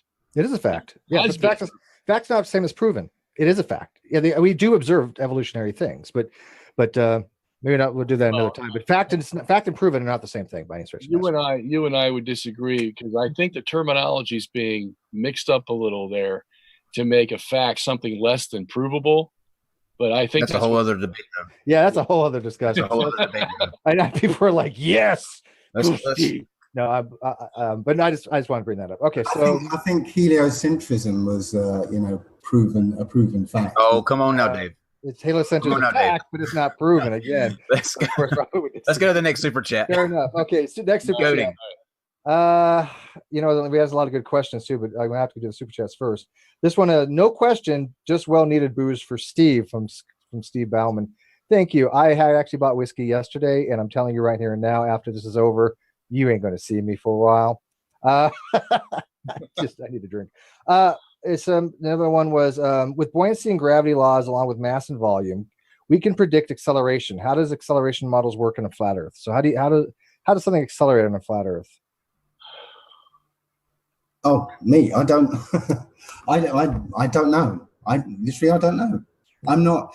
I'm not going to be sitting around trying to make up. Formulas and what have you. It is one of the fundamental, rules of this place, that things things fall at a particular rate. I mean, again, I can pretend to be scientific and label it and give a theory that might include strange forces between objects or curvatures of space-time, but I'd just be making up stuff just like those two characters. The allegedly Dave theory. Yeah, Before Steve asks you a question, I want to ask two. One, and then I want to say one other thing. Dave, you made a comment in your opening statement about how you would believe that we went to the moon, and that was for them to leave a camera there that would live stream in 1969. I just wanted to clarify. I don't think that existed in 1969, so that wouldn't have been possible. There was no live streaming back then. Well, hang on a second. No, but there was they did have ancient Go ahead. Wi-Fi. They did have ancient Wi-Fi, so they were probably on that from the obelisk. That's true. Go ahead, Dave. Well, they had a camera that they left on the moon. Yeah, that was to film the ascent stage of the lunar lander. Yeah. And well, if they could have a camera that they could remotely control left on the moon, why couldn't they have a high definition camera pointed at the Earth all the time, sending.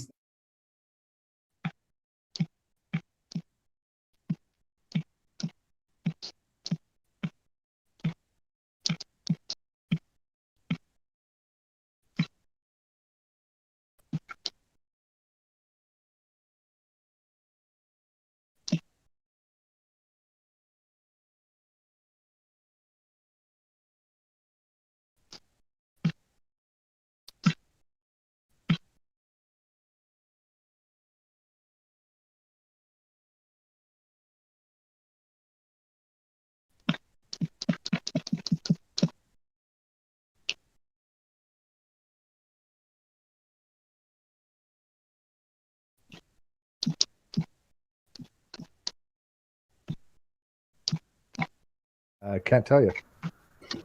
I noticed.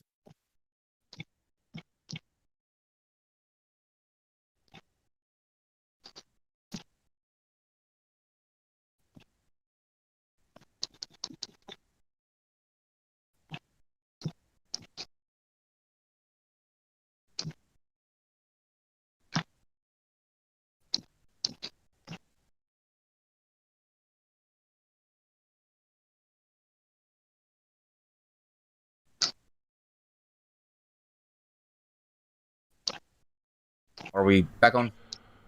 No, not yet. Yeah, okay. You are. We are. Okay, we are. Yes. We are. We aren't. We are. We aren't. If you're listening to us We out are. there in YouTube world, I'm not sure what happened there, but we lost Dr. Sungenis for a second, and then YouTube lost us. So maybe you're right, Dave. Maybe they don't want us. They don't want the truth getting out there. The Illuminati, man. I'm telling you. Before Steve asks a question and then we close out and let you guys make your final statements, I was just asking Dave.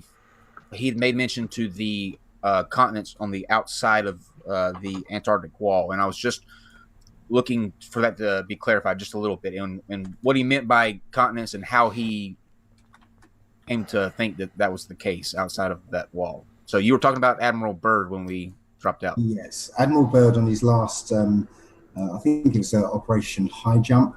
He came back and did a interview on something called the Longines chronoscope, and on it he said that beyond what he called the South Pole, the other side of Little America, which was their base there, there was a continent the size of the continental US that was uninhabited, with masses of resources, coal, oil, uranium, all sorts of things.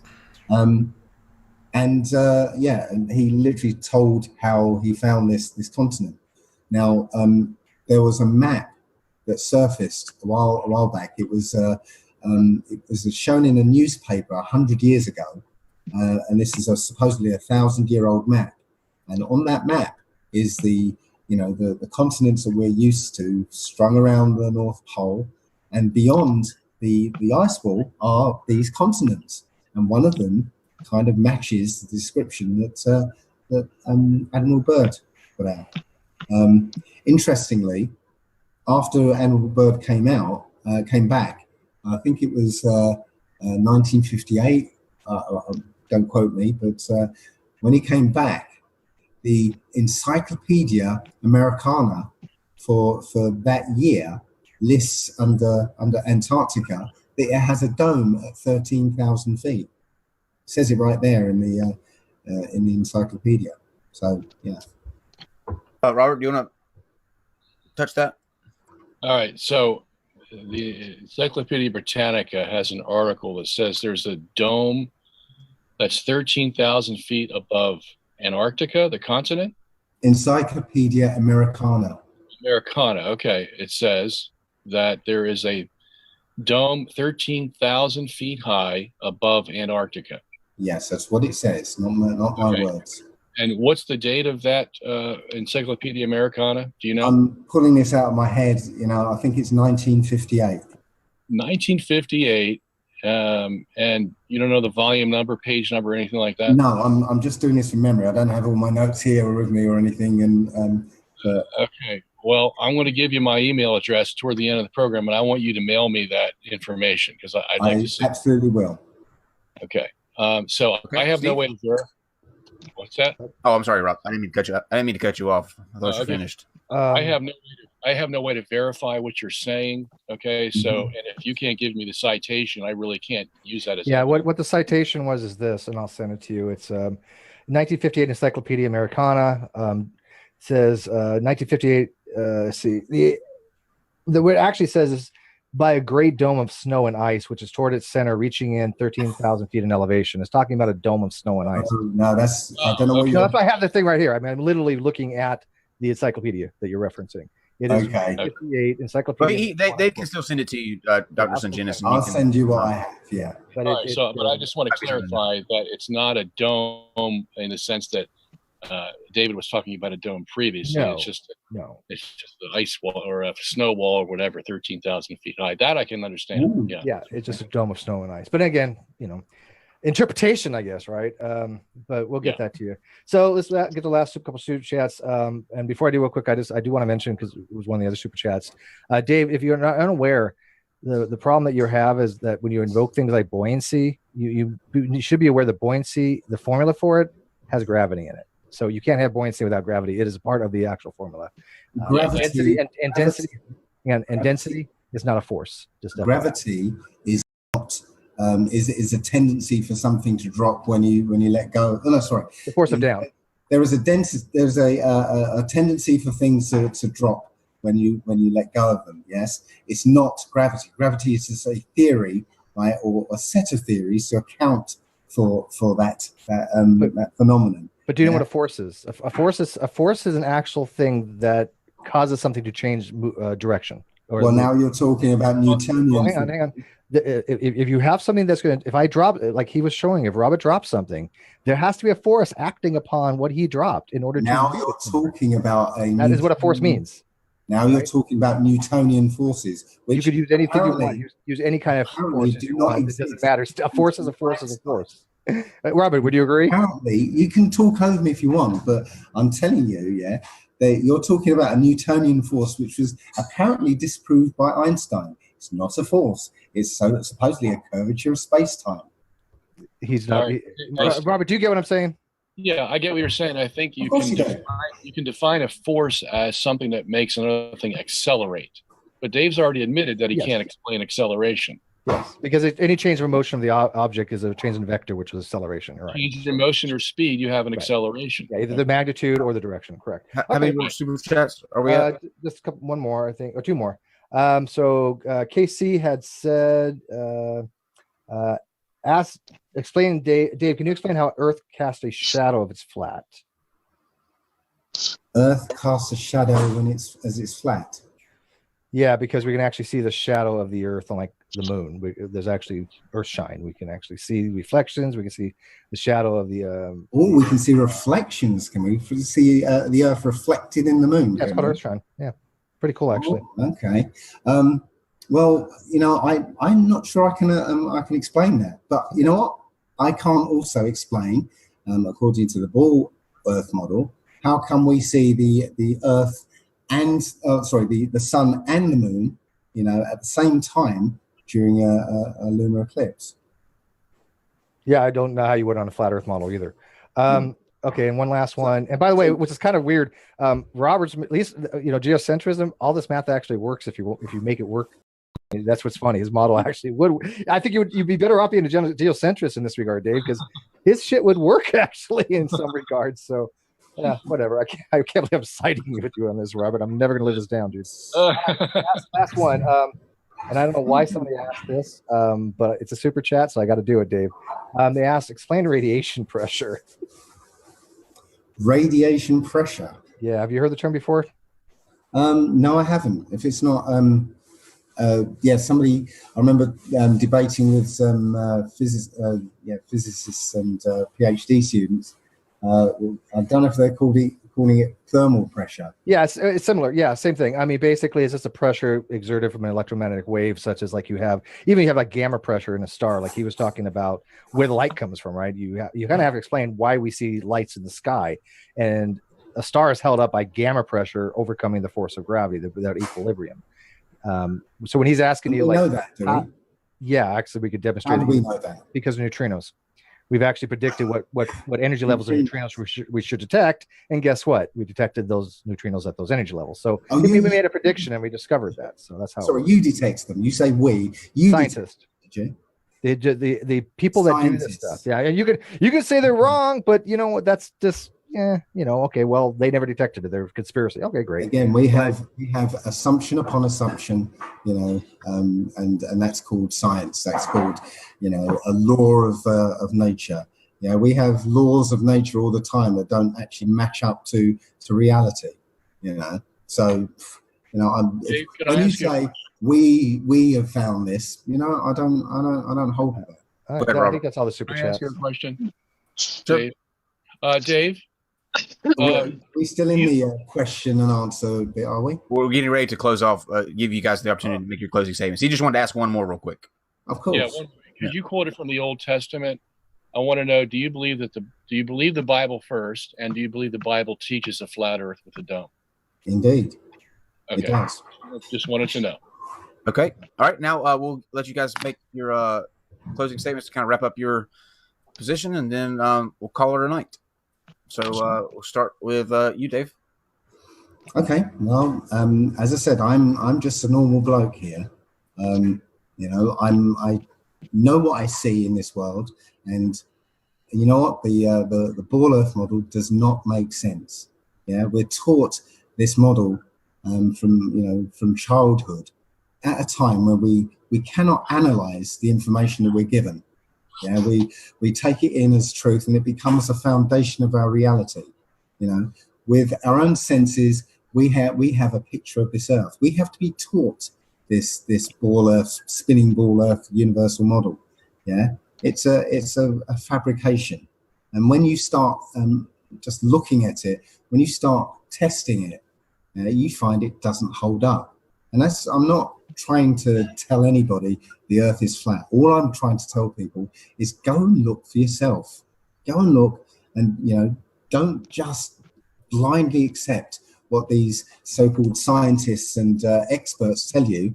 Go and look for yourself. That's all. Okay. And do you want to go ahead and plug your channel too while you're here, where people can catch you and keep up with you? Sure. My YouTube channel is dmurphy25. My website is allegedlydave.com. Okay. All right. Dr. Sanginis? Okay. First of all, thank you for having this program. Thank you for Dave and all your input. I'm going to go off on what you just said, because I think that needs to be balanced for the sake of the audience. And that is, we want to go out and look for ourselves. That's true. And this represents, I think, the struggle that I had mentioned earlier that each generation has to go through. We take for granted some of the things that we've been taught because we have authorities over us and they teach us that. We're never going to get away from that, okay?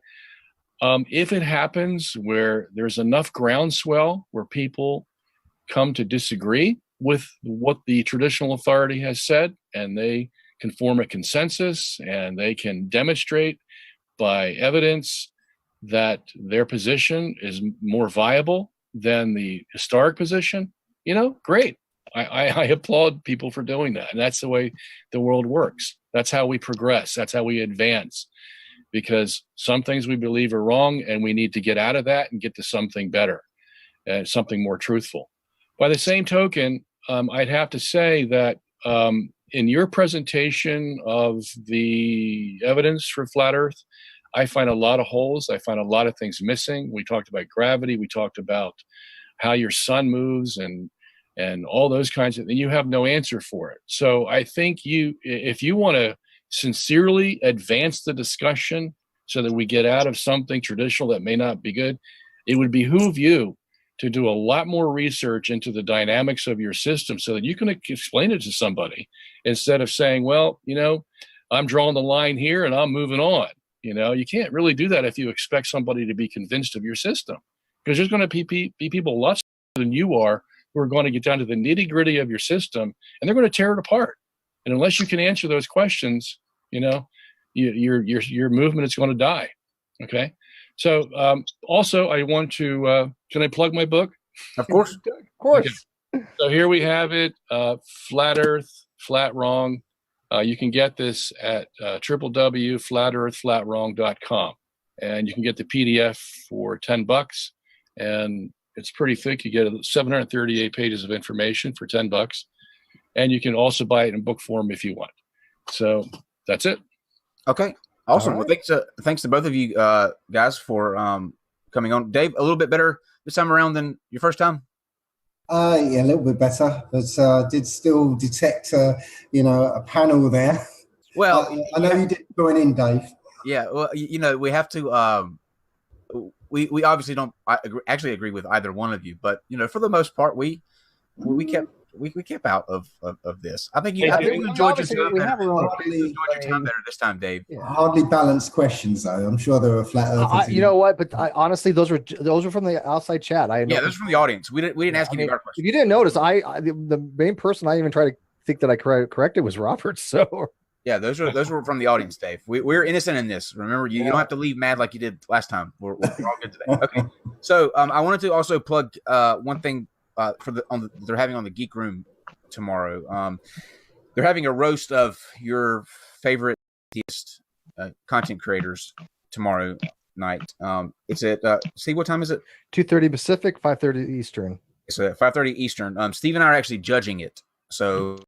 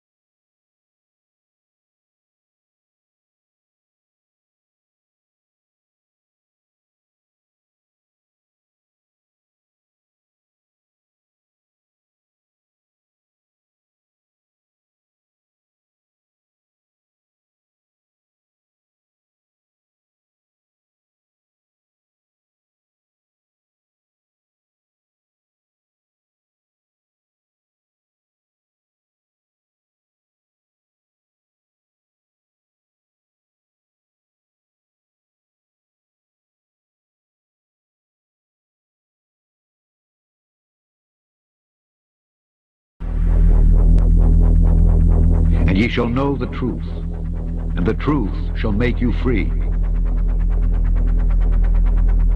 Welcome back to Smarter Every Day. Now, a lot of the pictures you see from the International Space Station come from the cupola on the inside here, right? So the cupola is on node 3, is that correct? Node 3. Node 3. All right, so this is astronaut Don Pettit. You may know this guy. You've done all the city tracking. Yeah, I've done a lot of cities at night, and then the nighttime aurora and time-lapse sequences of Earth. Many of those that you see have been done in this module when I was at the helm of the camera. He's the junk. Let me just say it that way. You're the junk when it comes to space photography, right? Can you say that? Say I'm the junk? No, I can't say that because I get too embarrassed. I'm going to meet you on the other side, okay? So, seriously, he's the junk. Like all the really cool aurora stuff, Don's the guy that...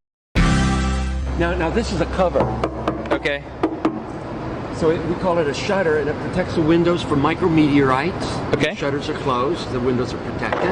And also thermally insulates the windows from the radiation environment of space. So can you shut these things from the outside? No, you can open and close them from the inside. Oh, okay, wait. On the inside, you're throwing a lever or something. Yeah, you're turning a knob. And it's open. On the outside. On the outside. How do you do that and maintain a pressure seal between them? O-ring type seals. No, you don't. With a rotating shaft. All our hatch seals are O-ring type seals. Yeah, but how... my brain's up here. Let's go inside. We can see it. Okay. Watch your head. All right. Oh, oops, thunk. So you have a whole series of O-rings in here, and a shaft that you rotate. So I mean, like on the space station, how many of these would you have? 7, because we have 7 windows. What happens if you get a leak on that? Then you have a leak. You just have a leak, and what you would do is lose air. Yeah, you would probably seal the whole cupola off, and then there's probably a plan, I don't know off the top of my head, but there's probably a plan for replacing the mechanism. Might require a spacewalk. So my question is, how can you operate a lid on the outside of the space station by manipulating something mechanical on the inside of the space station without losing air pressure? It's called real good engineering.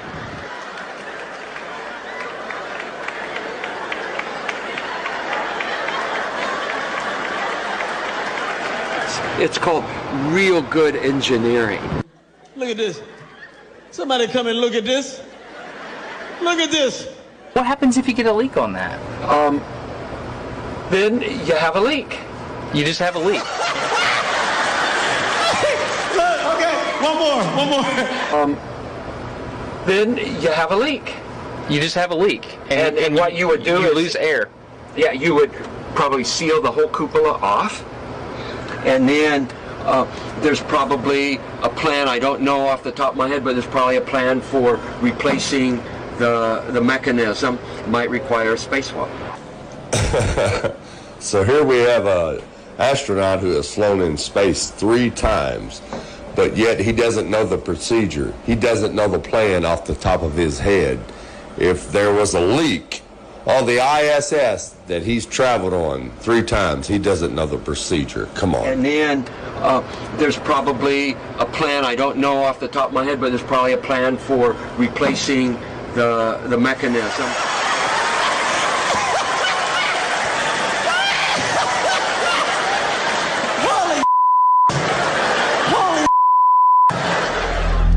The reason he don't know the plan is because it's all fake. He was caught by surprise with the question.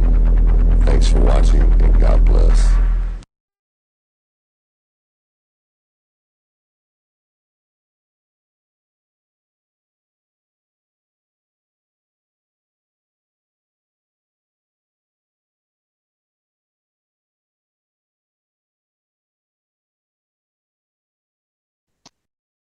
Morning. How is everyone? Yar. What's up?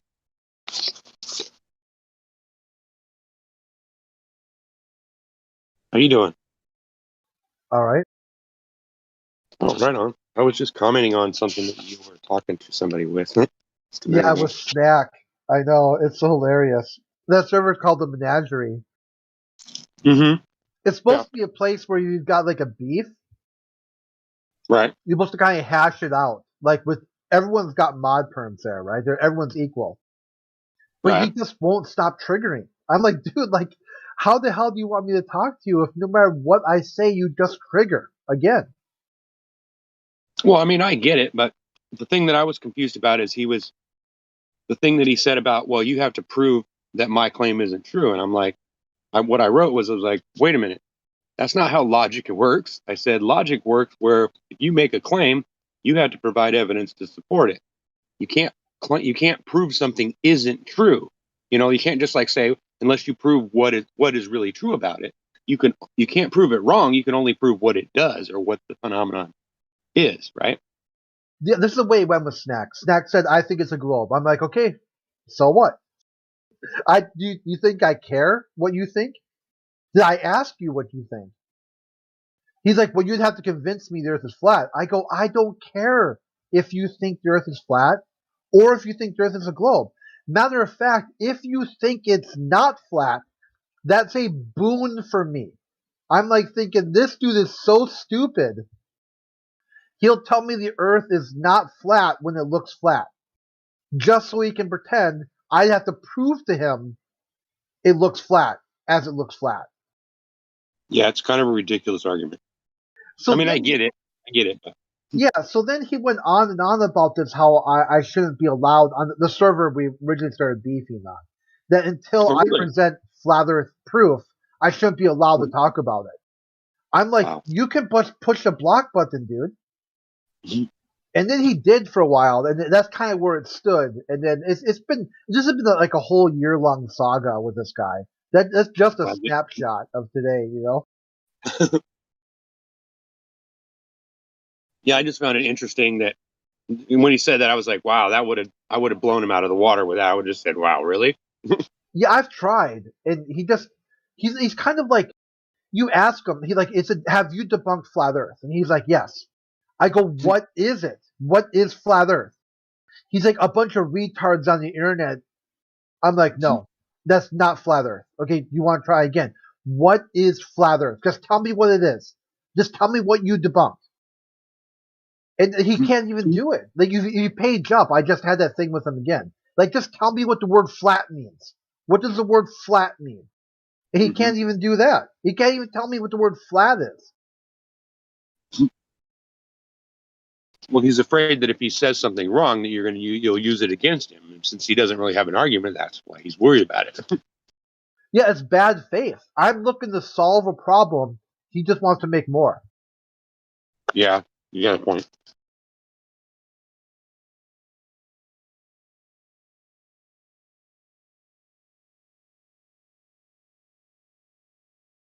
Sorry, I'm finishing my breakfast. Yeah, he's deemed flat Earth so ridiculous to not take it seriously. Then you ask him, what is it? What is this thing that you think is so ridiculous? And he can't tell you. It's just tribalism. He picked a group of people that he doesn't want to associate with, then associates with them to tell them they're wrong. And then you ask him, what am I wrong about? You're just not someone I want to associate with. I go, I don't care to associate with you either, dude. Flat earthers. That's usually what I get. Yeah, that's basically, it's just, like Mars attacks, atheist attacks, flat earth, firminate.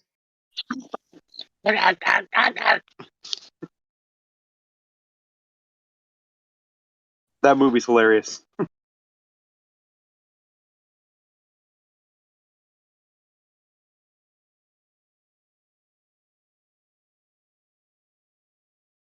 And they think they're cloaked, like somehow they're intellectual. No, they're not. They're just they're just an idiot with an internet connection.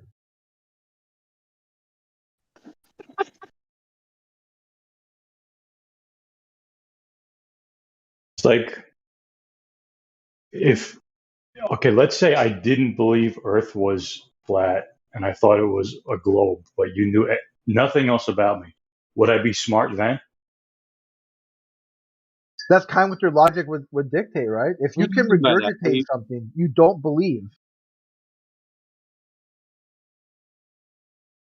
I'm confused on what the question was. I don't understand.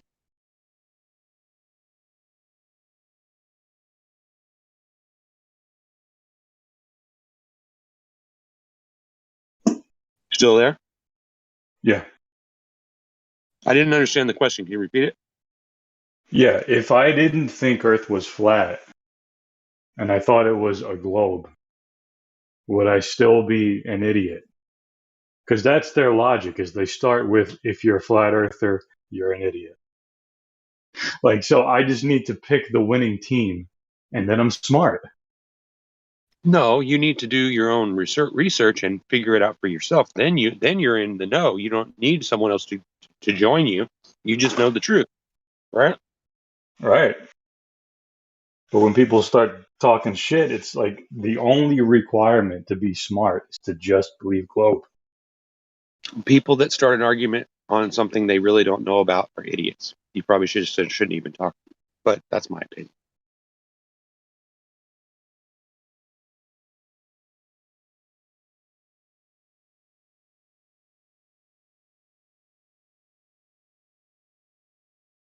Like, I always wonder why people. Sorry, go ahead. Just saying, there's some people that they just suck the energy out of you, and just keep giving and giving and giving because we want to let them see what they want. I know they just take energy sometimes, and it's a waste of energy. And I see their side of it. It does appear like when you're on the opposite side of this, it does appear like we're egotistical and all that, but the difference is that we actually did the research and we came to the conclusions that we came to simply by what we understand, what we read, what we learned. That kind of experience is something that you can't just throw out. I have an experience and I saw something. You can't prove that I didn't see it. All you can do is try to convince me of something that makes that not true, right?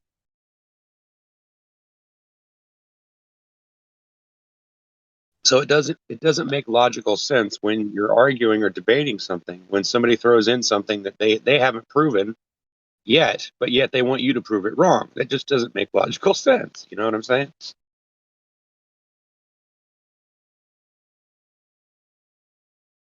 Yet you're starting from their position as if they're right,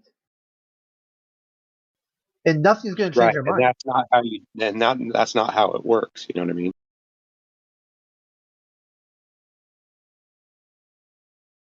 Right. They start with Earth is round, prove me wrong. It's like, no, you already think it's round. What do you want? This is your journey. Prove it to yourself. Like, what do you want? Like, why are you here, bro? Yeah, I think maybe not enough of us actually say those type of things. There's like, you know what I mean? Like when you're talking to someone or you're trying to smack them, whatever you want to call it, you try to pull out the intelligent part of the person. I think that's the best way to start a conversation about flat Earth or about, the mystery of where we're at, Mm-hmm. And I find it interesting how people don't start there. You know what I mean? It's people, of course, I understand on the live stream, people just come in and, we talk to them how we can, but it would seem like it would make more sense to like lead into a debate. Like you ask them, okay, well, if you were in this position, what would you do? Or what do you think the answer would be to here? And then you kind of get them to agree on logical arguments, like that we have the same understanding about certain things that aren't related to our conversation. Then when you get into the middle of the conversation, they start saying, well, you got to prove me wrong. You've already laid out that that's not something that you can do to just hand wave somebody else's opinion or somebody else's, research or whatever experience. You know what I'm saying? And I understand, it gets heated and people get frustrated and all that. But, it's important that if you want to win an argument or if you want people to side with you on your side of the debate, you've got to maintain like, some kind of, personally, if you sound like a complete fool or you just don't know any of the information, I'm going to hand wave anything you say basically because you're not basing it on the actual topic, right? The subject, you got to keep with the subject. Sorry if I'm rambling on. No, that's all right. No, that's right on, dude. Yeah. I don't know. That's the part that gets me is that people try to twist and wiggle out of it by just changing their whole philosophy on physics. You know what I mean? Well, I just don't believe that. And it's the same stuff. I mean, it's frustrating, but I get it. I know what it's like to be on the side of something where you don't know it and you haven't experienced it. So you just automatically assume that, your information that you've had so far is right. I mean, that's a natural thing to do, right?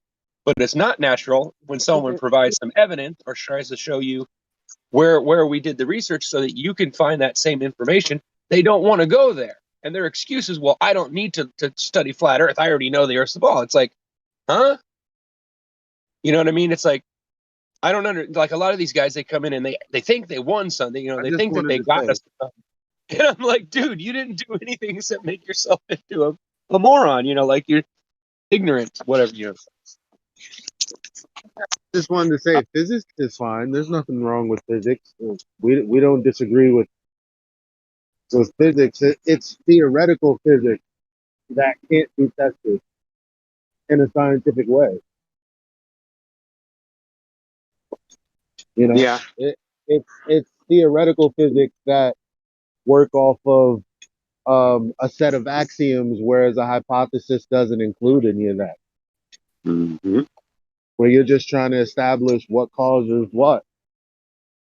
Right, You know, exactly. what they talk about cause all the time. Okay, what was the cause of the universe, or how did the universe get here? Blah blah blah blah blah.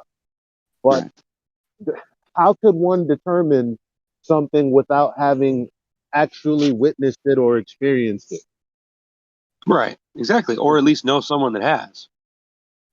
At least, you know? I mean, you know, I trust a lot of my friends. So sometimes when people tell me crazy stuff, I actually do say, okay, well, show me what you're talking about. I don't automatically hand wave it and say, oh, that's crazy, even though I think it's crazy. I don't need to do that. You know, they know. They know what kind of reaction they're going to get when they tell me that. Well, if they know you.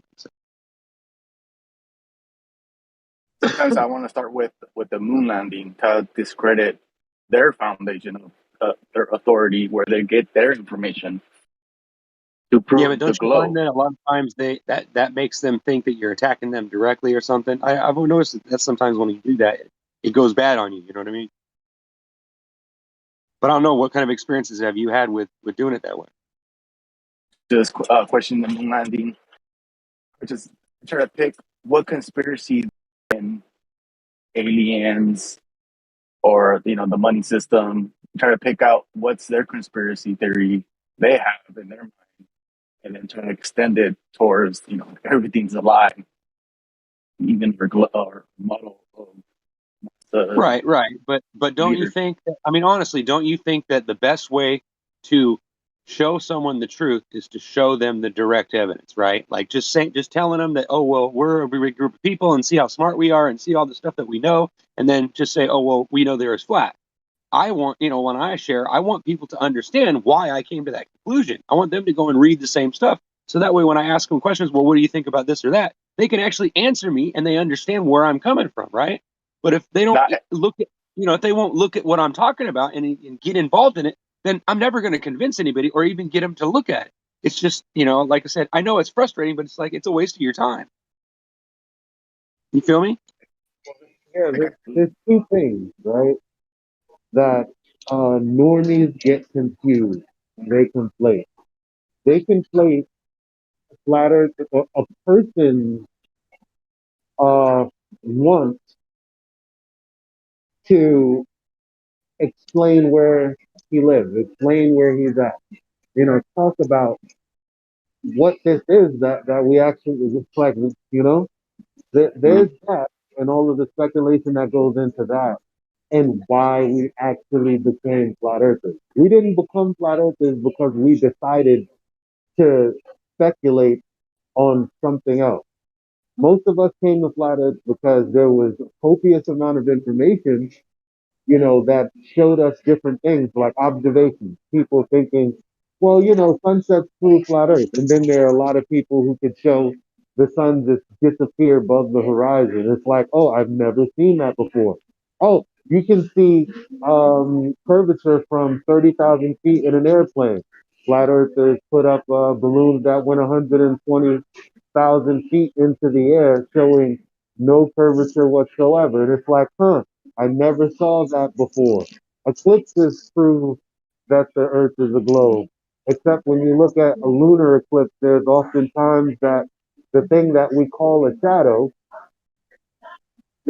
comes anywhere other than where you would expect it to if the moon was descending into the Earth's shadow. The shadow comes from the top, it comes from the side, and it's like, I've never seen that before. I wonder what the verification for the Earth actually being a geometric shape that was determined. I wonder where that comes from. Then you look into Aristotle, you look into Christian Huygens, which is one of the people who have supposedly figured out the distance to the sun, again, with certain axioms and presuppositions. Same thing as Aristotle, same thing as Copernicus, all of these different people. I don't even know if I can put that on Copernicus, reading some of the things that I've read. But anyway, so we come to this understanding that the Earth is not a globe by realizing most of the stuff is conjecture. And no logical thinking human being under any other circumstances would just accept that without evidence. It's a big old claim. So that's what people get twisted. What we think the flat Earth is versus why we got here in the first place.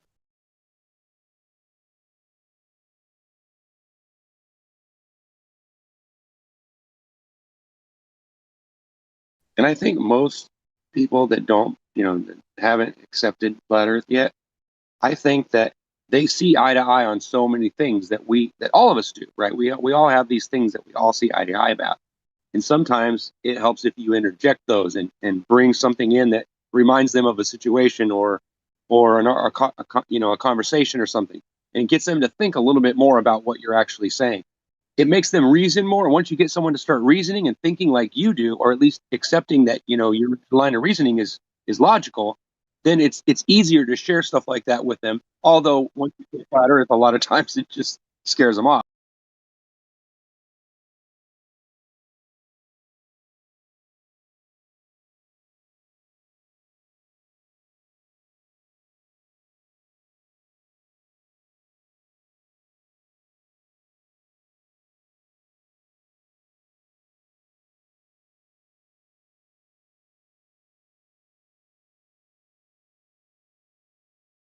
Has anyone else had like weird issues with Discord?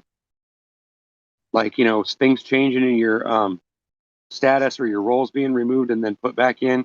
This morning when I came in, my silver role was gone. And then like 5 minutes later, I went back and looked at it and it was back again. I was like, what the heck is going on here? Anybody else experience anything like that? Yeah, they're making changes to the roles. Yeah, absolutely. Oh, that's right. I did hear about that. Yeah, they're so some things are going to change.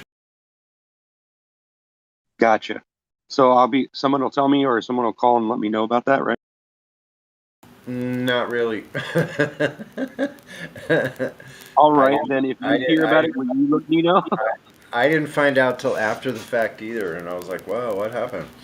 So I just like waited, and then the information came out, trickled out. Yeah, we're making changes. We had a big moderator meeting with the admin and all that stuff. They had a big, huge meeting. So they're just making changes to the format, the way we do things here. Like they're taking clips of our conversations. They're re-uploading those. And so yeah, it's pretty cool. A lot of it's really very cool. Uh-oh, that makes me a little bit terrified. No, I need that globe Earther role to be deleted. Why am globe Earther? Yeah, maybe.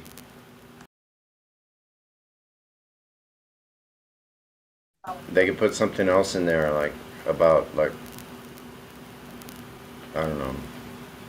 Somebody was listening that Sasha 2.0 and they put it role to me, Oh, really? I don't know because I have silver, flat earther, other things, and I have globe earther. And that is in the last, I think, 2 weeks happened. That's strange. Yeah, so I guess it's not just me. Yeah, they took the referee role away completely. I think. What did that? That was like you're a good mediator or whatever.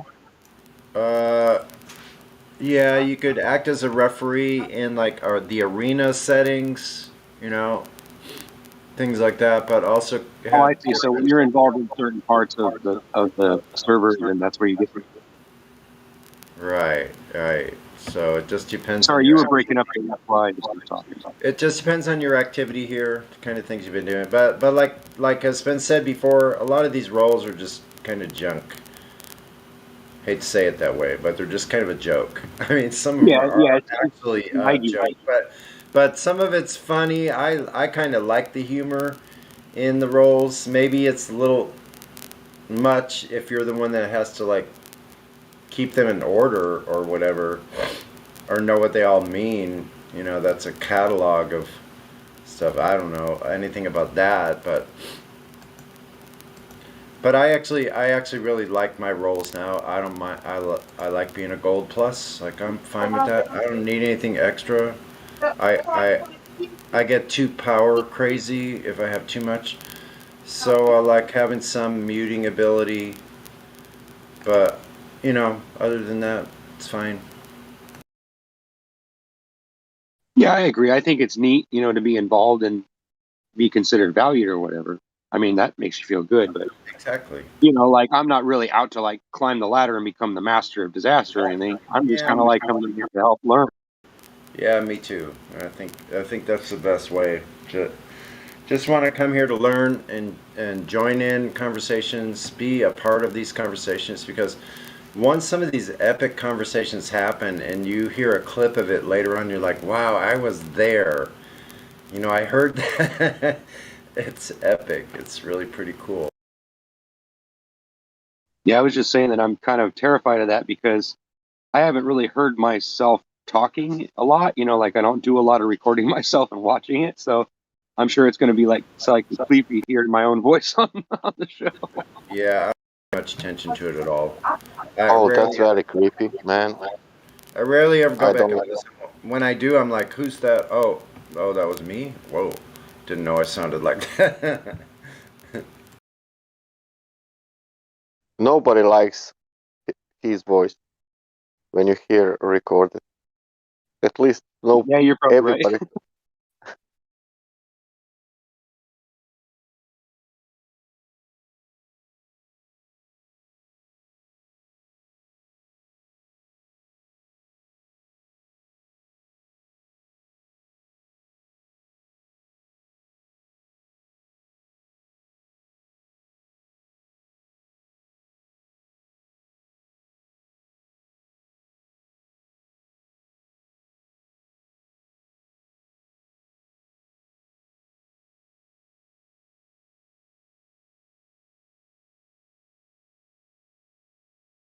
I think I'm going to buy a copy of Robotham's book. I've got it on Amazon, but I don't have a hard copy of it. I was thinking that if I had a copy of it, I could read parts of it online whenever it gets quiet, like I did yesterday.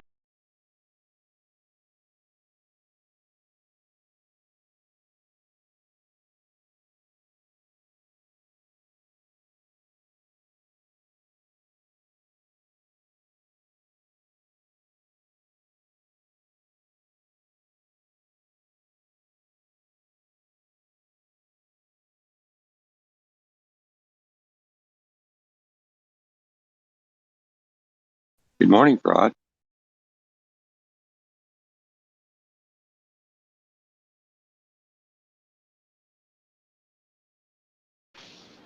What's up? How you doing this morning? Just running some errands. Right on. Chime in if you get time.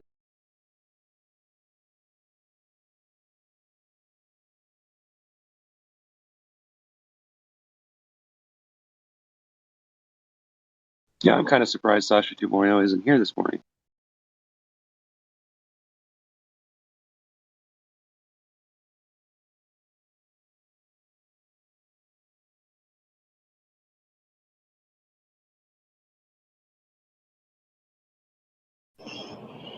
So what's the topic for today?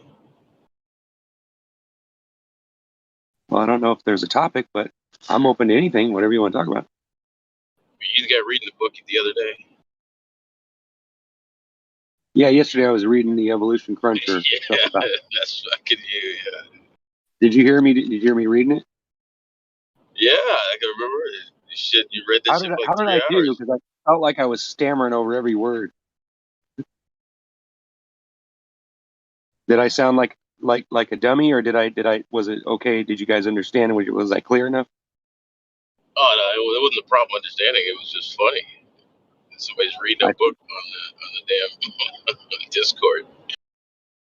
I know everybody said that. They're like, that's weird, but no one's ever done that. I said, well, I guess I'm the first one. That's odd. Yeah, I feel like I was in class or something. I read out of Robotham's book for a while. I was going to do a series, like a chapter Yeah, a week or something like that, which and I then think have is the okay. discussion. That'd be cool. Plus, you only, like, if you do it for only just an hour, just keep it to an hour and then move on. Yeah, I've been thinking about making videos. I just got to figure out what kind of image I want to put across, like, how I want to act and all that. And because the way I act is kind of like sketchy, I move around and I change my mind and I take sides with the opposite. I do all kinds of weird things because I like to learn about every situation, but a lot, that gets me in trouble sometimes. Well, you could also do it like I've done some of mine. I just do it as a narrator. You don't even have to show your stuff if you don't want to. I mean, yeah, but it would be fun to go through each one individually and then ask questions and get people involved, right? exactly. So there you go. Like a roundhouse discussions. Those are great. Just depends on your personality, I guess. Some people have better aptitude to doing that in-person thing, Yeah, I agree. I guess I'm fairly gifted with that. I've been lucky. But yeah, I get it. Like, yeah, some people just don't have the bedside manner or whatever you want to call I know to find those pauses and to ask those questions if they read about it, like what they think about this paragraph and stuff. But it was a good read. Like I said, there's more. You have to give a little more pauses and questions to know if they understand what you're reading. Like Darwinism about his that he was really stupid. It was like a daddy's boy. it. Yeah, I think it would be interesting to read parts of his book because there's a lot of stuff in there that really makes you question why they even used him at all.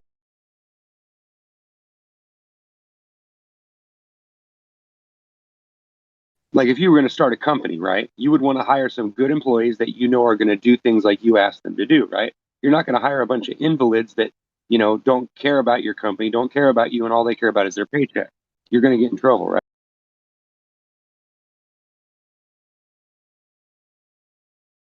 Yeah, whenever I get any employees, yeah, they don't last for long. Yeah, they suck. You're not gonna keep them.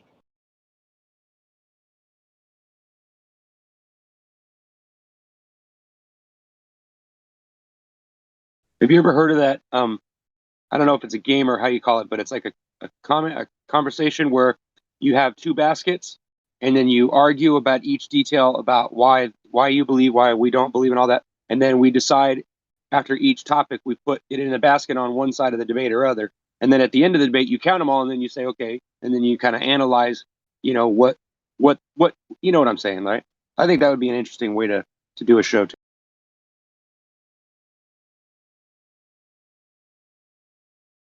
Well, you know what I mean. A live stream. I don't mean show.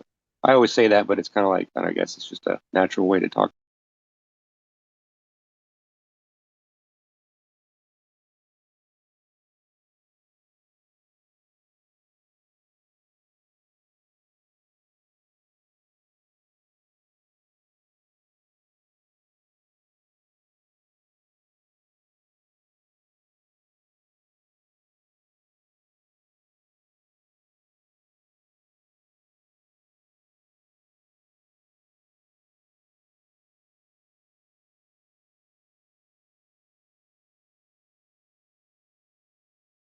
Hi, Travis. I don't think I've met you. Are you there?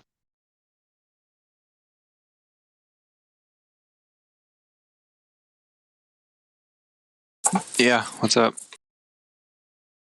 No, I just want to say hi. I don't think I've met you yet. How you doing? I'm good.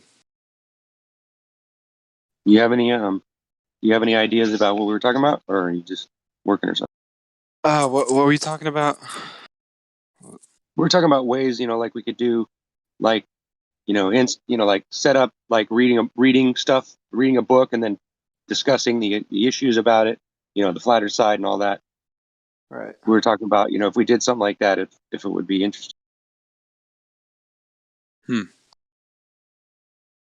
Yeah, I don't know. But I'd ask you what you think. I mean, I know you didn't have time to think about it. Yeah, I mean, that could be cool. Depends on what you're reading, I guess. Well, I was thinking about doing like Robotham's book, 200 proofs or the 100 proofs or whatever it is. I just thought it would be an interesting, conversation. 200 proofs of what? What the hell is the book about?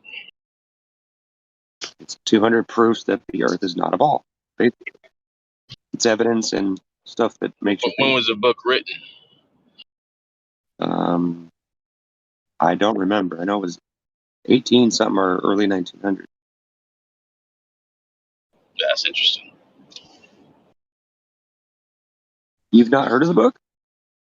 No, dude, I don't read, bro. That's not my You thing. Robotham?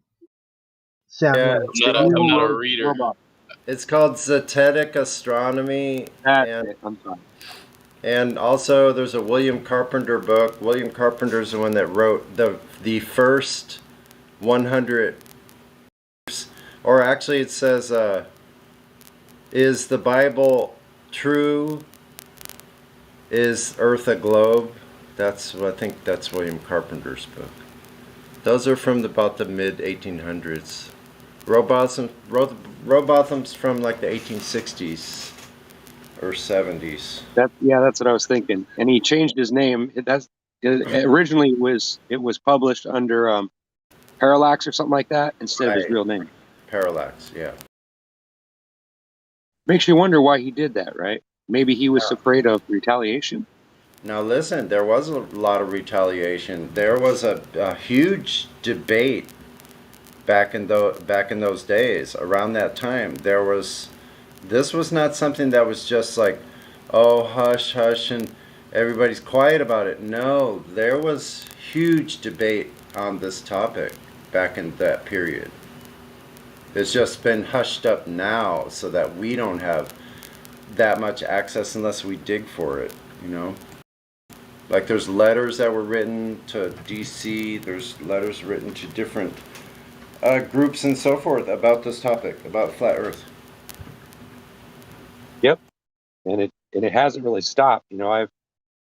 There's been a couple of times where I got a brush with it. Like in the '90s, there was like, and in the early 2000s when this book, The Evolution of Frontier, was published or whatever, I had been listening to, like religious channels on the radio and stuff like that, and they kept mentioning it, and they're talking about all this research development that they're doing, and they're writing this book they wrote, and they had all this information, and I thought it was crazy. I was like, what, really? So I got really excited about it, and I bought this book, and I bought a bunch of other stuff, and then of course it kind of like faded out. No one really talked about it anymore, so I kind of like forgot about it. And then here in 2020, I was going through some books the other day, and I found that. I was like, oh, crazy! I can't believe I found that. I was like, cool! I can't wait to read some of this.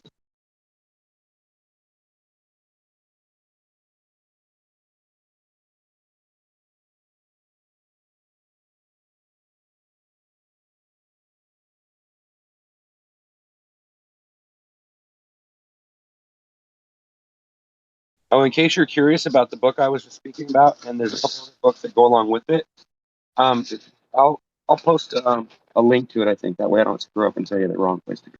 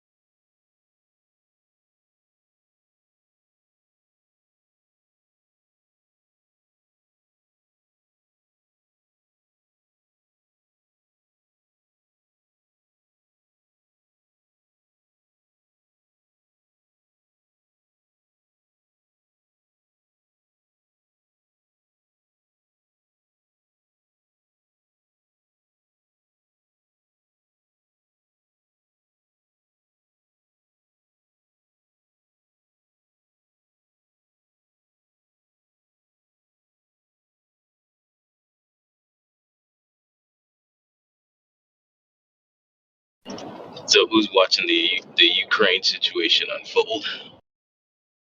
Yeah, every day.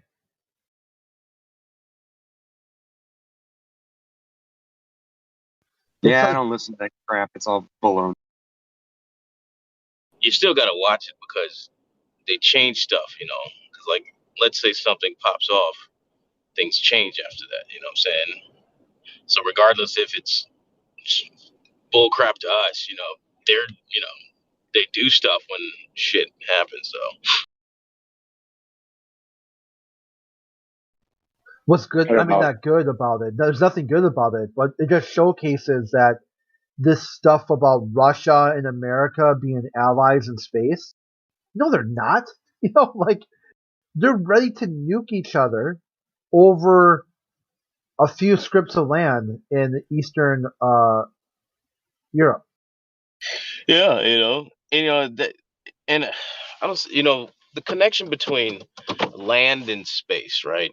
You would think if space was so easily, readily accessible, and other, you know, why are you fighting over land? You know, that you should be trying to get into outer space. So I don't see how people don't draw that connection. Yeah, this idea that somehow it's the advancement of the human condition. They're not advancing shit. These I swear psychopaths I'm are. gonna smash this damn Google phone if it doesn't stop closing my damn Google window. I hate it. Trying to look up this damn link and stupid thing keeps closing Google window. It keeps closing the search bar window whenever I click on the damn thing. Oh, I hate when it does that. Sorry, I didn't mean to interrupt. No, it's all right. The other day, I was talking to this dude about how he would listen to anyone who's a doctor over a flat earther. It doesn't matter what they say. So then we got in this conversation about like, well, here's a bunch of doctors who talk about the doomsday clock, and then of course get shift the burn the the goalposts. Well, they're not real doctors. They're sociology doctors. Okay, you just said you'll listen to doctors, but now you won't if they have a doctor in some sort of sociology. And they're telling you that these social constructs, government, is destabilizing, everything. And suddenly you won't listen.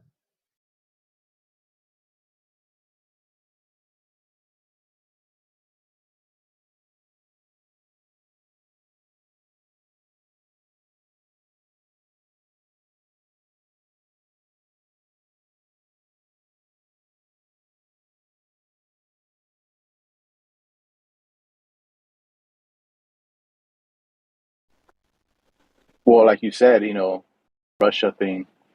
You never know it's bogus, but they're changing. Like you said, you want to keep a watch on it if they change something behind doors or something in a different area. But it's the Russia thing that was the distraction to change something else. But then they'll do Russia for something else. They'll just use them for a distraction. But it's still it's there. Yeah, they always change something. That's what they do. They're trying to change shit.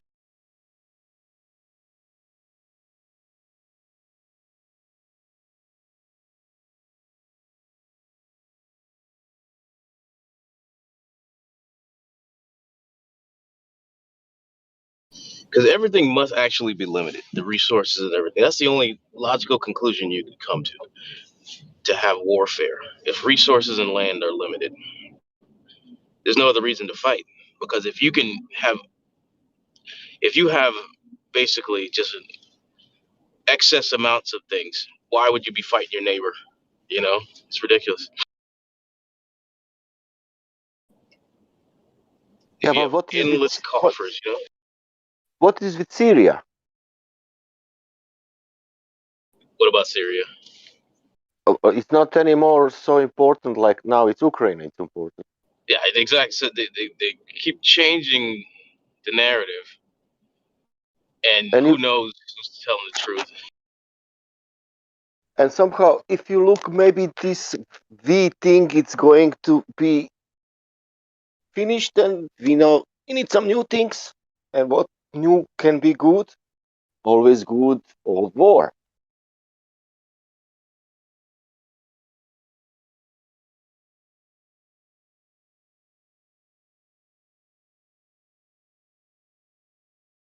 since the Babylonian and Egyptian times, these guys have always been trying to make a one world order, you know. So the land that exists now has always existed, and they knew it was there. I mean, like our government tells us that the Americas weren't populated until a certain time, but obviously that's not true, Our I history just watched books, this. all that stuff. I watched this PBS special about after the Mayflower. It broke down what tribes first came in contact with the Pilgrims, like like Minnesota, or I'm pronouncing that name probably wrong, or I know I am. I just and like the deals that they originally made, and what was done to like secure like the first um governor of the Pilgrims, he implied that he was speaking for King James. So then the first Indian leader was kind of like, oh, this got some sort of powerful people back home. And then he was worried too that they were called the people of the rising sun, and it was just some sort of spiritual power they had. So they were thinking that these people are even further to the east. They've got this even larger spiritual power. And man, there's so much stuff, so much content. It's on PBS. It's called We Will Remain. But like but basically what I'm getting to is the story like in high school or grade school where they told you like oh they landed on Plymouth Rock and they meted the natives and everything was just like this melding of cultures. That's not what happened. It wasn't even close.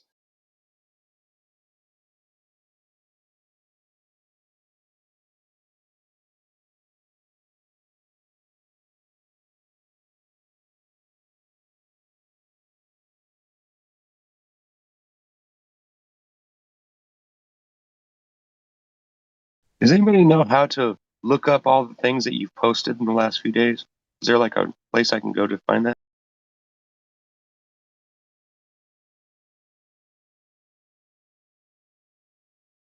Yes, You can there just is. search. There is. You go to search.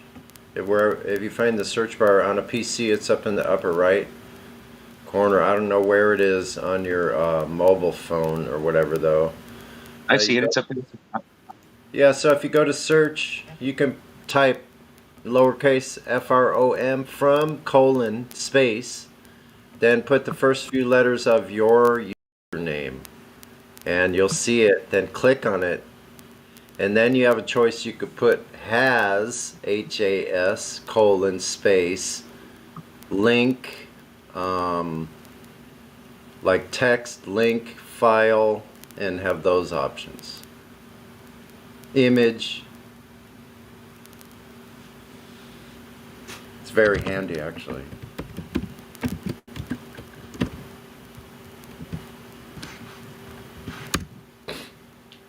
Okay, I'm looking at it. I'm having trouble figuring it out, but I found the spot you're talking about.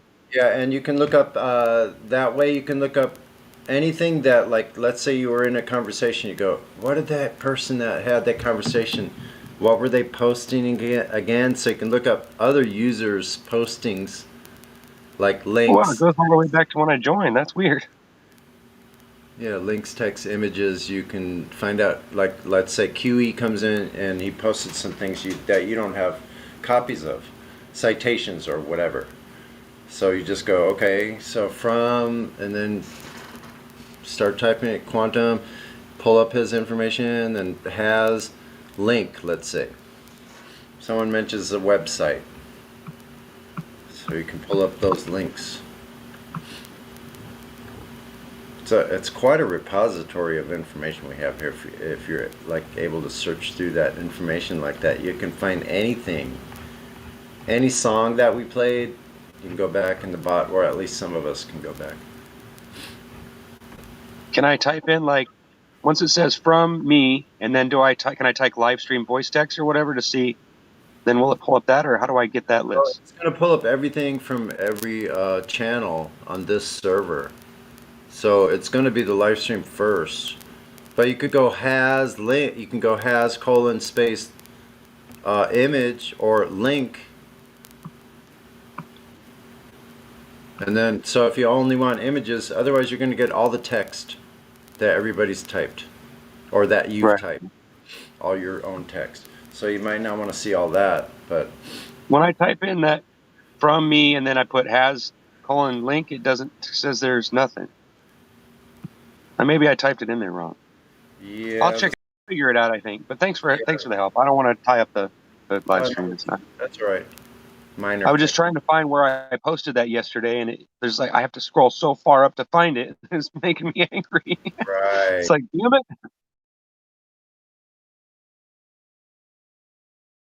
So like I can pull up my images from yesterday, like this little goodie.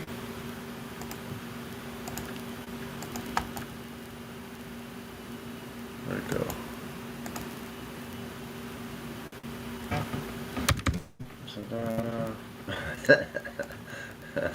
I never realized how many people post in here during the day. It's insane how many people. It is. Sometimes it's like dead, but other times it's like, damn. I've been scrolling for like a good 4 minutes, and I still haven't gotten to early morning yesterday. Like, damn, dude. That's why I had to find, when I found that search, I was like so happy. And so, yeah, you just have to make sure you have the spacing right. It should actually show that. I finally got to noon. When you type HAS colon, and then you'll see the options for link, embed, file, video, image, sound, or sticker. Sticker, I don't know what that is. Let me see. No, I don't know what that is. Oh, I see. You just hit the has. Okay, you click the has, and then you just hit link. Okay, I see. Yeah, you got it. Yeah. Okay, I got it. Now it's showing. Okay. You're gonna really. Thank you. Yeah, that's good. Good. Yeah, because Thank you very much. when you want to find a sequence of images, like, then you just do has file, like, and it'll show all your images, and so then you. Yeah, I'm seeing that now, and I'm realizing I do post way too many pictures on here. Yeah, it's wild because then you can, like, as you're in the voice text, you can categorize things, and as the conversation's going, you can just find the perfect images that you posted before. This is a great use. Wow. Oh yeah, hold on. This is good. Like this Black Swan setup video I did. Hold on, let me see. Everybody needs to have that. Oh, you have to download it. Wow, that's really loud.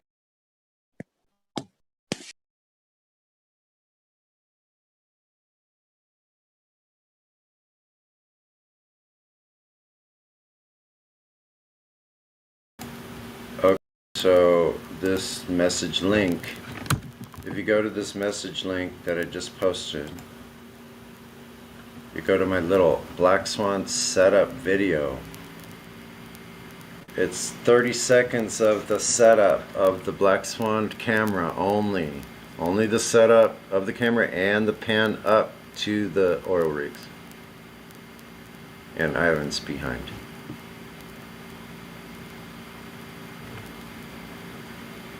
It was about 9:30 or so when I read that book, right? Yeah, here I see it. I think it was right here. Yeah, here it is. I found it. Finally. Damn, I had to scroll far away. I'm going to just reply to it. That way it'll pop back up again. Because when I tried to search it this time on Google, it came up with a different website. And I'm trying to figure out why. Oh, I see why. Because I didn't type it in there correctly. Isn't that amazing? 30 seconds of the Black Swan debunks the globe entirely by magnitude. I know, it is amazing. I like all these auxiliary pictures we all have now. Like, all right, I just posted it in the live stream voice text. of this now? It's just a link to the website, but in case you guys are curious about it. They have a PDF file of the book that I've got, and then you can read all 3 books on there for free. It's pretty neat. Oh, that book you were reading. Yeah, I didn't really catch all of that. So, Yeah, I'm just saying, I put it on there again, so that way anybody that's curious about what we're talking about. Where do you put the link? Where? I didn't see it. I commented on it at 9:23 a.m. I said, "Here you go," and then it shows above it. It shows what I'm talking about. Here you go. It's www.evolutionfacts.com. Oh, I see it there. They changed the website from .org to .com. I got you. That's where I got confused. That's why I wasn't getting it right. I was like, "Damn it! Why isn't it coming?" Let's copy that.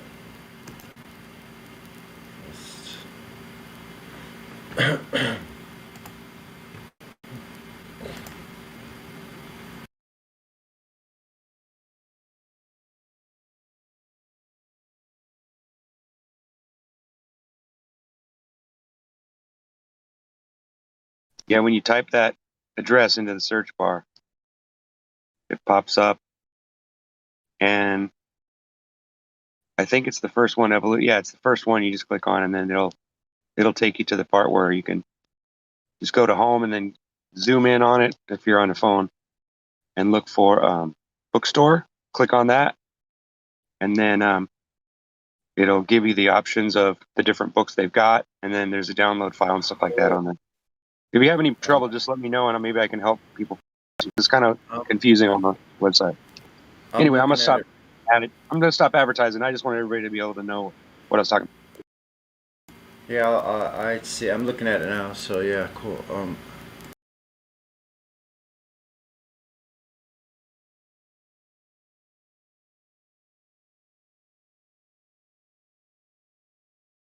I'll just make a bookmark and go back. I'll be able to look at it later.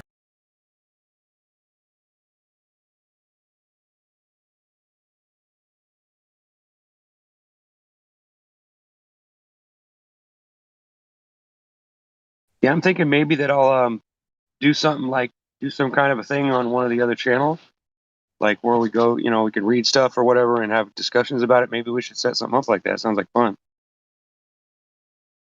Well, there's other rooms you can go down to, like the chill room and stuff like that, and like Yeah, just but I bring meant people like with you. make it special, and then like invite people and all that. Not necessarily create another room, because I know we're kind of limited on how many we can have. But Well, yeah, that's what I'm I don't saying. want- Just go to one of the rooms that already exists. There's like the chill room or stuff like that. Yeah, that's true.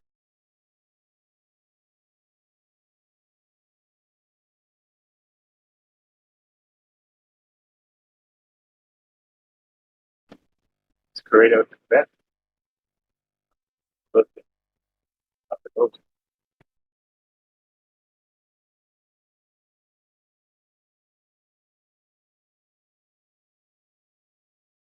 I didn't hear nothing you said except for like a at the beginning. Just create an event. So for the future book that you want to read. Oh yeah, thank you. I'll look at that. I don't know much about how to use Discord, but I've been figuring it out pretty slowly but surely. I'm getting through it.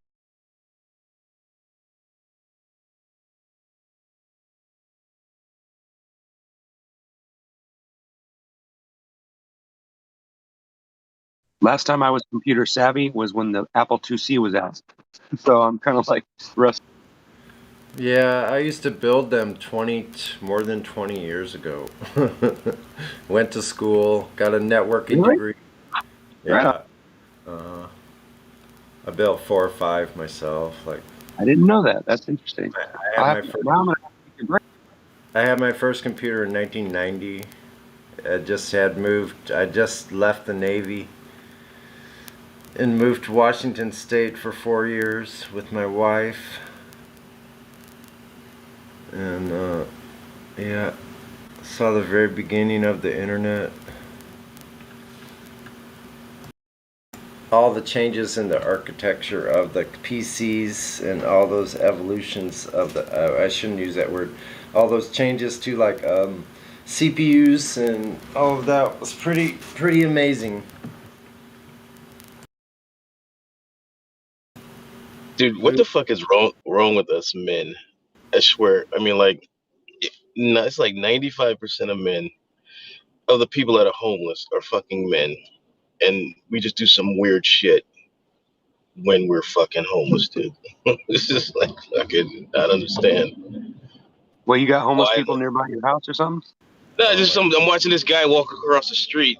You know what I'm saying? And he just picks up something out of the street, Oh, and I he's know. got this fucking smile on his face, and he's just doing funny shit. Weird And I'm like, shit. what the Like, fuck is wrong with us men, dude? Why are we so fucked up? Seriously, we do some fucking shit. I You think know? it's like cross. That's It's off. cross. That's the only excuse. It's the wires got crossed with the sensation and logic got crisscrossed. There's a short circuit.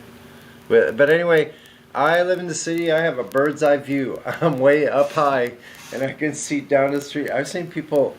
I've seen literally in the daytime, people having sex right in the daylight, 9, 10 o'clock in the morning in the city street, right in the city street. People removing all of their clothes. Yeah, Walking, yeah. walking down the street. You know that Herds, meth. There's some good meth out there, I guess, huh? herds of people walking, dragging a freaking blanket on the dirt, on the ground. Dragging their shit on the ground. I don't even know. I don't think I want to go Is on. that synthetic drug? Forgot where it comes from. Really cheap. I have to tell myself, Sonny, look away from the window. Stop. Like you don't need to see anymore. Not to pick on you, but maybe you should go down there and have conversations with some of those people and see what they're going through. Oh, I do. No, I understand. We understand all that. We're not knocking the. I totally do, man. I actually. I know, but I had to put it out there. I live in the neighborhood. We're knocking the fact that we live in this country that claims all this riches and all this shit, but we have all these people that need help and we don't fucking help them. You know what I'm saying? And that's just fucking sad, dude. You know, like, have you seen the epidemic now? There's like abandoned cities where just people just live on the fucking street, dude. It's just it's sad. It's like, but we can go to space and all this shit. You got all these fucking idiots wasting money to take a trip into space, right? but you can't fix the problems in this country. I mean, I don't understand all $67 this shit, dude. billion, and we can't pay off the damn debt. You know. Yeah, exactly. That's ridiculous. Yeah, but if we go to space, everything will be fine, guys. Yeah, but if we just shut down NASA, we'd have enough money to pay off the damn thing, and we'd all be free again. I don't know about you. I don't know about you, but I want my money back. Gee whiz, are you kidding me? Can we get a refund of NASA? No, I want my refund. Where's my refund? Literally. Don't you remember they've been giving shush money for the past few years to every American, many nations? I just want everything you took out. Everything you took out of all of my taxes during my entire lifetime. I worked since I was 12 years old. From that entire time, the portion that was used for NASA, I want that part back. Okay. Well, remember the money has the money of the king on it, so it's his money. Okay. Well, I'll take it in gold or silver. Right. You guys want to see something interesting? You guys have Alexa? No, but let's do that again. Why would anybody put that you were shit here, in there? huh? Why would you put that shit in your house? That is fucking crazy. Wait a minute. It's Alexa time on the Flat Earth server. All right. That's right. We're gonna. Yeah, we need to get some sponsorship on that though. But yeah, you want to see something interesting? Tell your Alexa to open Flat Earth facts, and she'll start telling you some facts about Flat Earth. Oh, really? Seriously? Yeah, watch. I'll do it. Watch. Hold on. Alexa, open Flat Earth facts. I'm having trouble connecting to the internet. It looks like the router issue. It's starting you. Unplug the router. Wait 10 seconds. Then plug it back in. Let's try unplugging you and plugging you back in and see if you work. All right, give me a second. I'm out here in the garage, so it may not be connecting with Wi-Fi or something. I'm here in my garage with my Alexa. Okay.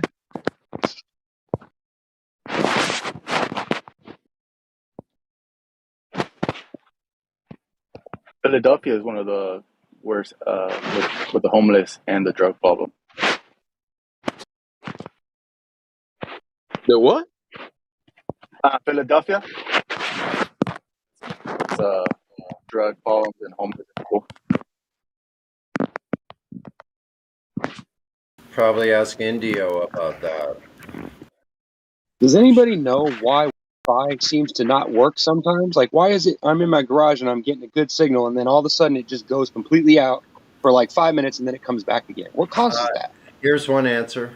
Plumbing with water flowing through it. Spin of the earth. Rifling. Don't forget refraction.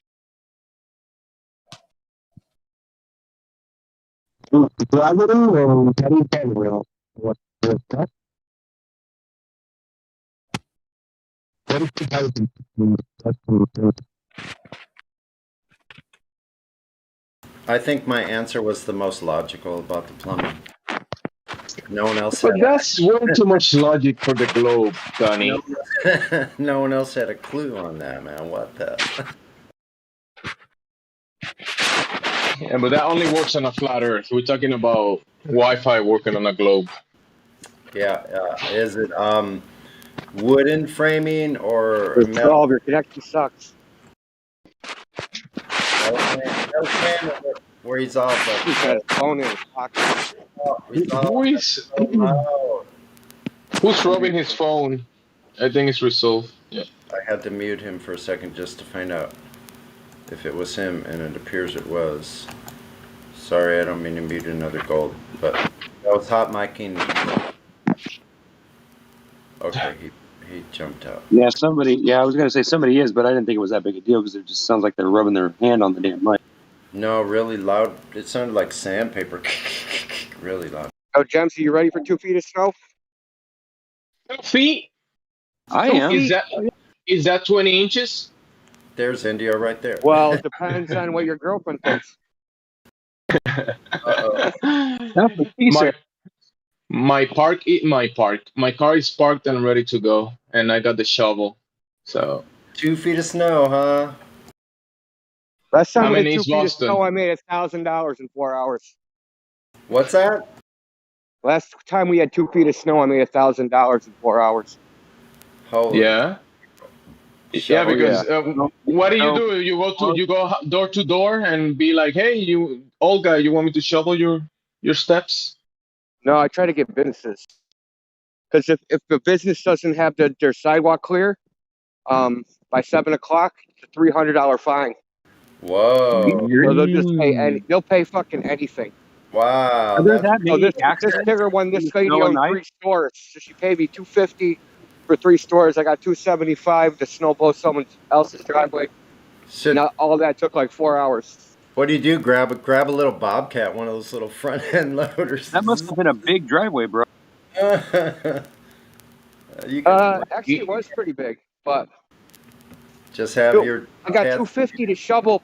It was probably about, I don't know, 20 feet by 10 feet. Yeah. Is the fine for a day or? Shoot, I'd do that right now. What the heck? But I mean, when they plow, they throw the snow right up on the sidewalk. So, like, even though it's I agree. I would definitely do it for money, but doing my own driveway, nah.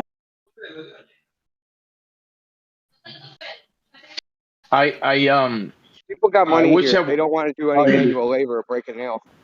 I might as well. I might as well live in some prehistoric lost island somewhere, compared weather-wise, compared to you guys. This is the first time it snowed like this in, I don't know, like 4 years. Wow.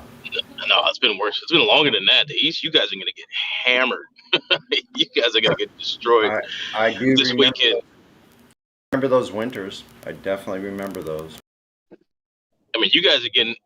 I'm in North Dakota. We got a lot of snow too, though. We've got like piles at least almost 3 stories high in places, just piles of snow. But the Yeah, I East didn't Coast is like getting that here. smashed this year. Yeah, you guys are getting smashed this year for some reason. Well, here it hasn't snowed. We got snow once. It was like 6 inches. It melted like within 3 days. We Right, haven't but had yeah, 20 inches of snow in like 4 years, 5 years, something like that. Yeah. yeah, it's been a Some. while. And you're gonna have like below freezing temperature for like what 3 or 4 days after it snows. Yeah, Apparently. probably. The thing here with the snow is there's nowhere to put it.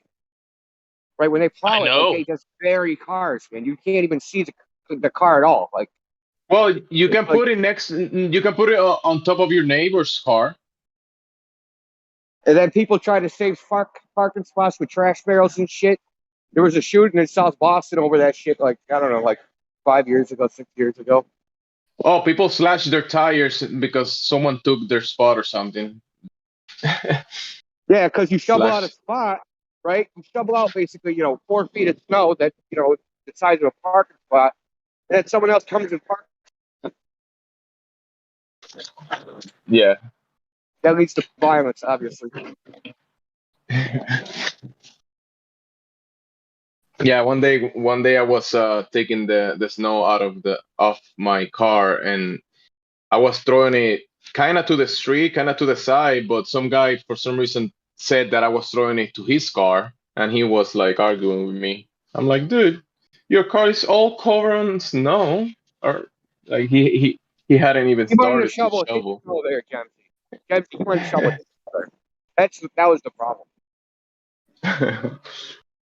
He I wanted remember me my to do neighbor it. one time shoveled her driveway into my yard, like just threw the snow into my yard.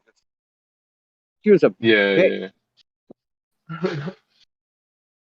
I mean, if she was cool, I would have let her, but no, when you're an asshole, no, you can't do that. Sorry. Bro, I'm thinking about buying a leaf blower because I don't want to shovel my car. I just probably a blower A might help. leaf blower.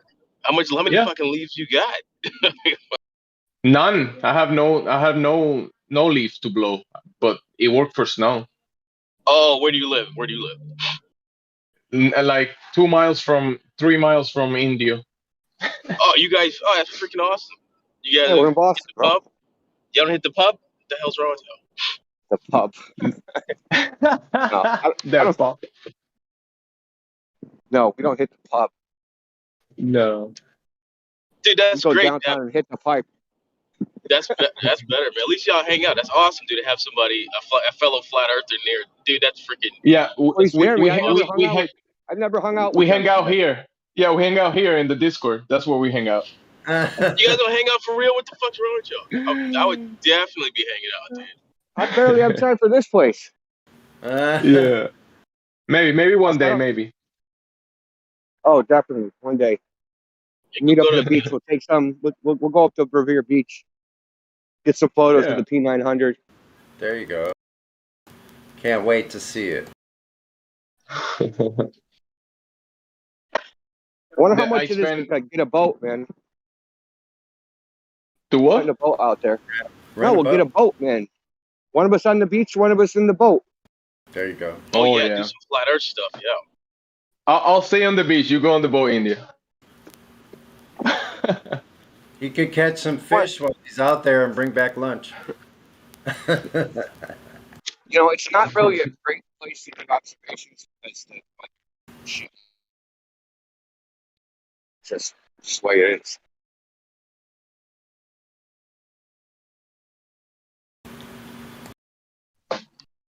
Isn't it amazing what a difference the weather is, like from the East Coast to the West Coast, even at the same like latitude or whatever you The want. ocean is totally different, man. Completely. Completely, yeah, absolutely different. Different prevailing winds. That's one thing, but just the Now the way the waves are just break completely different. yeah, they You do. don't get big waves, man. Like if you have a 10-foot wave, that's only after like a hurricane came up here. Right, we get. Yeah. Gee whiz, I've seen 20-foot, 25-foot waves off of breakwaters. Crazy. Huge waves here on the West Coast.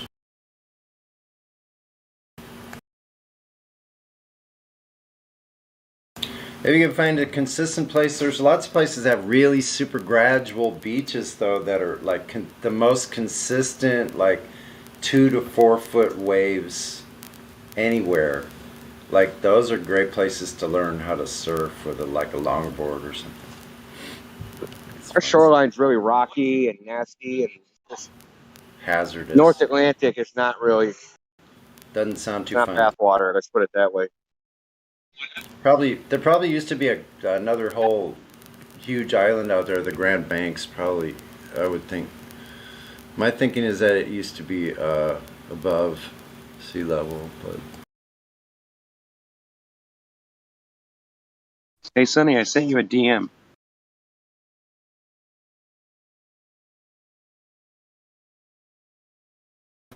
Oh, okay, rookie, yeah. You know, we should be able to see Cape Cod from Gloucester. I've been trying to figure out like what's the farthest observation like we can do in Massachusetts.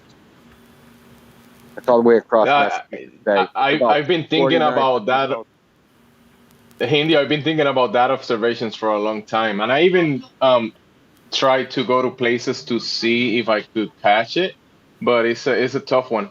I was in the Marblehead area, beach up north, and I found it's like a geodetic point on top of a huge rock that is over there. It's like a geodetic marker, yeah. And I was able to see I think it was like 30 miles. I was able to see some area like 30 miles. But I was trying, that day was way too hot to see that far, but I did see with the P9. I was able to see with my eyes, but then I catched it with the P900. But at that observation to Cape Cod, I'm pretty sure it could be possible because there's also a lighthouse there, but it has to be probably a very special day to be able to see it. Maybe infrared, who knows? But there is a lighthouse. Yeah. Got to be low humidity, so there's a very, very little water vapor in the air, and we don't really get that a lot. No, yeah. Bro, in the morning when you get some cool effects in the morning when the sun is rising. Yeah, I've been to the Winthrop Beach and to the Revere Beach very early, like by sunrise, and you see some really cool effects. So the visibility definitely is affected by many means.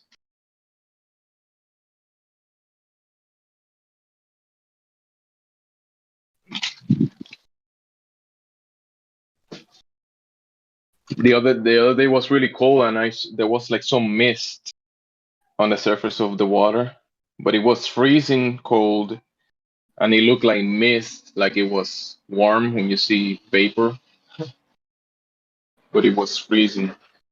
Yeah, we get a lot of sea spray and all that shit. I mean, the air isn't really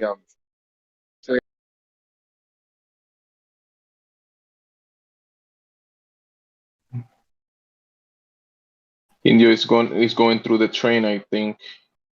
Yeah, I'm in the subway.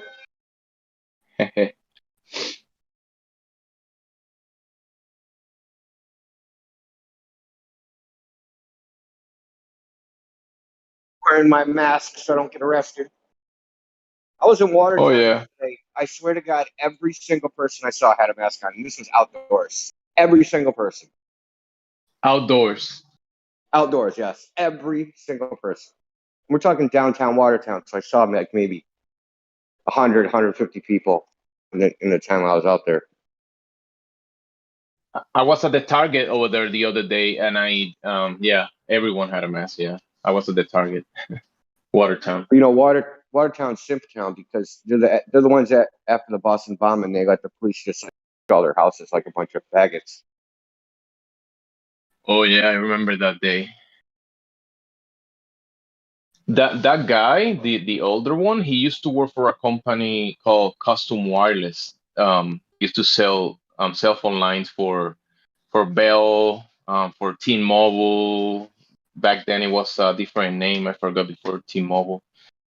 And then after that T-Mobile and that kind of Boost Mobile. Well, no, yeah, Boost Mobile. You know that there is that company.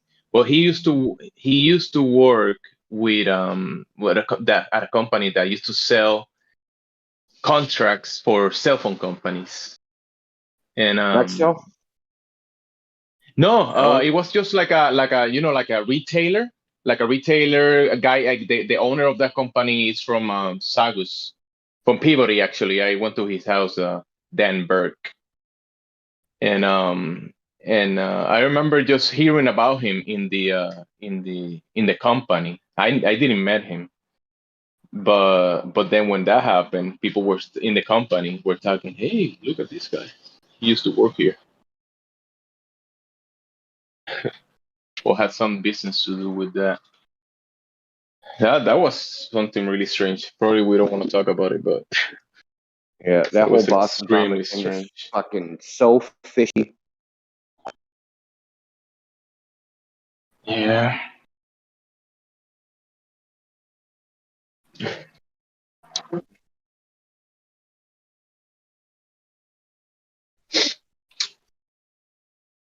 I remember one of the things that I always remember the how they found the younger brother in the boat. Like someone saw blood or something, he said, or and then they used infrared and found located him. It was like a military grade imagery that they had. They found him inside the boat, right? Do you remember that stuff? Yeah, listen, I had a recording of the scanner. What? My bad. I know you They probably know. listen. They were on the scanner, right? Like they were talking on the scanner. I had a recording of that. Someone had it open, and I uploaded it to archive.org, and it's fucking like there's no sound to it anymore. Like dead up, serious. Wow. I swear to God, man, not bullshit. That is just crazy. The only thing suspicious they said at the very end when they stopped talking after the call, they said, "Now we can get a contract." They said some shit like that. Mm.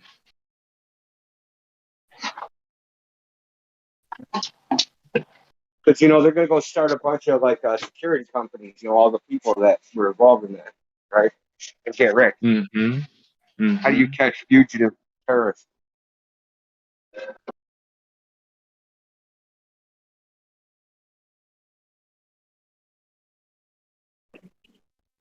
Sometimes Yo, people yo, don't. Some people benefit from these events. There's always these events that happen. You know, we don't know what can we benefit from these events because some people fear, some people do some crazy stuff with the companies, move some money around with these events. Any major event that changes the society's mind. bro, I remember something that I was stick in my mind. Like it was. I mean, this is just what you read. What I saw. The term. I wonder who coined the term Boston Strong, because I've seen that term in T-shirts, hats, stickers, advertisements, in so many different things around this region. And I guess somebody is making some profit out of selling stuff with those two words, Boston Strong. That's what people they use that term after the bombing. We gotta stay strong, Boston strong, Boston strong, Boston strong. It was a term to keep the city together. That was It's actually everywhere. the name of a trust fund to help victims. They actually sued people for using that name without authorization. That trademark. He trademarked that Is shit. it a trademark? Is it right? Yes, it is, man. Yes, it is. Bro, I've seen it everywhere. And just that is a lot of money. Just a trademark. Yeah, they started a trust fund. They did it with the 9/11 too. They had a trust fund for that, and then they sued all the people like selling their little.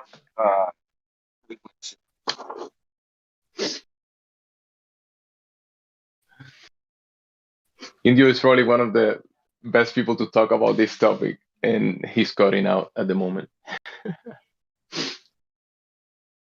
How about now? You hear me? I was able to hear you, but you cut out. Yeah, but it's all good.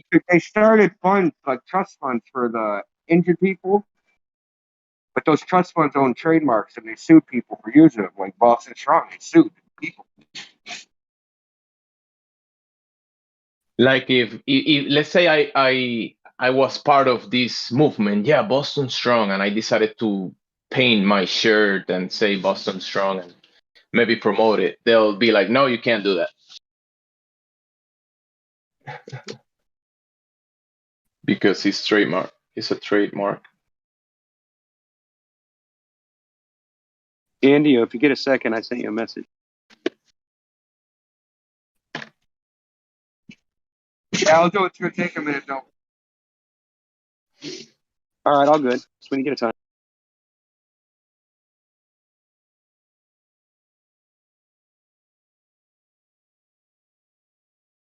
Jimsy, what? Can you ask me again? I heard Jamesy what I couldn't. Where are you from? What's that accent? This is my own accent. It's mine. Fuck out. Mexico. Mexico. Arriba, arriba. Órale. You're Mexican. That sounds more like a some like a Ukrainian accent. It's funny. That's funny. Pinche hijo de tu mamá. I don't know what that means. Sí. Yeah, clearly closer to Cuba. A little bit closer to Cuba. Yeah. You go to Cuba, take a boat, go to the Española or Haiti, Dominican Republic, and then you pass that and you reach Borinquen. Then you're gonna Puerto Rico. you're gonna enter into the area where they shoot all the rockets into the Bermuda Triangle. Oh yeah, I remember seeing with my own eyes some of these launches because we used to live up in the mountains in Puerto Rico, and when NASA they said I was young, I was like in middle school when that happened, and I remember watching on TV and they're counting down in the TV to 0 when the rocket will launch, and outside I could see the rocket going up. I sailed out right off of the coast there, actually all along that whole route from the west coast, from LA through the canal, and then up to Jamaica and up along the top side of the Caribbean there. That's a good sail trip. Amazing. You know something? You're talking about sailing, right? I was young in middle school, up in the hill, up in the mountains, and I saw this rocket going up. And for me, what I could tell you, this thing was going straight up, no curving, no angle like we see sometimes at what they do. It was going straight up from the ocean.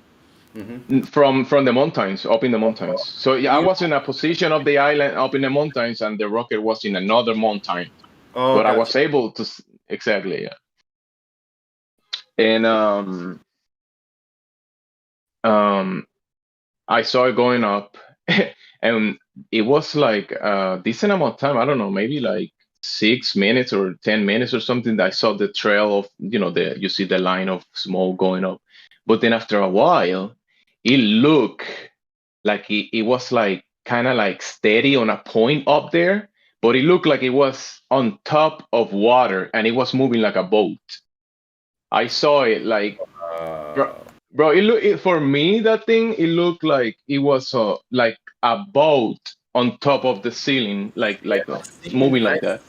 I've actually seen images like that before, where like of rockets. Bro, I was a child with no bias back then, and I just saw, and in my mind, what I saw, it looked for me like like.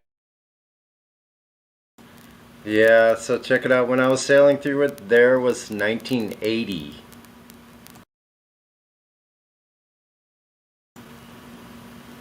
a long time ago now. Amazing.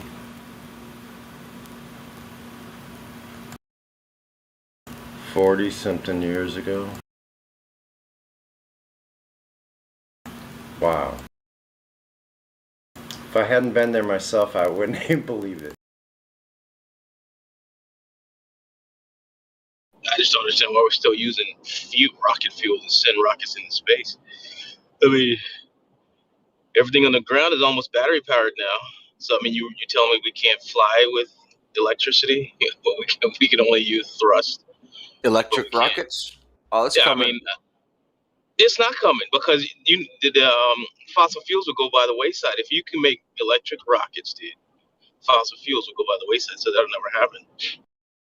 I mean, fossil fuels, like, they should have went away, I think, 100 years ago, but it's, you know, people are That's making what I'm money saying. off But of it. Yeah. they're doing exactly that. So you can't make any money off an electric fucking rocket.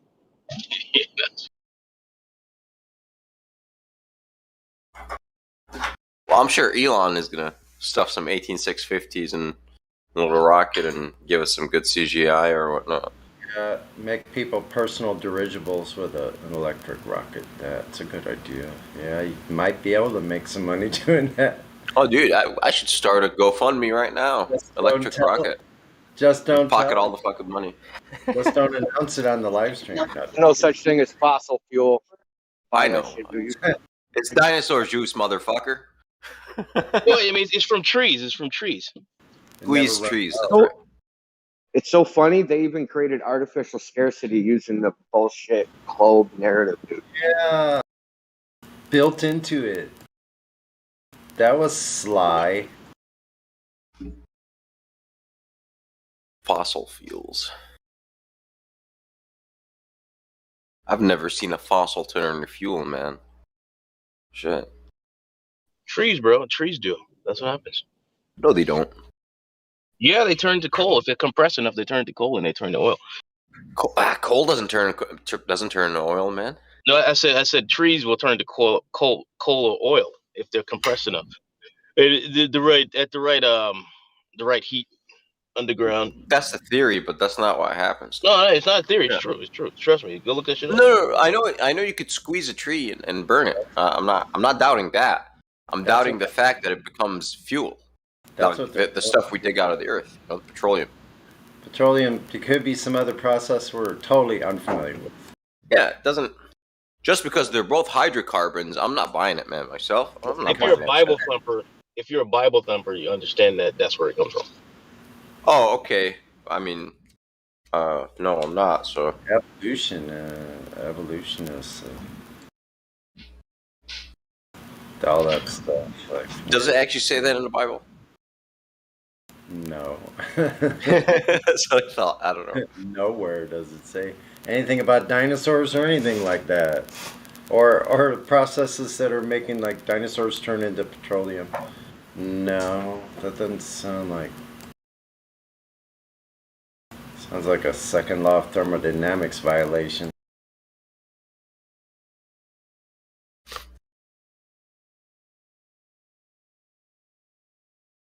It sounds like a science violation, bro.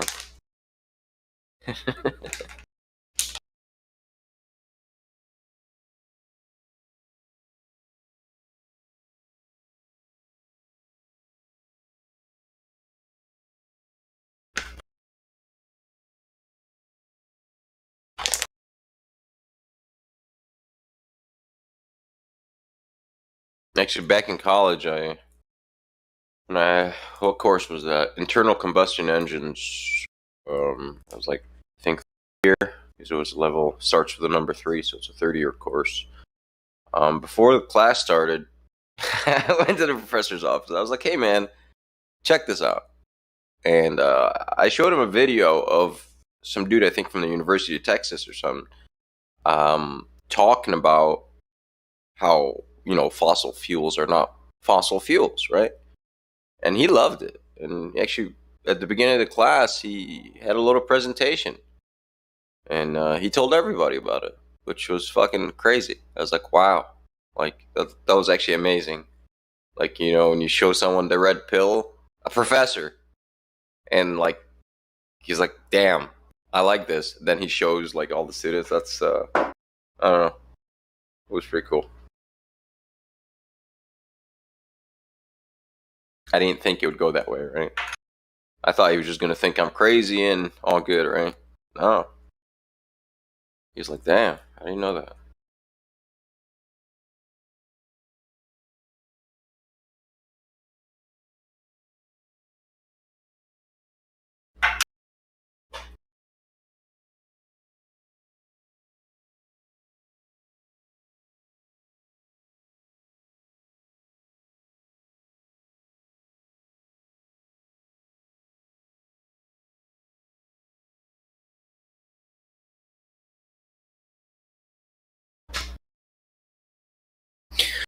Meisner, what the fuck is this, India?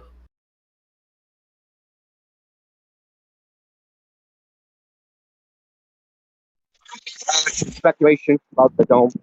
Okay. Water's above type deal. Okay. So have you ever seen that? There's like this experiment you can do, well, they've done. They can levitate a volume of water above another volume of water, and in between is air, by pulsing it at a certain frequency. And it'll just float there. It's in that video. Oh, it's in the video? And yeah, so check this out. I posted it because of what Gemsy said. Part of that video is they take like, I don't know if it's in that video, but I seen this a while back. Same thing. And they take like a little toy boat and they float it upside down. So you have water and then a pocket of air and then water above it like in a fish tank, and they're vibrating it. They take the boat and they float it. It sails upside down on the water that's up top, not on the water that's on the bottom. It's really whack. Huh.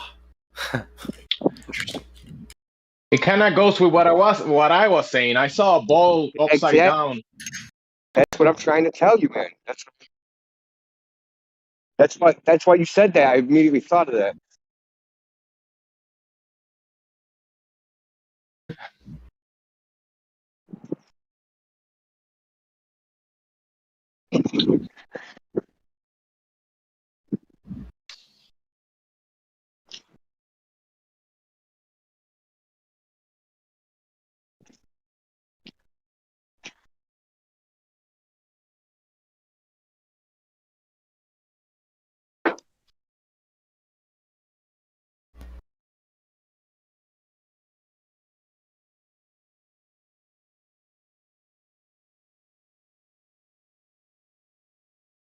You know, I was listening to Flat Earth Debate this morning. Nathan show. It was like I don't know if it was a repeat. Someone said this. They were talking about like sextant because they're obsessed with that shit for some reason. But they're like, well, in the last 15 years, they've changed the distance to Polaris 3 times. He's like, when I go measure something in the real world, if I go measure like the height of a lighthouse, I don't change that 3 times in 15 years. I mean, if it's 150 feet, it's 150 feet. Today, tomorrow, the next day, and a year later. As long as it doesn't erode or fall down. Which proves they're not measuring anything. Just speculating and calculating nonsense. So when you measure something, the size of it doesn't change. That's why we measure it. Unless it's growing or shrinking. What about the theory about the continents are moving or drifting? Can we measure that?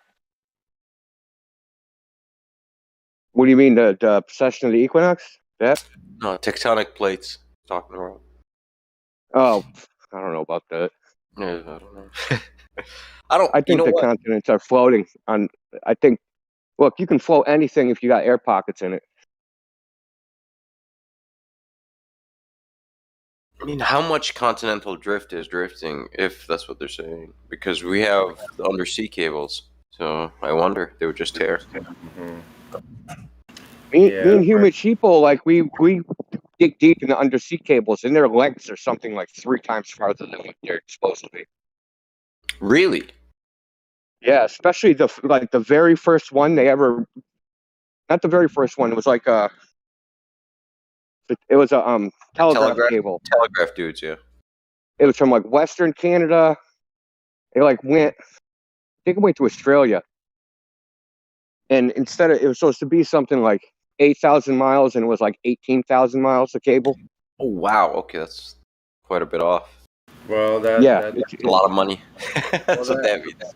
that goes along with the errors in navigations in the south, the further south. The navigators have always stated there's problems going in the south. Your error is larger and larger the further south you go in navigation.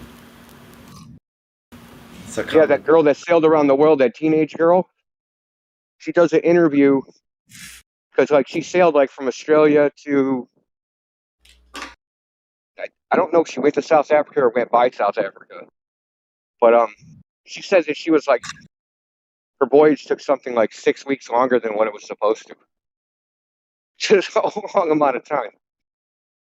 Said she felt like she wasn't going anywhere. Like she was sailing, but just like not going anywhere, even though she was, moving. But there's a lot of navigation error. It's well known that like the Cape of Good Hope off South Africa, a lot of shipwrecks, a lot of messed up stuff happens down there.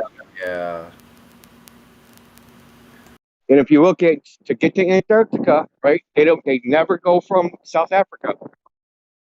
I talked to Flat Earth Solar about this. He was supposed to look into it for me because I looked into it and I found nothing.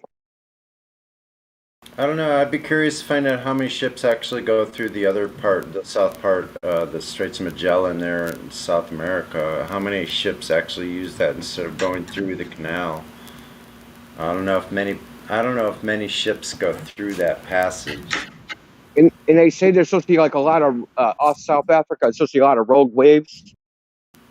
Yeah, I know you're in the Navy, so I'm sure you've heard of rogue waves. Right? Oh yeah, oh yeah. In sailing before that, there's a famous race called the Fastnet race. Now, you being from the East Coast, you might remember it. About 30 years ago. No, it's probably at least 40 years ago. Back in the 70s. So one of these huge yacht races in the, in the English Channel.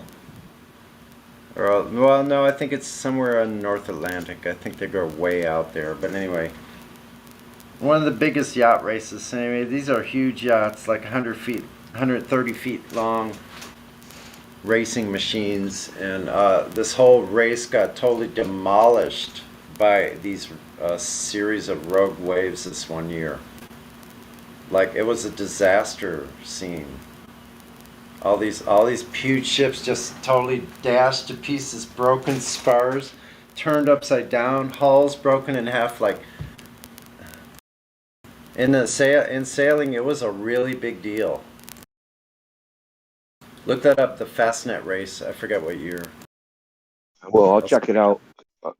But supposedly the most amount of recorded rogue waves are off, like, and a rogue wave being a wave that's 50 feet or higher. Yeah, that's gonna. There was one recorded like 7 years ago that was supposed to be a 90-foot swell. Wow. Wow, it was in 79. It was in 79, the same year I went sailing southward. I tell you, I would love to surf that. That's for sure. I wouldn't want to be in a boat though, near that thing.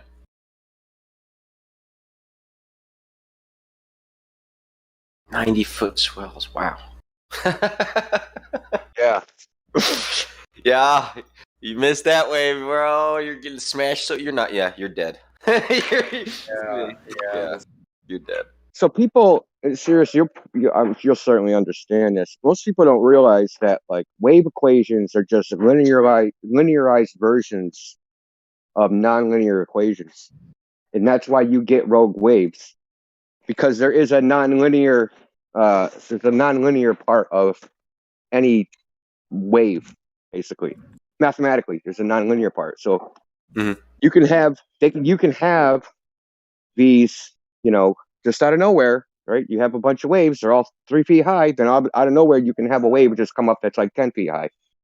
That's several orders of magnitude larger than the rest of the wave. Yeah. Now they can actually make these optically.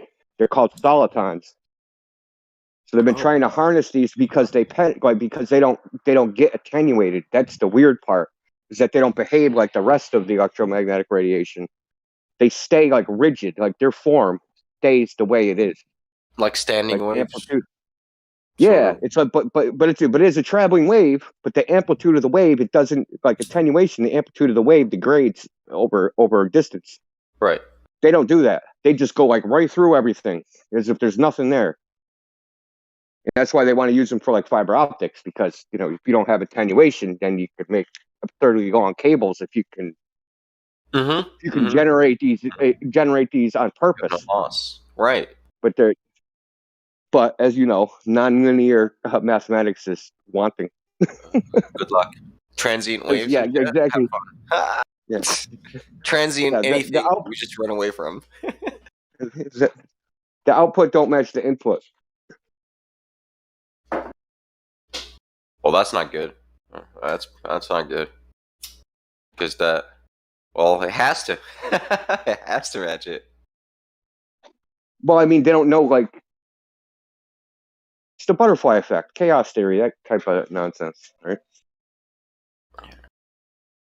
It's interesting. I didn't know that. Yeah. Harness that No, optic. it's called solitons. SOLITONS. Solitons.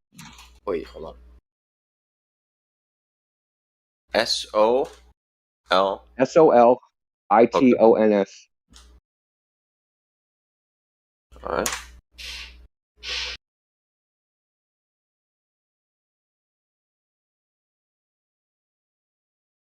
Solitons are waves with just a single crest. They result.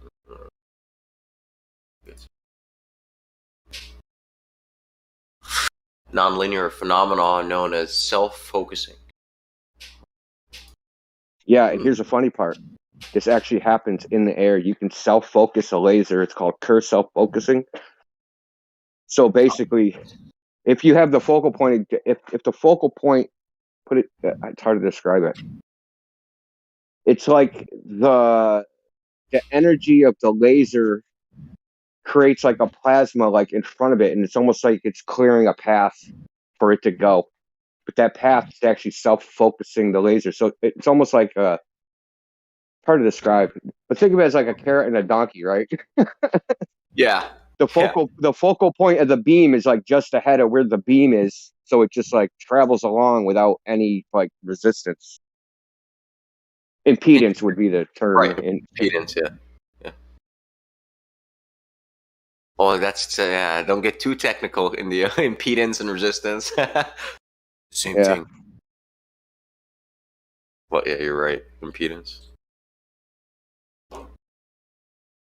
So there's a lot of analogous type things like impedance, optical impedance or electrical impedance is pretty much the same as what's it called? Refractive index. Really? So, right, if you have two mediums of different refractive index, right? It'll reflect. What happens if you have electrical impedance, different electrical impedances? Electricity will reflect, right? When it changes, when it goes from, it's like nearly like listen, the equation is nearly identical too. I think it's like a square root of. I'm trying to remember now. I can't remember off the top of my head. All good. Refraction is the square root. The speed of light in vacuum is the square root of the electric permittivity and the magnetic permeability, and electrical impedance is square root of. I think it's the impedance. Impedance is the square root of. God, I'm gonna have to look it up, man. Electrical impedance? I'll look it up for you.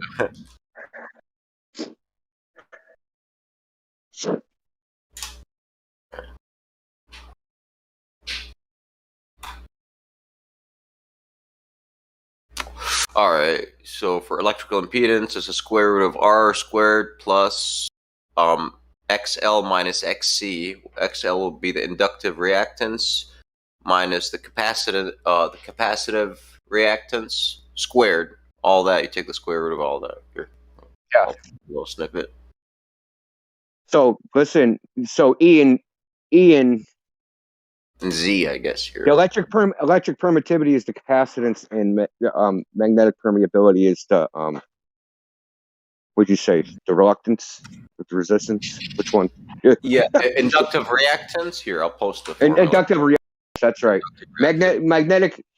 Magnetism is related to inductance, and electrical is related to the permittivity. So Yeah, you know about reluctance too, because those are old school, like electrical world terminology. Reluctance, reactance. Like, oh man, taking me back to when I was like seriously studying electricity. I mean, that's if you really want to fine tune shit, it's good to know that stuff. Oh hell yeah, oh yeah. It's like the mindset of those guys, man. Like Tesla had no oscilloscope. Like, he had no multimeter. He had no volt, no ohm.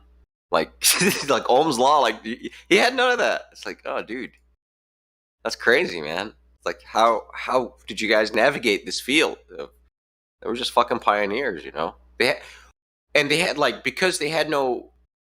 Those concepts weren't in place yet. I think your mind is more fluid. That's my assumption. And that ties in with their access to tool making, tool processing, like working with tools, lots of different tools around. There was, because in the age that they were coming, all this was coming about with these pioneers. They had access to tools. Workshops were plentiful. You see what I'm saying? Mm-hmm. Like, you had the ability to go and make things on your own. Like, take some wire, take a copper rod, like wrap stuff around, like to test things yourself with very simple procedures. Also, it's pre-special relativity, so no one was sitting there telling them the speed of light is inviolable, and all that nonsense. I like to and that the ether didn't exist. I like to bring up the World War I fighters. Like, what were they using for the artificial horizon? Was like the horizon, like they had. Didn't they have mechanical gyroscopes as far back as World War I? Weren't they using those in aircraft? Those are some sick tires, Jamsey. Mechanical gyros, yeah. So you hear Globers make the crazy argument, the it works argument. We use this model and it works. So we have special relativity, which is a model. What does it work actually doing? What do we engineer using special relativity? We engineer ignoring special relativity. Yeah, we ignore it as if it doesn't exist. Well, according to those guys, bro, it was I forgot what year it was that proved Einstein wrong. Right, it was special relativity when that solar eclipse happened and the light, quote unquote, bent. That proved somehow special relativity. That was the experiment that proved special relativity. When you look into it for like validation by experiment, they'll tell you yes. They're like, what? Like, yes. Like, we have experimented. It's like, huh? Yeah, look, eclipse. What? Like, yeah, look, eclipse. That's the experiment. Some bad shit. Look up the 1921 eclipse where they tried to replicate it. So I found out about this eclipse. I was trying to find when Venus was the closest to the moon during an eclipse, and it happened to be it was the closest to the moon in something like the last 4,000 years in 1921. And they said that Venus looked like a pink egg. Yeah, an oblong pink egg. That's what Venus looked like. Oh, that's cool. But one of the they were trying to validate Eddington's previous observation that he made during the rain. I don't know how he did that, but I digress. During the rain? What?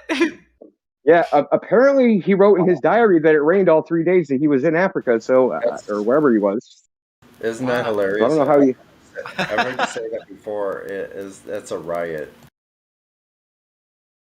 Oh. Supposedly in his diary, which is inaccessible now, it's like it was like this is the story. The story says it was in the Princeton archive, and no, it's that his son took possession of it, or his nephew inherited his property, took possession of it, and then somehow the details of it got out, and then he donated it to like the Princeton archive, and never been seen since. Yeah. But that's just like an anecdote, not really evidence of anything. But I do know, like from what they've published about the 1921 eclipse, is that a lot of scientists at the time that they were like, no, this, we tried to validate the previous one, and no, you didn't get the predicted deflection.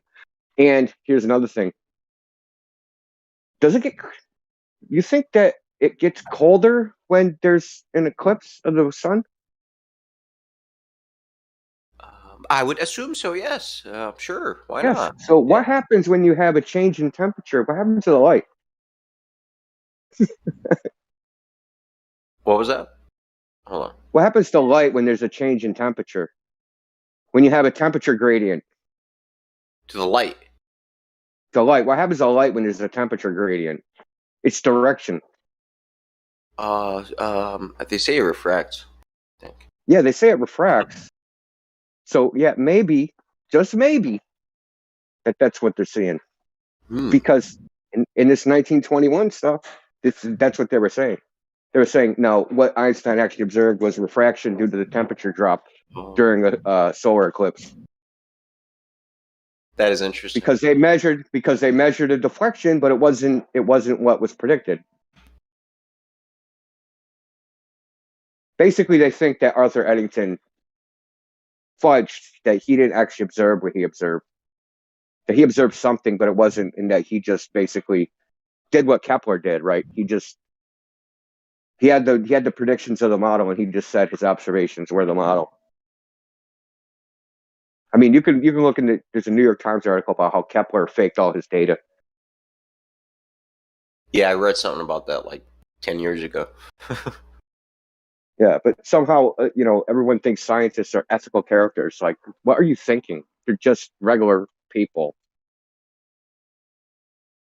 And there's a reputation, they're trying to uphold too. So it's not just, there is incentive behind it. Always. Imagine being like a hardcore scientist and picking a field and never discovering anything. Yeah, you would get fired from whatever fucking university you're working at, man. You gotta come up with something. Give us something, man. Just whatever. Anything. Well, I mean, you have to come up with groundbreaking stuff to have an actual legacy in science. So, there's lots of scientists whose names no one ever heard of. Oh, so it's the 1919 eclipse that proved Einstein, supposedly. Is that the year? Kind of scrolling here. Talking about 1921? 20. Hold on, I'll find it. I posted it before. Okay. 1921. Well, I'm reading this from the Smithsonian right here, real fast. Kind of just. This is the 1919, they're saying. I'm assuming it's the same one. Unless they did another one. I don't think so. So much fluff, man. So much reading to get to the point. Articles.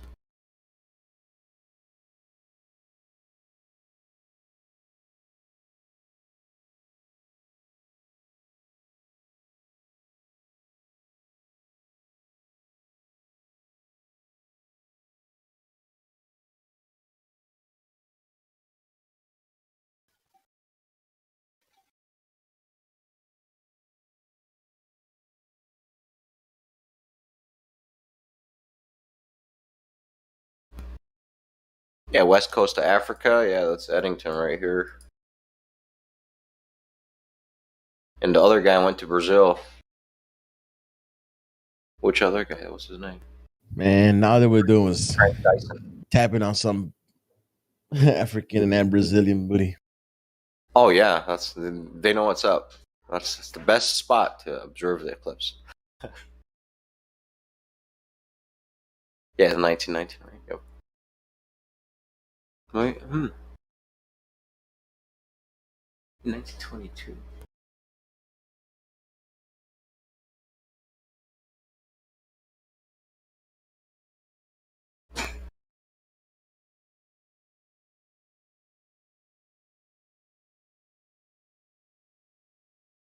I mean, dude, yeah, the temperature, that's a solid classical, like, mechanical theory. Like, you know, it's go prove that shit wrong. Like, wow, that's gonna be hard to prove wrong, man. Yeah, exactly. You don't have to invoke any crazy geometry. You don't have to just like straight Occam's razor on that one. Just fucking classical mechanics, like nothing fancy. Just dude, temperature, man. Wow, genius. Yeah. So our choices are believe that everything cooled down and the coolness of the air created a gradient which refracted light, or space-time's bending and warping the light around the sun. The fabric bent the light, right? Yeah. So yeah, the fabric of space curved a lot over there.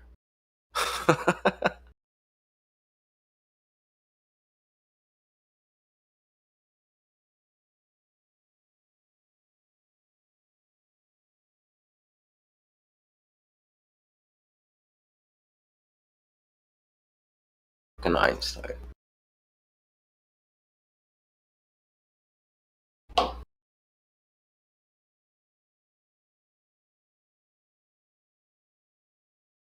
It's like they needed these clowns, you know, to go to space. They're the right clowns with the right theories. Because they're writing about it like it's fact, man. Goodness.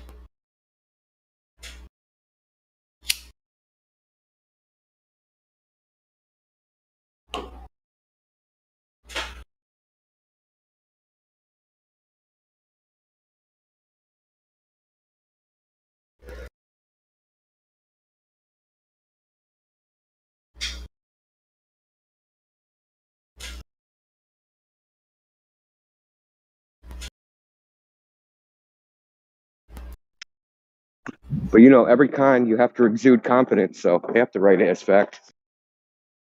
Yeah, you do.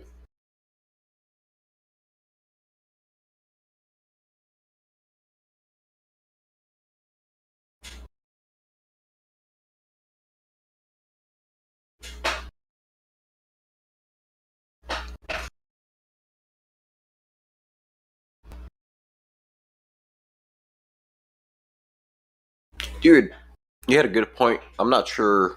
Was that like yesterday or some shit? I'm not sure. You talk about creativity and if you're talented in the artsy stuff or whatever. Yeah, dude, it's like they want no one with talent to enter science and like the engineering realm or you know mathematics. None of that. No. Yeah, people with an imagination, people with actual like outside the box thinkers. Yeah. You do not enter into those fields. Think outside the box. You'll know those are for highly conscientious, rigidly thinking yes men. Yeah. You're gonna start shredding Einstein, and you'll know his bullshit. You're like, oh, I see. Bring the whole house of cards down. I mean, geez. Yeah.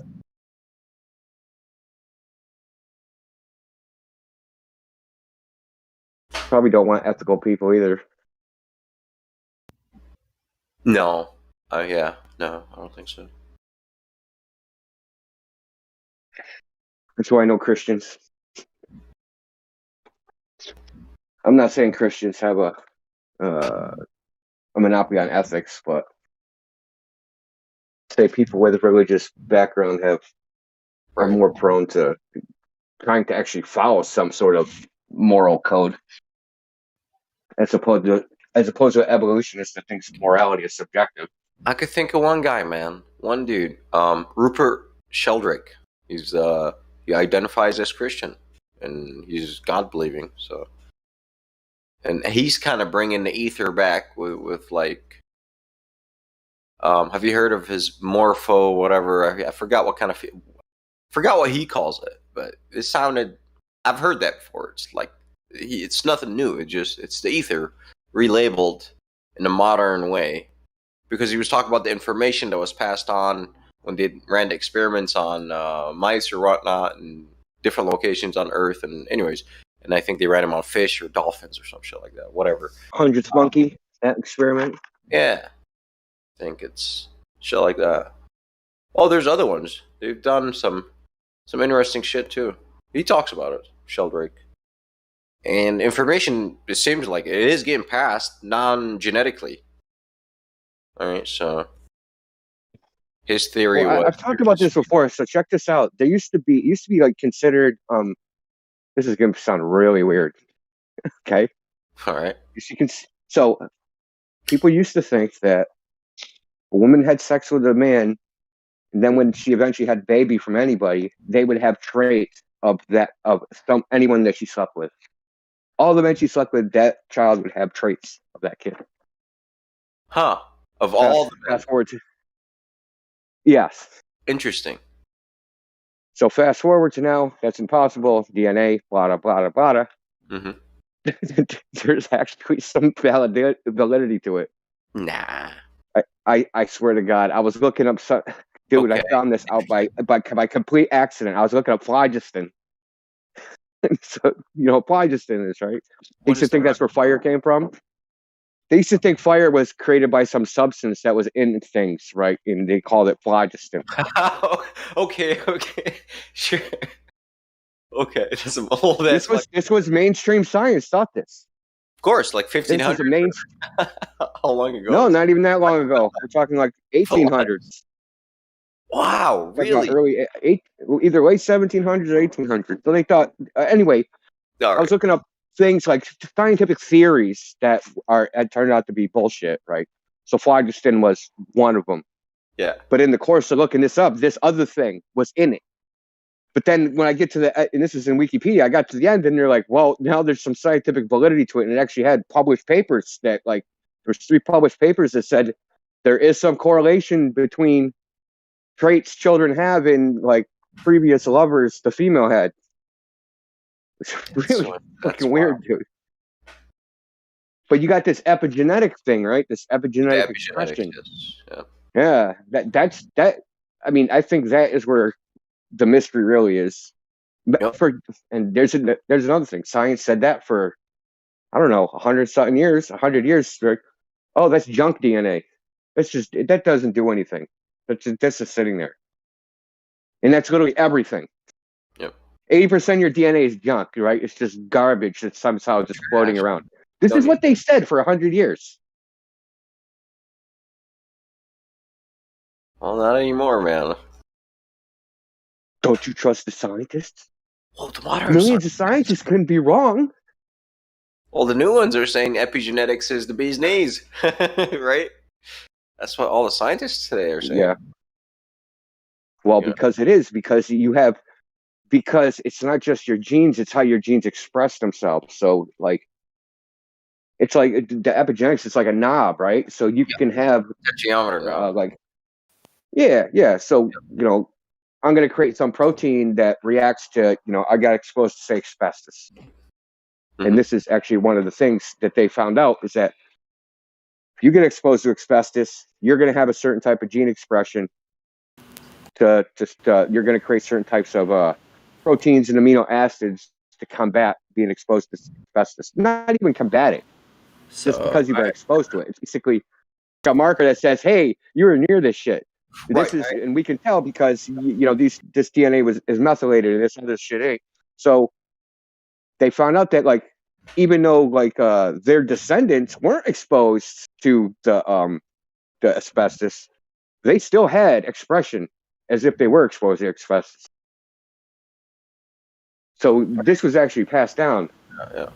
So there's almost like some sort of genetic memory. Without changing your DNA, without the mechanical basis, you know what I mean? Right. It's almost like code, right? So you got to think of it. You got the hardware and the software. The DNA is the hardware, but the software is what's actually doing everything, right? So the epigenetics would be like the software. Yeah, I learned about epigenetics a long time ago, or I remember Bruce Lipton's information on epigenetics. That was quite a while ago, and yeah, that's ridiculous. Them saying that is junk DNA just means that's the gap of their knowledge. So deliberate effort in opposition to your normal programming, I guess, causes these epigenetic changes. That's what I believe. I believe it has to do with That's why when people intention. come in here with the appeal to authority, dude, it's just like, are you crazy? Are you actually paying attention to anything? Like, you're appealing to authorities. Like, every scientific theory ever has been shown to be wrong eventually. Yeah. Except for one, the globe. This is why I've said this to globe. It's like every scientific theory has been proven to be wrong except for the globe, right? This is the only one. It evolves, man. Science, I mean, things get refined over time, and just look around you. That's the same thing happens with science. It's the same thing. Oh, this guy was wrong. Why? Because the other guy discovered this. And it's like, oh, interesting. No, but the globe is not wrong. The Earth's globe is not wrong. But gravity, bro. That's the one that That's the one that cannot be wrong out of all of them. That's the one for globers that can't be wrong. All the other ones can be wrong, and that's just science evolving. But this one can't be wrong. No, it's wrong. Sorry.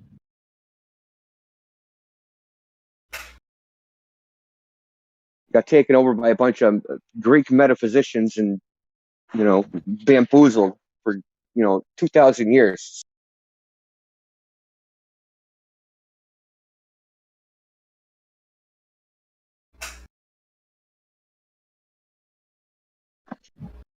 It's the ultimate demonstration of human confirmation bias and cherry picking. That's all the globe is: confirmation bias and cherry picking. Just one big exercise in that.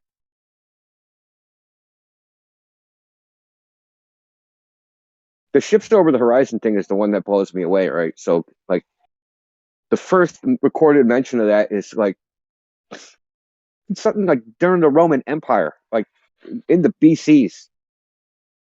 But it's never been tested. Has anyone actually ever tested? Is that boat really going over curve, or does it just look that way? Now we are testing it, right? So there's flat earthers testing it, and guess what? It just looks that way. We can demonstrate it on flat why surfaces. does it look that way? Why? Just why is it disappearing bottom first? Because it's a bar. Confirmation bias. Gotcha. Yeah, but that is no one ever took the time to demonstrate it on a flat surface, right? So this is the other weird thing. So projective geometry, which is right, that wasn't even developed for what was it, 1400s, 1500s? I think Leonardo da Vinci, whoever he learned from, his teacher invented modern perspective drawing, and Leonardo da Vinci kind of perfected it. Right, so he's kind of like the grandfather of perspective drawing, because they didn't draw in perspective before that. I'm sure you've seen old artwork. They're all like these like figures, they're just like standing next to a castle, but they're like as big as the castle.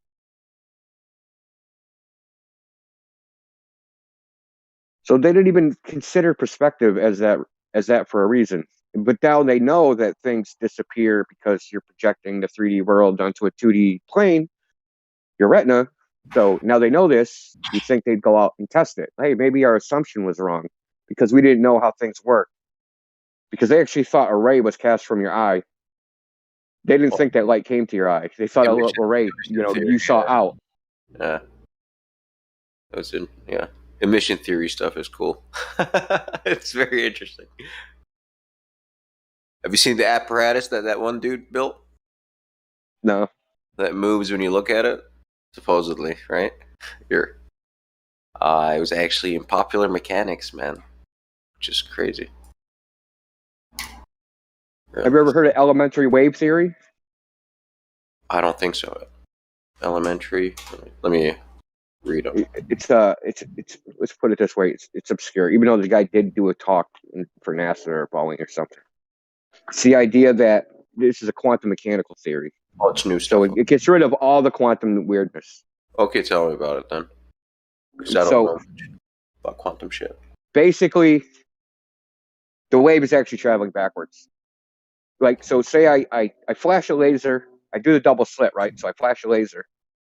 And because the way we're thinking, the photon comes out of the laser and goes through one of the slits and then goes on the screen. But the elementary wave theory is that there's some elementary wave that's actually like it's almost like an ether theory, right? We're back to the ether again. That there's like that the wave is backwards, going from the screen to the laser, and it's guiding which way the photon, which way for it to go. So, and that the photon isn't the one like deciding which way to go. It's actually the decision is pre-made before the photon ever comes out of the gun. What? That sounds like super determinism. Based on it. Well, when they talk about light being a wave, what is waving? Zero energy waves. Interesting. Wave of what? Backwards. So light itself. So in light is the electromagnetic field. Field of what? EM field? Oh, this is a globe. The electromagnetic field. Which is? It's a field of electric and magnetic fields. Ooh, this guy, he knows his electromagnetism. So, can you define this field? Yeah, sure. It's defined as the field that is used to calculate the force on electric objects. And it gives you a direction or an amplitude, and there's a specific formula which you can use to calculate the force on that object. There's also formulas that give you how much electric field is emitted or absorbed by objects with charge. Right, so what does that field consist of? I just told you. The light was photon, dudes. If you keep asking, like, what is that in turn based on? Eventually, we're going to get to the point where we're going to give you the answer. We don't know. So it's a magnetic field. So is everything inherently magnetic or electromagnetic or electrostatic? No, just the electromagnetic field is. So when light is propagating, let's say, through the air or through a vacuum, is there a magnetic field within the air or the vacuum? Yes. It's everywhere. It's just that in some places, it's very small. Right, so we live within this field and it permeates everything. You could say so. Okay. Well, are you part of the dark side or the light? I use the force too. I found a paper. I was about to start reading this one in view. Find this, penetrates us. Okay, Yoda. Can you say that as we can be a magnetic as well as the observer, seeing these phenomena? What? Can you say that we are magnetic as well, so we can be part of the experiment as well as we're seeing it? I mean, most of the effects that you experience every day are mostly due to electromagnetic forces. Especially the observer, the one who's watching it. The what? Us, well, the person that's seeing it. Yeah, I mean, your eyes literally work by absorbing photons, right? And photons are just excitations in this field. Are they? Yeah. So would you consider them particles? No, I consider everything waves. Oh, okay. You're a wave guy. Okay, so yeah, waves within the magnetic field, electric field, electromagnetic field. We're talking about everything, or just photons? Well, what's a photon? Photon is an excitation, a minimum excitation in the electromagnetic field. No, it's not. Okay, so it's just a wave in the electromagnetic field. A perturbation. No, I want to clarify that thing about the photon. That is a way to describe a phenomena. It doesn't necessarily mean that it's true. It's just a way they categorize it to make sense. So ultimately it's meaningless because it can't be presented the way they describe it. But it works for these guys to get their knucklehead brains around what they're looking at. I mean, you're correct to say that we're not fundamentally sure if this is fundamentally true. It's just good enough, you know. I tend to equate the photon to a similar concept as an electron. Are you familiar? Yeah, I agree. All fundamental particles are waves in fields, or excitations in fields. Right, but then it wouldn't be a particle. Cyrus. What's I mean, up? it's part of Hey, it's okay. Hey, look, I keep my cards hidden, bro. No one knows what I believe. Like, it's okay. I play photon sometimes. I play wave. I can play both. Like, it's fine. Whenever, look, it's a tool. Yeah, like we know you. we're trying to know you know understand both nature. We're trying to understand. We're trying to understand nature, bro. You know, so it's all good. If I need photons here, like okay, like when an electron drops from a higher energy state to a lower one, it squeezes out a photon. All right, show me that. Well, we only see the photons. You know, which you can. It's like I can demonstrate. I can excite the electrons, and then you'll get photons, but you could only see the photons. Then. So it's a good theory, but fuck, I can't see the electron jump in orbitals here. What do you mean by see? See, yeah, see. What do you mean by see? Visually, see. I mean, you can't even see. Well, that's the problem. Photons. You can't even see all photons. Only photons in certain wavelengths, right? Well, yeah. We have right. different ways of observing that are not seen with your own eyes. In the visible spectrum, okay, we're let's pick whatever wavelength you want, and then what material? What are we working with here? Because we're going to experiment now. Sure. I mean, if you take, like, for example, infrared photons. Oh, okay. What are you exciting? Because I'm dumb as fuck and I build lasers. So are you using CO2? What are you exciting? I'm dumb as fuck. Like I said, if you don't give me a tube to work with, you're full of shit immediately, right off the bat. Unless you're building nitrogen lasers. Like, we're talking theory here. We're not talking about the stuff that gets spit out, because we can measure that stuff. This is theoretical, because we're going within what's actually going on in the molecule now, and we cannot see that. And it's our mathematics that we choose that describes that. And there are different systems of mathematics that describe phenomena. And that's the theory. And that's, like Einstein, Newton, that's the mathematical description of things falling down. That's it, So we have... You use the math... I want to interject. And you use the mathematical theory, which works best for that particular engineering purpose. And it might work for that purpose and not other purposes. So we use geometric optics to make lenses, but that's not what's actually going on because there aren't rays. So we want to go, maybe light's a rays. How about that? Yeah. Why do we design lenses using a ray model?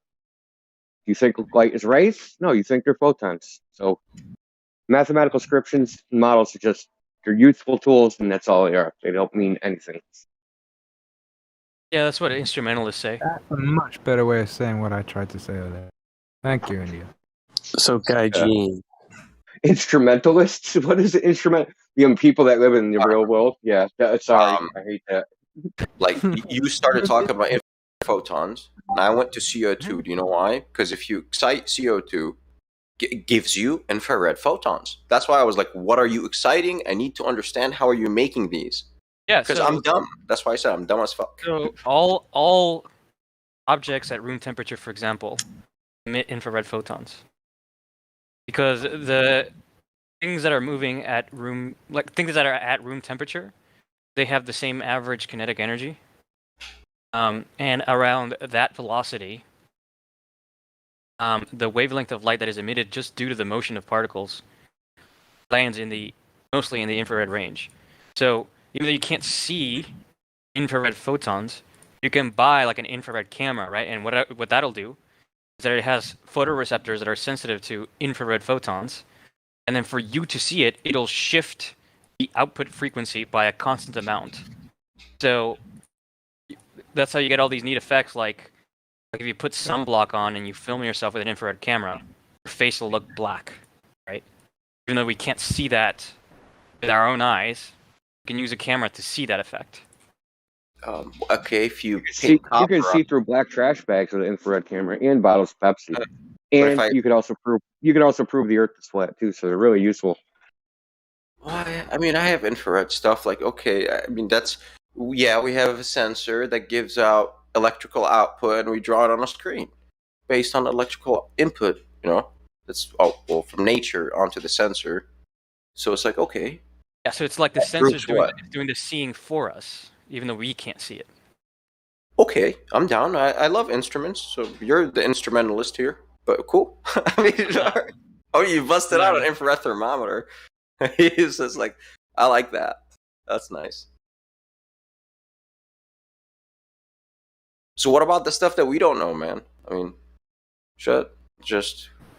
we'll see, right? One day. What about it? The stuff What about it? That we don't. How could you know anything about it? I don't know. Anyways. What about the phlogiston? Did you count for the phlogiston? I'm reading it, bro. It's crazy. It's not that old. So Gaijin, a couple of comments.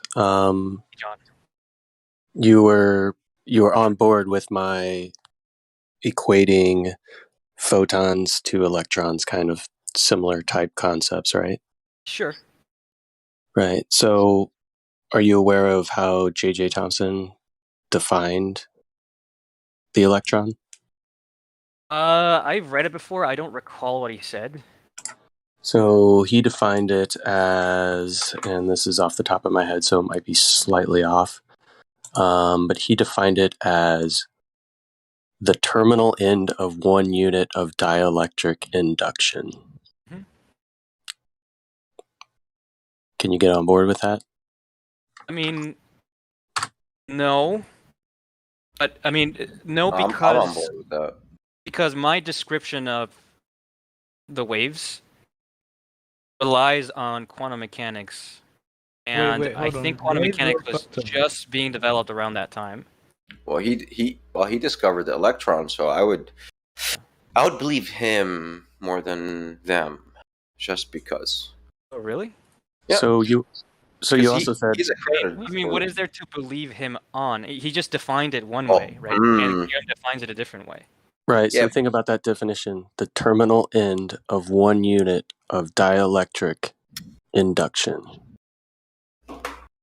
It's a different I don't even know what that understanding. means, to be honest. I've heard that term being thrown about by Whitsitt quite a bit. You have to get into Maxwell's work too. I'm an they're expert all on Maxwell's believers in it. Are you? What was Maxwell trying to discover? I don't know. Radio. I said I'm an expert on Maxwell's equations. Well, but you don't understand anything about Maxwell. Have you read Maxwell's work? The mathematical Don't work? you say yes? You have. Yes. Really? Theory, yes. How long was it? How long was what? Maxwell's equations. I mean, I have them tattooed on me. Really? Wow. You got 20 Fermian equations tattooed on you? What's up? This is not real life. That's what I just imagined. He said yes, Indio. It's like, okay, I'm about to post a PDF of Maxwell's equations. Well, at the same time, that tells you who his God is, man. So I don't know how far you're gonna get with this guy. And you don't. Oh my God. You got heavy sides equations tattooed on your body. Heavy sides. Sorry. Yes. Yep. Are you talking about?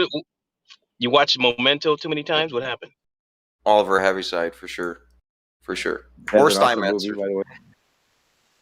Yeah, so Guy Gene, you were talking about everything emitting infrared photons Stuff at room temperature.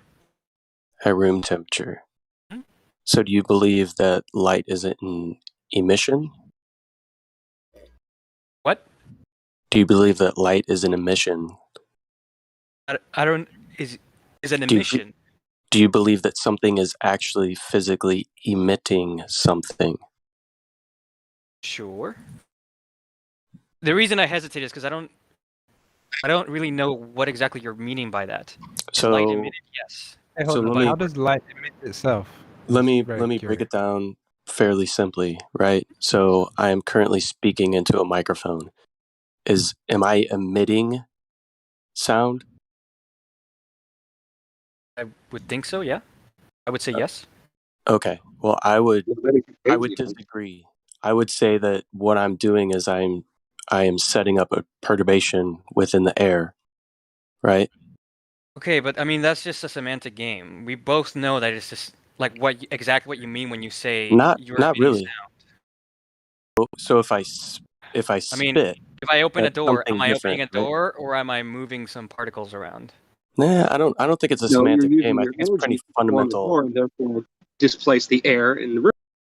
I would say that your second definition, sure, is more accurate, but I would have thought that we all agree that when you say I'm emitting sound, that you mean you're displacing air. And I think getting anal about your first definition, I think is not very constructive. Well, I Because think everybody knows what you mean. In it's kind this of venue, fundamental, right? it's Because necessary because there's a complete distinction between casual conversation and specific conversation on a topic that requires specialism. Right, but my point is Just that I can always get more specific, whatever you say. I can always say, no, Yeah, that's but not correct. Here's a more your correct dismissal of definition. his specification is unwarranted because we're dealing with something very specific. It's kind of like you're just taking the piss, which I mean you tend to do that, but how about don't do that and just listen? Okay. yeah, so going back to the infrared. So when you said that everything is emitting infrared photons, would that be synonymous with everything has a frequency that is established that can be No. interpreted? No, since you corrected me on the sound thing, then I would say that stuff does not emit photons. Because I can think of a more accurate description of it. Okay, cool. Yeah. How would you more accurately define that? A lot of stuff moves charge. And when charge moves, the electromagnetic field is disturbed.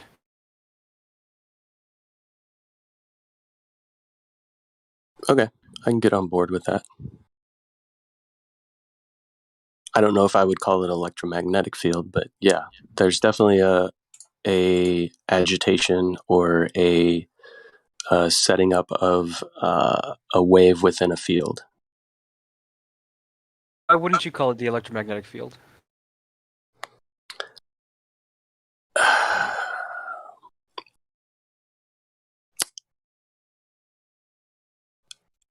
I don't know if that is a proper way to define the field, but it's not a bad way.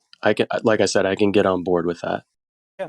So when you say that, do you mean it could be something more fundamental? Because I agree, it's just a model. It doesn't mean it's absolutely universally true. It could be that it's oversimplifying and not capturing some more detailed characteristics of it, right? Yeah, I would say that there's a more fundamental medium or field, for lack of a better term, Yeah.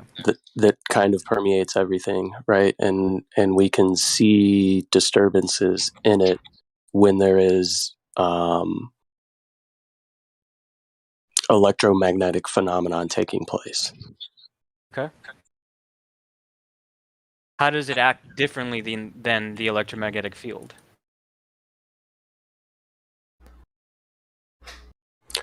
Well, I tend to think of like an electromagnetic field as being created by electromagnetism, not necessarily something that's already existing prior to the introduction of. Hold on. So hold on. So you're saying you think of the electromagnetic field as being created by what? Did you say electromagnetism?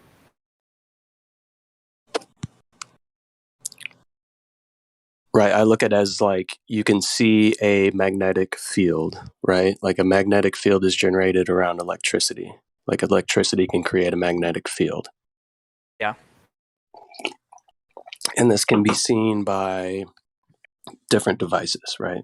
We have ways to see like a magnetic field.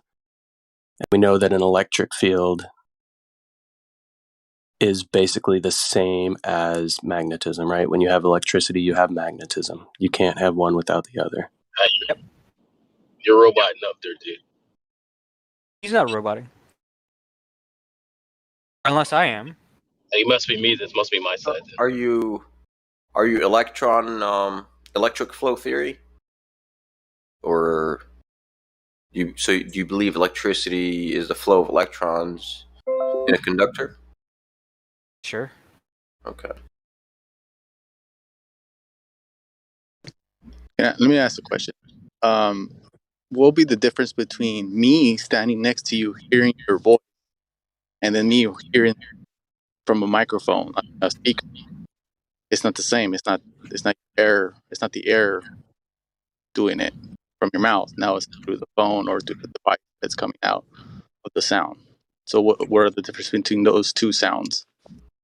Well, it's the same thing. The speaker sets up a perturbation the same way you would set up a perturbation with your mouth of the air. And the microphone would be the opposite of that, right? The microphone would be interpreting the disturbance in the air Into electrical signals, yeah. into an electrical signal. Yeah, Thank exactly. Mr. Edison for that, for both of them, both of the devices, the speaker and the microphone. Edison invented those. Both of them. Most of his inventions were in the realm of sound because he was But partially it all comes from like putting your hands over your mouth to scream louder, right? I mean, it's just an amplification of you just adapting something to make it sound louder. Like you could use a cone of paper, wrap it in a cone or something like that, and you could sound louder. But it goes in hand if I understand the sound that's coming from the speaker and from your mouth. Well, basically, all of it needs air to move anyway, and it's air starts within your lungs. So if you don't have any air to push out, you're not gonna make any sound. Yeah, if you're in a perfect vacuum, you can't hear anything. Yeah, because that's a sound wave. It's a mechanical wave. Yeah. Mechanical pressure wave that's moving through these particles. Yeah. Or in between, actually, the particles. It's not moving. It's moving in between the air. It wants nothing to do with the air. It doesn't mix with it. Just moving. Technically, you wouldn't know if you can hear in a vacuum or not because you'd already be dead. So it's true. But I know it seems like a facetious point, but it is worth mentioning for pragmatic reasons. I mean, you could put a microphone in a vacuum, right? It doesn't have to be you. To test whether or not you can hear stuff in a vacuum. You can do the side point, isn't it? Carry on. What was that, Crypto? I'm just saying this is a side point. It doesn't matter. Just carry on. Like, I'm not going to argue that. Okay. But still, it needs an ear to listen and needs a mouth or some type of sound to make. Well, I think the sound doesn't need anything, or does it need something to make sound? But it needs an ear to hear. Well, that's the old, if a tree falls down in a forest, kind of. You still need air to hear anything, though. I mean, you can't. You're not gonna even hear a sound. That's a philosophical question. Well, it doesn't even have to be air. It's just a fluid. Well, I mean, take the whole vacuum thing. So you can still create sound. You can still create like, let's say if you clap your hand or like something, an explosion in a vacuum, right? If that can happen, the pressure is still being pushed. I mean, that's still, you might not hear it, but that has still happened. Yeah. You're gonna feel it hit you. I mean, it's gonna hit you. You might not hear it, but you're gonna feel the whatever you want to call it. There'll be another sense of feel. Like, if a deaf person Yeah, can. but that you don't need air for that, is what I'm saying. That's what I'm trying to get. You don't need air to feel something. Well, it's maybe not the sound, but you'll feel it. A deaf person can feel maybe a bomb, but can't hear the bomb. Of course not.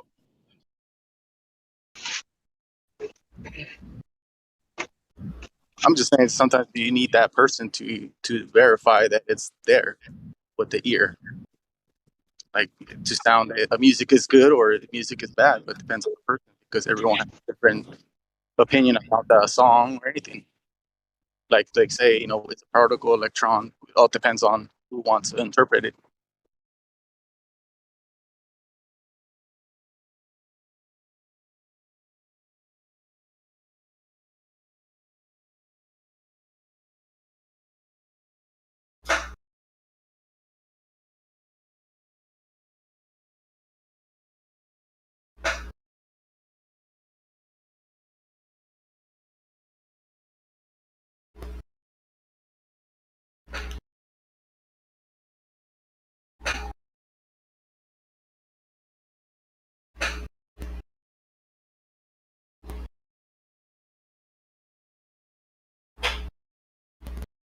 Is that it? Surely there's much more to discuss.